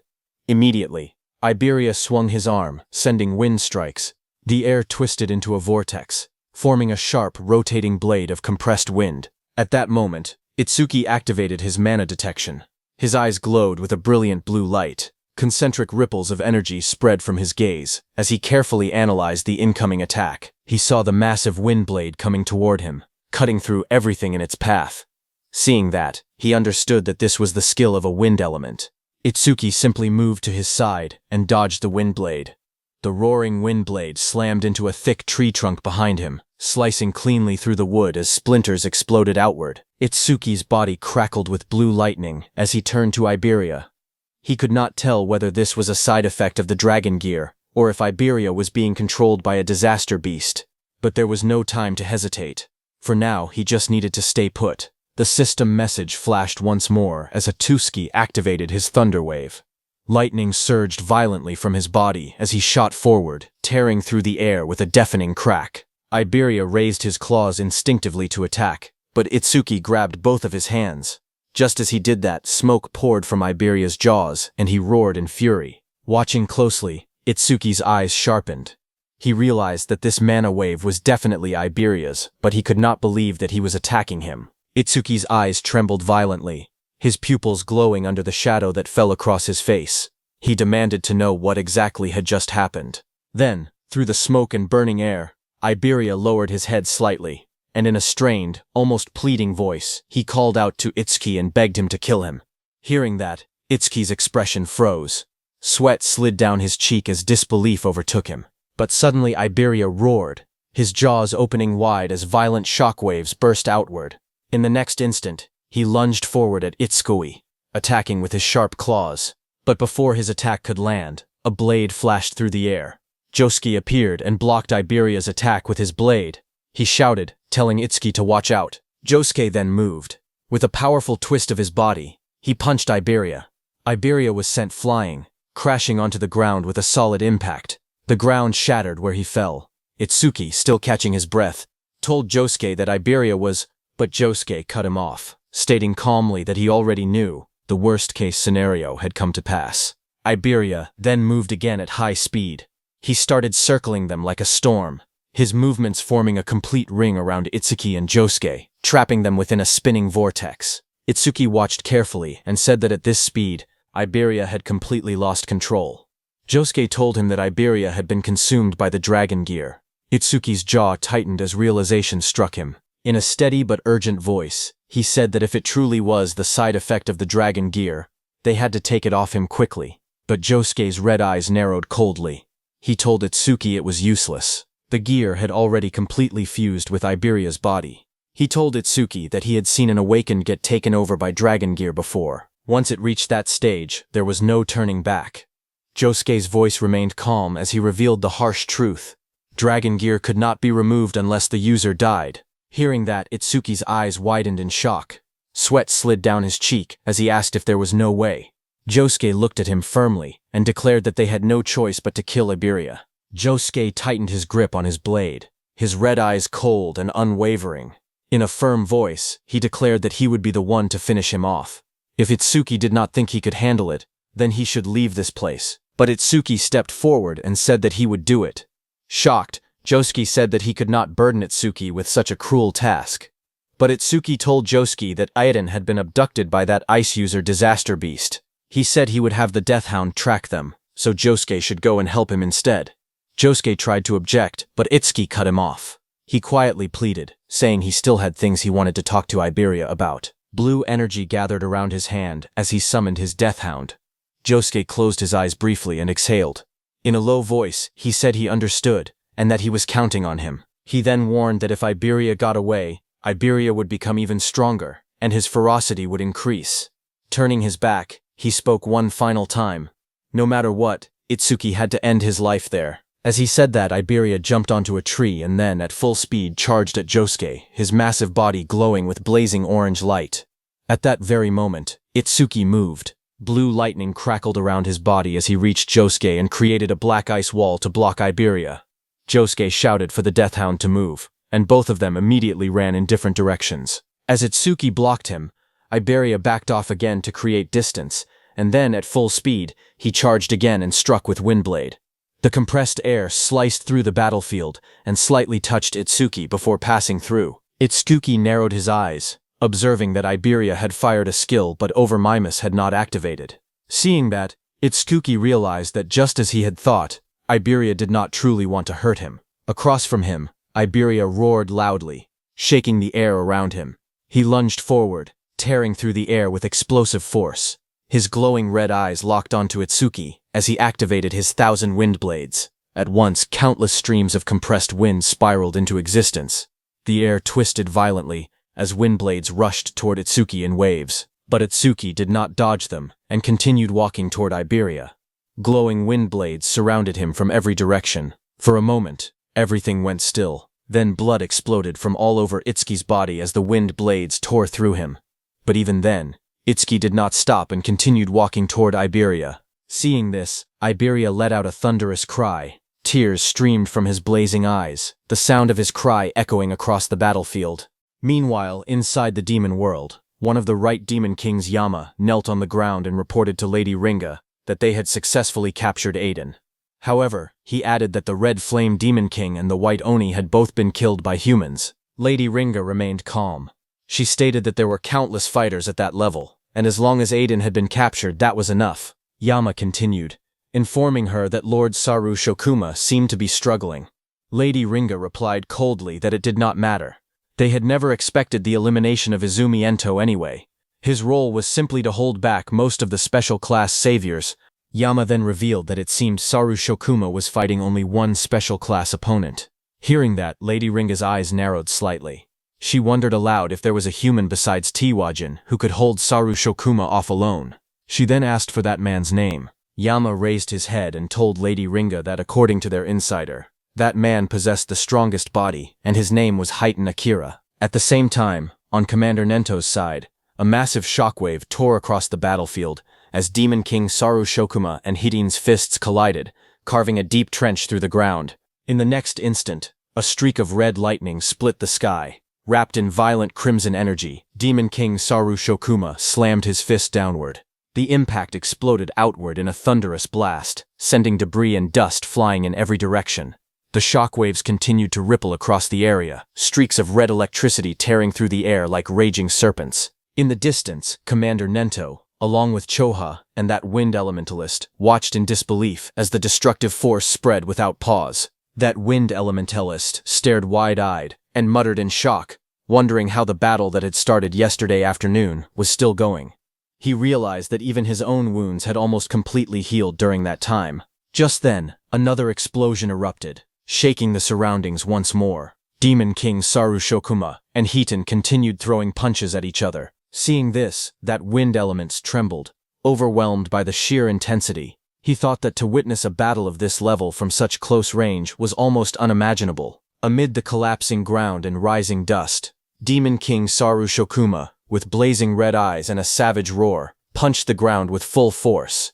The earth shattered beneath his hand, the battlefield trembling under the weight of his power. Choha stared at the battlefield with trembling eyes, sweat sliding down her face. She could hardly believe what she was witnessing. Haiten was enduring blows powerful enough to shatter the earth itself. She knew that if Haiten fell, no one would be able to stop that disaster beast.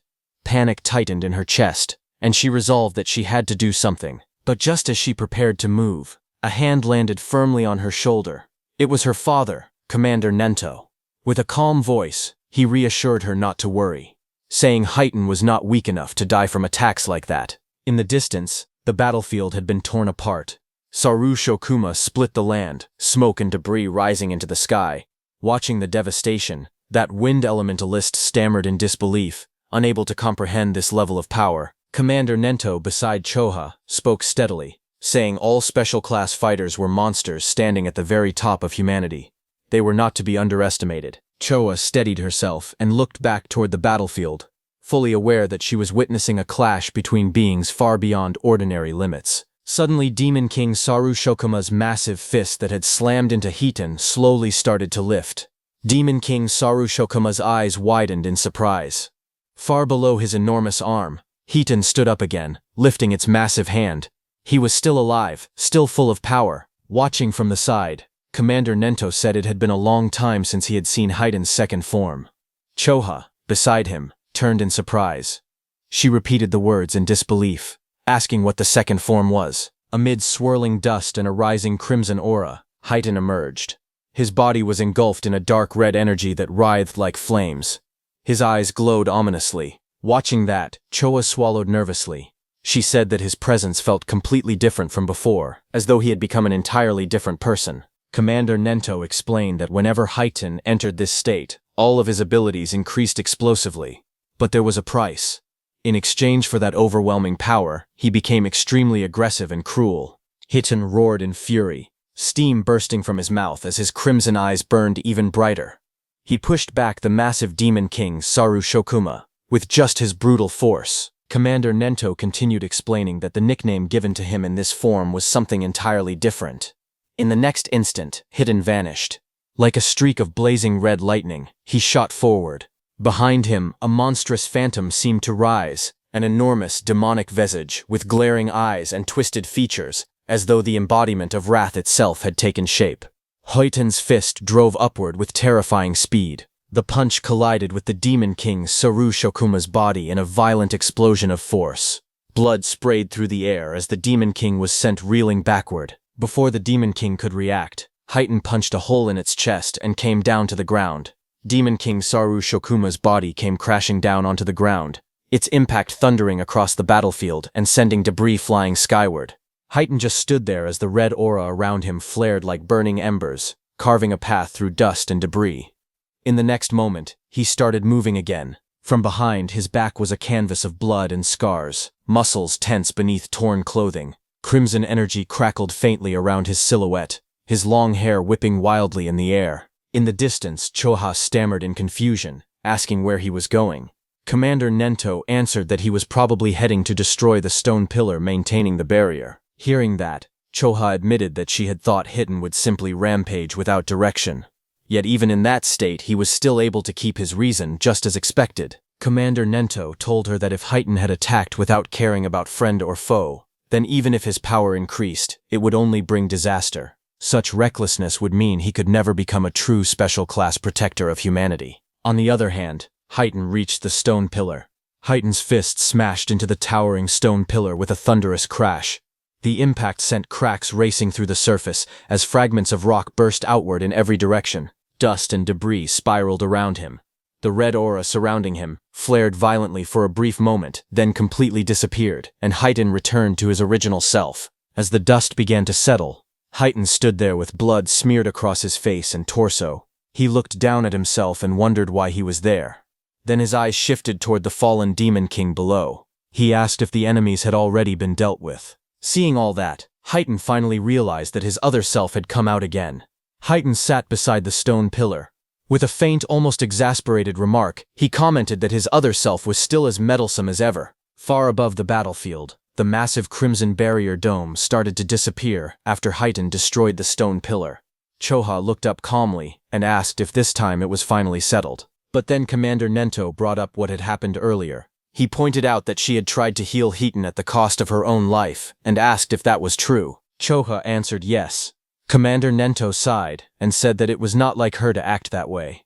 Normally, instead of risking her life for a small chance of victory, she would have suggested retreating first. He added that she was becoming more and more like Itsuki. Hearing that, Choha, flustered, quickly denied it, insisting that it was not like that. Trying to change the subject, she wondered aloud how Itsuki was doing.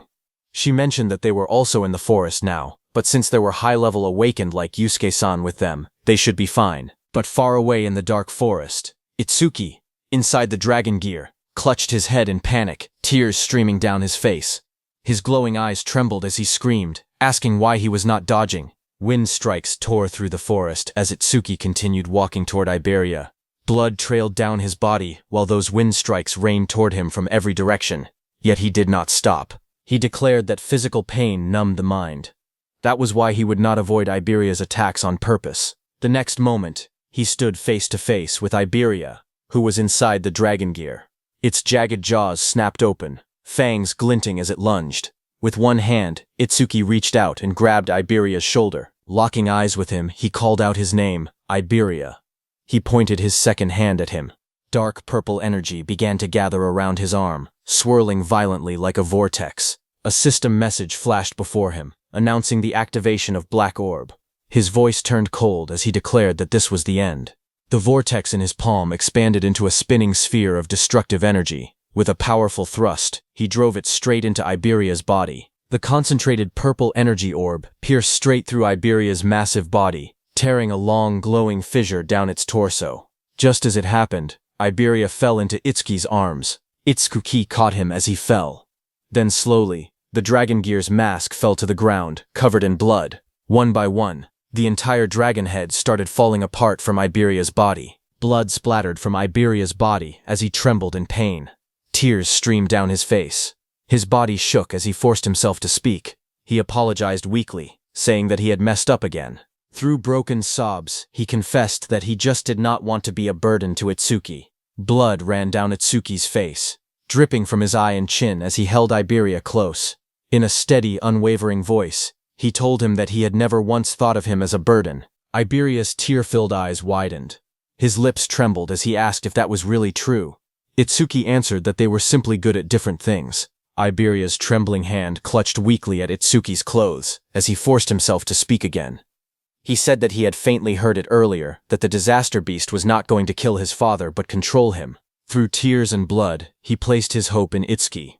He said that if it was Itsuki, he believed he could surely save his father from it.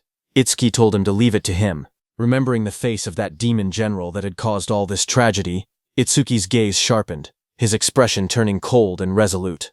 He swore that he would crush it with his own hands. Tears and blood streamed down Iberia's face as his trembling hand slowly loosened its grip.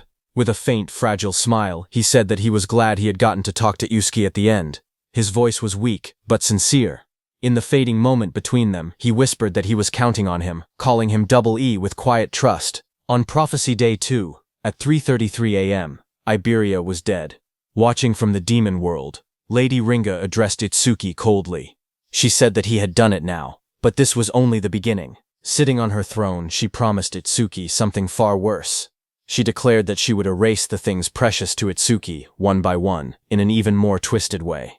Then sometime later, under the dim night sky, Commander Nento, Choha, and that wind elementalist moved quietly through the deep mountains, their presence small against the vast forest. While moving, that wind elementalist admitted that he had believed everything would be solved after defeating the disaster beast, but he had not expected to escort Commander Izumi this far into the mountains. He knew that it had originally been Heighten's job, but his condition made it impossible for him to continue. As they were moving, suddenly Choka's summoned beast stopped. Choka immediately signaled for everyone to stop, saying her Gyokucho seemed to have detected a strange emotional wave. Her eyes narrowed as she added that the source of the wave was just ahead. In the darkness up ahead, two figures stood facing one another in the distance. Seeing this, that wind element duelist stepped forward, drawing his blade in a swift motion and shouting, demanding to know who was there. His grip tightened around the sword as he thought it was a humanoid disaster beast, but Choha's eyes narrowed as she stared ahead into the darkness. She recognized that person's back. She walked ahead and in a weak voice called out to Itsuki. Hearing that voice, Itsuki turned around. His whole face was covered in injuries. Blood streaked across his skin, yet his green eyes were still conscious. He recognized that it was Choha.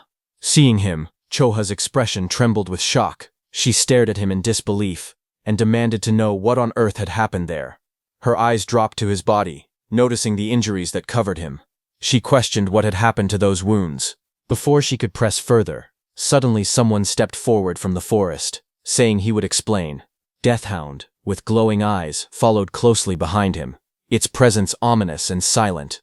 Seeing him, Chosha and that wind elementix were shocked. He tightened his grip on his blade and asked if someone else was there, but Commander Nento recognized that man as first-class savior Josuke Bakuto. He pointed out that he was Aiden's guard and demanded to know why he was there. Josuke's red eyes lowered as he remembered the battle, his expression heavy and grim. In a calm but bitter tone, he addressed him as Commander Nento and began to speak about the battle, delivering the crushing truth. They had lost. On Prophecy Day 2, at 3:34 a.m., the foretold battle had ended in the worst possible outcome. Half of the North Continent's District 7 had been destroyed. The legendary crafter, Aiden Hiss, had been kidnapped, and his son, Iberia Biss, had died. Later, after his master had been taken, Josuke revealed what he had done next. He told them that he had ordered Deathhound to track the magic traces left behind by the disaster beast. Josuke stated that, in the end, they had only managed to find the disaster beast's clones. He added that the creature was extremely cunning. It had expected to be tracked and deliberately left behind numerous clones, making it impossible for them to pinpoint its true location. Hearing all that, Commander Nento turned to Choha and asked her about Itsuki's condition. She explained that most of his wounds were only scratches, and the bleeding had already stopped. However, she admitted with concern that he stubbornly refused to accept her treatment. A bead of sweat slid down her cheek as she confessed that she could feel the flame of anger inside him burning even stronger than before. Choha's voice grew heavier as she warned that, at this rate, his heart would eventually be swallowed by hatred. On the other hand, Itsuki sat alone on his bed, his head lowered in silence. Deathhound remained nearby, watching over him. He sat quietly in his dim room, his gaze fixed on a framed photograph resting on the shelf. The picture showed a warm family scene. Aiden smiling proudly, his wife beside him, and young Iberia standing between them, laughing brightly. Seeing that, the memory of Iberia stirred something deep within him. He remembered the past, how Iberia had introduced himself with a cheerful grin. Later, when Iberia got injured, he had helped him, carrying him on his shoulder. And while they created a team, Iberia hugged Itsuki, declaring that he would never leave Itsuki's side. His voice had been firm, filled with unwavering loyalty. He remembered the time when Iberia excitedly told him about Shikigami users, explaining that they could freely name their Shikigami. With bright confidence, he offered to come up with a name himself, boasting proudly about his naming sense. Those lively words echoed faintly in Itsuki's mind as he continued staring at the photograph. Itsuki slowly lifted his head. His green eyes were cold and distant, the pain etched across his bruised body no longer drawing even a flicker of hesitation from him. Deathhound stood before him, its glowing eyes fixed on its master. In a steady voice, Itsuki told it to move. Deathhound responded with a low growl, its presence heavy and ominous. A blue system panel appeared, revealing its status. Deathhound, B rank, level 20. Its attack stood at 350, ability at 300, defense at 200, and magic at 150. Itsuki stepped forward from the bed, his battered body tense with resolve. He declared that they would catch that disaster beast. Then his voice darkened as he declared that he would crush it. A red glow flickered in his eye, burning with ruthless determination. Without another word, he turned and walked toward the door, his broad back streaked with blood, his fists clenched tight. Deathhound silently followed him. But just as he opened the door, he saw Commander Nento standing in front of him. Itsuki was surprised to see him there. He asked why his teacher and everyone else had suddenly come. Along with Commander Ninio, Choha, Josuke, and that wind elementalist entered the room. That wind elementalist looked at Atsuki and acknowledged that this injured brat was Izumi-san's second disciple. He had heard that Atsuki alone had created a green barrier and defeated a disaster beast over level 30. But he had also heard that Atsuki had killed his own friend. That wind element thought that there was no denying Itsuki's strength, but he was certainly cold-hearted. Commander Nento asked Itsuki where he was going. Without hesitation, Itsuki replied that he was going to find the ice attribute disaster beast and save Aiden. But Commander Nento rejected his decision. Hearing that, Itsuki's green eyes flared sharply as he demanded to know why. Commander Nento answered calmly that Itsuki was not a savior yet. The Savior Alliance had already classified the incident as a special class danger. He told Itsuki that, to join the rescue, one had to be at least a second-class savior. With a cold voice, he told Itsuki that he did not meet that qualification. Hearing that, blood streaked across Itsuki's face as his expression darkened. His red eyes burned with fury. He asked if that meant that because he was not a savior, he did not even have the right to go and help. Clenching his fists tightly, he shouted that he had promised Iberia he would definitely save Aiden. Even if they tried to oppose him, he would still go. Hearing him, that wind elementalist was stunned and questioned how Itsuki dared speak to Izumi-san like that. Choha thought that her father did not have to say it so bluntly, and wondered whether he understood Itsuki's mental state right now. Silence filled the air, heavy and suffocating. Then Commander Nento's voice cut through the tension as he asked Itsuki a single question. Would it truly be acceptable if someone died because of him? The words struck hard. Itsuki's eyes widened, his breath faltering as the weight of that possibility pressed down on him. Commander Nento continued calmly. He said he understood Itsuki's feelings. What had happened was the result of his own mistake. He had believed the disaster beast was only targeting him, and because of that misjudgment, he had neglected Aiden's protection. He told Itsuki that, after going through so much trouble to capture Aiden, the enemy would not kill him so easily. Still, with Itsuki's current strength, challenging that disaster beast would only mean dying for nothing. Hearing that, Itsuki stood there in silence, his fists trembling at his sides.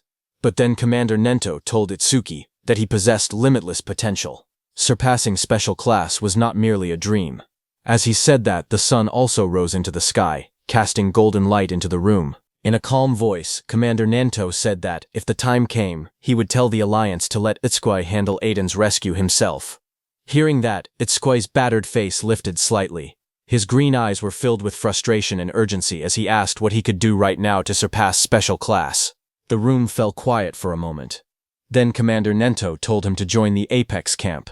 Tenma repeated the words in disbelief, not knowing what that was. Commander Nento explained to him that Awakened who ranked in the top 10 of the Savior Alliance National Tournament preliminaries were invited to attend the Apex camp in Nakasu, hosted by the Savior Alliance. He said that strong humans like T.Y. and Hitan Akira had all endured that brutal training. Those who survived and overcame it became key forces in protecting humanity. His voice lowered as he revealed one final piece of information. This year's summit camp would be held in 3 days. Commander Nento calmly explained that if Itsuki safely overcame the trials of Apex Camp, not only would he rank high in the main tournament, but it would also serve as a shortcut to becoming a special class savior. Hearing that, Itsuki's green eyes steadied. The blood streaked across his face had not yet dried, but his resolve had already hardened. Without hesitation, he declared that he understood, and that he would join Apex Camp. Commander Nento nodded slightly, and added that before anything else, they needed to deal with Itsuki's injured body. Soon after, Choha gathered green energy between her hands and poured the healing light over Itsuki's battered form, wrapping his wounds in a radiant glow. As the pain eased and his strength slowly returned, Itsuki's gaze sharpened. He turned slightly and asked Choha if she knew about Apex Camp. As green healing light flowed from her hands, Choha looked at Itsuki and said that she knew about Apex Camp. However, she asked why he was suddenly bringing it up and told him not to say he was planning to join. Itsuki calmly asked if there was something wrong with that. He added that Sensei had said it was the perfect place to improve one's strength. Chu Hong's expression grew serious. She explained that only the geniuses among geniuses were allowed to join Apex Camp. The green light continued to wrap around Itsuki's body as she went on, saying that was exactly why it was so dangerous. She explained that people who had been praised as geniuses their entire lives often realized, after joining Apex Camp, that they were nothing special. When that happened, their minds broke. She had seen many like that. Her voice turned firm as she finished her warning. Apex Camp was a training ground for geniuses, but it was also their graveyard.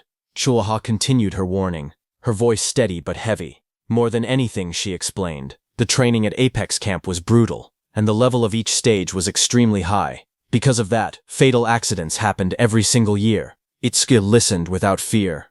A faint smile curved on his lips as he said that it was actually perfect. The green light around Shoha's hands flickered as she stared at him in shock. Itsuki knew that against half-hearted disaster beasts or mediocre awakened ones, his over-mimicry would not even activate. He admitted that he had once been worried he would not find a worthy opponent, but that concern had been unnecessary. His gaze turned sharp and resolute. He declared that he could only grow stronger by fighting powerful disaster beasts at the very edge between life and death. He told Choha that fighting strong disaster beasts was the duty of the awakened. Hearing that, Choha's eyes widened, her breath catching as she realized he had already made up his mind. Noticing the flush on her cheeks, Itsuki looked at her and asked if her face was red because she had exhausted herself from healing him. Choha froze for a second, then hurriedly denied it. Flustered, she waved her hand and insisted that it was not like that at all. She quickly explained that using a skill for a long time naturally made the body heat up. Then she added, in embarrassment, that he really did not know that. Her heart pounded loudly in her chest. For the first time, she could hear her own heartbeat so clearly. The warmth spreading through her face only made her more confused. She wondered what she was even thinking. After a moment, Itsuki steadied himself and told her that his wounds were almost completely healed. He thanked her, then turned and began walking toward the door. She asked where he was going. Without looking back, he replied quietly that he was going to say goodbye.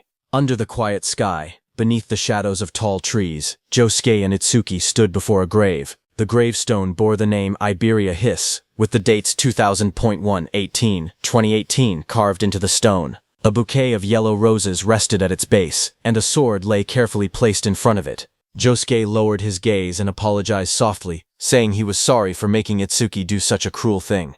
Itsuki, standing beside him, replied calmly that it was fine. He had chosen it himself. After a moment of silence, Josuke asked if he was leaving already. Itsuki confirmed it. He said he would join Apex Camp and improve his skills so that one day he could kill that disaster beast with his own hands.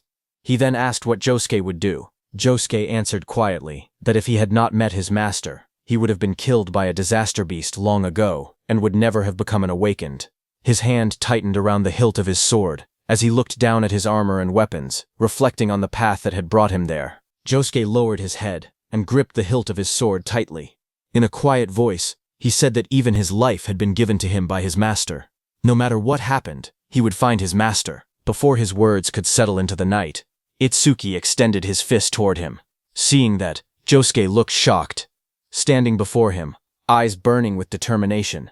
Itsuki declared that he would become a savior. One day, he would rescue Adian together with Josuke. Until then, he pleaded with him not to die. Josuke looked back at him, a faint, almost helpless smile forming on his lips. In front of Itsuki, he felt pathetic. As the wind rustled the trees and golden petals scattered across the grave, Josuke answered that he would be waiting. Their fists met in midair, knuckles pressing together in a silent promise, sealing their resolve. From a distance, Commander Nento and Choha watched them from the shadows of the forest. Choha remarked that as expected of Itsuki, only a few hours ago he had been completely wrecked both physically and mentally, yet he had recovered this quickly. But Commander Nento told her that Itsuki had merely pushed his negative emotions deep down for now, so that one day he could unleash them. Commander Nento then said that there were many suspicious points in the recent attack.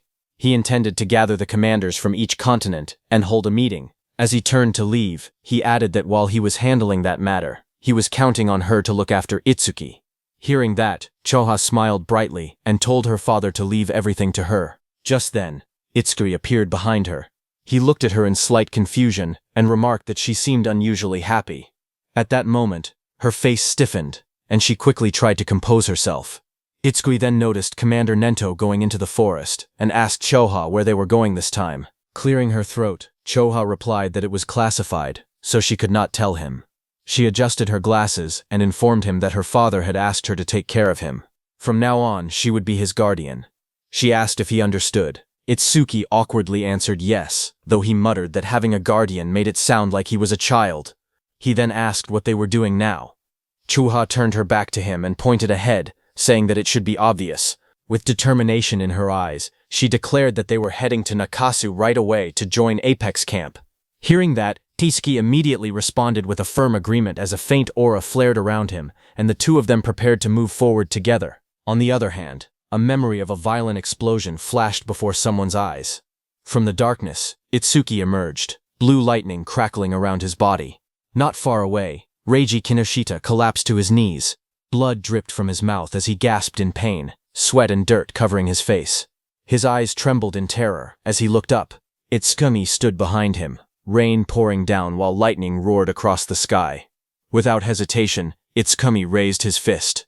With a deafening impact, his punch came crashing down. Remembering all that, Reiji Kinoshita screamed, his mouth wide open as tears and sweat streamed down his face. His entire body trembled violently against the hospital bed, tightly wrapped in bandages from head to toe. He thrashed and cried out in fear, the sound echoing through the quiet room. Hearing the scream, his mother rushed inside. She ran to his side and held him tightly, her voice shaking as she tried to calm him. She told him not to be scared, that she was there with him. Leaning closer, she gently asked if he had dreamed again about the person who hurt him. Reiji Kinoshita's face twisted with rage. Even through the bandages, his fury was clear. Tears poured from his swollen eyes as he gritted his teeth and swore that he would return the pain he had suffered 100-fold. He vowed to make them experience a living hell. Hearing that, his mother's expression darkened, her eyes turned cold and sharp. In a low, steady voice, she told him not to worry. His big brother had returned, and he would surely avenge him. Hearing that, Reiji Kinoshita looked behind his mother. Behind her, a tall, broad-shouldered man stepped into the room. His presence was overwhelming, his body outlined by a faint red glow that made the air feel heavy. It was Reiji Kinoshita's brother. In a low voice, he said that it must have hurt Reiji. Hearing him, Reiji's emotions surged again. Tears streamed from beneath his bandages as he cried out to his big brother. He begged him to punish the enemy, the one who had done this to him. His brother's expression darkened. He calmly asked if the attacker's name was Itsuki Tenma, the one responsible for all of this. Reiji shouted that it was him. He added bitterly that Itsuki was just an orphan with no family. Apparently, he had even taken first place in the preliminaries, but his level was still 0. He was not even close to his big brother's strength. Hearing that, his brother fell silent for a moment. He said that first place in the preliminaries meant that Itsuki would certainly participate in Apex Camp. A sinister smile slowly spread across his face, his eyes glowing with a fierce red light. He said that, in that case, he would crush him there. On the other hand, Choha led Itsuki to the training camp. The moment they stepped inside, Choha looked ahead calmly and announced that they had arrived. Before them stood a massive structure, a breathtaking dome made of interwoven glass and steel, shining under the sky. Behind her, Itsuki lifted his gaze, his green eyes widening in awe. He admitted that it was spectacular, nothing like he had imagined. As they approached the grand entrance, he added that it was just like she had said. Groups of people walked proudly toward the dome with their heads held high. The atmosphere was filled with confidence and ambition. Everyone looked so proud. Choa adjusted her glasses and spoke again. She told him that she could not go in, so he would be on his own from there. He nodded and replied that he understood. She then handed him a bracelet, saying it was his recording bracelet, and that he would need it for the camp. He accepted it politely and thanked her. As she handed over the bracelet, she gave him one last warning. She told him not to stand out too much. If he did, he would only make himself a target. Without turning back, he raised a hand slightly and replied that he knew. She watched him walk away toward the arched entrance of the dome, her expression tightening as she admitted to herself that, with Itsuki's personality, she could not help but worry. Inside the registration area, he approached the counter calmly and politely said that he would like to register. The staff member behind the desk did not look up from his phone. He simply extended his hand and told him to show his bracelet. Itsuki handed it over without hesitation. Inside the registration room, the staff member placed the bracelet onto a scanning device. Blue energy surged to life, swirling around his body like a current of wind. The machine hummed as light gathered beneath his palm. Watching from behind, Itsuki narrowed his eyes slightly. He quietly noted that even the reception staff were over level 40. That was only natural for a place like this. A screen flickered on, displaying his information in clear letters. Name Itsuki Tenma, Level 0, Job Order Breaker, Gift Special Grade. The staff member's expression darkened as he read the data. He muttered that Itsuki had gotten in at level 0 and guessed that he had probably pulled some strings in the qualifiers. But he added that tricks like that would not work there. Without the strength to back it up, it would only be a matter of time before he broke. Itsuki remained calm, offering no reaction. After a brief pause, the staff member waved a hand dismissively and told him to pick a room and then pay the fee. Itsuki's eyes widened in disbelief, a bead of sweat sliding down his cheek as the realization struck him. He blurted out that it actually cost money to stay there. The staff member shot him a flat look and replied that it was not a charity. Of course it cost money. Hearing that, Itsuki lowered his head slightly, his expression darkening. He quietly wondered why Choha had not told him. In an embarrassed voice, he admitted that he did not have any money. The staff member frowned and reminded him that he had passed the qualifiers, so he should have earned some points. Itsuki blinked in confusion and asked what points were. The staff member raised a finger and began explaining that all resources there were based on the points earned during the qualifiers. For example, if someone earned 1,000 points in the qualifiers, they would have 1,000 points the moment they entered. He continued that participants could also earn more points by completing missions.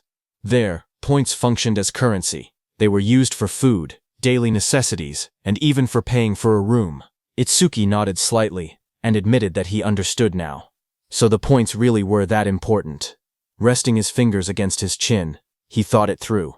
He had earned quite a bit during the qualifiers. It should be enough. The staff member, growing impatient, slammed his stamp onto the desk and barked at him to hurry up and choose a room because he was still waiting. Itsuki lifted his gaze calmly and asked how much the most expensive room cost. The staff member was surprised to hear that. He then told Itsuki that a normal room of 35 square meters cost 100 points per month. A luxury room of 75 square meters required 500 points per month, and a villa of 200 square meters demanded 2,000 points per month. Itsuki considered it carefully. If it were just him, a normal room would have been fine, but he also had Deathhound with him. There was no way the large beast would fit inside a small space. After a brief pause, he made his decision without hesitation. He stated that he would take the villa. The staff member's eyes widened in disbelief. He stammered, asking what Itsuki had just said. Still staring at him, he warned that although Itsuki might have a lot of points right now, he should not waste them. Points would be needed for every little thing in that place. Itsuki remained calm and stated that he had already decided, then asked the staff member to hurry up and process it. Clicking his tongue, the staff member began typing reluctantly. He snorted and muttered that Itsuki was ignorant and should not come crying when he regretted it. After a moment, he took out a metallic wrist device and handed it over, telling him to take it. He then added that once he entered the camp, everyone's status would become private. He would no longer be able to see other people's names or their gift levels. Itsuki accepted the device and replied with a brief acknowledgement, As he walked away toward the camp entrance, the staff member watched his back and muttered to himself that Itsuki had really chosen the villa. He wondered just how many points Itsuki had earned during the qualifiers. The staff member clicked the mouse casually, expecting nothing unusual. A second later, his eyes nearly popped out of their sockets. Sweat rolled down his face as he stared at the screen in disbelief. He muttered to himself, wondering if this was some kind of bug. His gaze trembled as he focused on the number of points displayed. The screen clearly showed points, 106,600. His voice cracked as he shouted that it was over 100,000. He could hardly believe it. He slumped back in his chair, dazed. In a low voice, he admitted that he himself had only managed to earn 1,600 points. Watching Itsuki walk away toward the camp, he could only sigh bitterly. Kids these days were truly terrifying. On the other hand, Itsuki, who was going inside, suddenly came to a halt. A cold realization struck him. Sweat slid down his face as he ran a hand through his hair. He had forgotten to ask where the villa was. Letting out a quiet sigh, he decided it could not be helped. He would just head back to the reception and ask again. But as he turned to leave, he noticed two figures nearby. Their eyes glowed faintly red as they watched him in silence. He paused, looking at them with his green eyes. He asked if they needed something. The two men immediately broke into wide smiles. They introduced themselves as awakeners from the southern continent, saying they had just arrived the day before. From the looks of it, they said, he seemed to be lost. With exaggerated friendliness, they offered to guide him and asked where he was headed. He calmly told them that he was trying to get to the villa, and asked if they knew where it was. The large armored man stiffened slightly and said the villa was over there, pointing vaguely into the distance. The blonde man quickly chimed in, agreeing and repeating that it was over there. But when they understood that Itsuki had asked for a villa, both of their expressions froze. Their eyes widened in shock. Watching their sudden reaction, he looked at them quietly and asked if something was wrong. The blonde man immediately waved his hands and forced a laugh, telling him to wait a second because they were just trying to remember exactly where it was. The two of them then stepped aside and began whispering to each other in panic. From a short distance away, Itsuki observed them calmly, wondering why they needed to whisper just to remember a direction. A faint suspicion crossed his mind. Were they up to something? At that moment, a woman with long silver hair and sharp cat ears appeared nearby. A small black cat sat comfortably on her shoulder. She was the North Sector qualifier, 5th place, Shion Akagami, where Itsuki had also qualified from. Xiao Han tilted her head slightly, letting out a soft sound of curiosity. Looking toward the two men, she remarked that those guys were scamming newbies out of their points again, using guiding as an excuse. The black cat on her shoulder let out a small neigh, as if agreeing with her. Xian watched from a distance with a faint, amused smile. She casually wondered which idiot was foolish enough to fall for that obvious scam. Then her eyes shifted toward Itsuki standing calmly before the two swindlers. Her expression changed instantly. Her purple eyes narrowed sharply in recognition, as realization struck her like lightning. She immediately recognized that it was the monster who had scored over 100,000 points in the qualifiers. Meanwhile, the two scammers were still hunched over in panic, whispering to each other without realizing who they were dealing with. Xian slowly brought a finger to her lips, her smile deepening with intrigue. She murmured to herself that this was going to be interesting. The two scammers huddled together, whispering nervously. The armored man muttered that if Itsuki was staying in a villa, then maybe he was the preliminaries' first-place winner from some continent. The blonde man quickly shook his head, and replied that even a first-place winner would not waste 2,000 points on lodging. After a brief pause, he smirked, and suggested that Itsuki was probably just a rich, spoiled brat who did not understand how valuable points were. The big man asked what he meant. With narrowed eyes and greedy grins, the blonde man concluded that greenhouse-raised rich boys were always weaklings, perfect prey. They decided they would take all the points he had. Meanwhile, Itsuki stood calmly behind them. Seeing them hesitate, he said that if they could not remember the way, then he would just find it himself. The two men immediately broke into wide smiles again. The blonde man laughed and claimed he suddenly remembered. He insisted that he would take him there. In the distance, the academy grounds stretched out beneath the setting sun. Large, futuristic dome-shaped buildings surrounded by walkways and groups of awakeners moving about. Some students stood at a distance, watching the scene unfold under the fading light of sunset. One of them recognized the pair leading Itsuki and asked if those were the South Continent outcasts, Fumiya Futaki and Ichitora Asano. The other nodded slightly and remarked that it looked like the kid in the middle had fallen straight into their trap.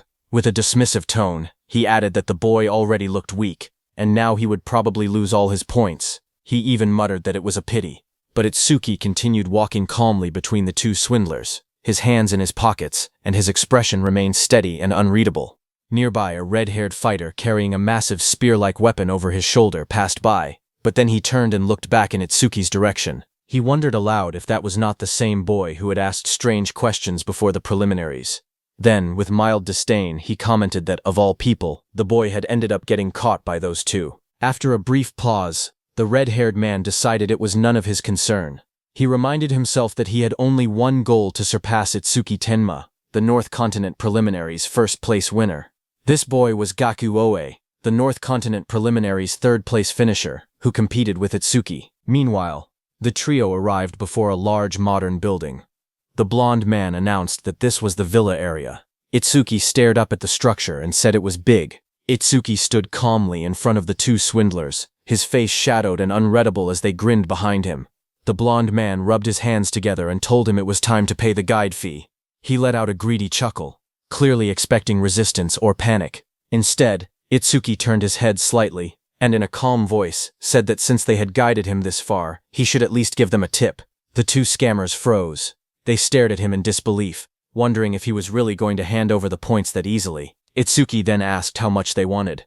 The armored man hesitated before blurting out that it should be at least 500, but before he could finish, the blonde man snapped at him and shouted that he was an idiot.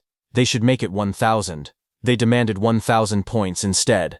Itsuki calmly agreed that 1,000 points was a bit much, but said it was fine. The two men stared at him in disbelief, as he extended his hand slightly and asked if that amount was acceptable. Then he casually asked how to transfer points to someone else. Hearing that, the blonde man leaned in and whispered that Itsuki was not only weak but dumb too. He could not believe someone would pay 1,000 points just for directions. The armored man then added that, in that case, they should not take it personally. They apologized, saying that it had taken longer than expected, so he would have to pay extra. The armored man quickly changed his tone and shouted that the total should be 5,000 points.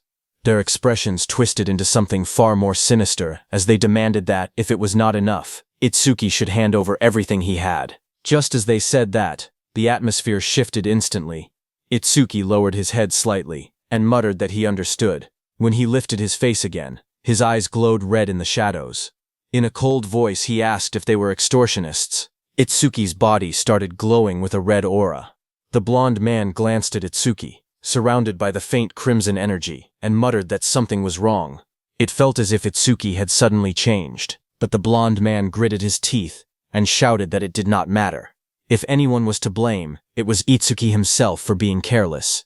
He demanded that the points be handed over immediately, threatening that he would regret it otherwise. As they said that, the air grew heavier.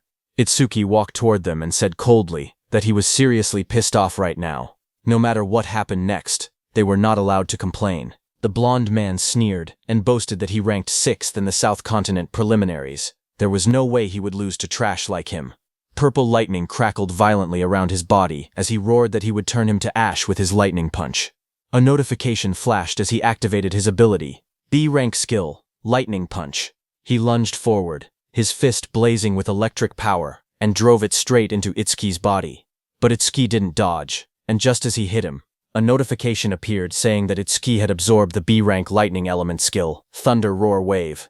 His agility increased by 10%. Absorption count, 2 out of 5. Then another system window flashed, showing that Itsuki's agility had risen to 475, increased by 25% from Thunder Roar Wave.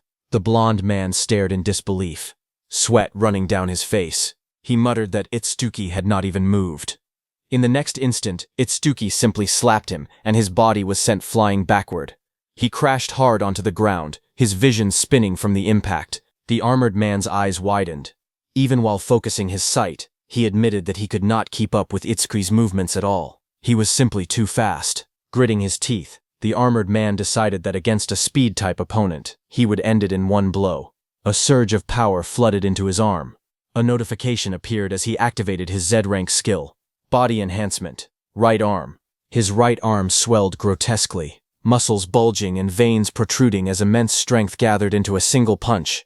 He swung it down with terrifying force. the air tearing apart from the pressure, but Itsuki raised his own fist and met the massive strike head-on. He blocked the armored man's attack easily. Seeing that the armored man used the ability to alter his own body, Itsuki realized that this armored man possessed the same power as him. He was an order breaker. The armored man threw his head back and roared. Veins bulged across his body as power surged through him. He declared that both arms were enhanced, and demanded to see if his opponent could handle this.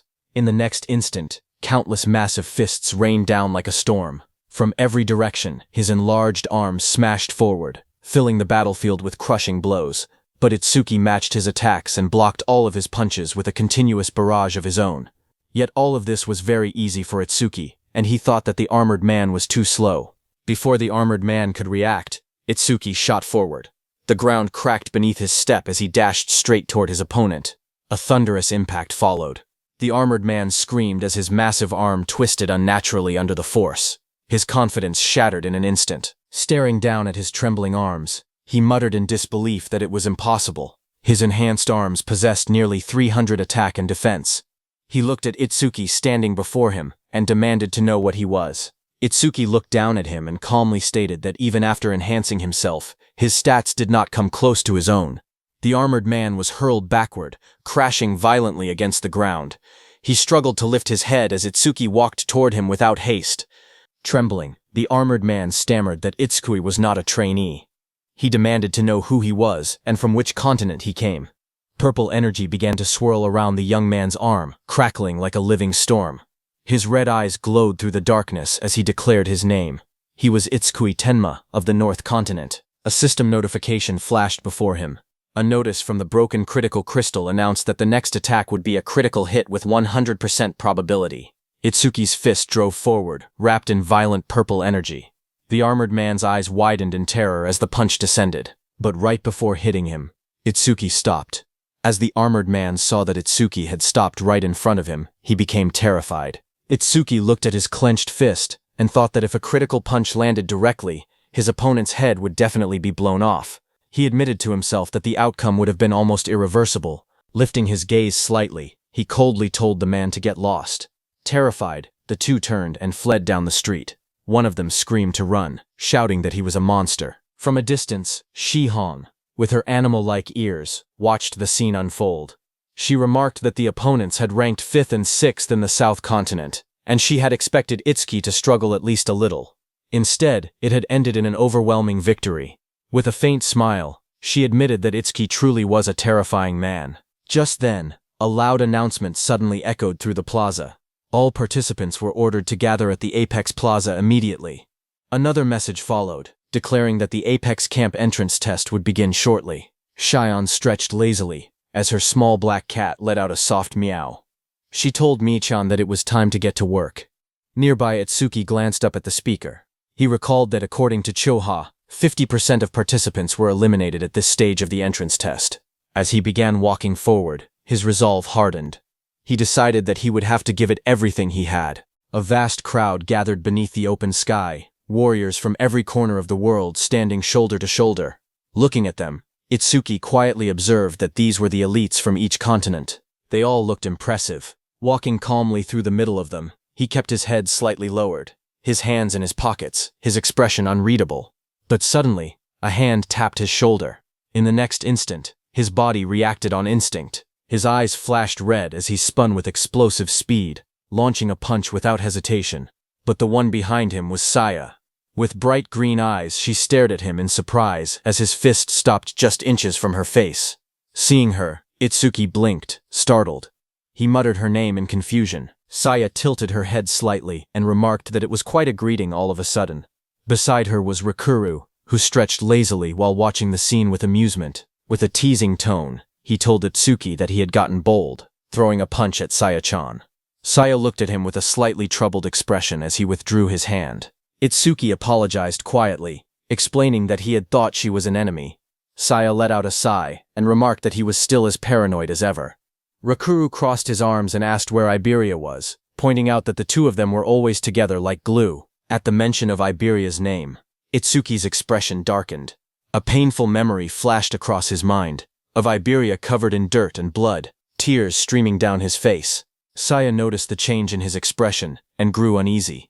She wondered if he had been injured in the last attack. Lifting his head slightly, Itsuki answered that Iberia had stayed home. Seeing his gloomy face, Rikuru placed a hand on his shoulder and told him not to look so down.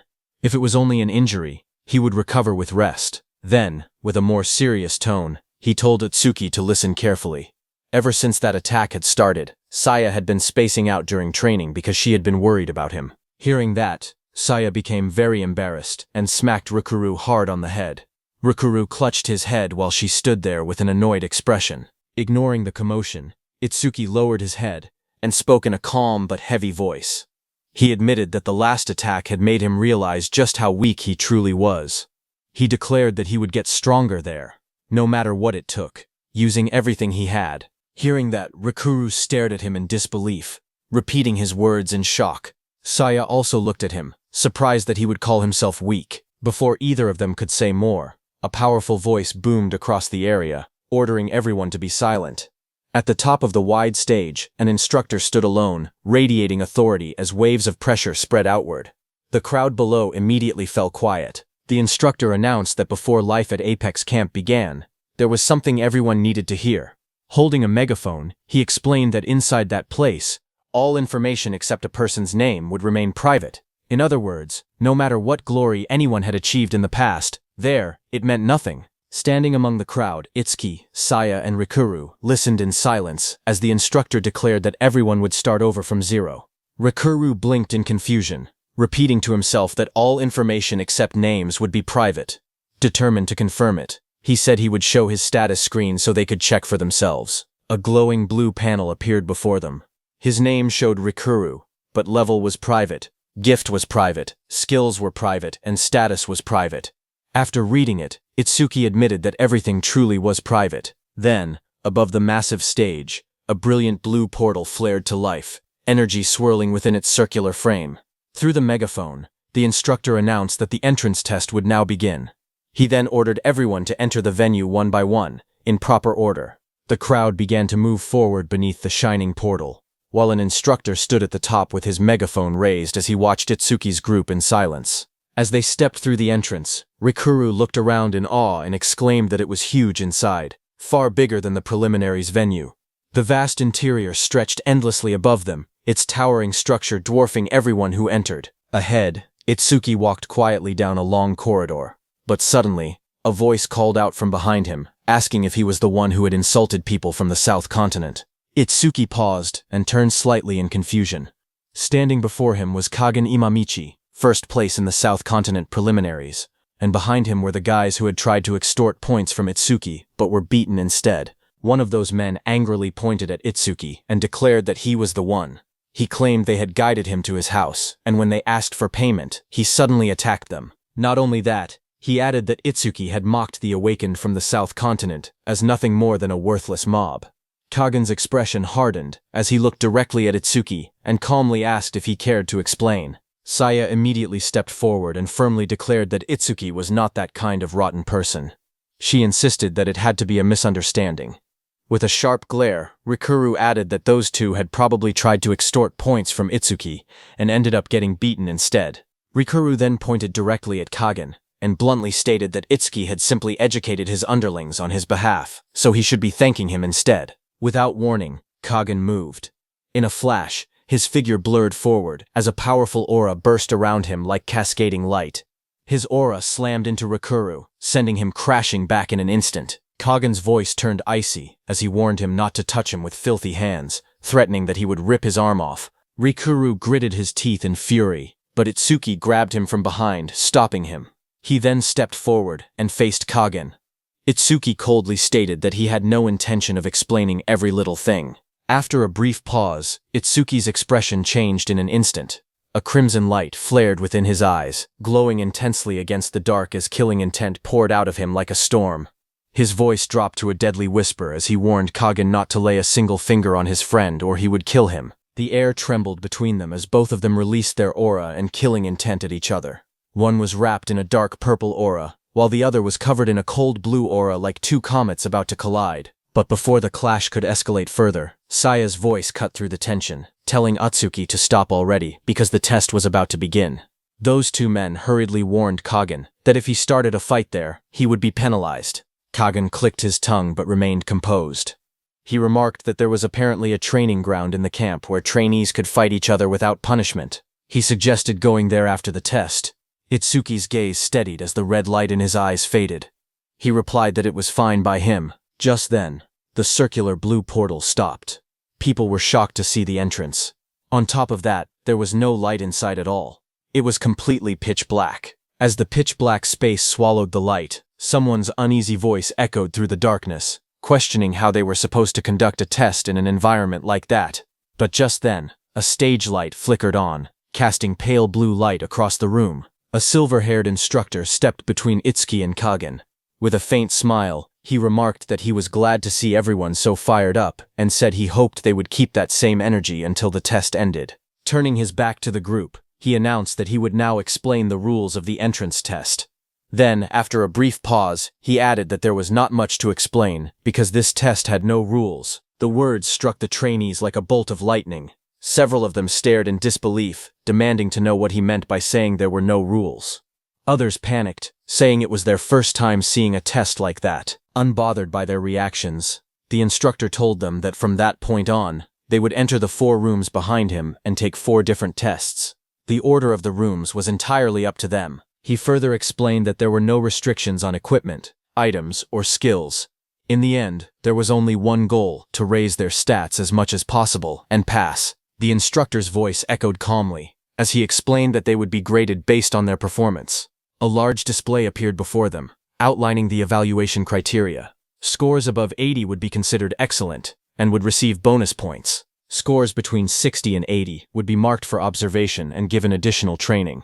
However, scores below 60 would be considered a failure, and those who fell short would be expelled. The trainees quickly reacted to the earlier announcement about having no restrictions on equipment and items. Some stared in disbelief, questioning whether it was truly allowed. Others grinned confidently, claiming the test would be easy. One trainee even pulled out a glowing potion, convinced that the freedom to use items gave them an advantage. But not everyone shared that confidence. Rikuru regretted not bringing more supplies from their sensei, realizing that being empty-handed might put them at a disadvantage. Trying to lift the mood, Saya insisted that they had trained hard for this and would definitely be fine. Rikuru then turned to Itsuki and asked which stat test they should start with. Itsuki remained calm and replied that any would be fine, since they would have to take them all anyway. For now, he suggested starting with the nearest one. Rikuru glanced at him and commented that he seemed awfully relaxed. As he looked toward the nearest room, his expression suddenly brightened with excitement. With a wide grin, he exclaimed that it was perfect. Itsuki and his teammates stopped in front of a massive door labeled Defense. Without hesitation, Rikuru declared that he was a metal element user, so he was confident in his defense. The 3 of them stepped inside the vast empty chamber. The room was wide and long, with reinforced walls and a single figure standing at the far end. Rikuru pointed ahead and asked if that was the examiner. As they drew closer, a powerful aura radiated from the man waiting inside. Saya muttered that he looked strong. The man introduced himself calmly, welcoming them and stating that he was the examiner for the defense test. A display identified him as a level 40 earth element user. Golden energy flickered around his body as he raised his hands and explained that from that moment on, he would attack them with 5 kinds of rocks, with difficulty levels ranging from 1 to 5. Chunks of stone began to rise into the air around him. He finished his instructions by saying that their job was simple: they had to block them. The examiner's voice echoed across the training hall as he ordered the trainees whose names were called to step forward. He began with the first name, announcing North Continent's Rikuru. Rikuru blinked in surprise and pointed at himself, asking in disbelief if he was first. Saya encouraged him calmly, telling him to do his best. Itsuki stood beside her with his arms crossed, watching silently. Rikuru smirked confidently and told them to relax, saying he could easily withstand a few rocks. Across the hall, the examiner reminded him that the test would start soon, and that he could use his skills beforehand. Rikuru grinned and declared that he would go all out right away. A metallic sheen suddenly spread across his arms as he activated his ability. A system message appeared, identifying it as a C-rank skill, Metallization, increasing his defense by 50%. He clenched his fists, fully coated in shining metal, and shouted for the examiner to bring it on. A status display appeared, showing that his defense was at 258. The examiner calmly raised his hand, golden energy swirling around him as he announced the first attack, difficulty level 1. A small glowing rock formed above his palm, spinning slowly as flames of earth element energy wrapped around it. With a sharp motion of his fingers, he launched the rock forward. It shot across the hall at high speed and slammed directly into Rikiru. The impact echoed through the chamber, but Rikiru did not move an inch. His metal-coated arms blocked the strike effortlessly. He smirked and declared that it did not even hurt, asking if that was all. Then he looked toward the examiner and said that this was boring, telling him to skip straight to level 2. The examiner responded calmly, saying very well. Another rock formed in his palm, larger this time, spinning violently with compressed earth energy. With a swift flick of his hand, he sent it flying. The blazing projectile roared through the air, hurtling toward Rikiru at far greater speed and force than before. Rikiru stepped forward and thrust both metal-coated arms out to block it head-on. The glowing rock slammed into his guard with explosive force, sending shockwaves across the hall. For a moment the impact roared through the chamber, but Rikiru held his ground. The spinning orb pressed against his crossed arms, grinding with intense friction. From the sidelines, Saya called out anxiously, asking if Rikiru was okay. Rikiru grinned confidently and gave a thumbs up, assuring everyone that there was no problem. At the same time, Itsuki quietly activated his magic detection skill. His glowing eyes analyzed the projectile carefully. He realized that those were not ordinary rocks. They were magic rocks created directly from the examiner's own magic power. He further observed that their hardness was on a completely different level compared to normal stones, and the damage they could cause was enormous. Realizing all that, Itsuki looked at Rikuru's trembling metallic hand and worriedly wondered if he was really okay. A bead of sweat slid down Rikuru's face, despite his confident posture. Inside, he admitted that the rocks were stronger than he had expected. Even with his arms strengthened by metallization, they were starting to go numb from the impact. The examiner looked at him calmly and asked whether he would continue the challenge. Rikuru did not hesitate. He declared that of course he would continue, and boldly requested the next round to be set at difficulty level 3. As he braced himself, he tried to reassure himself that it was only one level higher and that he would be fine. In response, the examiner raised his hand once more. A much larger golden magic rock began to spin violently above his palm, radiating powerful energy. Facing the enlarged projectile, Rikuru clenched his fists and stepped forward. He shouted that he would not get scared just because it had grown a little bigger. The massive golden magic rock shot forward like a blazing meteor. In the next instant, it slammed into Rikuru with a deafening explosion. The impact burst outward in a violent shockwave, shattering fragments of magic stone in every direction as dust and sparks filled the air. Rikuru was thrown backward brutally. His body crashed into the ground, blood spraying from his mouth as the force overwhelmed even his metallized arms. The reinforced sheen on his limbs flickered, unable to fully withstand the power of the enlarged projectile. From the sidelines, Saya gasped in horror, covering her mouth as she watched him fall. Even Itsuki's expression sharpened slightly at the sight. Rikuru lay in a cloud of dust and debris, his body scraped and battered. For a moment, he did not move. Saya and Itsuki rushed forward through the settling smoke, calling out his name anxiously and asking if he was all right. As the dust slowly cleared, Rikuru weakly raised a trembling hand. In a strained voice, he assured them that he was okay. Rikuru slowly pushed himself up from the rubble, dust swirling around him. A faint smirk appeared on his face despite the bruises covering his body. He muttered that it was pathetic, admitting that he had not expected difficulty 3 to be this powerful. According to him, it was at least 3 times stronger than difficulty 2. The bald examiner looked down at him calmly and stated that taking a direct hit from difficulty 3 without passing out was impressive. He added that Rikuru would probably get a good score. Moments later, the examiner announced the next participant, North Continent's Itsuki Tenma, but Itsuki first crouched down and helped Rikuru to his feet, supporting his arm over his shoulder as they moved aside. While leaning on him, Rikuru quietly warned that every time the difficulty increased by 1 level, the rocks became several times stronger. He told him not to push himself too hard. Itsuki responded calmly that he knew. Then the examiner turned his back slightly and asked which difficulty Itsuki would start with. Itsuki stood quietly, his green eyes calm as he analyzed the situation. He calculated that even after metallization, Rikuru's defense should still be under 300. But thanks to the black water wall, his own defense had already reached 627. Seeing him not reply, the examiner narrowed his eyes slightly and assumed that Itsuki had grown frightened after watching Rikuru's struggle. He remarked that he could not blame him. Then he stated that if Itsuki did not choose a difficulty, they would begin from level 1. Without hesitation, Itsuki calmly replied with a single number, 5. The examiner froze for a moment, disbelief flashing across his face. He asked what Itsuki had just said.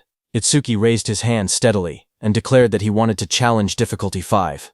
Behind him, Saya immediately panicked and shouted at him not to overdo it. Rikuru also protested urgently, saying that even with metallization, difficulty 3 was already his limit, and difficulty 5 was insane. The crowd immediately began whispering among themselves. Some scoffed, saying that starting from difficulty 5 was pure arrogance. They questioned his ranking in the preliminaries and mocked him as a show-off. One of them recalled that the North Continent's first place was also the national first place, and thought his name had been Itsuki. They wondered if this calm-looking man could truly be that same person. Others dismissed the idea, insisting there was no way someone who looked so ordinary could hold the title of national first place. Without another word, the examiner raised his hand, and an enormous boulder formed above him, swirling with golden energy. He coldly remarked that every year there was always someone reckless like this, an attention seeker. He added that such people usually ended up severely injured or unconscious, unable to continue the remaining tests, and were eventually forced to leave the camp. The examiner declared that if this was what Itsuki wanted, he would grant it. The massive rock descended with terrifying force, its size and weight shocking everyone present. Spectators stared in disbelief, exclaiming that difficulty 5 rocks were that enormous. Some muttered that if anyone were hit by something like that, they would be finished instantly. Now they finally understood why Apex Camp was considered so dangerous. The examiner told Itsuki to use his skills beforehand, but standing calmly beneath the boulder, Itsuki replied without hesitation that he had no skills to use, so this was perfectly fine. The examiner's eyes twitched with irritation as he stared at Itsuki. He wondered if this guy was mocking them. He used his full force to throw that massive boulder at Itsuki. The enormous rock tore through the air like a falling mountain, crashing downward toward Itsuki. Yet Itsuki did not move. He stood firmly in place, his coat fluttering behind him, hands relaxed at his sides as the shadow of the giant boulder swallowed him. In the next instant, the rock slammed into the ground with a deafening explosion. Light and debris burst outward in a blinding shockwave, cracks spiderwebbing across the floor as fragments of stone scattered everywhere. The crowd was forced to shield their faces from the blast. Rikuru and Saya raised their arms to block the violent wind and flying rubble, while others staggered back under the overwhelming impact. Dust and smoke surged across the hall, swallowing the scene in a cloud of chaos as the aftermath of difficulty 5 shook the entire arena. The spectators stared at the aftermath in horror. One of them trembled and said that the power behind that attack was basically a meteor. Sweat rolled down his face as he muttered that the guy was dead for sure. Near the edge of the arena, the examiner looked at the rising smoke and sighed, calling Itsuki an idiot.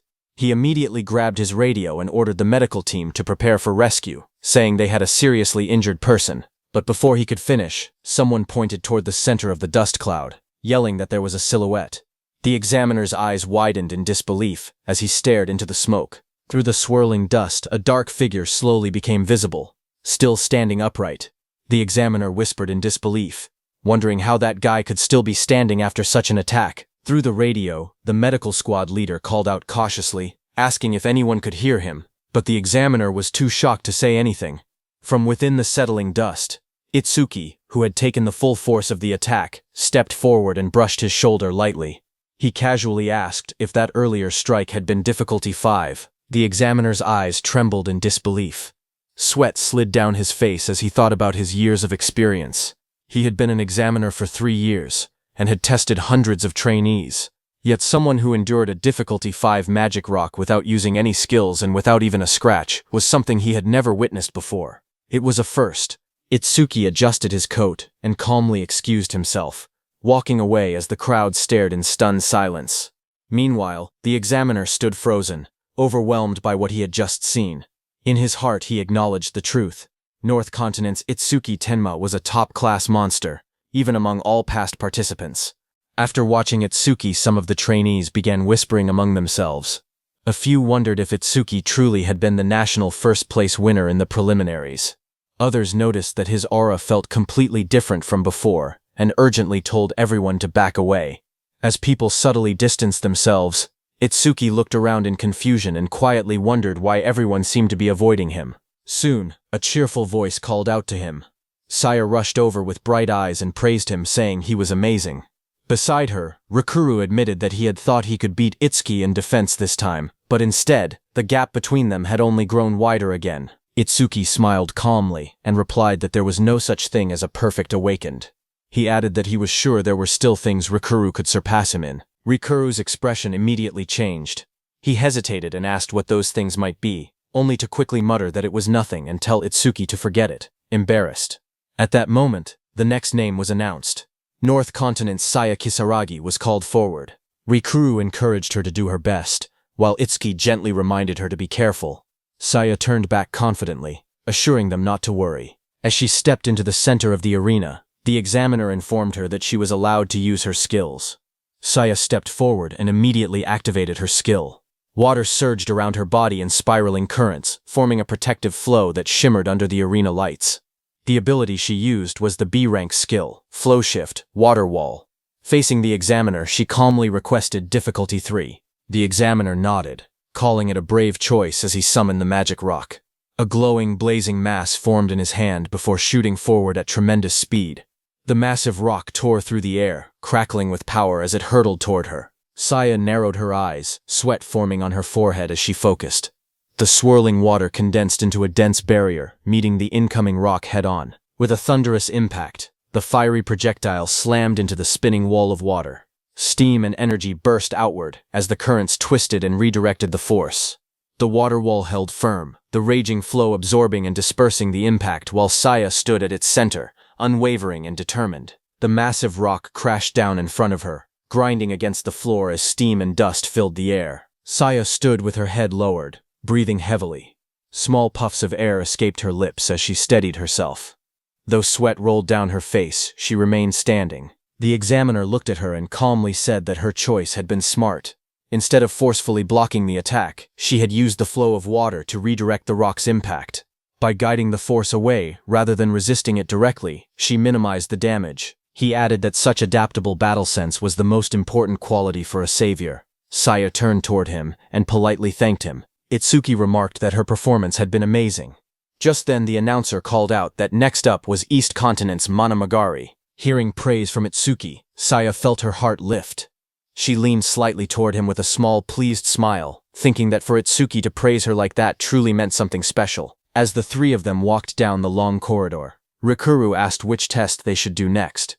Itsuki suggested that the next door should be the attack power test venue. The scene shifted to the attack power test venue, where a large crowd had already gathered in front of multiple testing booths. Inside, a silver-haired examiner, wearing dark glasses, sat calmly with a cup of steaming tea in his hand. He observed that it looked like the second group had gathered as well. He stood in the hall and called out loudly for the brats to listen carefully. Pointing forward, he explained that in the attack power test, they would be graded based on the power of their attacks. Hearing this, Rikuru nervously wondered who they were supposed to attack, joking that it could not possibly be the instructor. Before he could continue, Saya, beside him, called him an idiot and told him that he talked too much. The instructor smiled faintly and answered the question. He admitted it was a good one and clarified that their target would not be him. Instead, it would be his Shikigami. At his command, dark purple energy gathered behind him, and a massive figure materialized. It was a B-rank Shikigami, Nendoroid Tunma. A giant stitched doll-like creature stood before them, its round body marked with rough seams and a cross stitched onto its belly. Its red eyes glowed faintly as a purple aura swirled around it. The group stared at it in disbelief. Saya blurted out that it looked cheaply made. Rikuru muttered that it was creepy. Meanwhile, Itsuki's eyes sparkled as he stared at the creature and simply thought that it was cute. The instructor then explained that they could use their bare hands or weapons. He ordered them to attack the Shikigami with all their strength. From the crowd, someone laughed loudly and said the Shikigami looked like a punching bag. Another participant asked what would happen if they destroyed the Shikigami. The instructor looked at the group with a confident smile and told them not to worry. He explained that even a level 50 awakened might not be able to destroy the Shikigami. He added that Tonma would score them based on the power of the attacks it received. To demonstrate, he casually stepped forward and said he would show them how it worked. In the next moment, he threw a powerful punch straight into the Shikigami's massive body. The impact echoed through the hall, sending a burst of force across the room. The Shikigami remained standing and calmly announced the result: 50 points. The instructor then clarified that the scoring standards were already set so that the last hit equaled 50 points. He explained that a perfect score was 100 points. However, he smirked because he knew that the highest possible score was 99. To achieve a perfect score, one would need to be at least around his level, somewhere in the 40s. He concluded by stating that no matter how hard the level 10 students struggled, a perfect score would be impossible. Finally, he sat back comfortably and announced that the test would begin now. The instructor announced that the first participant would be Yuichiro Honma from the East Continent. Yuichiro stepped forward with confidence. After seeing that the instructor's careless punch had scored 50 points, he thought that going all out should easily earn him 100. Rikuru nearby muttered that the Shikigami looked weak. However, Itsuki warned them not to be fooled by appearances. He pointed out that the examiner was over level 40, and even his casual punch carried power far beyond theirs. The instructor calmly sipped his drink and reminded Yuichiro that once he was ready, he should just attack Tonma and not make him repeat himself. At that moment, a panel displayed the instructor's status. Level 45. Job Shikigami User. Yuichiro stared at the giant doll-like Shikigami and admitted that he almost felt bad attacking something that looked so harmless. But he steeled himself, saying that he needed to remain in Apex Camp, so no one should hold it against him. Green energy erupted around his body, as vines of power coiled around his arm. With a fierce expression, he thrust his fist forward and roared for the Shikigami to at least return to the dirt. Yuichiro's punch, wrapped in swirling green energy, slammed into the giant Shikigami's body with a heavy thud. The impact echoed through the hall, but the massive doll barely reacted. A voice coldly announced the result: 37 points. Yuichiro stared up in disbelief. Even though he had enhanced his punch with a skill, the score was only 37. Frustration flashed across his face as he realized how far he still had to go. The examiner calmly sipped from his cup and told him to stop whining before calling for the next participant. One after another, others stepped forward. A fiery punch struck the Shikigami and earned 28 points. A swift, sweeping slash followed, scoring 49. Another powerful blow infused with blue energy landed harder than the rest and reached 77 points. After reviewing the results without much interest, the examiner announced the next name, North Continent's Gaku Oe. As he adjusted his sunglasses and casually flipped through a magazine, Gaku Oe stepped forward and remarked that none of them could even reach 80 points. He called their performance pathetic. He narrowed his eyes as he stared at the massive Shikigami. He admitted to himself that the creature must actually be incredibly tough. But he did not waver. A fierce red aura ignited around his body as he declared that he had absolute confidence in his power. Gripping his weapon tightly, he swung with explosive force. A blazing arc of energy tore through the air and slammed into the Shikigami's enormous body, sparks scattering across the hall as the impact echoed loudly. The examiner lowered his magazine slightly and glanced over the top of his sunglasses, saying, "Not bad." Dust rolled across the floor as the Shikigami's long neck shifted from the blow. After a brief pause, the Shikigami calmly gave its verdict: 91 points. Gaku Oe clicked his tongue in annoyance. He muttered that it was not a perfect score. Still, he reassured himself that no one there could surpass him in raw power. With that thought, he decided that 91 points were good enough. Resting the massive weapon on his shoulder, he walked forward through the hall, wondering where Itsuki Tenma was and how many points he would score. At the front, the examiner lowered his magazine and calmly announced that the next participant would be North Continent's Itsuki Tenma. Hearing that, Gaku stopped walking. His eyes sharpened as he realized that the person he had been waiting for was already there. A fierce grin spread across his face as he declared that now he would finally see Itsuki Tenma's strength with his own eyes. At that moment, Itsuki stepped forward, tall, calm, and unreadable. Gaku Oe was stunned to see who Itsuki Tenma was. Gaku Oe was shocked to see who Itsuki was that had scored 100,000 points in the preliminaries. Then a confident smirk formed on his face. He declared inwardly that no one could surpass him in power while he wielded the 100 hammer. The hammer he was holding was the 100 hammer, a unique rank hammer that increased attack power by 100. Gaku Oe thought that even if Itsuki had taken first place in the preliminaries, their attack power was probably only equal. Ahead, Itsuki stepped forward and stood before the massive Shikigami. He remarked that he would feel bad landing a critical hit on such a cute creature, but there was no helping it. Not far away, the instructor leaned back in his chair, flipping through a swimsuit magazine. Without even looking up, he clicked his tongue and muttered that it was boring to see yet another loser score under 50 points. At that moment, dark red energy began to swirl around Itsuki's hand. The aura twisted violently, gathering into a dense spiral as the air around him trembled. Itsuki's eyes glowed with a fierce crimson light. Thin red veins spread across his face as his gaze sharpened with deadly focus. In the next instant, he punched as dark red energy erupted outward. It streamed from his body like a blazing torrent, wrapping around his arm as he lunged forward. The air split apart with a violent roar as the condensed aura shot straight toward the massive Shikigami. The red energy spiraled violently, forming a crushing vortex that tore through the space between them. The Shikigami's body burst apart as the attack slammed into it. Its stitched skin and jagged teeth were engulfed in the crimson blast, blood spraying outward under the overwhelming force and sending it flying back. Meanwhile, not far away, the instructor continued flipping through his swimsuit magazine. He casually remarked that the lady in the picture had a nice body. At that very moment, a deafening explosion erupted behind him. The shockwave blasted through the hall, scattering debris and sending dust and fragments flying in every direction. The instructor's eyes widened in disbelief as he nearly dropped the magazine from his hands. He stared at the destruction below and stammered in shock, unable to process what he was seeing. Sweat rolled down his face as realization struck him. Itsuki had torn Shikigami Tonma's body apart with his bare hands. He could hardly believe it and wondered if Itsuki was really a mere trainee. Amid the drifting dust and shattered tiles, Itsuki stood calmly. A faint red aura still lingered around him as he clenched his fists. He quietly noted that the critical hit he had not used before had remained stored up after all. He then lifted his gaze toward the remains, and noticing movement, remarked that the creature was still alive. The grotesque Shikigami's severed head lay on the ground, its red eyes flickering faintly as dark fluid dripped onto the tiles. Itsuki stepped forward without hesitation and pressed his hand firmly against the monster's head. With a steady voice, he asked what his score was. After a brief pause, the Shikigami responded that it was 100 points.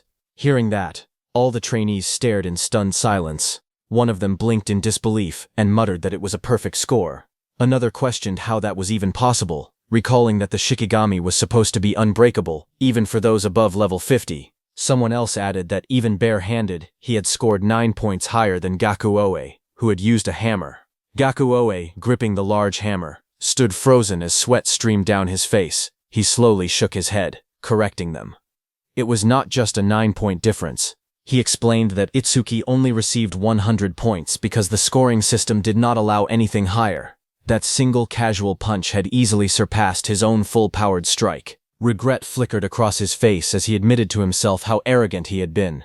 He had boasted that he would not lose in power, but now he realized he had seriously overestimated himself. The instructor stepped closer to the shattered remains, adjusting his glasses with a steady hand. He revealed that he had set the test so that only someone with power above level 50 could achieve a perfect score. His gaze shifted toward Itsuki in the distance. A heavy thought formed in his mind. Could it be that Itsuki had already surpassed that level? Itsuki glanced toward the instructor and felt a bead of sweat slide down his cheek.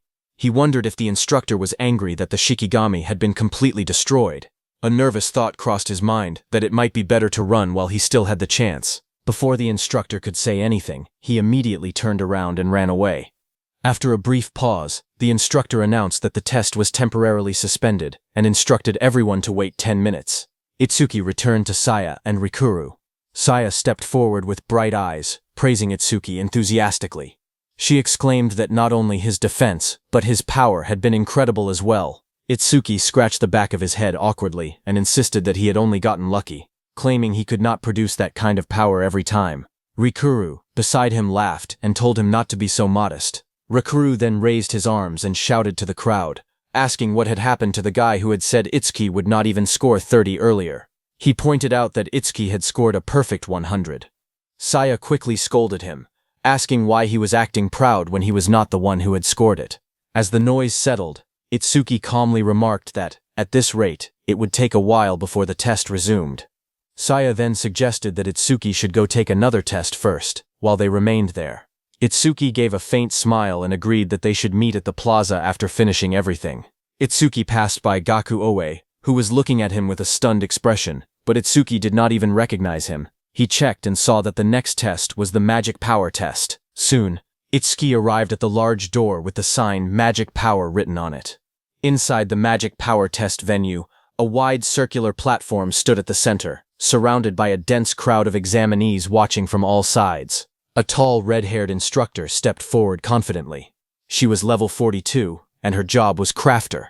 After scanning the area, she announced that since everyone had gathered, she would now explain the contents of the test. Among the crowd, several young men stared at her with flushed faces and heart-filled eyes. One of them muttered that the instructor was unbelievably beautiful and that he wanted to date her. Another added dreamily that if he got a good score, maybe she would ask him out to dinner. Akagami Shion was also there. Looking at the boy's behavior, she crossed her arms and muttered that this was exactly how boys were. Her gaze suddenly sharpened as she noticed Itsuki in the crowd and was surprised that he had come too. From her perspective, Itsuki stood among the others, also looking toward the instructor. Seeing him stare in that direction, she thought to herself that he was looking at the instructor as well, and concluded that men really were all the same. The black cat beside her let out a soft meow in agreement. Meanwhile, Itsuki was observing the stage calmly. He noted that the object covered by a red cloth must be the test equipment. The red-haired instructor stepped forward and explained that the tool used to measure magic power had been made by her personally. With a swift motion, she pulled away the red cloth, revealing a glowing sphere mounted on a metallic base. A display identified it clearly. Rare gear, magic storage crystal. The red-haired instructor placed her hand lightly on the glowing crystal and explained that the measurement method was very simple. She told them to place their hand on the crystal ball and pour their magic into it. As the crystal absorbed magic, blue energy swirled inside it like a small storm. She added that the more magic power a person had, the higher their score would be. One of the trainees raised his hand and asked what would happen to the other tests if they poured all their magic into the crystal. With a faint smile, the instructor reassured him not to worry.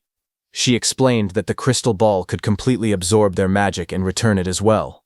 The student, flustered and blushing under her gaze, nodded awkwardly and said that he understood. Seeing that there were no further questions, the instructor announced that they would begin the test. She added that there was no set order, so anyone who wished to go first could step forward.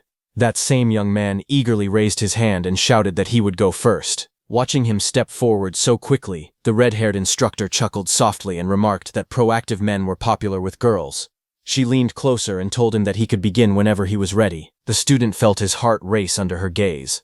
In his mind, he swore that he could not afford to embarrass himself in front of such a beautiful woman. Even if he had to empty all his magic power, he was determined to get a good score. He placed both hands firmly on the crystal ball and focused. With a surge of determination, he urged his magic to explode outward. Green energy flared violently around him as he poured everything he had into the crystal, but moments later, his confidence faltered.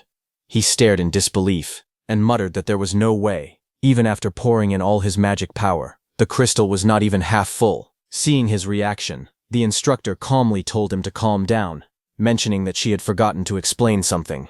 Her eyes glowed faintly red as she looked down at him. She revealed that this magic storage crystal had once absorbed the full magic power of an awakened individual in the level 40 range. She was clearly playing with the trainees. The other students stared at the crystal in shock. Someone asked if it was really true that even a level 40 awakened could not completely fill that crystal.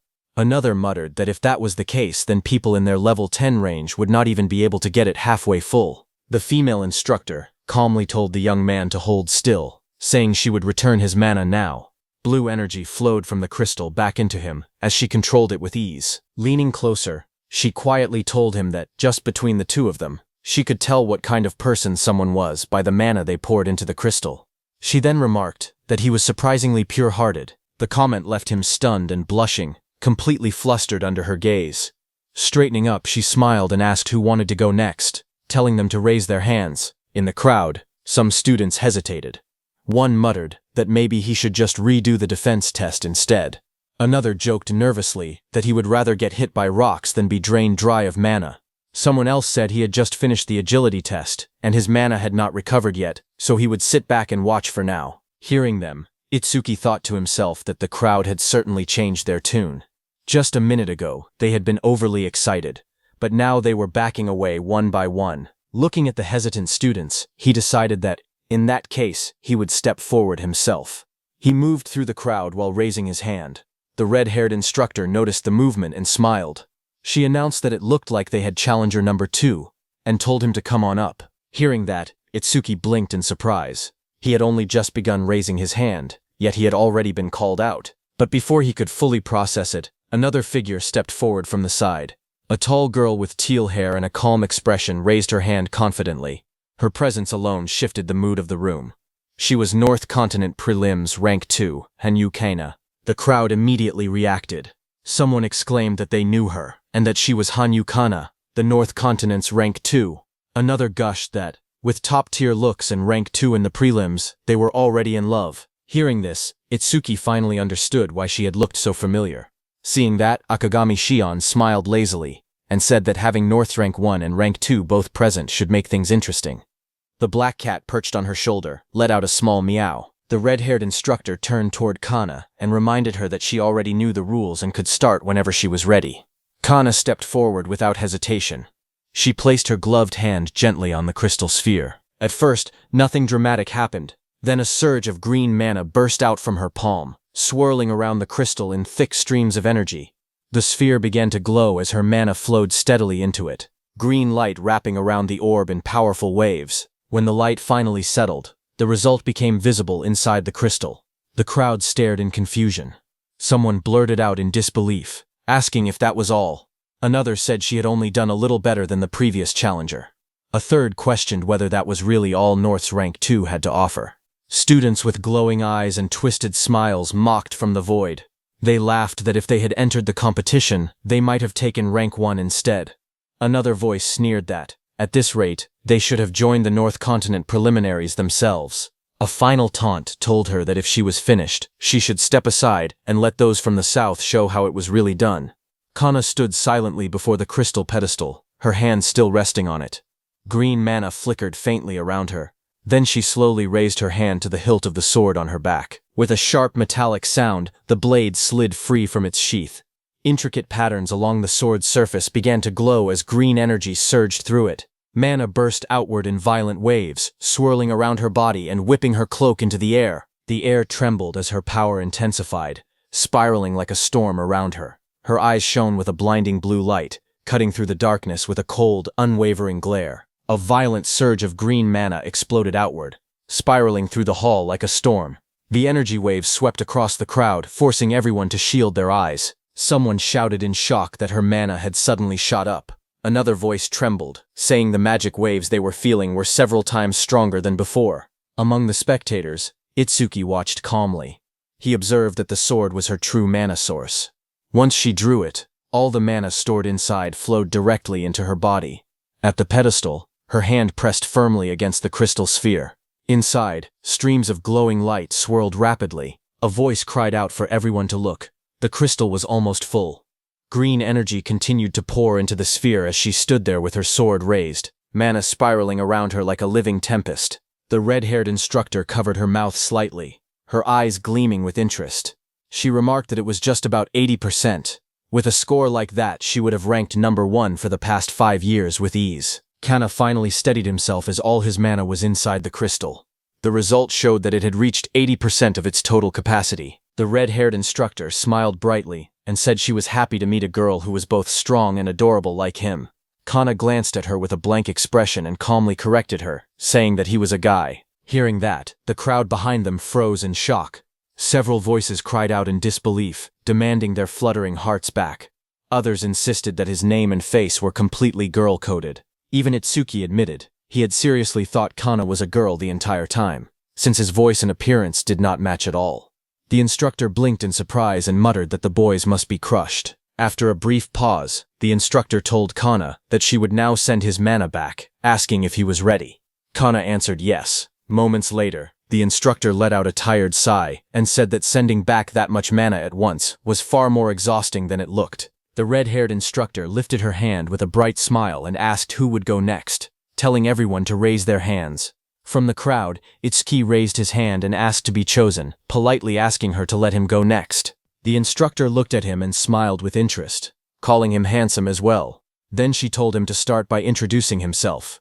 He stepped forward calmly and introduced himself as Tenma Itsuki from the North Continent. Whispers immediately spread through the crowd. Someone muttered that it was the North again. Others recognized the name and questioned whether he was North's prelims rank 1. A few doubted him, saying he did not look stronger than Kana at all. While passing by, Kana turned his sharp gaze toward Itsuki and told him to show what he had. More voices chimed in from the side, claiming he did not look like someone with a magic-focused job and suggesting that mana might be his weak point. Another person pointed out that he did not even carry a weapon and insisted there was no way he could beat Kana. The atmosphere grew tense as all eyes focused on Itsuki, waiting for him to begin. As Tenma stepped forward, the instructor joked that she would put 50 points on it, betting that Itsuki's mana would top out at 300. Itsuki also knew that his base mana was only 380, so he would not even fill half of the crystal. However, he had Mana Detection's passive ability on his side. As he extended his hand toward the crystal, a status window appeared, saying, "Mana Detection Level 1 is active." Its active effect was that it continuously consumed mana after activation and detected mana flows within a 1,200-meter radius. Its passive effect was that each time one enemy unit was detected, Itsuki's own mana recovered by 10%. Itsuki placed his hand on the crystal, and a surge of dark purple energy burst outward from him, spreading like massive wings across the hall. Itsuki knew that as long as he detected one mana user within a 1,200-meter radius, his mana would increase by 10%. In other words, everyone present, including the instructor, was his mana source. The purple aura deepened and expanded, engulfing the entire space as Itsuki stood at the center of it all. Every awakened person in the hall became part of the flow. With the swirling energy rising around him, he declared that they were all his mana source. Itsuki declared that as long as they were there, his mana was bottomless. System messages began flashing repeatedly. One enemy unit detected. Mana increased by 10%. Again and again the notifications stacked, each detection restoring more of his energy. The crowd stared in disbelief. Someone shouted that he was still not out of mana. Another pointed out that he was doing it bare-handed, without even using a karma tool, something even Kana had needed. The red-haired instructor narrowed her eyes, a bead of sweat sliding down her cheek as she observed the crystal. She murmured that it was almost full. Under Itsuki's palm, the crystal glowed brighter and brighter, filling with dense, swirling purple light. Itsuki observed that it looked full, but there was still room to take more. His eyes glowed violently, with steady focus. Itsuki decided he would keep pouring mana into the crystal until it could not take any more. The red-haired instructor stared at the crystal in shock. She realized that the crystal was already full, yet Itsuki's mana still was not letting up. At this rate, something was bound to happen. She raised her hand and shouted that it was enough, warning that any more would be dangerous. Itsuki glanced up in confusion, but his hand remained pressed against the crystal. Suddenly, a sharp cracking sound echoed. Fine fractures spread across the glowing crystal's surface as violent purple energy surged inside. The entire room trembled as waves of mana burst outward. From afar, it looked as if the crystal might explode. The red-haired instructor shielded herself, her eyes wide as she yelled in disbelief, wondering if it was going to blow and cursing under her breath. Someone in the crowd stammered that they had just heard something crack. At the center of it all, Itsuki stood with his coat whipping around him, still pouring mana into the crystal as it vibrated violently within the testing device. Then, in an instant, the crystal shattered under the overwhelming force. After the surge subsided, Itsuki scratched his cheek awkwardly and admitted that he had only been pouring mana into it, and that it had simply shattered on its own. He then asked the instructor nervously whether he would be made to pay for it. The shattered remains of the crystal ball lay scattered across the testing platform. The crowd stared in disbelief. Some wondered whether the crystal ball had really burst because it could not withstand Itsuki's magical power. Others looked at him as if he were some kind of monster. The red-haired instructor stood silently, deep in thought. She wondered how many years it had been since such a thing had happened. Then she remembered the last person who had accomplished the same feat. 10 years ago, there had been another extraordinary individual. It was Tiwajan, the world's strongest. Back then, he had also overwhelmed a crystal ball with his magical power and shattered it. Realizing this, the instructor's eyes narrowed. 10 years later, another abnormal existence had appeared before her, Seeing Itsuki's nervous expression, the instructor sighed and reassured him. She told him not to worry because she had a spare crystal ball prepared. However, she quickly became concerned about something else. Since he had poured such an unbelievable amount of mana into the crystal, she asked whether he would still be able to complete the remaining tests. Hearing that, Itsuki immediately relaxed. He was relieved that he would not be charged for the destroyed crystal. Then, with complete confidence, he told her not to worry about the tests, because he still had magical power left. The red-haired instructor stared at Itsuki in disbelief. Even after pouring enough magical power into the crystal ball to destroy it, he still claimed to have mana remaining. The thought left her speechless. Curious, she sensed a faint trace of his magical power still lingering around. Wanting to understand what kind of person he truly was, she carefully reached out and touched the remaining mana. The moment her fingers made contact, her consciousness was dragged into a terrifying vision. The instructor's eyes widened in shock. Sweat poured down her face as she stumbled backward, struggling to breathe. What is this? She wondered in horror. An endless storm of negative emotions crashed into her mind. She felt overwhelming regret that seemed to cut all the way to the bone. Boiling anger surged like an unstoppable inferno. Along with it came an icy, murderous intent. It was as though countless negative feelings had been gathered together and compressed into a single existence. The red-haired instructor watched Itsuki leave and could not stop thinking about what she had just sensed. The emotions hidden within his mana were like a raging whirlpool, endlessly twisting together. In her experience, no ordinary person could have endured such overwhelming feelings without breaking. Meanwhile, as Itsuki walked away, he felt that using such a skill in a crowded place filled with people was unfair. But since there were no rules against using skills during the examination, he chose not to make an issue of it. Looking ahead, he saw that only one test remained, the agility test. Without hesitation, he headed toward the next examination area. Just then, a familiar voice called out his name from behind. Itsuki stopped and turned around. Running toward him was Saya, while Rikuru followed behind her, looking completely exhausted from the previous tests. Saya quickly caught up to him and asked if he had already finished the magic power test. Itsuki nodded with a faint smile and replied that he had completed it and was now on his way to take the agility test. Itsuki then noticed that Rikuru looked unusually depressed. Curious, he asked Saya what had happened to him. Saya whispered to Itsuki that perhaps Rikuru's pride had been hurt because he had scored lower than her in the attack test. Rikuru immediately reacted, shouting that he could hear every word she was saying. His exaggerated response made both of them sweat awkwardly. Rikuru then slumped even further, looking completely defeated. He lamented that, at this rate, receiving an excellent student evaluation was impossible. All he could do now was pray that his final score would not fall below 60 points. Seeing his despair, Tuki tried to encourage him. He told Rikuru not to be discouraged because he believed they would both pass in the end. But instead of feeling comforted, Rikuru became even more frustrated. He pointed out that Itsuki had it easy. After all, Itsuki had endured a difficulty 5 challenge and had even destroyed the Shikigami in a single attack. In Rikuru's eyes, that practically guaranteed an excellent evaluation. Their situations were completely different, and he felt there was no comparison. Saya quickly scolded Rikuru for taking his frustration out on Itsuki. She reminded him that his poor results were partly because he constantly slacked off during training. Rikuru immediately threw his hands together in a desperate plea. He declared that he did not care how much extra training they forced him to do in the future. All he wanted was to avoid failing the examination. After Rikuru's dramatic outburst, Saya smiled and told Itsuki not to worry about him. She urged Itsuki to focus on the final test instead, adding that she and Rikuru would also give it everything they had. Then her expression softened.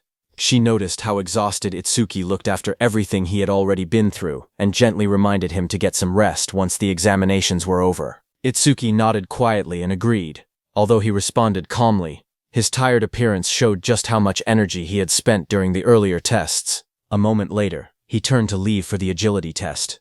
Before departing, he looked back at the two of them and simply told them to do their best. Saya cheerfully called out that she would see him later, waving with a bright smile. However, as soon as Itsuki left, Saya's calm expression disappeared. Frustration surged through her, and she immediately punched Rikuru, asking why he would say something like that to Itsuki right before the final test. Rikuru rubbed the back of his head awkwardly and tried to reassure her. He pointed out that he and Itsuki had been friends for years, so he doubted Itsuki would take the comment to heart. However, Saya remained worried. She feared that Rikuru's words might influence Itsuki and cause him to intentionally lower his performance so he could join the observation group alongside them. Rikuru quickly dismissed the idea. He reasoned that Itsuki had already achieved excellent results in the previous tests. Even if he held back during the final examination, his overall score would probably remain above 80. In his opinion, there was no reason for Itsuki to give up the advantages of the excellent student group and choose the observation group, which required additional training and effort. Confidently, he declared that Itsuki was not foolish enough to make such a choice. Saya quietly disagreed. She understood Itsuki better than Rikuru, and replied that he could not be so certain. Meanwhile, as Itsuki made his way toward the final examination area, he had already made up his mind. He decided that he would intentionally keep his final score below 80. He did not care about the bonus points that came with an excellent evaluation. Looking at the more than 100,000 points still remaining in his account, he concluded that those rewards were insignificant compared to what he truly wanted. For Itsuki, the most important thing was staying with his friends. If he joined the observation group, he would be able to continue working alongside Saya and the others, and it would also provide additional training opportunities. To him, that was far more valuable than receiving an excellent evaluation. Recalling the earlier examinations, Itsuki realized he had not paid much attention to his scores. Since he had cleared every test effortlessly, they were probably all perfect scores. Because of that, he concluded that the agility test would need to be his weakest performance. Ideally, he wanted to score as low as possible. 0 points would be perfect. Just as he reached the agility testing area, a voice suddenly called out to him. Itsuki turned and found a familiar group approaching. It was the South Continent team. At the front was the blonde man Itsuki had defeated earlier, accompanied by the silver-haired swordsman Kagen and that massive armored warrior. The blonde man pointed at him and complained that they had finally found him after searching everywhere. He accused Itsuki of avoiding them the entire time. Itsuki looked at them calmly. Then, with a faint smirk, he asked whether he wanted another round. The blonde man immediately stiffened upon hearing that. Before he could respond, Kagen stepped forward and asked Itsuki whether he was truly that eager for their duel. He said he was glad to hear it. It seemed that Itsuki had not forgotten the promise they had made to face each other in a proper duel. The atmosphere between Itsuki and Kagen grew very intense, but Kagen told Itsuki to relax, saying that once the tests were over, he promised he would have all the time he wanted for their duel. Kagen then turned away. The blonde man and the large armored warrior quickly followed him. As they left, the blonde man made a killing gesture toward Itsuki. Watching that, Itsuki could not help feeling confused. He wondered whether those people had somehow hit their heads during the tests. After all, they had been the ones who challenged him to a duel in the first place, yet now they were acting as though they were accommodating Itsuki instead. Shaking his head, Itsuki decided not to dwell on it any longer. For now, the only thing that mattered was the final examination. He turned his attention toward the large arena designated for the agility test. There, an instructor began explaining the rules. According to him, the agility test was essentially a game of cat and mouse. The instructor explained that, just like a cat chasing a mouse while the mouse tried to avoid being caught, the examination would follow the same principle. Smiling confidently, the instructor introduced himself as a level 40 order breaker and announced that he would play the role of the cat. All of the examinees, meanwhile, would be the mice. He then pointed toward the large red circle drawn on the ground and explained the rules. Every participant would be restricted to moving outside that circle. Their objective was simple: keep running, avoid capture, and survive for as long as possible. However, to prevent the test from taking too long, a time limit had been set. The instructor raised a finger and declared that the limit would be 1 minute. Any participant who managed to avoid being caught for the entire minute would receive a perfect score. The announcement immediately caused a stir among the examinees. Several of them laughed confidently and felt that the challenge was far too easy. They questioned whether the instructor was underestimating them. To them, surviving for a single minute sounded less like an examination and more like a bonus stage. Many were already convinced that a perfect score was practically guaranteed. The instructor smiled as he looked over the crowd before announcing the name of the first participant. The first mouse, he declared, would be Fumiya Futaki from the South Continent. Fumiya immediately stiffened when he heard his name, but before he could react further, Kagen placed a hand on his shoulder and told him not to disgrace their continent. Hearing those words, Fumiya quickly regained his confidence. Turning back with a grin, he assured everyone that there was nothing to worry about. He proudly claimed that speed was his specialty, especially since he was a lightning element user. As Fumiya stepped into the arena, the instructor casually added one more rule he had forgotten to mention. If he managed to touch a participant even once, that person would be eliminated immediately. After explaining the condition, he calmly asked whether Fumiya was ready. Fumiya answered confidently that he was. At the same time, purple lightning began crackling around his body as he activated his power. Smirking, he even warned the instructor to be careful not to get outmaneuvered by a mere mouse. The instructor merely smiled in response. A strange aura swirled around him as he flexed his fingers and looked directly at Fumiya. He remarked that whether the cat would be outmaneuvered depended entirely on the mouse. The moment the test began, the instructor disappeared from his place. Fumiya froze in shock seeing that. A chill ran down Fumiya's spine. Before he could react, a dark figure with glowing red eyes silently appeared behind him. His face instantly turned pale as fear gripped his heart. The next moment, a hand landed on top of his head. Fumiya's body stiffened. He slowly turned his head and found the instructor standing right behind him. In a cold voice, the instructor remarked that a noisy mouse with slow reactions like Fumiya made for perfect prey. Fumiya hit the ground hard, his face pressed against the floor. His eyes trembled in shock, unable to comprehend what had just happened. Standing over him, the instructor, with a faint smile, stated that it had taken only 0.47 seconds. Hearing that, the surrounding participants were left stunned. None of them had been able to follow the movement. They questioned how the instructor had appeared behind Fumiya so suddenly and were horrified to realize that he had been caught in less than a second. Some of them admitted they had not seen anything at all, as the entire exchange had happened far too quickly. Among the observers, only Itsukui and Kagen realized that rather than relying purely on natural speed, the instructor had likely used some kind of skill.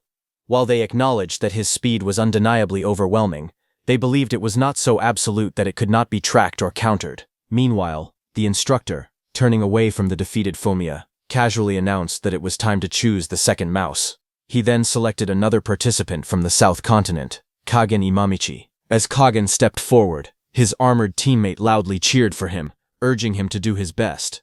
Kagen, however, remained calm, assuring him not to worry. While passing by Itsuki, he declared that he would achieve a perfect score, and told him to watch closely. Looking at Kagen, the instructor realized that he was the number one from the South Continent, and said that it was as expected from someone belonging to the prestigious Imamichi family. Hearing this, Kagen immediately corrected him, making it clear that his family had nothing to do with him being number one.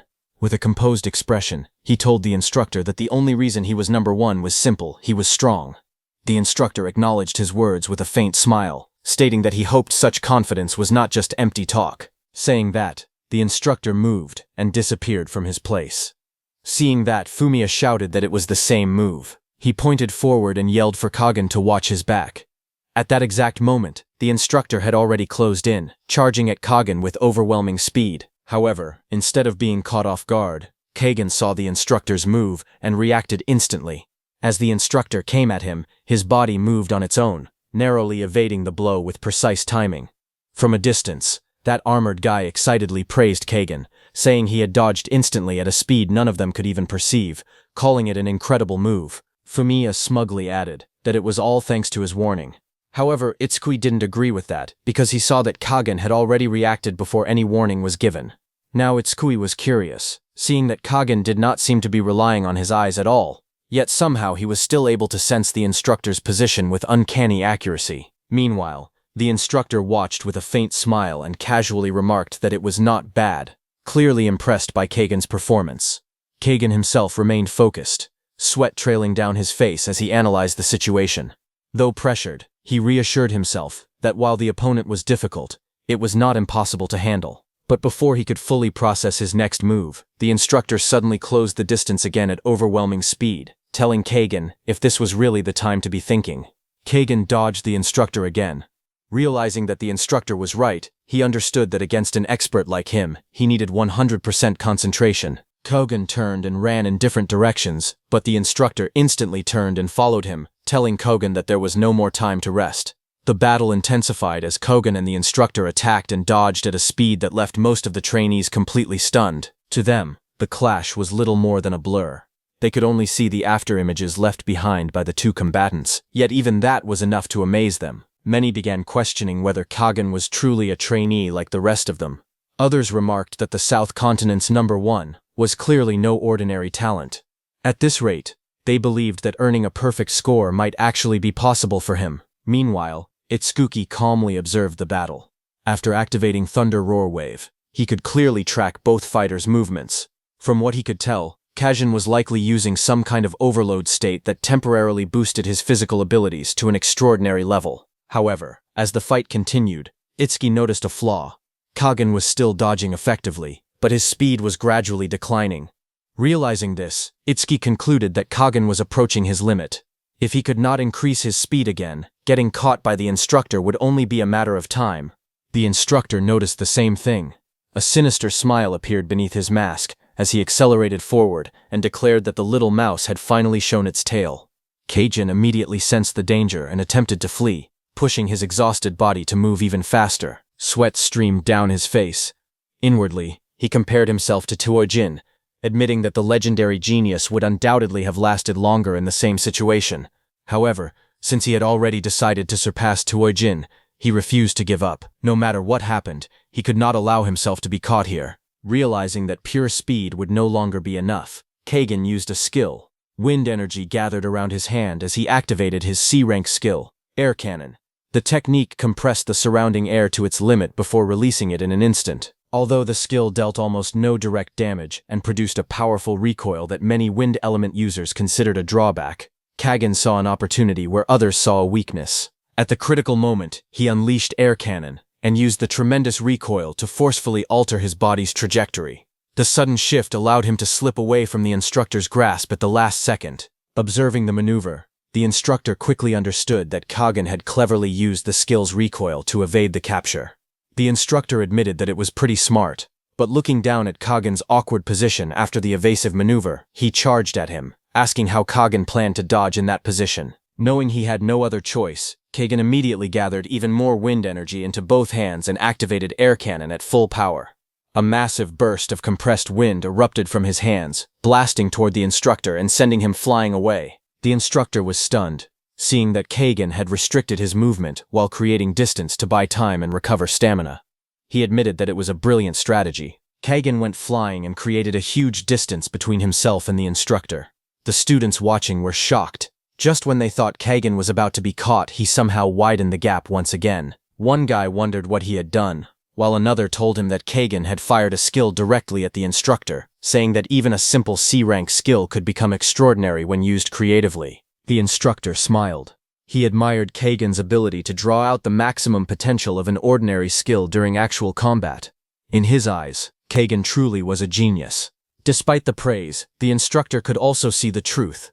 Kagin was breathing heavily, and the repeated use of Air Cannon had drained nearly all of his stamina. The instructor walked toward Kagin with a smile. A cat's projection appeared behind him as he looked at Kagin and told him that the game was over. Looking at Kagin, Itsukui admitted that the instructor was right. Kagin had almost no stamina left. If he could somehow gain just a few more seconds to recover, he might be able to continue a little longer. Unfortunately, that opportunity no longer existed. He had already been driven into a corner with nowhere left to retreat. Even so, Itsuki believed Imamichi still possessed one final escape route. The answer was simple: the air itself. At that exact moment, the instructor charged at Kagin at full speed, but before the instructor could touch him, Kagin launched himself into the air. Using the recoil and airflow generated by his abilities, he slipped through an unexpected angle and narrowly evaded the instructor's advance. Kagin revealed another one of his abilities, a C-rank skill called Skywalk.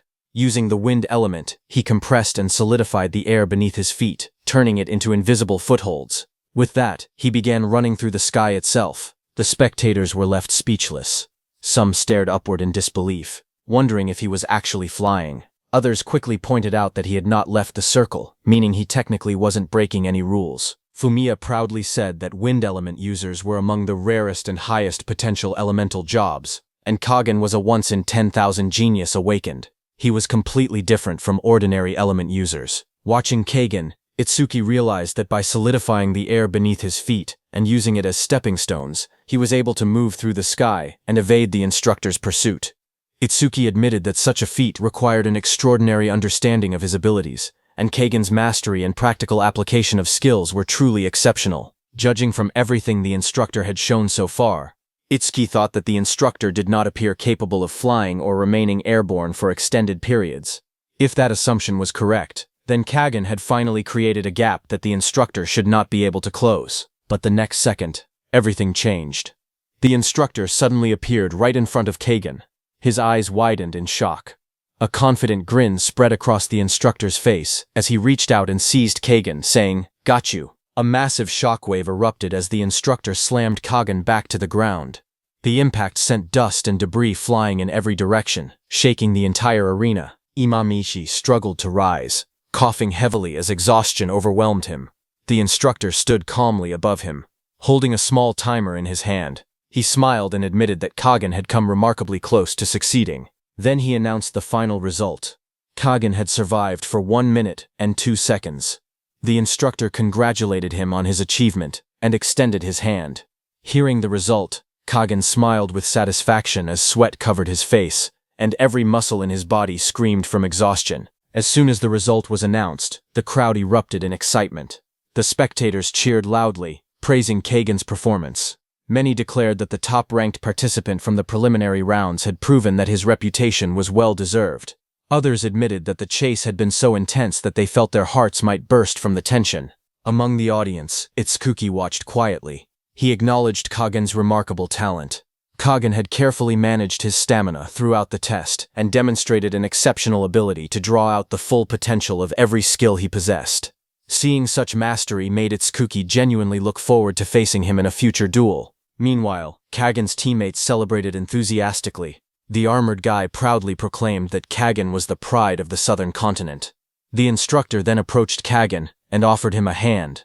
Kagan, still breathing heavily from exhaustion, accepted the gesture and slowly got back to his feet. Smiling warmly, the instructor told him that during the past 9 years, he had seen countless trainees, yet among all of them, Kagan stood out as one of the most exceptional talents he had ever seen. He added that if Kagan continued progressing at this pace, becoming a special-class savior who could carry humanity's future would no longer be just a dream. He encouraged him to keep working hard. Kagan respectfully thanked him for the praise. Although exhausted, he felt honored by the instructor's words. As he turned to leave, a faint blush appeared on his face. After Kagan's test ended, the instructor announced that the next participant would be Ichitora Sano from the southern continent. It was the large armored guy from Kagan's team. Feeling inspired by Kagan's performance, Sano confidently declared that he had already figured out most of the instructor's movement patterns. He believed that watching Kagan had shown everyone the key to surviving longer against the instructor. Hearing this, Kagan simply wished him good luck. Kagan then approached Itsuki. Looking directly at him, Kagan stated that he would decide whether Itsuki was worth his attention after watching his performance in the next test. He warned Itsuki not to waste his time, but Itsuki remained calm and replied that Kagan might end up disappointed. Before Kagan could fully process the response, the next test's results were announced. Ichitora Sano's survival time was just more than 5 seconds. Sano lay frozen in shock. He could not understand what had happened. He had expected the instructor to attack from behind based on the patterns he had observed. However, the instructor told him that a cat never hunts using only one pattern. Standing nearby, Itsuki looked at Kagan with a faint smile and remarked that Kagan's demonstration had not been a very good example after all. Kagan immediately stiffened in embarrassment and frustration. Sano looked completely defeated. With a pained expression, he apologized to Kagan, saying that he had embarrassed him. Kagan immediately smacked the side of his head and told him that the one he had embarrassed was not him, but the entire southern continent. The instructor then announced that after the southern continent, it was time for the north continent's representative to take the test. He recalled that there was only one trainee from the north continent participating at this venue. He called Itsuki to step forward. When Itsuki's name was called, the crowd instantly became excited. Many trainees whispered among themselves, recognizing him as the #1 talent of the North Continent and the top-ranked trainee in the nation. After witnessing Kagan's performance, they felt fortunate that they would also get the chance to watch the national #1 compete. But as Itsuki walked toward the testing area, many people were skeptical. Some admitted that they could not sense the overwhelming presence that Kagan had displayed. To them, Itsuki did not look like someone capable of lasting even a full minute against the instructor. Itsuki listened to the comments without reacting. Originally, he had planned to stand still, get caught immediately, and intentionally score 0 points. However, After watching Kagan's test, his thoughts had changed. The performance had sparked his curiosity and made him interested in trying the challenge for real. On the other hand, Sano asked Kagan to leave, saying that they still had the magic power test left. Fumiya complained that if he had not wasted so much time during the attack power test, he would have already finished everything by now. He wondered who had been strong enough to destroy the Shikigami during the previous examination. Growing tired of the complaints, Kagan told them to shut up and watch Itsuki's test. Kagan watched Itsuki with sharp eyes. He wanted to see for himself how capable the national #1 really was. On the other hand, as Itsuki entered the red circle, the instructor recognized him as the person who had surpassed the record once set by the legendary Itsuki Tenma. He said that he had been looking forward to meeting him for a long time. Itsuki stretched his body, deciding to last 5 seconds against the instructor. With that thought, he told the instructor that he might end up disappointing those expectations. The instructor smiled, telling him there was no need to be so modest. Saying that, he launched himself forward at incredible speed. His figure became a blur as he rushed straight toward Itsuki. But Itsuki moved to his side and dodged. Seeing that, the instructor admitted that Itsuki was fast, just as expected from the nation's #1 trainee. Itsuki then turned and ran in the opposite direction at full speed. The instructor also moved at incredible speed, chasing after Itsuki while confidently asking where he thought he was going. Meanwhile, Itsuki remained calm. In his mind, he counted the passing seconds. 2 seconds had passed. Itsuki moved in a zigzag pattern, but the instructor followed his movements without any trouble. Watching the match, the audience realized that Itsuki's speed was no weaker than Kagan's. However, many of them were confused. Instead of creating distance, Itsuki kept retreating all the way toward the boundary line. To them, it looked as if he was cutting off his own escape route. Some spectators assumed that Itsuki was panicking and simply running on instinct. Even Kagan reached a similar conclusion. He had initially believed Itsuki might become a worthy rival, but now he felt that Itsuki was only digging his own grave. Seeing this, Kagan lost interest and prepared to leave. Noticing that, Sano asked if he was no longer going to watch. Kagan replied that the result had already become obvious. In his opinion, the moment Itsuki had been cornered in less than 3 seconds, the outcome had already been decided. Continuing to watch would only be a waste of time. As the chase continued, the instructor grew increasingly confused. He carefully observed Itsuki and realized that he was not using any skills, was not accelerating, and was not trying to interfere. On top of that, Itsuki had chosen what seemed to be the worst possible route. The instructor could not understand what he was thinking. At that moment, Itsuki suddenly shifted his footing and stopped with perfect control near the boundary line. A system notification appeared before him, saying Thunder Roar Wave activated. Agility increased by 100%. The instant the skill activated, electricity crackled across Itsuki's body, dramatically increasing his speed. Seeing this, the instructor smirked. He believed Itsuki had finally decided to use a skill, but in his opinion, it was already too late. Confident that victory was within reach, he stretched out his hand and lunged forward to catch him. However, the next moment completely shocked him. Wrapped in lightning, Itsuki suddenly slipped past him with unbelievable speed. The instructor's hand grasped nothing but empty air. His eyes widened in disbelief after seeing that Itsuki had dodged. The instructor was left in shock.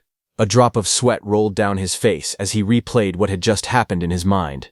Itsuki had accelerated so suddenly that even he could not track his movement for an instant. What shocked him even more was that, while dodging, Itsuki had lightly tapped his shoulder on the way past. To the instructor, it felt as though Itsuki was openly mocking him. Meanwhile, Itsuki remained calm. In his mind, he had only tapped the instructor's shoulder to warn him and avoid an accident. However, judging by the instructor's reaction, it seemed to have had the opposite effect and only made him angrier. The instructor's expression darkened. As a cat, he had caught countless mice. Some were interesting and had required a little effort, but in the end, they had all been nothing more than a game to him. But this time felt different. This was the first time he had gone all out against a mouse that was not just a game. The instructor's eyes gleamed with excitement as a wide grin spread across his face. Looking directly at Itsuki, he said that for a mere mouse, Itsuki sure had mocked him, the cat. The instructor's killing intent exploded, and he jumped toward Itsuki with lightning speed. His aura surged through the arena like a raging storm as he swore to make Itsuki regret provoking him. Moving at terrifying speed, he charged straight toward Itsuki, saying he would finish this before the information from Itsuki's optic nerves even reached his brain. As his hand was about to reach Itsuki, Itsuki suddenly turned and looked at him while counting in his mind that 4 seconds had passed. The instructor's eyes widened in shock. He could hardly believe that Itsuki had caught his movement. A split second later, a tremendous impact erupted across the arena, sending energy and debris flying in every direction and leaving everyone watching stunned.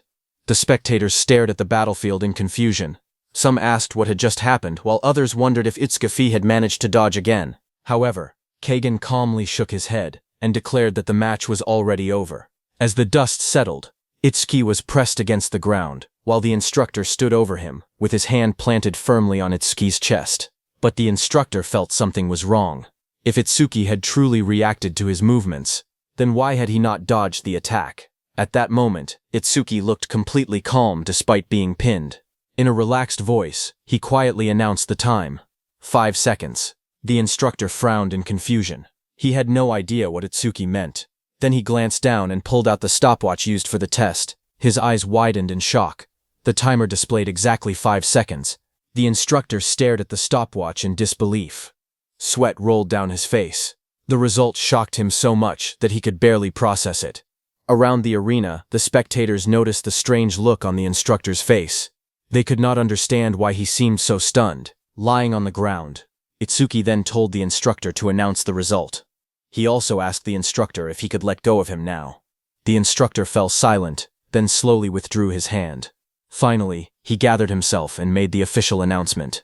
North Continent's Itsuki Tenma's survival time was 5 seconds. After hearing the result, Itsuki adjusted his clothes and thought that surviving only 5 seconds would likely keep his score low. Even if he received perfect marks in the previous 3 tests, he believed he would still end up in the observation group, which was exactly what he wanted. As he was thinking, Kagan approached him with a confident smile. He admitted that Itsuki was fast, but mockingly said that his combat sense and adaptability were laughably lacking.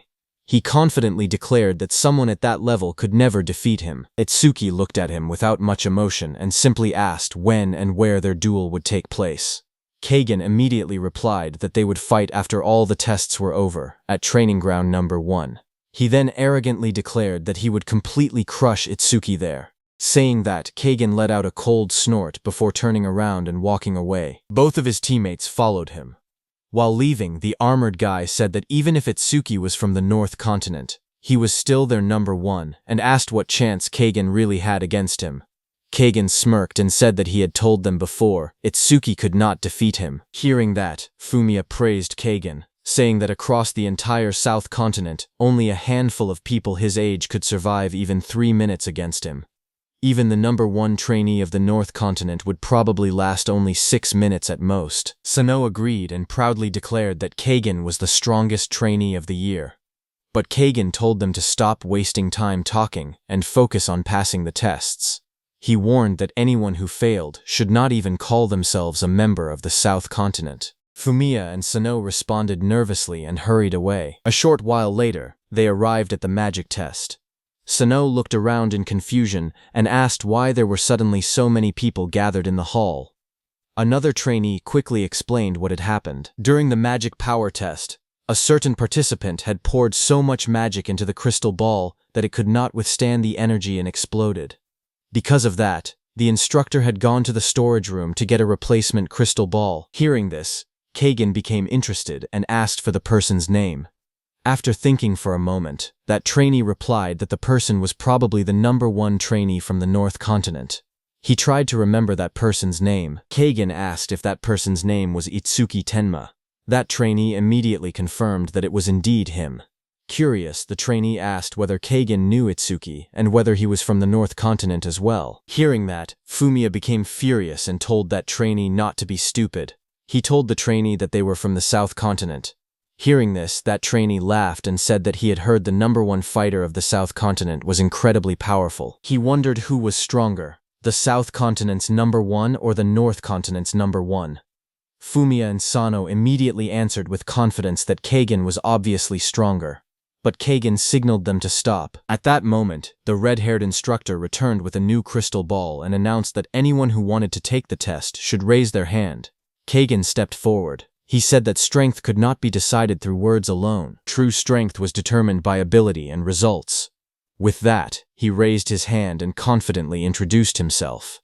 He declared that he was Keigen Imamichi from the South Continent. As Keigen stepped forward for the test, the red-haired instructor could not help but stare at him. She was surprised by his appearance, quietly noticing his silver hair and silver eyes.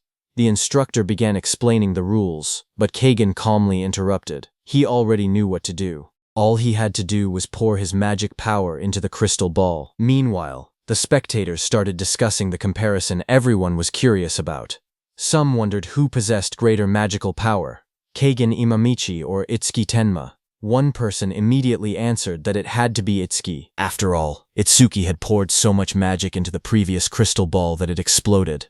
But Fumiya disagreed. He insisted that when it came to pure magical power, Keigen would not lose to anyone. According to Keigen himself, his magical power was supposedly limitless. As Keigen continued channeling energy into the crystal ball, the red-haired instructor suddenly smiled and invited him to have a meal with her after the test. However, Keigen paid little attention to her words.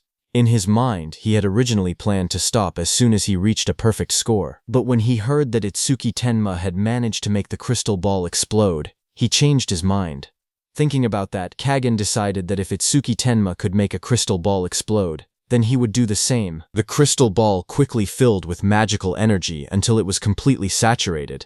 Seeing this, the red-haired instructor smiled in admiration. She praised him for filling the entire crystal ball and jokingly told him not to worry because she would return all the magic afterward. However, Keigen had no intention of stopping. The purple aura surrounding him grew even stronger. The overwhelming energy caused the instructor's expression to change. At first, she tried to stop him, warning that he had already done enough. But as she felt the frightening amount of magic still pouring into the crystal ball, she wondered if Keigen was about to do the same thing Itsuki had done. The next moment, a blinding burst of purple light exploded from the crystal ball. The tremendous amount of magical energy shattered it completely, sending shockwaves throughout the testing area. The crowd erupted into excitement.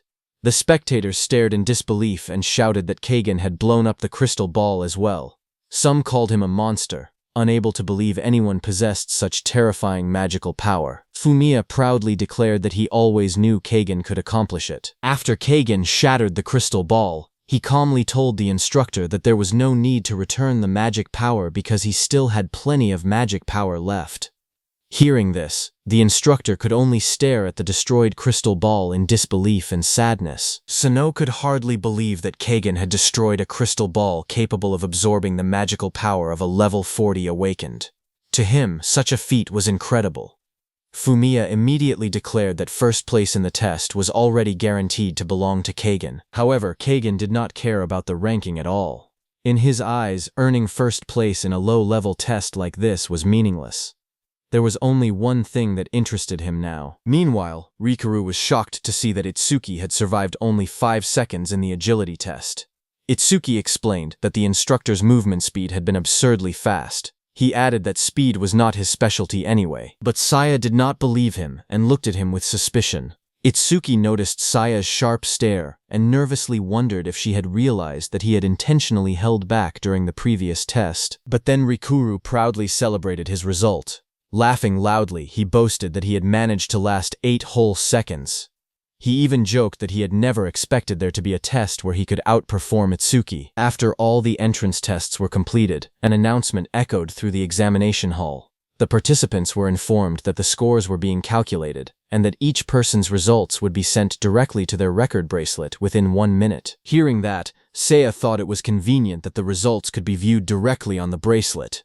Meanwhile, Rikuru clasped his hands together and prayed desperately, hoping to score at least 60 points. A moment later, his bracelet lit up and displayed the results. Rikuru quickly checked his score and saw that he had earned 61 points. His breakdown was 11 points in attack, 15 in agility, 18 in magic power, and 17 in defense. The overall evaluation stated that observation was required. Seeing that, Rikuru immediately celebrated with excitement. He shouted happily that he could stay. However, Saya looked at him in disbelief and pointed out that he had only barely passed, yet he was acting as if he had achieved a perfect score. Soon after, Saya checked her own results. She had scored 62 points in total, with 12 points in attack, 16 in agility, 16 in magic power, and 18 in defense. Her evaluation also stated that observation was required. After seeing Seiya's result of 62 points, Rikuru immediately smiled and congratulated her. He joked that she had managed to score a whole point higher than him. Since both of them had been placed in the observation group, he cheerfully suggested that they get along from now on. Meanwhile, Itsuki silently calculated his own score. Since he saw in Rikuru's result that surviving for 8 seconds in the agility test was worth 15 points, he estimated that surviving for 5 seconds should still earn around 10 points. The realization made him uneasy. If his calculation was correct, he might end up in the excellent student group, which was exactly what he wanted to avoid. Thinking back, he regretted not simply standing still during the test. Curious, Saya asked Itsuki how many points he had received. Before he could answer, Rikuru confidently said there was no need to ask. In his opinion, Itsuki was obviously in the excellent student group. After all, Itsuki had achieved perfect scores in the other 3 tests, and even a small score in agility would be enough to push him into the top category. Itsuki simply smiled and agreed, making it seem as though he expected the same outcome. A moment later, all 3 of them looked at the result displayed on Itsuki's bracelet. The sight left them stunned. Rikuru and Saya stared in disbelief, wondering if Itsuki had somehow angered the instructor. Itsuki's results showed 25 points in attack, 25 points in magic power, and 25 points in defense. However, he had received only 5 points in agility, giving him a total score of exactly 80 points. His overall evaluation still read, "Observation required." Rikuru could hardly believe it. If Itsuki had earned just 1 more point in the agility test, he would have entered the excellent student group.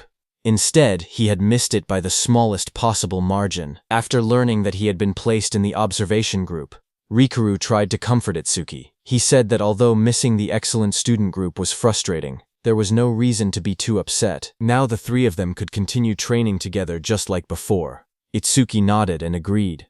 On the surface, he calmly said that staying with everyone was not bad either. Inside, however, he was secretly delighted. Achieving exactly 80 points was the perfect result for him, and he quietly celebrated his success. At that moment, Kagan's group approached them. He looked at the trio with disdain and mocked them for being so excited about merely joining the observation group. He sarcastically wondered whether people from the northern continent had no ambition at all. Rikuru immediately became annoyed and asked why Kagan was acting so superior. If he looked down on them so much, then what score had he achieved himself? Immediately, Fumiya proudly stepped forward and announced the result. He boasted that Kagan had earned perfect scores in all 4 tests, giving him a flawless total score of 100 points. He wanted to continue bragging, but Kagan quickly stopped him. He said he had not come there to show off. Kagan then turned his attention to Itsuki and reminded him about the promise they had made earlier. Itsuki smiled and replied that there was no way he could forget. After all, Kagan had promised to teach him a lesson, and he was looking forward to it. As the 2 stared at each other, an instructor watched the scene with interest and remarked that this was exactly how young people should be. Hearing that voice, Itsuki and Kagan's group turned around to see who it was. It was a group of instructors that had suddenly approached them. Their arrival immediately caught everyone's attention. One of the instructors looked at Itsuki and Kagan and asked if he had heard correctly that they were planning to have a duel. Kagan calmly asked whether such a thing was not allowed. The instructor smiled and replied that it was actually the opposite. He welcomed it. However, he pointed out that a duel without spectators would be rather boring. A mischievous grin spread across the instructor's face as he looked around the arena. Then he loudly announced that, as an instructor, he was officially inviting everyone to come and watch. In a loud voice, he declared that at 8 o'clock that evening, a duel would take place at training ground number 1. The match would be between Itsuki Tenma, the strongest trainee from the North Continent, and Kagen Imamichi, the strongest trainee from the South Continent. He encouraged everyone not to miss the event. The news immediately caused a huge stir among the students. Excitement spread everywhere as people talked about the upcoming battle. Many could hardly believe they would get to witness a clash between the number 1 trainees of the 2 continents right after the entrance tests had ended. Some students eagerly discussed who would win, while others even started making bets on the outcome. Everyone was looking forward to seeing which of the 2 prodigies would come out on top. On one side stood Kagan. On the other stood Itsuki. Now this was a duel between the strongest. Seeing all that, Kagen told Itsuki that he had never intended to make such a big scene out of their duel. He said that if Itsuki wanted to blame someone, he should blame the overly curious instructor who had turned it into a public event. Itsuki smiled confidently and admitted that he was actually looking forward to the duel. Seeing that both sides had agreed, the instructor cheerfully ended the discussion. He announced that everyone would get all the spectating they wanted that evening, and told the students to disperse. As the crowd walked away, they excitedly talked about the upcoming match. Some headed to the cafeteria because they had not eaten all day, while others planned to take a nap so they would have enough energy to grab a good viewing spot. Everyone eagerly counted down the hours until 8 o'clock. As the students began leaving, the instructor stopped Itsuki and asked if he had a minute to talk.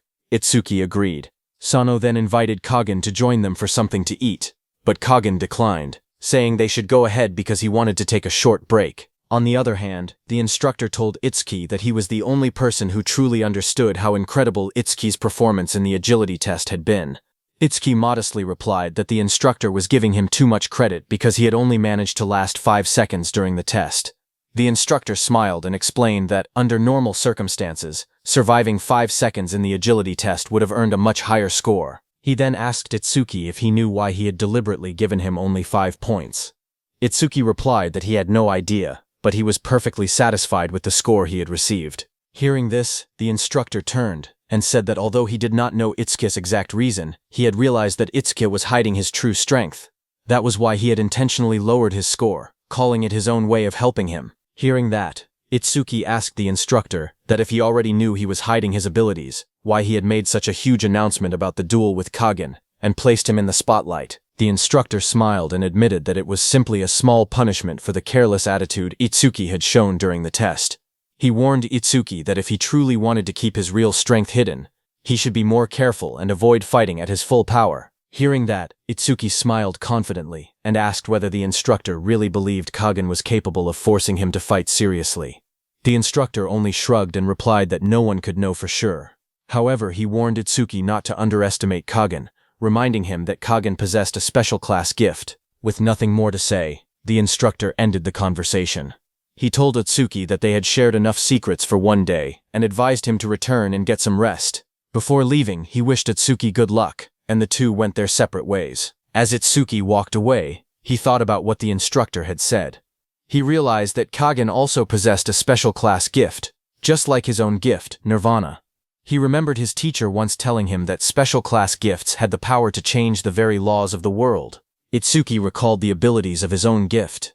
Nirvana permanently stayed at a fixed level, and every time he learned a new skill, all of his stats increased, every negative effect was removed, and all of his injuries were completely healed. Thinking about the upcoming battle, he realized that a duel between two users of special class gifts would be far more dangerous than an ordinary fight. He never expected to run into another special class gift user this soon. Thinking about his Z-rank skill, Over Mimus, which could analyze an enemy's attacks and learn the perfect counter skill, he felt curious. The ability had not activated for a long time, and Itsuki wondered if fighting Kagen would finally allow him to grow even stronger. Just then, Rukiru called out to him, asking why he had been staring into space. Saya asked him if he was okay, and whether that instructor had said anything to him. Itsuki smiled and replied that it was nothing serious. The instructor had only given him a few words of advice about the duel, since the long day had exhausted him. Itsuki suggested that they take a break at his place. Hearing that, Rikuru immediately asked if he had managed to get one of the luxury rooms with a living room large enough for all three of them. With a faint smile, Itsuki answered that his room was not that small. Hearing that, Rikuru stared at him in complete shock, unable to believe what he had just heard. When the three of them arrived at Itsuki's villa, Rikuru froze in disbelief. Staring at the luxurious building in front of him, he shouted in shock, asking if Itsuki had actually rented an entire villa. The moment they stepped inside, Rikuru became even more excited. He ran around the villa, amazed by everything he saw. He admired the soft sofa, the high-quality carpet, the spotless walls, and the sparkling clean windows. Looking around in amazement, he exclaimed that the place was huge and unbelievably luxurious. As they explored further, Rikuru discovered a fully equipped kitchen with high-end cooking appliances. Opening the refrigerator, he was surprised to find it stocked with fresh vegetables, meat, and plenty of rice. Saya looked around the spacious villa and commented that it was much larger than she had expected. Itsuki smiled and told them that this villa would serve as their base from now on. He invited them to come by whenever they wanted.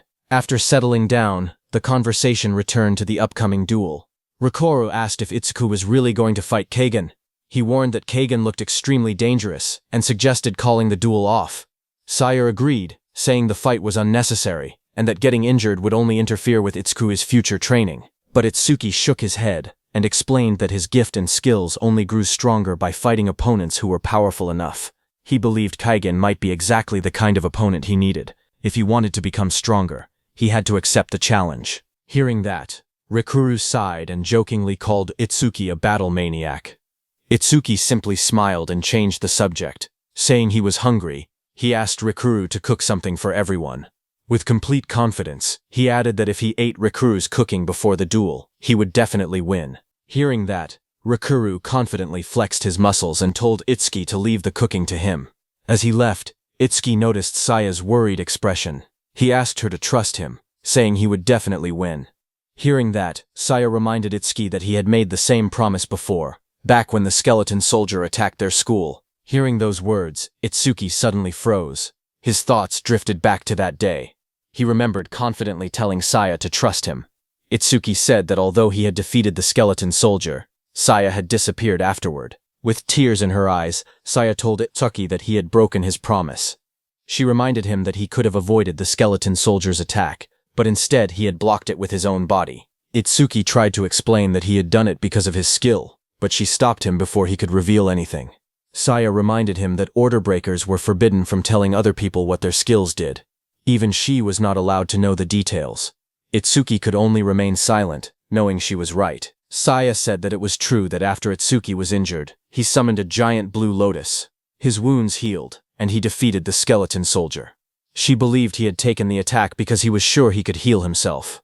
Even so, she angrily told him there were safer ways to win. She said it made her furious that he had put himself in danger on purpose. Itsuki apologized and asked her not to be so mad. She then told him that when a girl was truly angry, she would not simply say she was angry. She called him an idiot for not understanding girls. Itsuki innocently asked if that meant she was not angry. Saya scolded him again, saying he had always tried too hard ever since they were children. She reminded him that he was not alone because he had her and Rikuru with him. She told him to take better care of his own life. Just then, Rikuru arrived with the food. He smiled and joked that it looked like Saya was lecturing Itsuki again. Saya quickly denied it and said she was not giving him a lecture. After calming everyone down, Rikuru placed the food on the table and invited them to eat, saying there was plenty for everyone.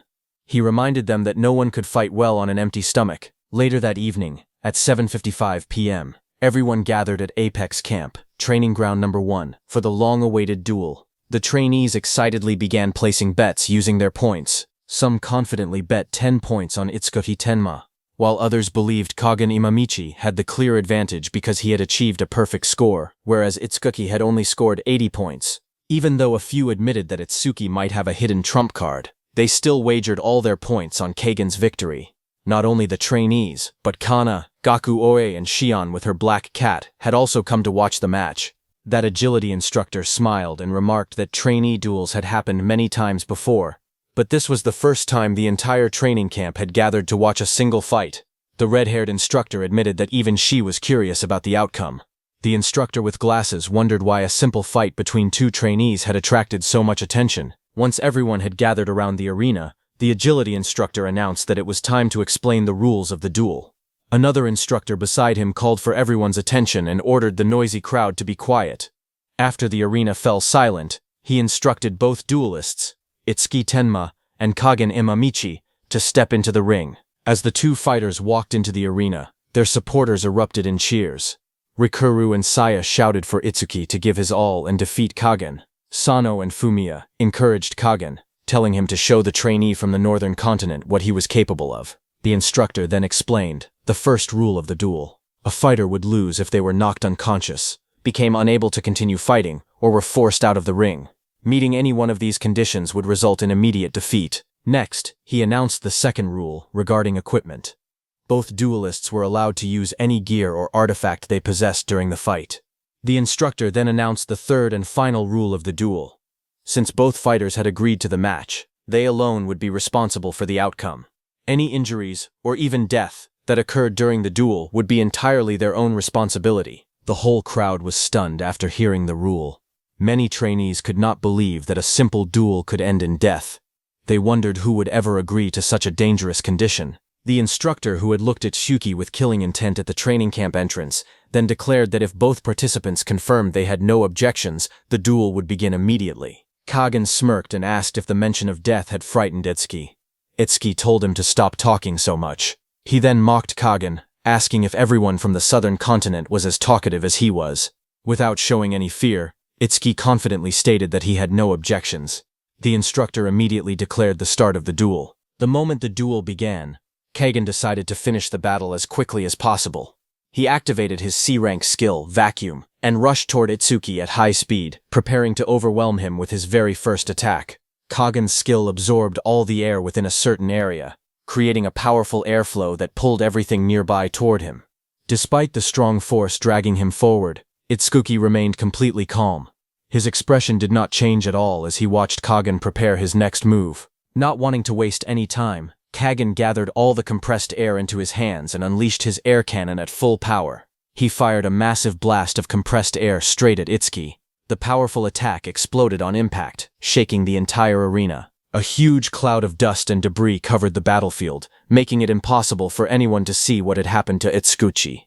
Confident that his opening attack had succeeded, Kagen looked toward the smoke and declared that if Itsuki could not even handle an attack that was only meant as a greeting, he should surrender now before he lost his life. However, as the dust slowly settled, Itsuki was revealed standing completely unharmed.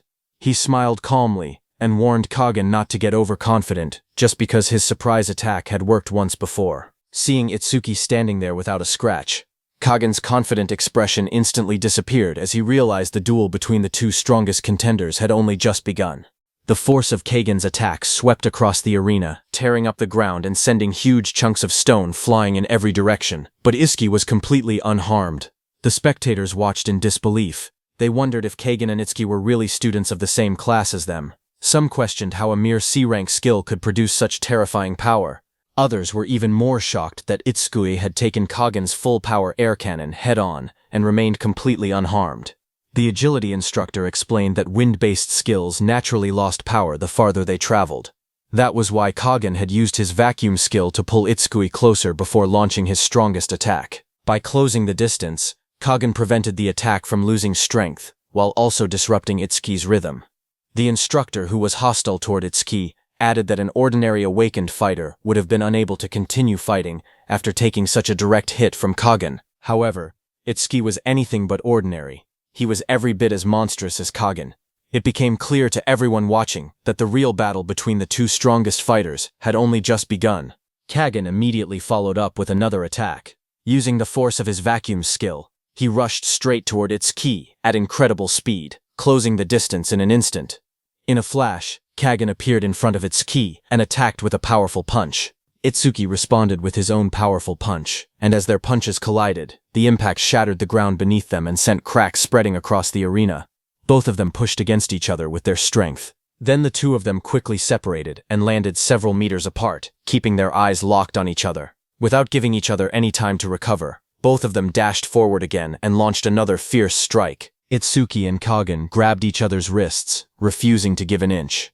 Instead of relying on skills, the two fighters clashed head-on in a pure test of physical strength, each trying to overpower the other. The spectators watched in confusion. Shaim wondered what the two were doing. Gaku-oi explained that this was the most primitive form of combat, a contest of pure strength. As the two continued pushing against each other, shockwaves burst from their clash and cracked the surrounding walls. The force of their struggle shook the entire arena. Watching the battle, Shine admitted that both of them looked even to her, but Gaku-oi pointed out that Kagen was actually being forced backward. If things continued like this, he believed Kagen would lose. Meanwhile, Kagen gritted his teeth as sweat rolled down his face. He struggled with all his strength, but no matter how hard he pushed, Itsuki did not move. He felt as if he were trying to push an immovable mountain, and could not understand where such overwhelming strength was coming from. Itsuki looked at Kagen and asked if he had not eaten enough, mocking his lack of power. Hearing those words, Kagen's eyes widened with anger. Refusing to be humiliated, he launched a powerful kick at Itsuki. and when Itsuki used one hand to block the kick, Kagen used the opportunity to gather a huge amount of wind energy around his free hand and unleashed his air cannon at point-blank range. A massive pillar of compressed wind shot toward Itsuki with tremendous force. Kagen believed that his point-blank air cannon would finally land a direct hit on Itsuki's head and end the fight. However, when the attack cleared, Kagen was stunned. Itsuki was still standing there without a single injury. Sweat ran down Kagen's face as he wondered if Itsuki was a tank-type fighter with both incredible attack and defense. Itsuki calmly rubbed the back of his neck and asked Kagen what that attack had been.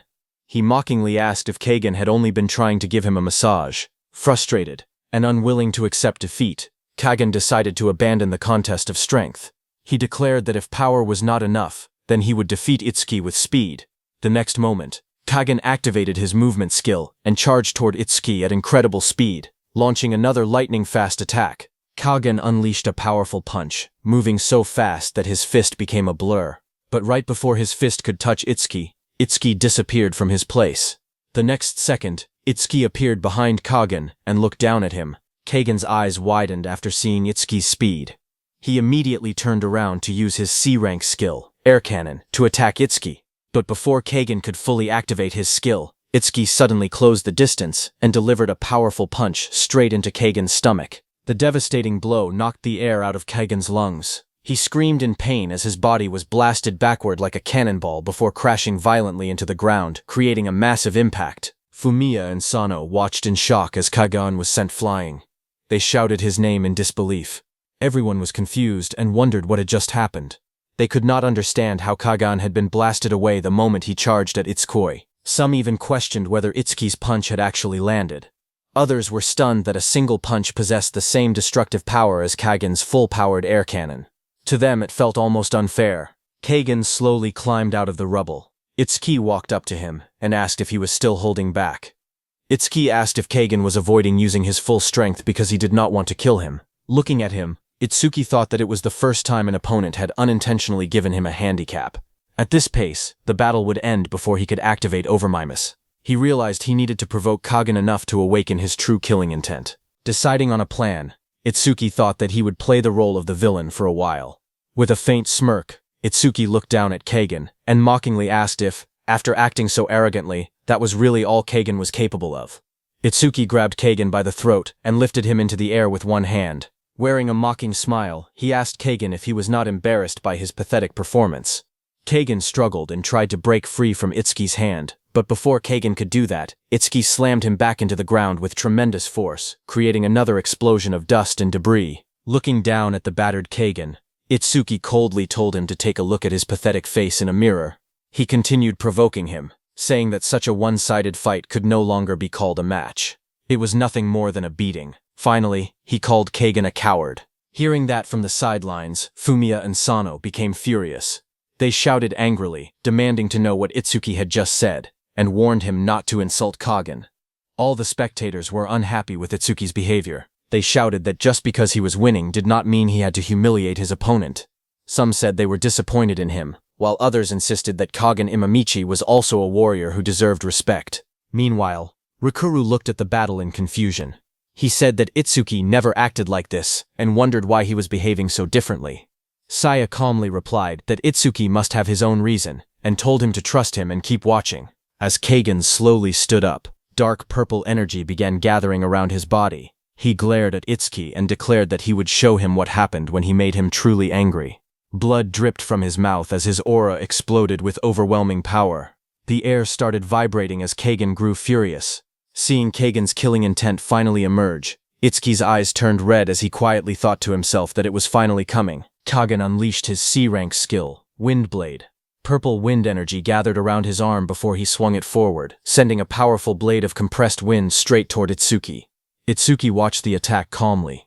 As the wind blade rushed closer, his eyes glowed blue. He immediately recognized the technique and remembered that it was the same skill Iberia had once used against him. Without moving from his spot, Itsuki faced the sharp wind blade, but as the wind blade hit Itsuki's chest, it sliced across his body, and blood burst from the wound, staining his clothes. Even after taking the hit, Itsuki was stunned by the power of Kagen's attack. Kagen thought back to his childhood and remembered that he had always been the strongest among everyone his age in his clan. After becoming an awakened, he fought many people who were called geniuses. Yet the results were always the same. No matter who his opponents were, he only had to move slightly on instinct, and before he realized it, they had already been defeated. Because of those endless victories, his feelings gradually changed. The excitement he once felt after his first victory slowly disappeared, and winning became something that felt completely natural to him. Kaghan eventually became so used to winning that fighting started to feel boring. However, everything changed when he met Tiwajin, the person known as the strongest awakened. Kaghan believed that fighting Tiwajin might bring back the excitement he had once felt, even if he lost. With that hope, he challenged Tiwajin to a battle. However, the fight ended almost immediately. In only 2 seconds, Kaghan suffered the first defeat of his life. As Kaghan lay injured on the ground, Tiwajin asked why he looked so depressed and wondered if it was because he had lost. Kaghan admitted that it was the first time he had ever lost a fight. He had believed that experiencing defeat would bring back his passion for fighting, but things had not gone as he had expected. In the end, Kaghan realized that he was still bored even after experiencing his first defeat. Tiwajin explained to Kaghan that he felt that way because he had become too strong. He said that being completely overwhelmed by someone far stronger, like himself, would never bring back the thrill of battle. Instead, the true excitement could only be found by fighting someone close to his own level, age, and ability. Kaghan wondered if such a person really existed. Tiwajin told him to go to Apex Camp. He was sure Kaghan would find someone there who was worthy of making him fight with everything he had. Tiwajin assured him that battling such a rival would let him experience the true joy of fighting. Hearing those words, Kaghan's eyes widened as he finally found a new goal. Now, in the present, while attacking with Windblade, Kaghan mocked Itsuki and asked what had happened to all the confidence he had shown earlier. He unleashed another wave of sharp windblades that rushed toward Itsuki, but Itsuki blocked the windblade with his hand and sent it flying away. Kaghan's eyes widened in shock. Seeing that, he laughed with excitement.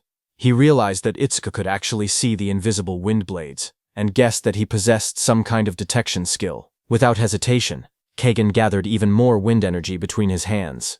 He admitted that Itsuki might be able to dodge a single attack, but with a confident grin, he prepared to release a massive storm of wind blades that would cover the entire arena, leaving no place to escape.